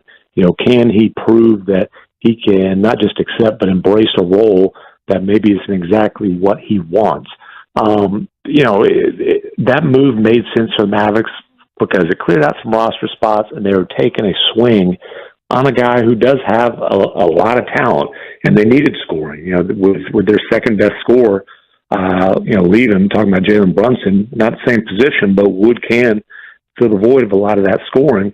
But I think that Christian Wood has Sixth Man of the Year potential, or he has potential to be on the trade block by Christmas, and it's really up to him. Wow, a lot of talk about Christian Wood this offseason and him coming off the bench. What was your take on that? Do you see that being the situation all year long, or eventually he does get into the starting lineup? I would be very surprised if he's in the starting lineup on a consistent basis. I think it's been made very clear that this coaching staff sees him as a bench scorer, as a big man coming off the bench, that 6-man role. I think that was pretty clear when, one, they recruited JaVale McGee in free agency with the promise that he would be the starter. That was agreed upon before he agreed to come to Dallas. That was part of the recruiting pitch. Two, look, when JaVale missed a preseason game, Christian Wood, he didn't slide into the starting lineup. It was Dwight Powell. I think that there's a lot of hesitation about having Wood as their defensive anchor of that starting group. So, it's not going to happen. I've joked that the Mavs practice jerseys, the starters wear white, the bench players wear blue. And, there's mixing and matching as a scrimmage and stuff, but I have not seen the white side of Christian Wood's practice jersey. I'm not sure it exists. He might have gotten the only one that has two sides of blue. Tim McMahon here with you on 105.3 The Fan. I love that. The 301 says, this is the most sarcastic guest. We need more of him. That's Mailman Phil over there in the 301. The people love you, Tim, and we appreciate your insights and the way you go about doing it. Now, with the addition of the two bigs as a combination, they take a front court weakness and maybe make it a strength. How do you view the job they did overall there with the bigs? Yeah, and so they've got an interesting blend there. They can play different styles, with Maxey, and look, even with Dwight Powell, even though he's out of rotation at this point, they have that traditional screen, hard dive, lob threat that Luka can really maximize. And then with both Maxey and Christian Wood, who I think you'll see play together a lot, they have guys who can space the floor, who can play the 5-out style that really opens it up and lets Luka get into the ISO game that I wrote about. And then Wood gives them much more variety offensively. He gives them a lot offensively that you hoped Kristaps Porzingis would, and that he's a more than capable 3-point shooter. He can also finish. He can be a roll man. He can even attack closeouts, put it on the floor that way. He does have some post-up game. I'll be honest with you.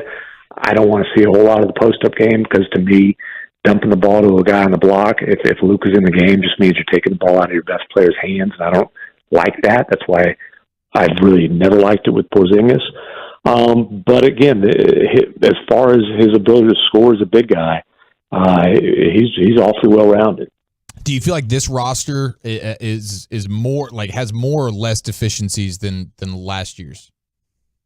No, the fact that they are so short on ball handling is a significant deficiency.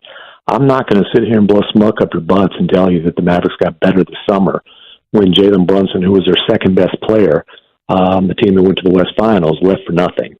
Like, I'm not going to sit here and, I'm not spraying Lysol in that situation. That was a significant setback for the Mavericks this summer. And I think they're going to miss Brunson. I think they'll miss his scoring. I think they'll miss his playmaking. And when they're really, really going to miss him is, I don't know how many games Luka misses, call it 10 optimistically, just due to wear and tear and making sure that he's fresh for the playoffs. But they were able to keep their heads above water in those games last year, including in the playoffs. Obviously they were up 2-1 against the Jazz because, in large part, of Jalen Brunson. And so that loss is a major blow. Tim, there's so many players coming back from injury that missed significant time in the West last season. How do you handicap the Mavs and their Western Conference chances? Yeah, and so look, I think the Mavericks can be a 50-win team. I think a healthy, in-shape Luka gives you that chance for sure. Now, let's call it 50. I think over-under in Vegas is 48.5. Let's take the over and call it 50.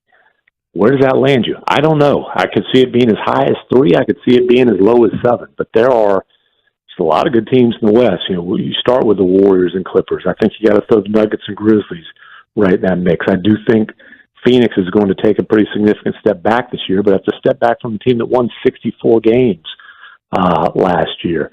The Timberwolves obviously were extremely aggressive going out and making the Gobert trade. They're going to be in the mix of things. And then I think the Pelicans are ready with Zion back and, looking like he really took the summer seriously. I think the Pelicans are ready to kind of take a leap and be in that mix. So I think I just mentioned 8 teams. I don't see the Mavericks at 1 or 2, but anywhere from 3 to 8, I think that's the range of possibilities. When it comes to another ball handler, I know the Mavs had interest in Kemba Walker earlier. Is he done ski as a pro, or where is there any interest? I mean, never say never, but the fact that he's still out there right now kind of tells you what you need to know. Unfortunately, injuries really took a toll on his career. Now, fortunately for the Mavericks, they weren't able to get him when they were ready to give him a max contract, and obviously that did not work out great for the Celtics. But you've seen him bounce around since then, and I think he's a guy who had a really good career. And there's just time and the pounding of the NBA, and his knee issues have taken their toll. Whether he plays again, I don't know. But as far as him being a difference maker, I do believe those days are done. If the Mavericks are going to be involved with acquisitions at the trade deadline, who do you see being the biggest candidate to get moved from this roster? It seems like THJ, but maybe somebody else? Yeah, I mean, that's certainly a possibility. Of course, when you get into those conversations, it also comes down to like who are other teams asking for, as much as anything. And it's awfully early. I would just be honestly speculating and guessing. The one thing I would say about the trade market is the Mavericks have to be really, really careful about doing anything that involves them giving up a first-round pick. They're handcuffed still because they owe the Knicks this year. They still are paying off for the KP trade that obviously didn't work out the way they hoped. And they've got to keep those things ready to be bundled, because this is a franchise that's at some point over the next couple of years really needs to make what I call their version of the Drew Holiday trade. That's a trade that convinced Giannis that Milwaukee was where he could win a championship, and where he basically got him to sign that second extension.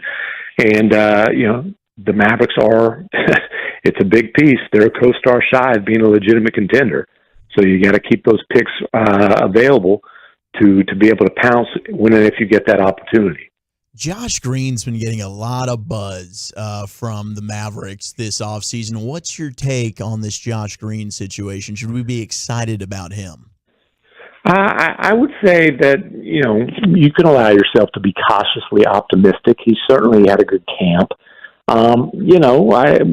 If you saw, even scan the box score or watch the preseason finale against the Jazz, which, hey, if that's how you spend your Friday night, then I kind of feel for you. But anyways, he didn't get a whole lot of minutes in that. I think he's still going to have to earn his minutes when they have a healthy roster. But, The thing with Josh Green is he gets compared to the guys they could have had, right? If it was Donnie Nelson's pick, it would have been Sadiq Bey. It's easy to look at it and say, Jesus, look how good Tyrese Maxey is in Philadelphia. Holy crap, Desmond Bain in Memphis. How great will either one of those guys look in a Mavericks uniform? But, you can do that with any draft in any sport. I think there is an NBA rotation player in Josh Green. He certainly worked this summer, just to iron out the kinks and what was basically a broken jump shot, which that's going to be the key. And then just to give himself confidence to be more aggressive. He worked out with Kyle Lowry, with the trainer they work with a lot, really gave him a lot of credit. Now, he has to prove it, but I think there's a legitimate rotation player there. And if he can be a solid 20-plus per minute game guy, then that would be a huge boost for the Mavs. You can watch Mavs Suns tonight on ESPN. Tim, before we let you go, I want your thoughts on Phoenix. Are they going to be back in contention, or are they falling apart? I'm down on the Suns, and, I go on the Hoop Collective podcast every week. We've talked about them a lot. It's messy, right? I mean, it's been messy all summer, and we can even throw out the ownership stuff. The fact that Sarver is basically being forced to sell a team. When you have that kind of historic humiliation in the playoffs, I mean, think about the Mavericks up 2-0 in the finals. They lose, right, back in 06 to the Heat. Follow that up with a historic humiliation the next year when they get upset by an 8 seed in the first round. That lingered for a few years, and they had to basically change coaches, completely remake the roster to get back to being a legitimate contender.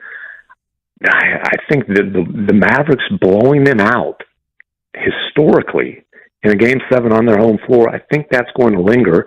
Oh, yeah, plus the guy who started at power forward for them last year, he ain't showing up. Jay Crowder's holding out. You don't see that in the NBA. DeAndre Ayton I've never seen somebody who's been less pleased to sign a $133 million contract than DeAndre Ayton. He didn't talk to his coach the whole summer, the coach who threw him under the bus after Game 7. This is a dude who felt scapegoated. He felt like, hey, they don't want to pay me. I want to get the hell out of here. And he's done doing the dirty work. He's made that pretty clear. Like, no, give me the ball. I'll worry about my numbers. And if y'all want to trade me when you can, cool. And then there's an expiration date on the Chris Paul teammate experience. I think we've seen that over the years. So, 64 wins last year. I'm not telling you they're going to completely fall apart. They're still going to be a playoff team. But I'm not buying Sun stock as a contender, to say the least. Great stuff as always, Tim. Anything else before we let you go? No, always good to hear from you, boys. Would love to hear from you on a more frequent basis under the right terms. We'd love to have you. Perfect. How much is that going to run us? Yeah. Do I need to get a second or third job to help pay for that? You've already got 2 or 3 jobs. I know. I was going to add 2 more jobs to it, just so I made sure I got you on weekly. Consider it done. Promise to send in the checks. Good to hear from you, boys. Thanks, Tim. There he goes, Tim McMahon. You can hear him on the Hoop Collective. You can read him at ESPN.com, and from time to time, he does agree to join us here in the G-Bag Nation. Top 10 420 coming up next. Well, Chuck, where are we headed? Oh, we are doing top 10 soups. I just got them in email. I apologize. Yes, it is. It is National Seafood Bisque Day. It also got a little chilly out there. So what's your favorite soup also? Let's do a little Cowboys song next on the Fan. Okay, I want to talk about Window Nation.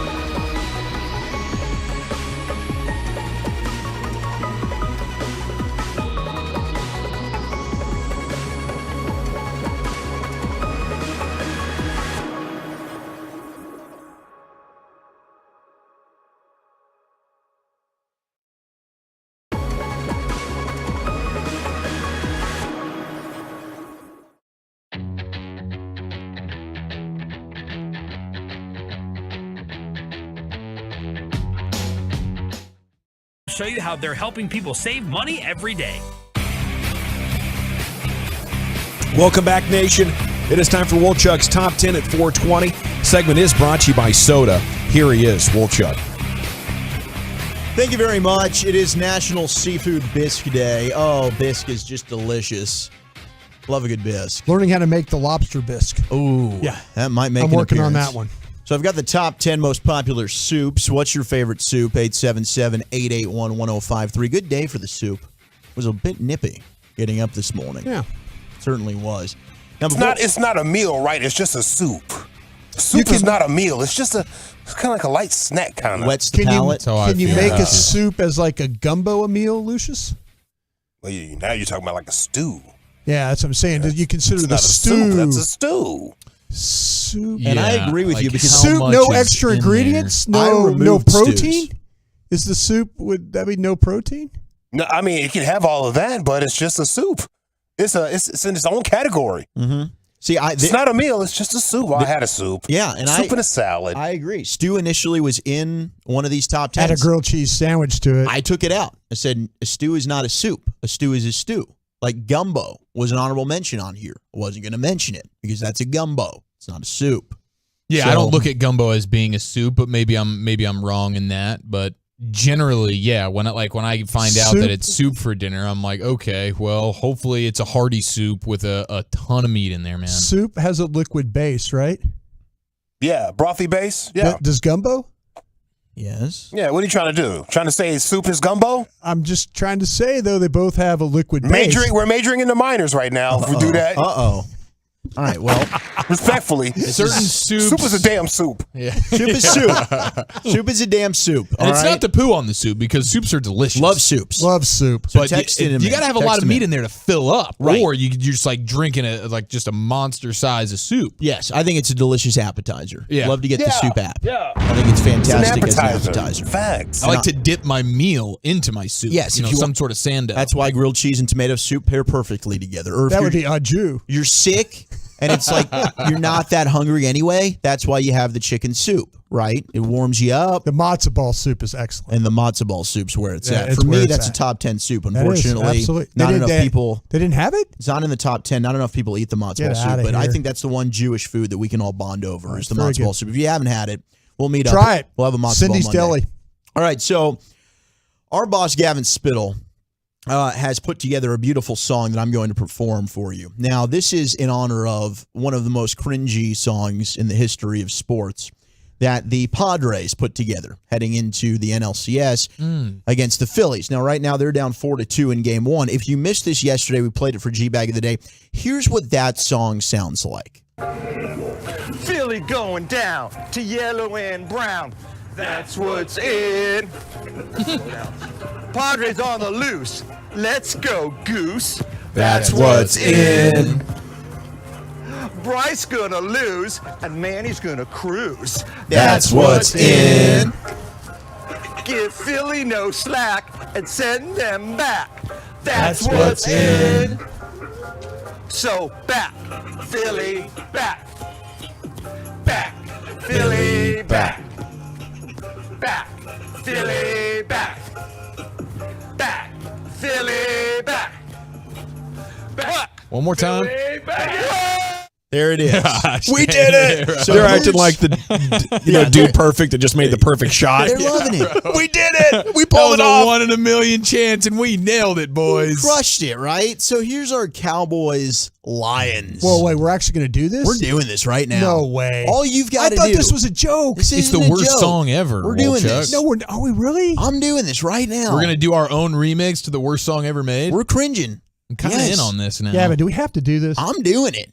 And I don't think you have to, but all you have to do is say that's what's in. We prefer this to be consensual. All right, here we Broadus, go. but- All right, I'm in. Okay, Here we go. All right, Let's do it for the boys. So what's the deal? You're gonna give us. You're doing the solo pipes, I'm and then gonna solo. we just like come in. I just need you to say that's what's background. in. Okay. When we get to the end, right? Can you point at all of us when it's time to go? That's I what's got in? you guys. With I'll that lead you. sausage finger. I'll lead you with the andouille, okay? The Vienna sausage. You guys ready for this? I don't know. My body's ready. My Born mind ready. is not ready. My soul is not either. Hang on. Okay. Get ready for cringe radio. And who we're calling out here? Detroit, the Lions. Detroit. Okay, Is we're this your calling out bet the payoff? It could be for many years to come. All right, I'm never going to live this exciting. down. Thank you so much, Spitzy, Well, for all those years in show choir about to pay off for you right it now. was musical theater. Show You choir. freaking bleep hole. Tomato. And then my balls. Fiddler on the Roof kind of thing? I mean, that's Yeah, some Guys and Fiddler on the Dolls. Roof? I did Guys do and Fiddler on Dolls? the Roof, Guys and Dolls Jr. Nathan Detroit, what character West did you Side play? Story in Guys and Dolls Yeah, Jr. yeah. Yeah, I was not Nathan Detroit. Okay, so I that was means you can't- Nicely Johnson. Oh, you're the big heavy set guy. Yeah, well, of course. Okay. No, Nathan Detroit was bigger He was a than real me. thespian. He went into character big time. Yeah. He had a lot of pop-up bowls. I was in a variety of roles. Variety of Honestly, roles. we could all blame theater, choir, whatever the hell he just said it was, on the Theater and choir are on the two plus different side. things. Or what was it? I'm sorry, musical theater. Yeah. Okay. I apologize. It's not Wasn't show all choir. musicals. It's We did musical some theater. one-act plays. Did some All right. You ready for this, boys? Let's go. roll. Silencing that roar. Jared Goff is a bore. That's what's in. Micah's on the loose, and Dak is the truth. That's what's in. CD's going deep. Lions gonna weep. That's what's in. Give Motown no slack. Send them back. That's what's in. So back, Detroit back. Back, Detroit back. Back, Detroit back. Back, Detroit back. Screw you, Lions. Let's Bleep you, go. Detroit. Yeah, Man. bleep you. There we go. How was that? Sorry? Good? Bad? Terrible? That was a Better banger. than I expected. I think it was I think the chorus part fantastic. was You really play good. that for G-Bag of the Day tomorrow. Let's get back to the soup, shall we? Favorite Yeah. soups around the horn. Brian Broaddus, is it the lobster bisque? I would say the lobster bisque is one of my fave. Yes, sir. Yeah. Gavin? Favorite soup, man. Chicken noodle. Okay. Good call. Not bad. I like the there was a soup that I had in Mexico actually. It was like a turkey soup and it was like a lime kind, like the soup flavor was like a limey kind of flavor, and then it's just like as much Tostitos kind of chips as you can imagine in there. It's Like like corn tortilla? chips. So yeah, like tortilla chips. Yeah. And then it's like legit turkey. Like you would have on Thanksgiving turkey, but you like break it up Shredded. and you put it in there. Yeah, Oh, like that shredded sounds so turkey in good. there. Any And then avocado? you just load it up with the limes, man, and like limes. some hot sauce. That and sounds stuff. And awesome. it's like the best soup I've ever had. Lucius? Oh, that's me. Broccoli and cheese. I wrote these down. Broccoli and cheese. Yes. New England clam chowder. Yes. I'm a fan of menudo, especially after drinking a whole lot. Yes. They say that's like the best hangover cure of all time. Is that goat? Yeah. I think cow. Okay. Cow in there. I had it once. It was delicious. Chicken noodle soup, Yeah. tortilla soup, Yeah. and chicken and dumplings. That's what's in. That's what's in. Absolutely. Okay. Menudo is an honorable mention, and I know a lot of people were texting that in, like, if it's not on the top 10, this list is rigged. And I hear you. I think there's a lot of love for that around here. Mine is matzo ball. I got to give love to the matzo ball soup. You do that well. It's possibly up there amongst the goats of soup. Honorable mention just outside of the top 10 was the tortilla soup. I was very shocked that it didn't make the top 10. It's really good. Because I think Do it the tortilla right soup way. is like a top 5 soup. A whole lot of sour cream on that joint. Oh, hell Boom. yeah. I think tortilla soup's delicious. All right, number 10 is the lobster bisque. Thank you. On National Seafood Bisque Day. Number 9, we've got the clam chowder. Chowder's good, man. Oh, the chowder. Oh, I love it. Tastes a little sand. It's all right. A little sand in there? Got a little sand in there. Really? Yeah, Okay. because That's how you know it's that's how you fresh. know it's real. Yeah. Have you seen what the clams look like on the inside? I seen that photo yesterday. Like the shellfish. Will it scare you off Yeah. of it? I saw a shellfish. I mean, one. it's man, it looks so human. It really did. Yeah, of the opposite sex.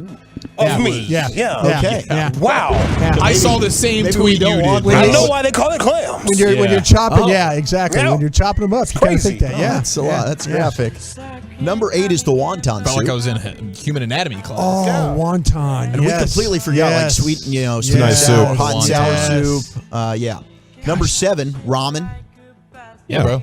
I mean, And there's A a lot lot, of you can do people with like ramen. that. A lot of I'm- versatile. I'm- Very versatile with ramen. Ramen is awesome. Ramen's delicious. Yeah. Number 6. You want to cut up vegetables and some chopped chicken in there, though. I think. Or beef. Yeah. I mean, a lot of people put pork in there. By itself, it's a decent start. You know, it's a good Sure. snack, but you can really make it something special. Oh, I yeah. feel. People are doing Yeah. crazy stuff with ramen these days. Number 6 is potato soup. Kind of plain. Like the vichyssoise. Kind You of can do plain. that. Yeah. It's good. Kind of plain. Number 5 is the broccoli cheddar. Yes. Yeah. Good soup. Delicious. Yeah, he's right Hold about the that. onions. Yeah. Number 4, chicken and dumpling. Yes. Yes. I love the dumpling. Drop dumplings too. Yeah. That damn dumpling is good. So what makes them drunk?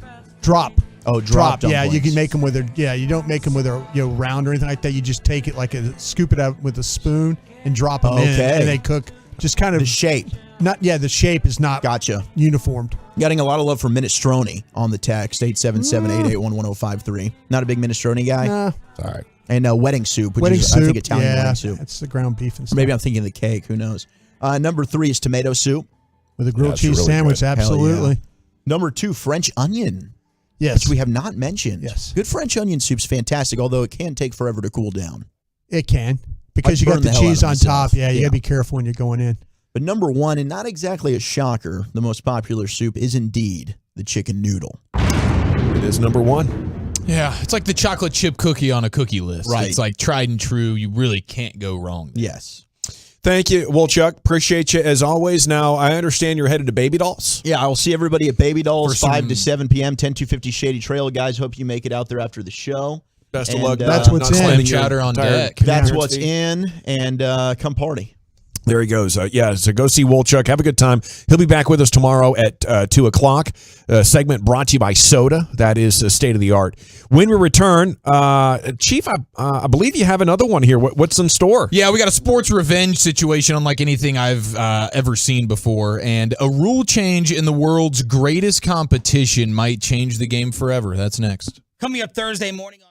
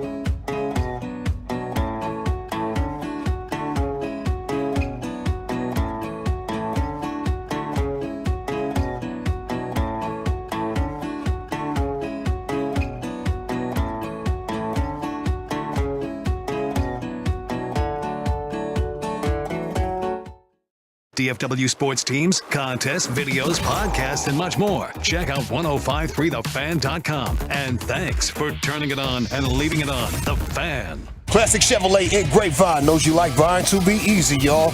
That's why they created the Classic Chevrolet Easy Pass online buying tool. Visit ClassicChevrolet.com to get started. Chevrolet, find new roads. Alrighty, thank you, Lucius. Okay, it is an opening night in the NBA this evening. Mavs will take on the Suns at 9 o'clock on ESPN. We do have a rim session coming up at 5 o'clock. We'll get you caught up with the latest the association news, latest being said about the Mavs.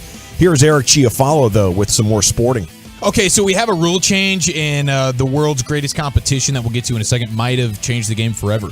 But I did want to acknowledge Shakira and what she's doing from a revenge standpoint. My gosh. This is pretty brutal. We remember over the summer her Barcelona soccer boyfriend, or I believe it was actually her husband, Piqué, and Gerard Piqué. Gerard Piqué, yeah. Great player. He was having an affair, that kind of deal. So it was this whole thing over the summer. Well, now she might be getting some level of kind of like petty revenge because Spotify has like partnered with Barcelona. And so they're doing different things where the team wore like some emblem that represents the rap artist Drake on their uniform for an extended period of time. And now it looks like Shakira is pushing to have her own. She's got like an album and a big time song that's about to come out or just came out. It's a new single with Puerto Rican singer Ozuna. And so she's pushing with Spotify to have like her own logo thing on the Barcelona uniform as well, so that her ex Gerard Piqué is going to have to basically represent her and her music on his work uniform is basically the way it comes down to. So it's one of these advertising deals where your uniform's for sale. Yes. Okay. Yeah. It's like Spotify is doing it and they're taking different artists and promoting them when they have big songs or albums or whatever.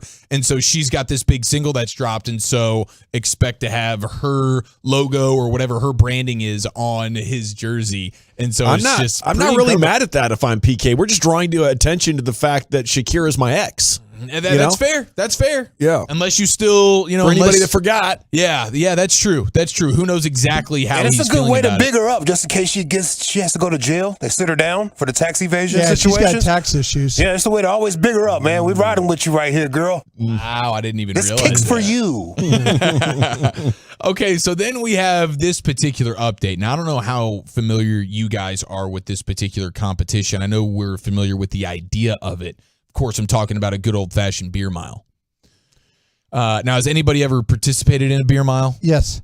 Okay, so Broadus has. Yes. I've observed one. You've observed one. And done interviews between laps. Ooh, okay. Yeah. So you got to kind of be the sideline I was involved. reporter. Yeah, I was involved a little bit at the time. Heck yeah, you got to ignite the pageantry involved there, interviewing people as they're huffing and puffing and I imagine vomiting out trying to slam a beer. Yeah.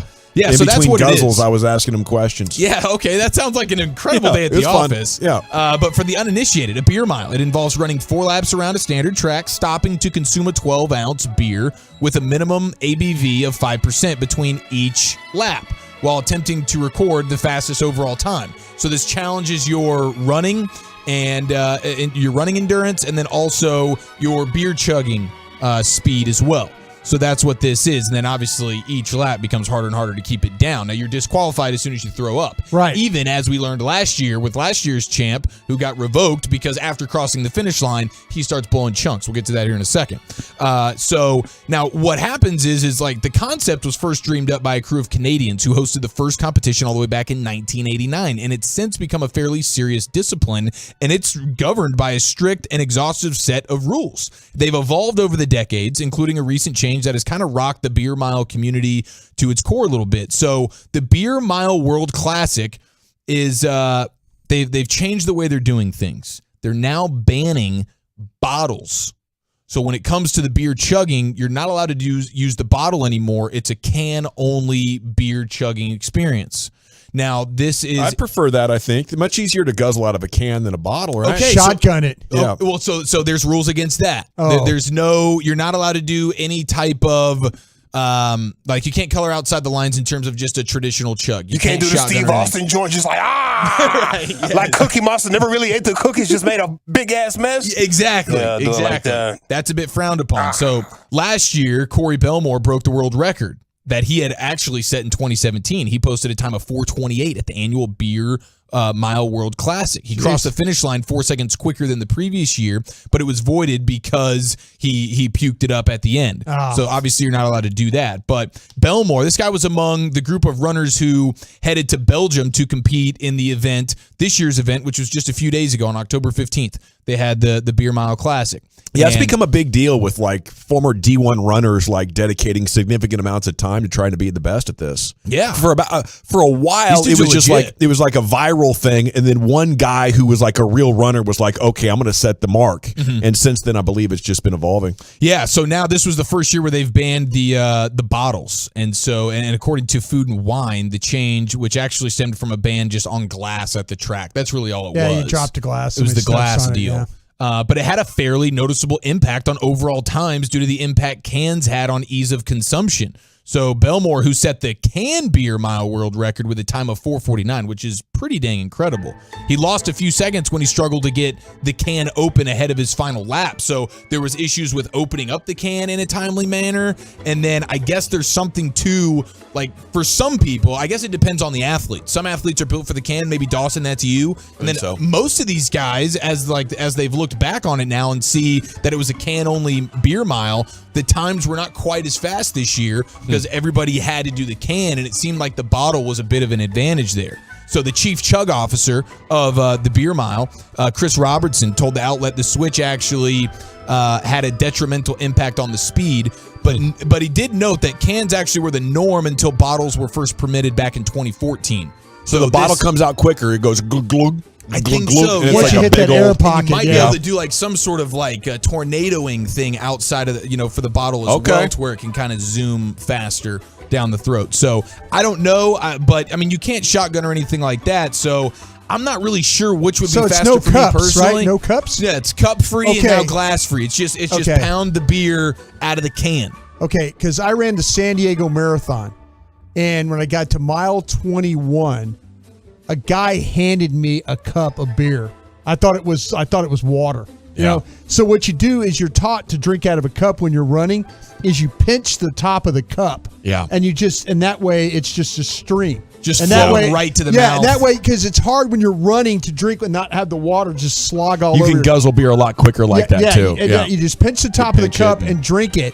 And so, that was like, I've done the beer mouth thing, but I was shocked. I mean, here I am running, and like the guy, he hands it to me. Well, you get some carbs and you get maybe a little pain relief. Oh no, it was actually it was refreshing. Yeah. It was cold. It was something different. It sure is. It took your mind completely off that. Off running. Yeah. So how many did you end up? So you consumed 4 of these throughout the mile? No, I've done the mile thing, but I ran a marathon. You talk about a real marathon. I ran a real marathon. A guy handed me a 12-ounce cup. And I thought it was water. Usually they fill these cups halfway, and I just pinched it, and I looked back when I was running. The guy gave me like this thumbs up. Yeah, I bet he did. And I was like, the guy just handed me a beer. I would have turned right back around. People would have said, "You're going the wrong way. You're running the wrong way." But it was really cool because you're playing mind tricks with yourself anyway. Yeah, anything to throw yourself off. You're like, well, I just drank a beer on the run here today. Arnold was a big fan of the intoxicating workout. He was. And the weed workouts too. He loved the weed and the beers while he worked out. Sure did. A little crossfade gym sesh. That was a documentary, Lucius, Pumping Iron, 1977. It sure was. Okay. Good for him. Great one. So there it is. There's your beer mile update, and thank you for that, Broadus. I have more respect for you than I ever have right now. It's legendary. There we go. When we return, it's time for an opening night rim session. Do you agree with this bold prediction about Luka and others next here on 105.3 The Fan? I want to chat about Men's T Clinic, though, because, these guys will get you feeling good. You want to run a mile, you want to run multiple miles, you might be able to put to use a little bit of extra testosterone. Now listen.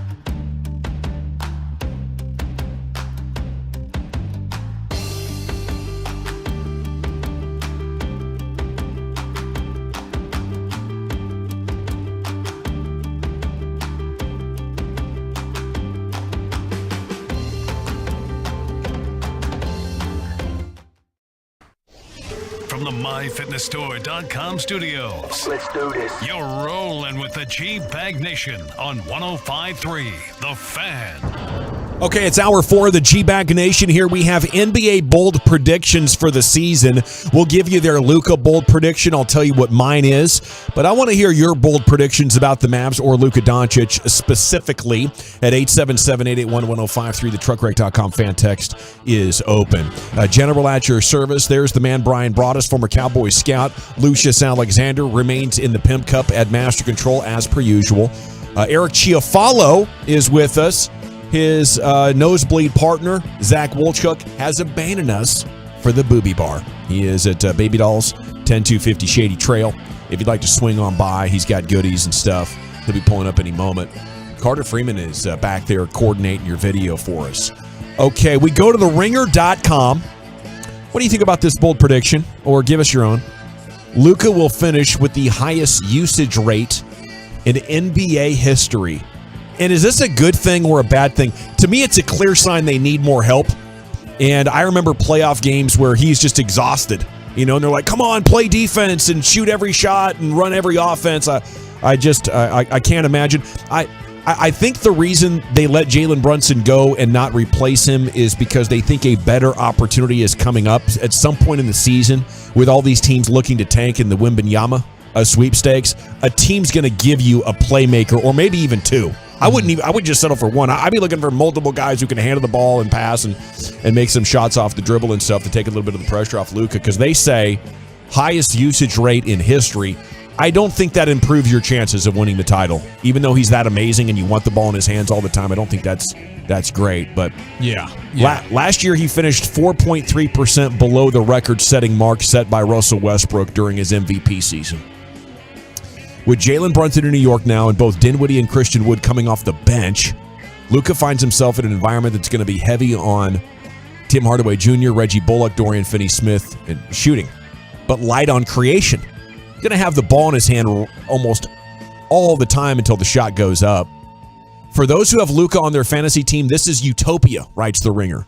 If the ball is in his hands for at least 10 minutes every night, Doncic led the league in time of possession last year at 9.3 minutes per game. He'll regularly flirt with a 30-point triple-double. All this helps explain why he's the odds-on MVP favorite, but the Mavericks may take a step back this season if they drop into the play-in, which is possible, if not likely, writes The Ringer. That sounds like some hating. It's hard to see Doncic lifting his first Maurice Podoloff trophy. That goes to the MVP. Instead, they say it will go to Ja Morant. So, yeah, if that happens and he has a much higher usage rate and they play in the freaking play-in game, that will be, significant confirmation it was a massive mistake to let Jalen Brunson go. And if that's the case 2 months into the season, I feel like they'll urgently be pushing to make some sort of a trade. I agree. Yeah, I think there's, I don't know, maybe I'm crazy. I just really feel like the Christian Wood thing is going to be really special offensively, and it will take some pressure off of Luka there. But, I could see if the Christian Wood thing goes a bit haywire, then you could be looking at Luka just spending a lot of time with the basketball. And is that conducive to winning championships?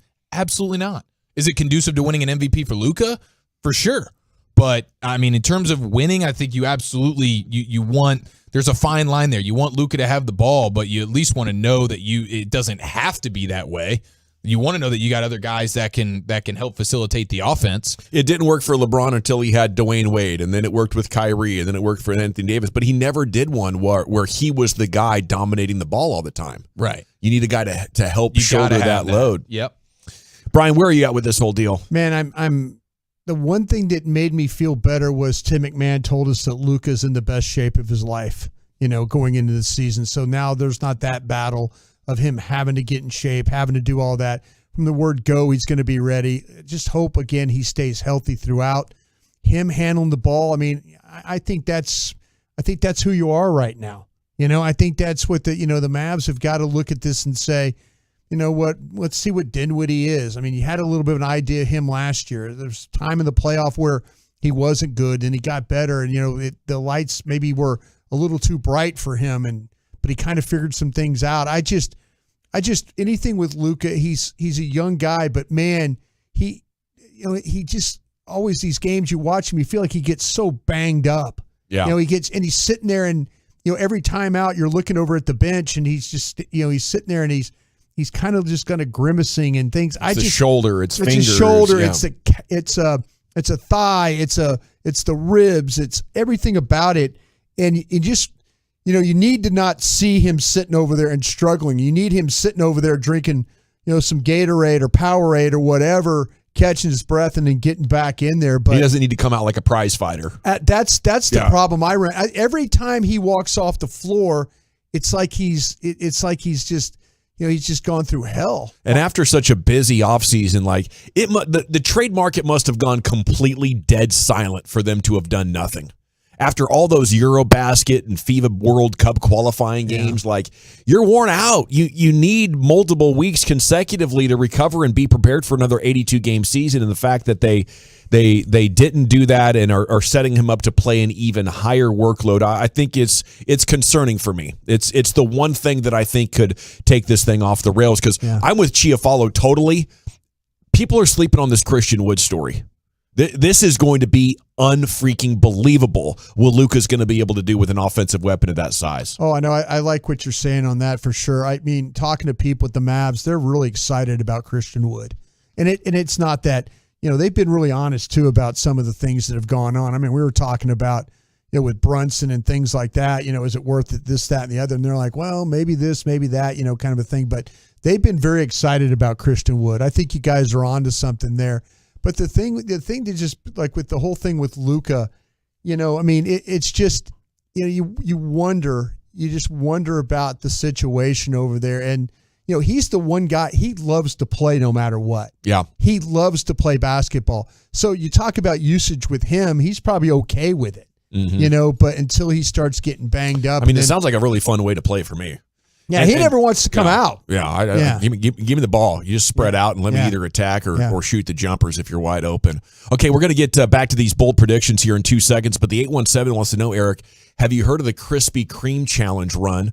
You go 2 miles, you eat a dozen glazed donuts, and then run 2 more. Course record's about 24, 25 minutes.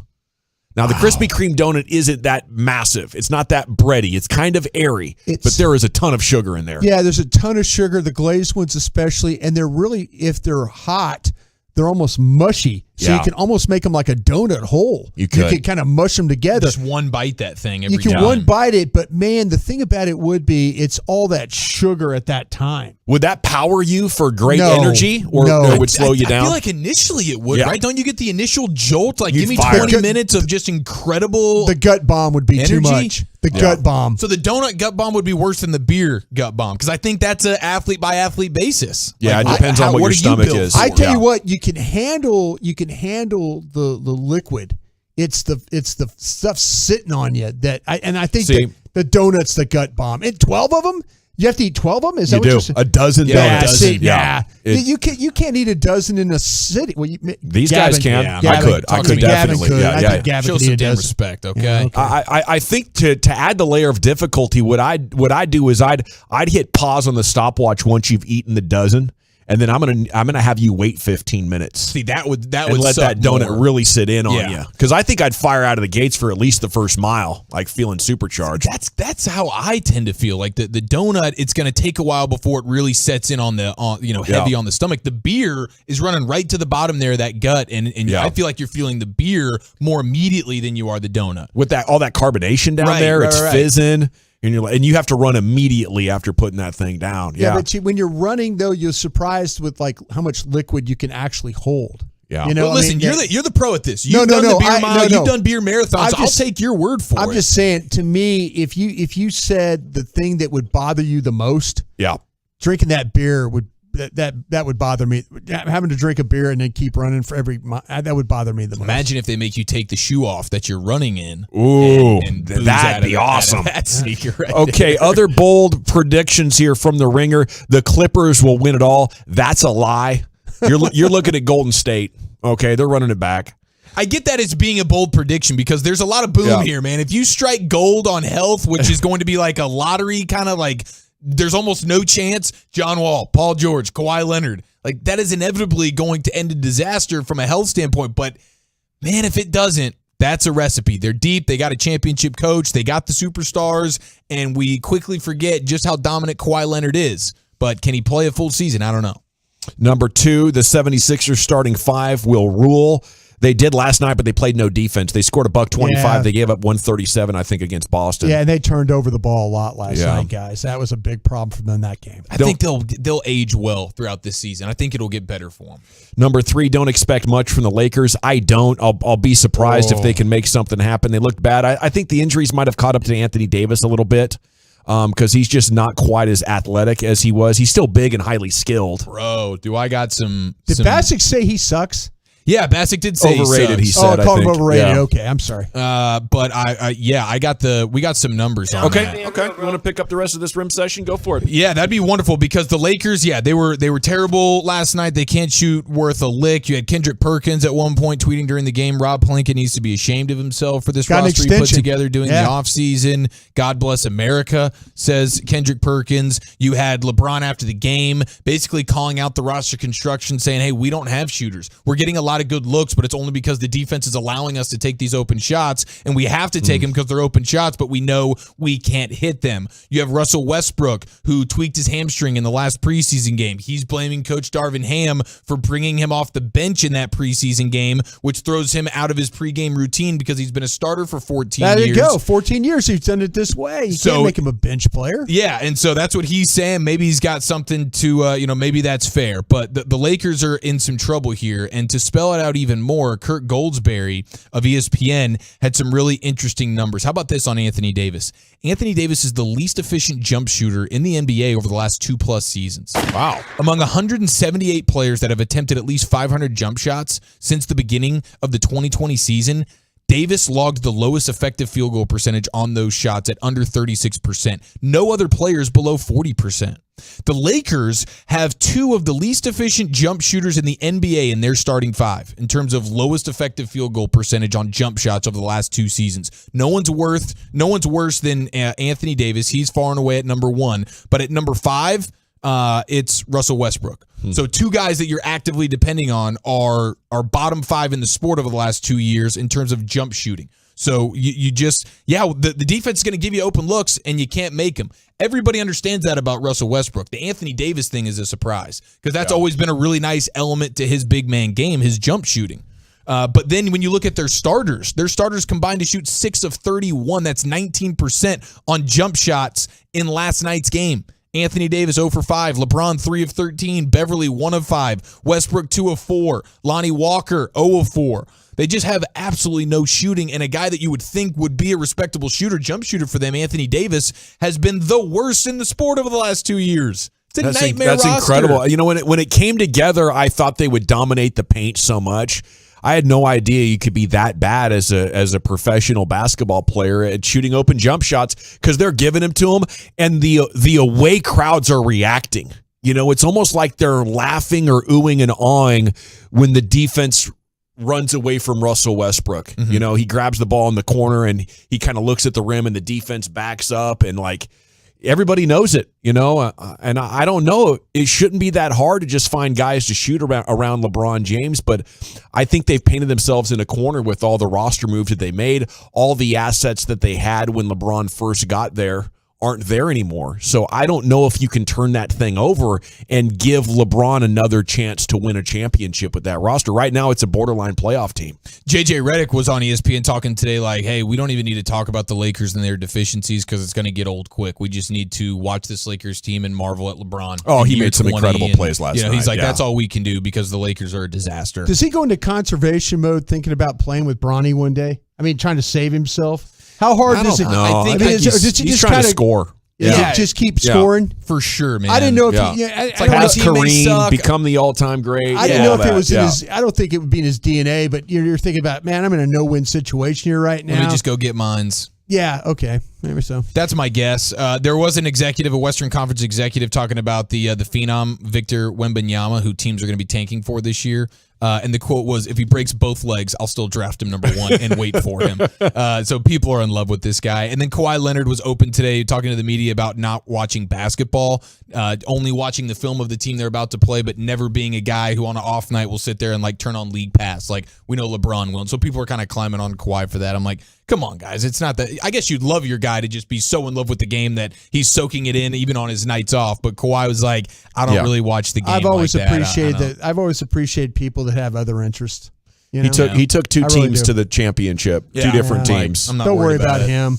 Yeah, okay, we got to run, Nation. When we come back, we'll hit the expressway, 35 minutes of uninterrupted sports content. Bobby Belt joins you. LA Live with Lucius Alexander is right around the corner as well here in the G-Bag Nation. I want to chat Window Nation, though, because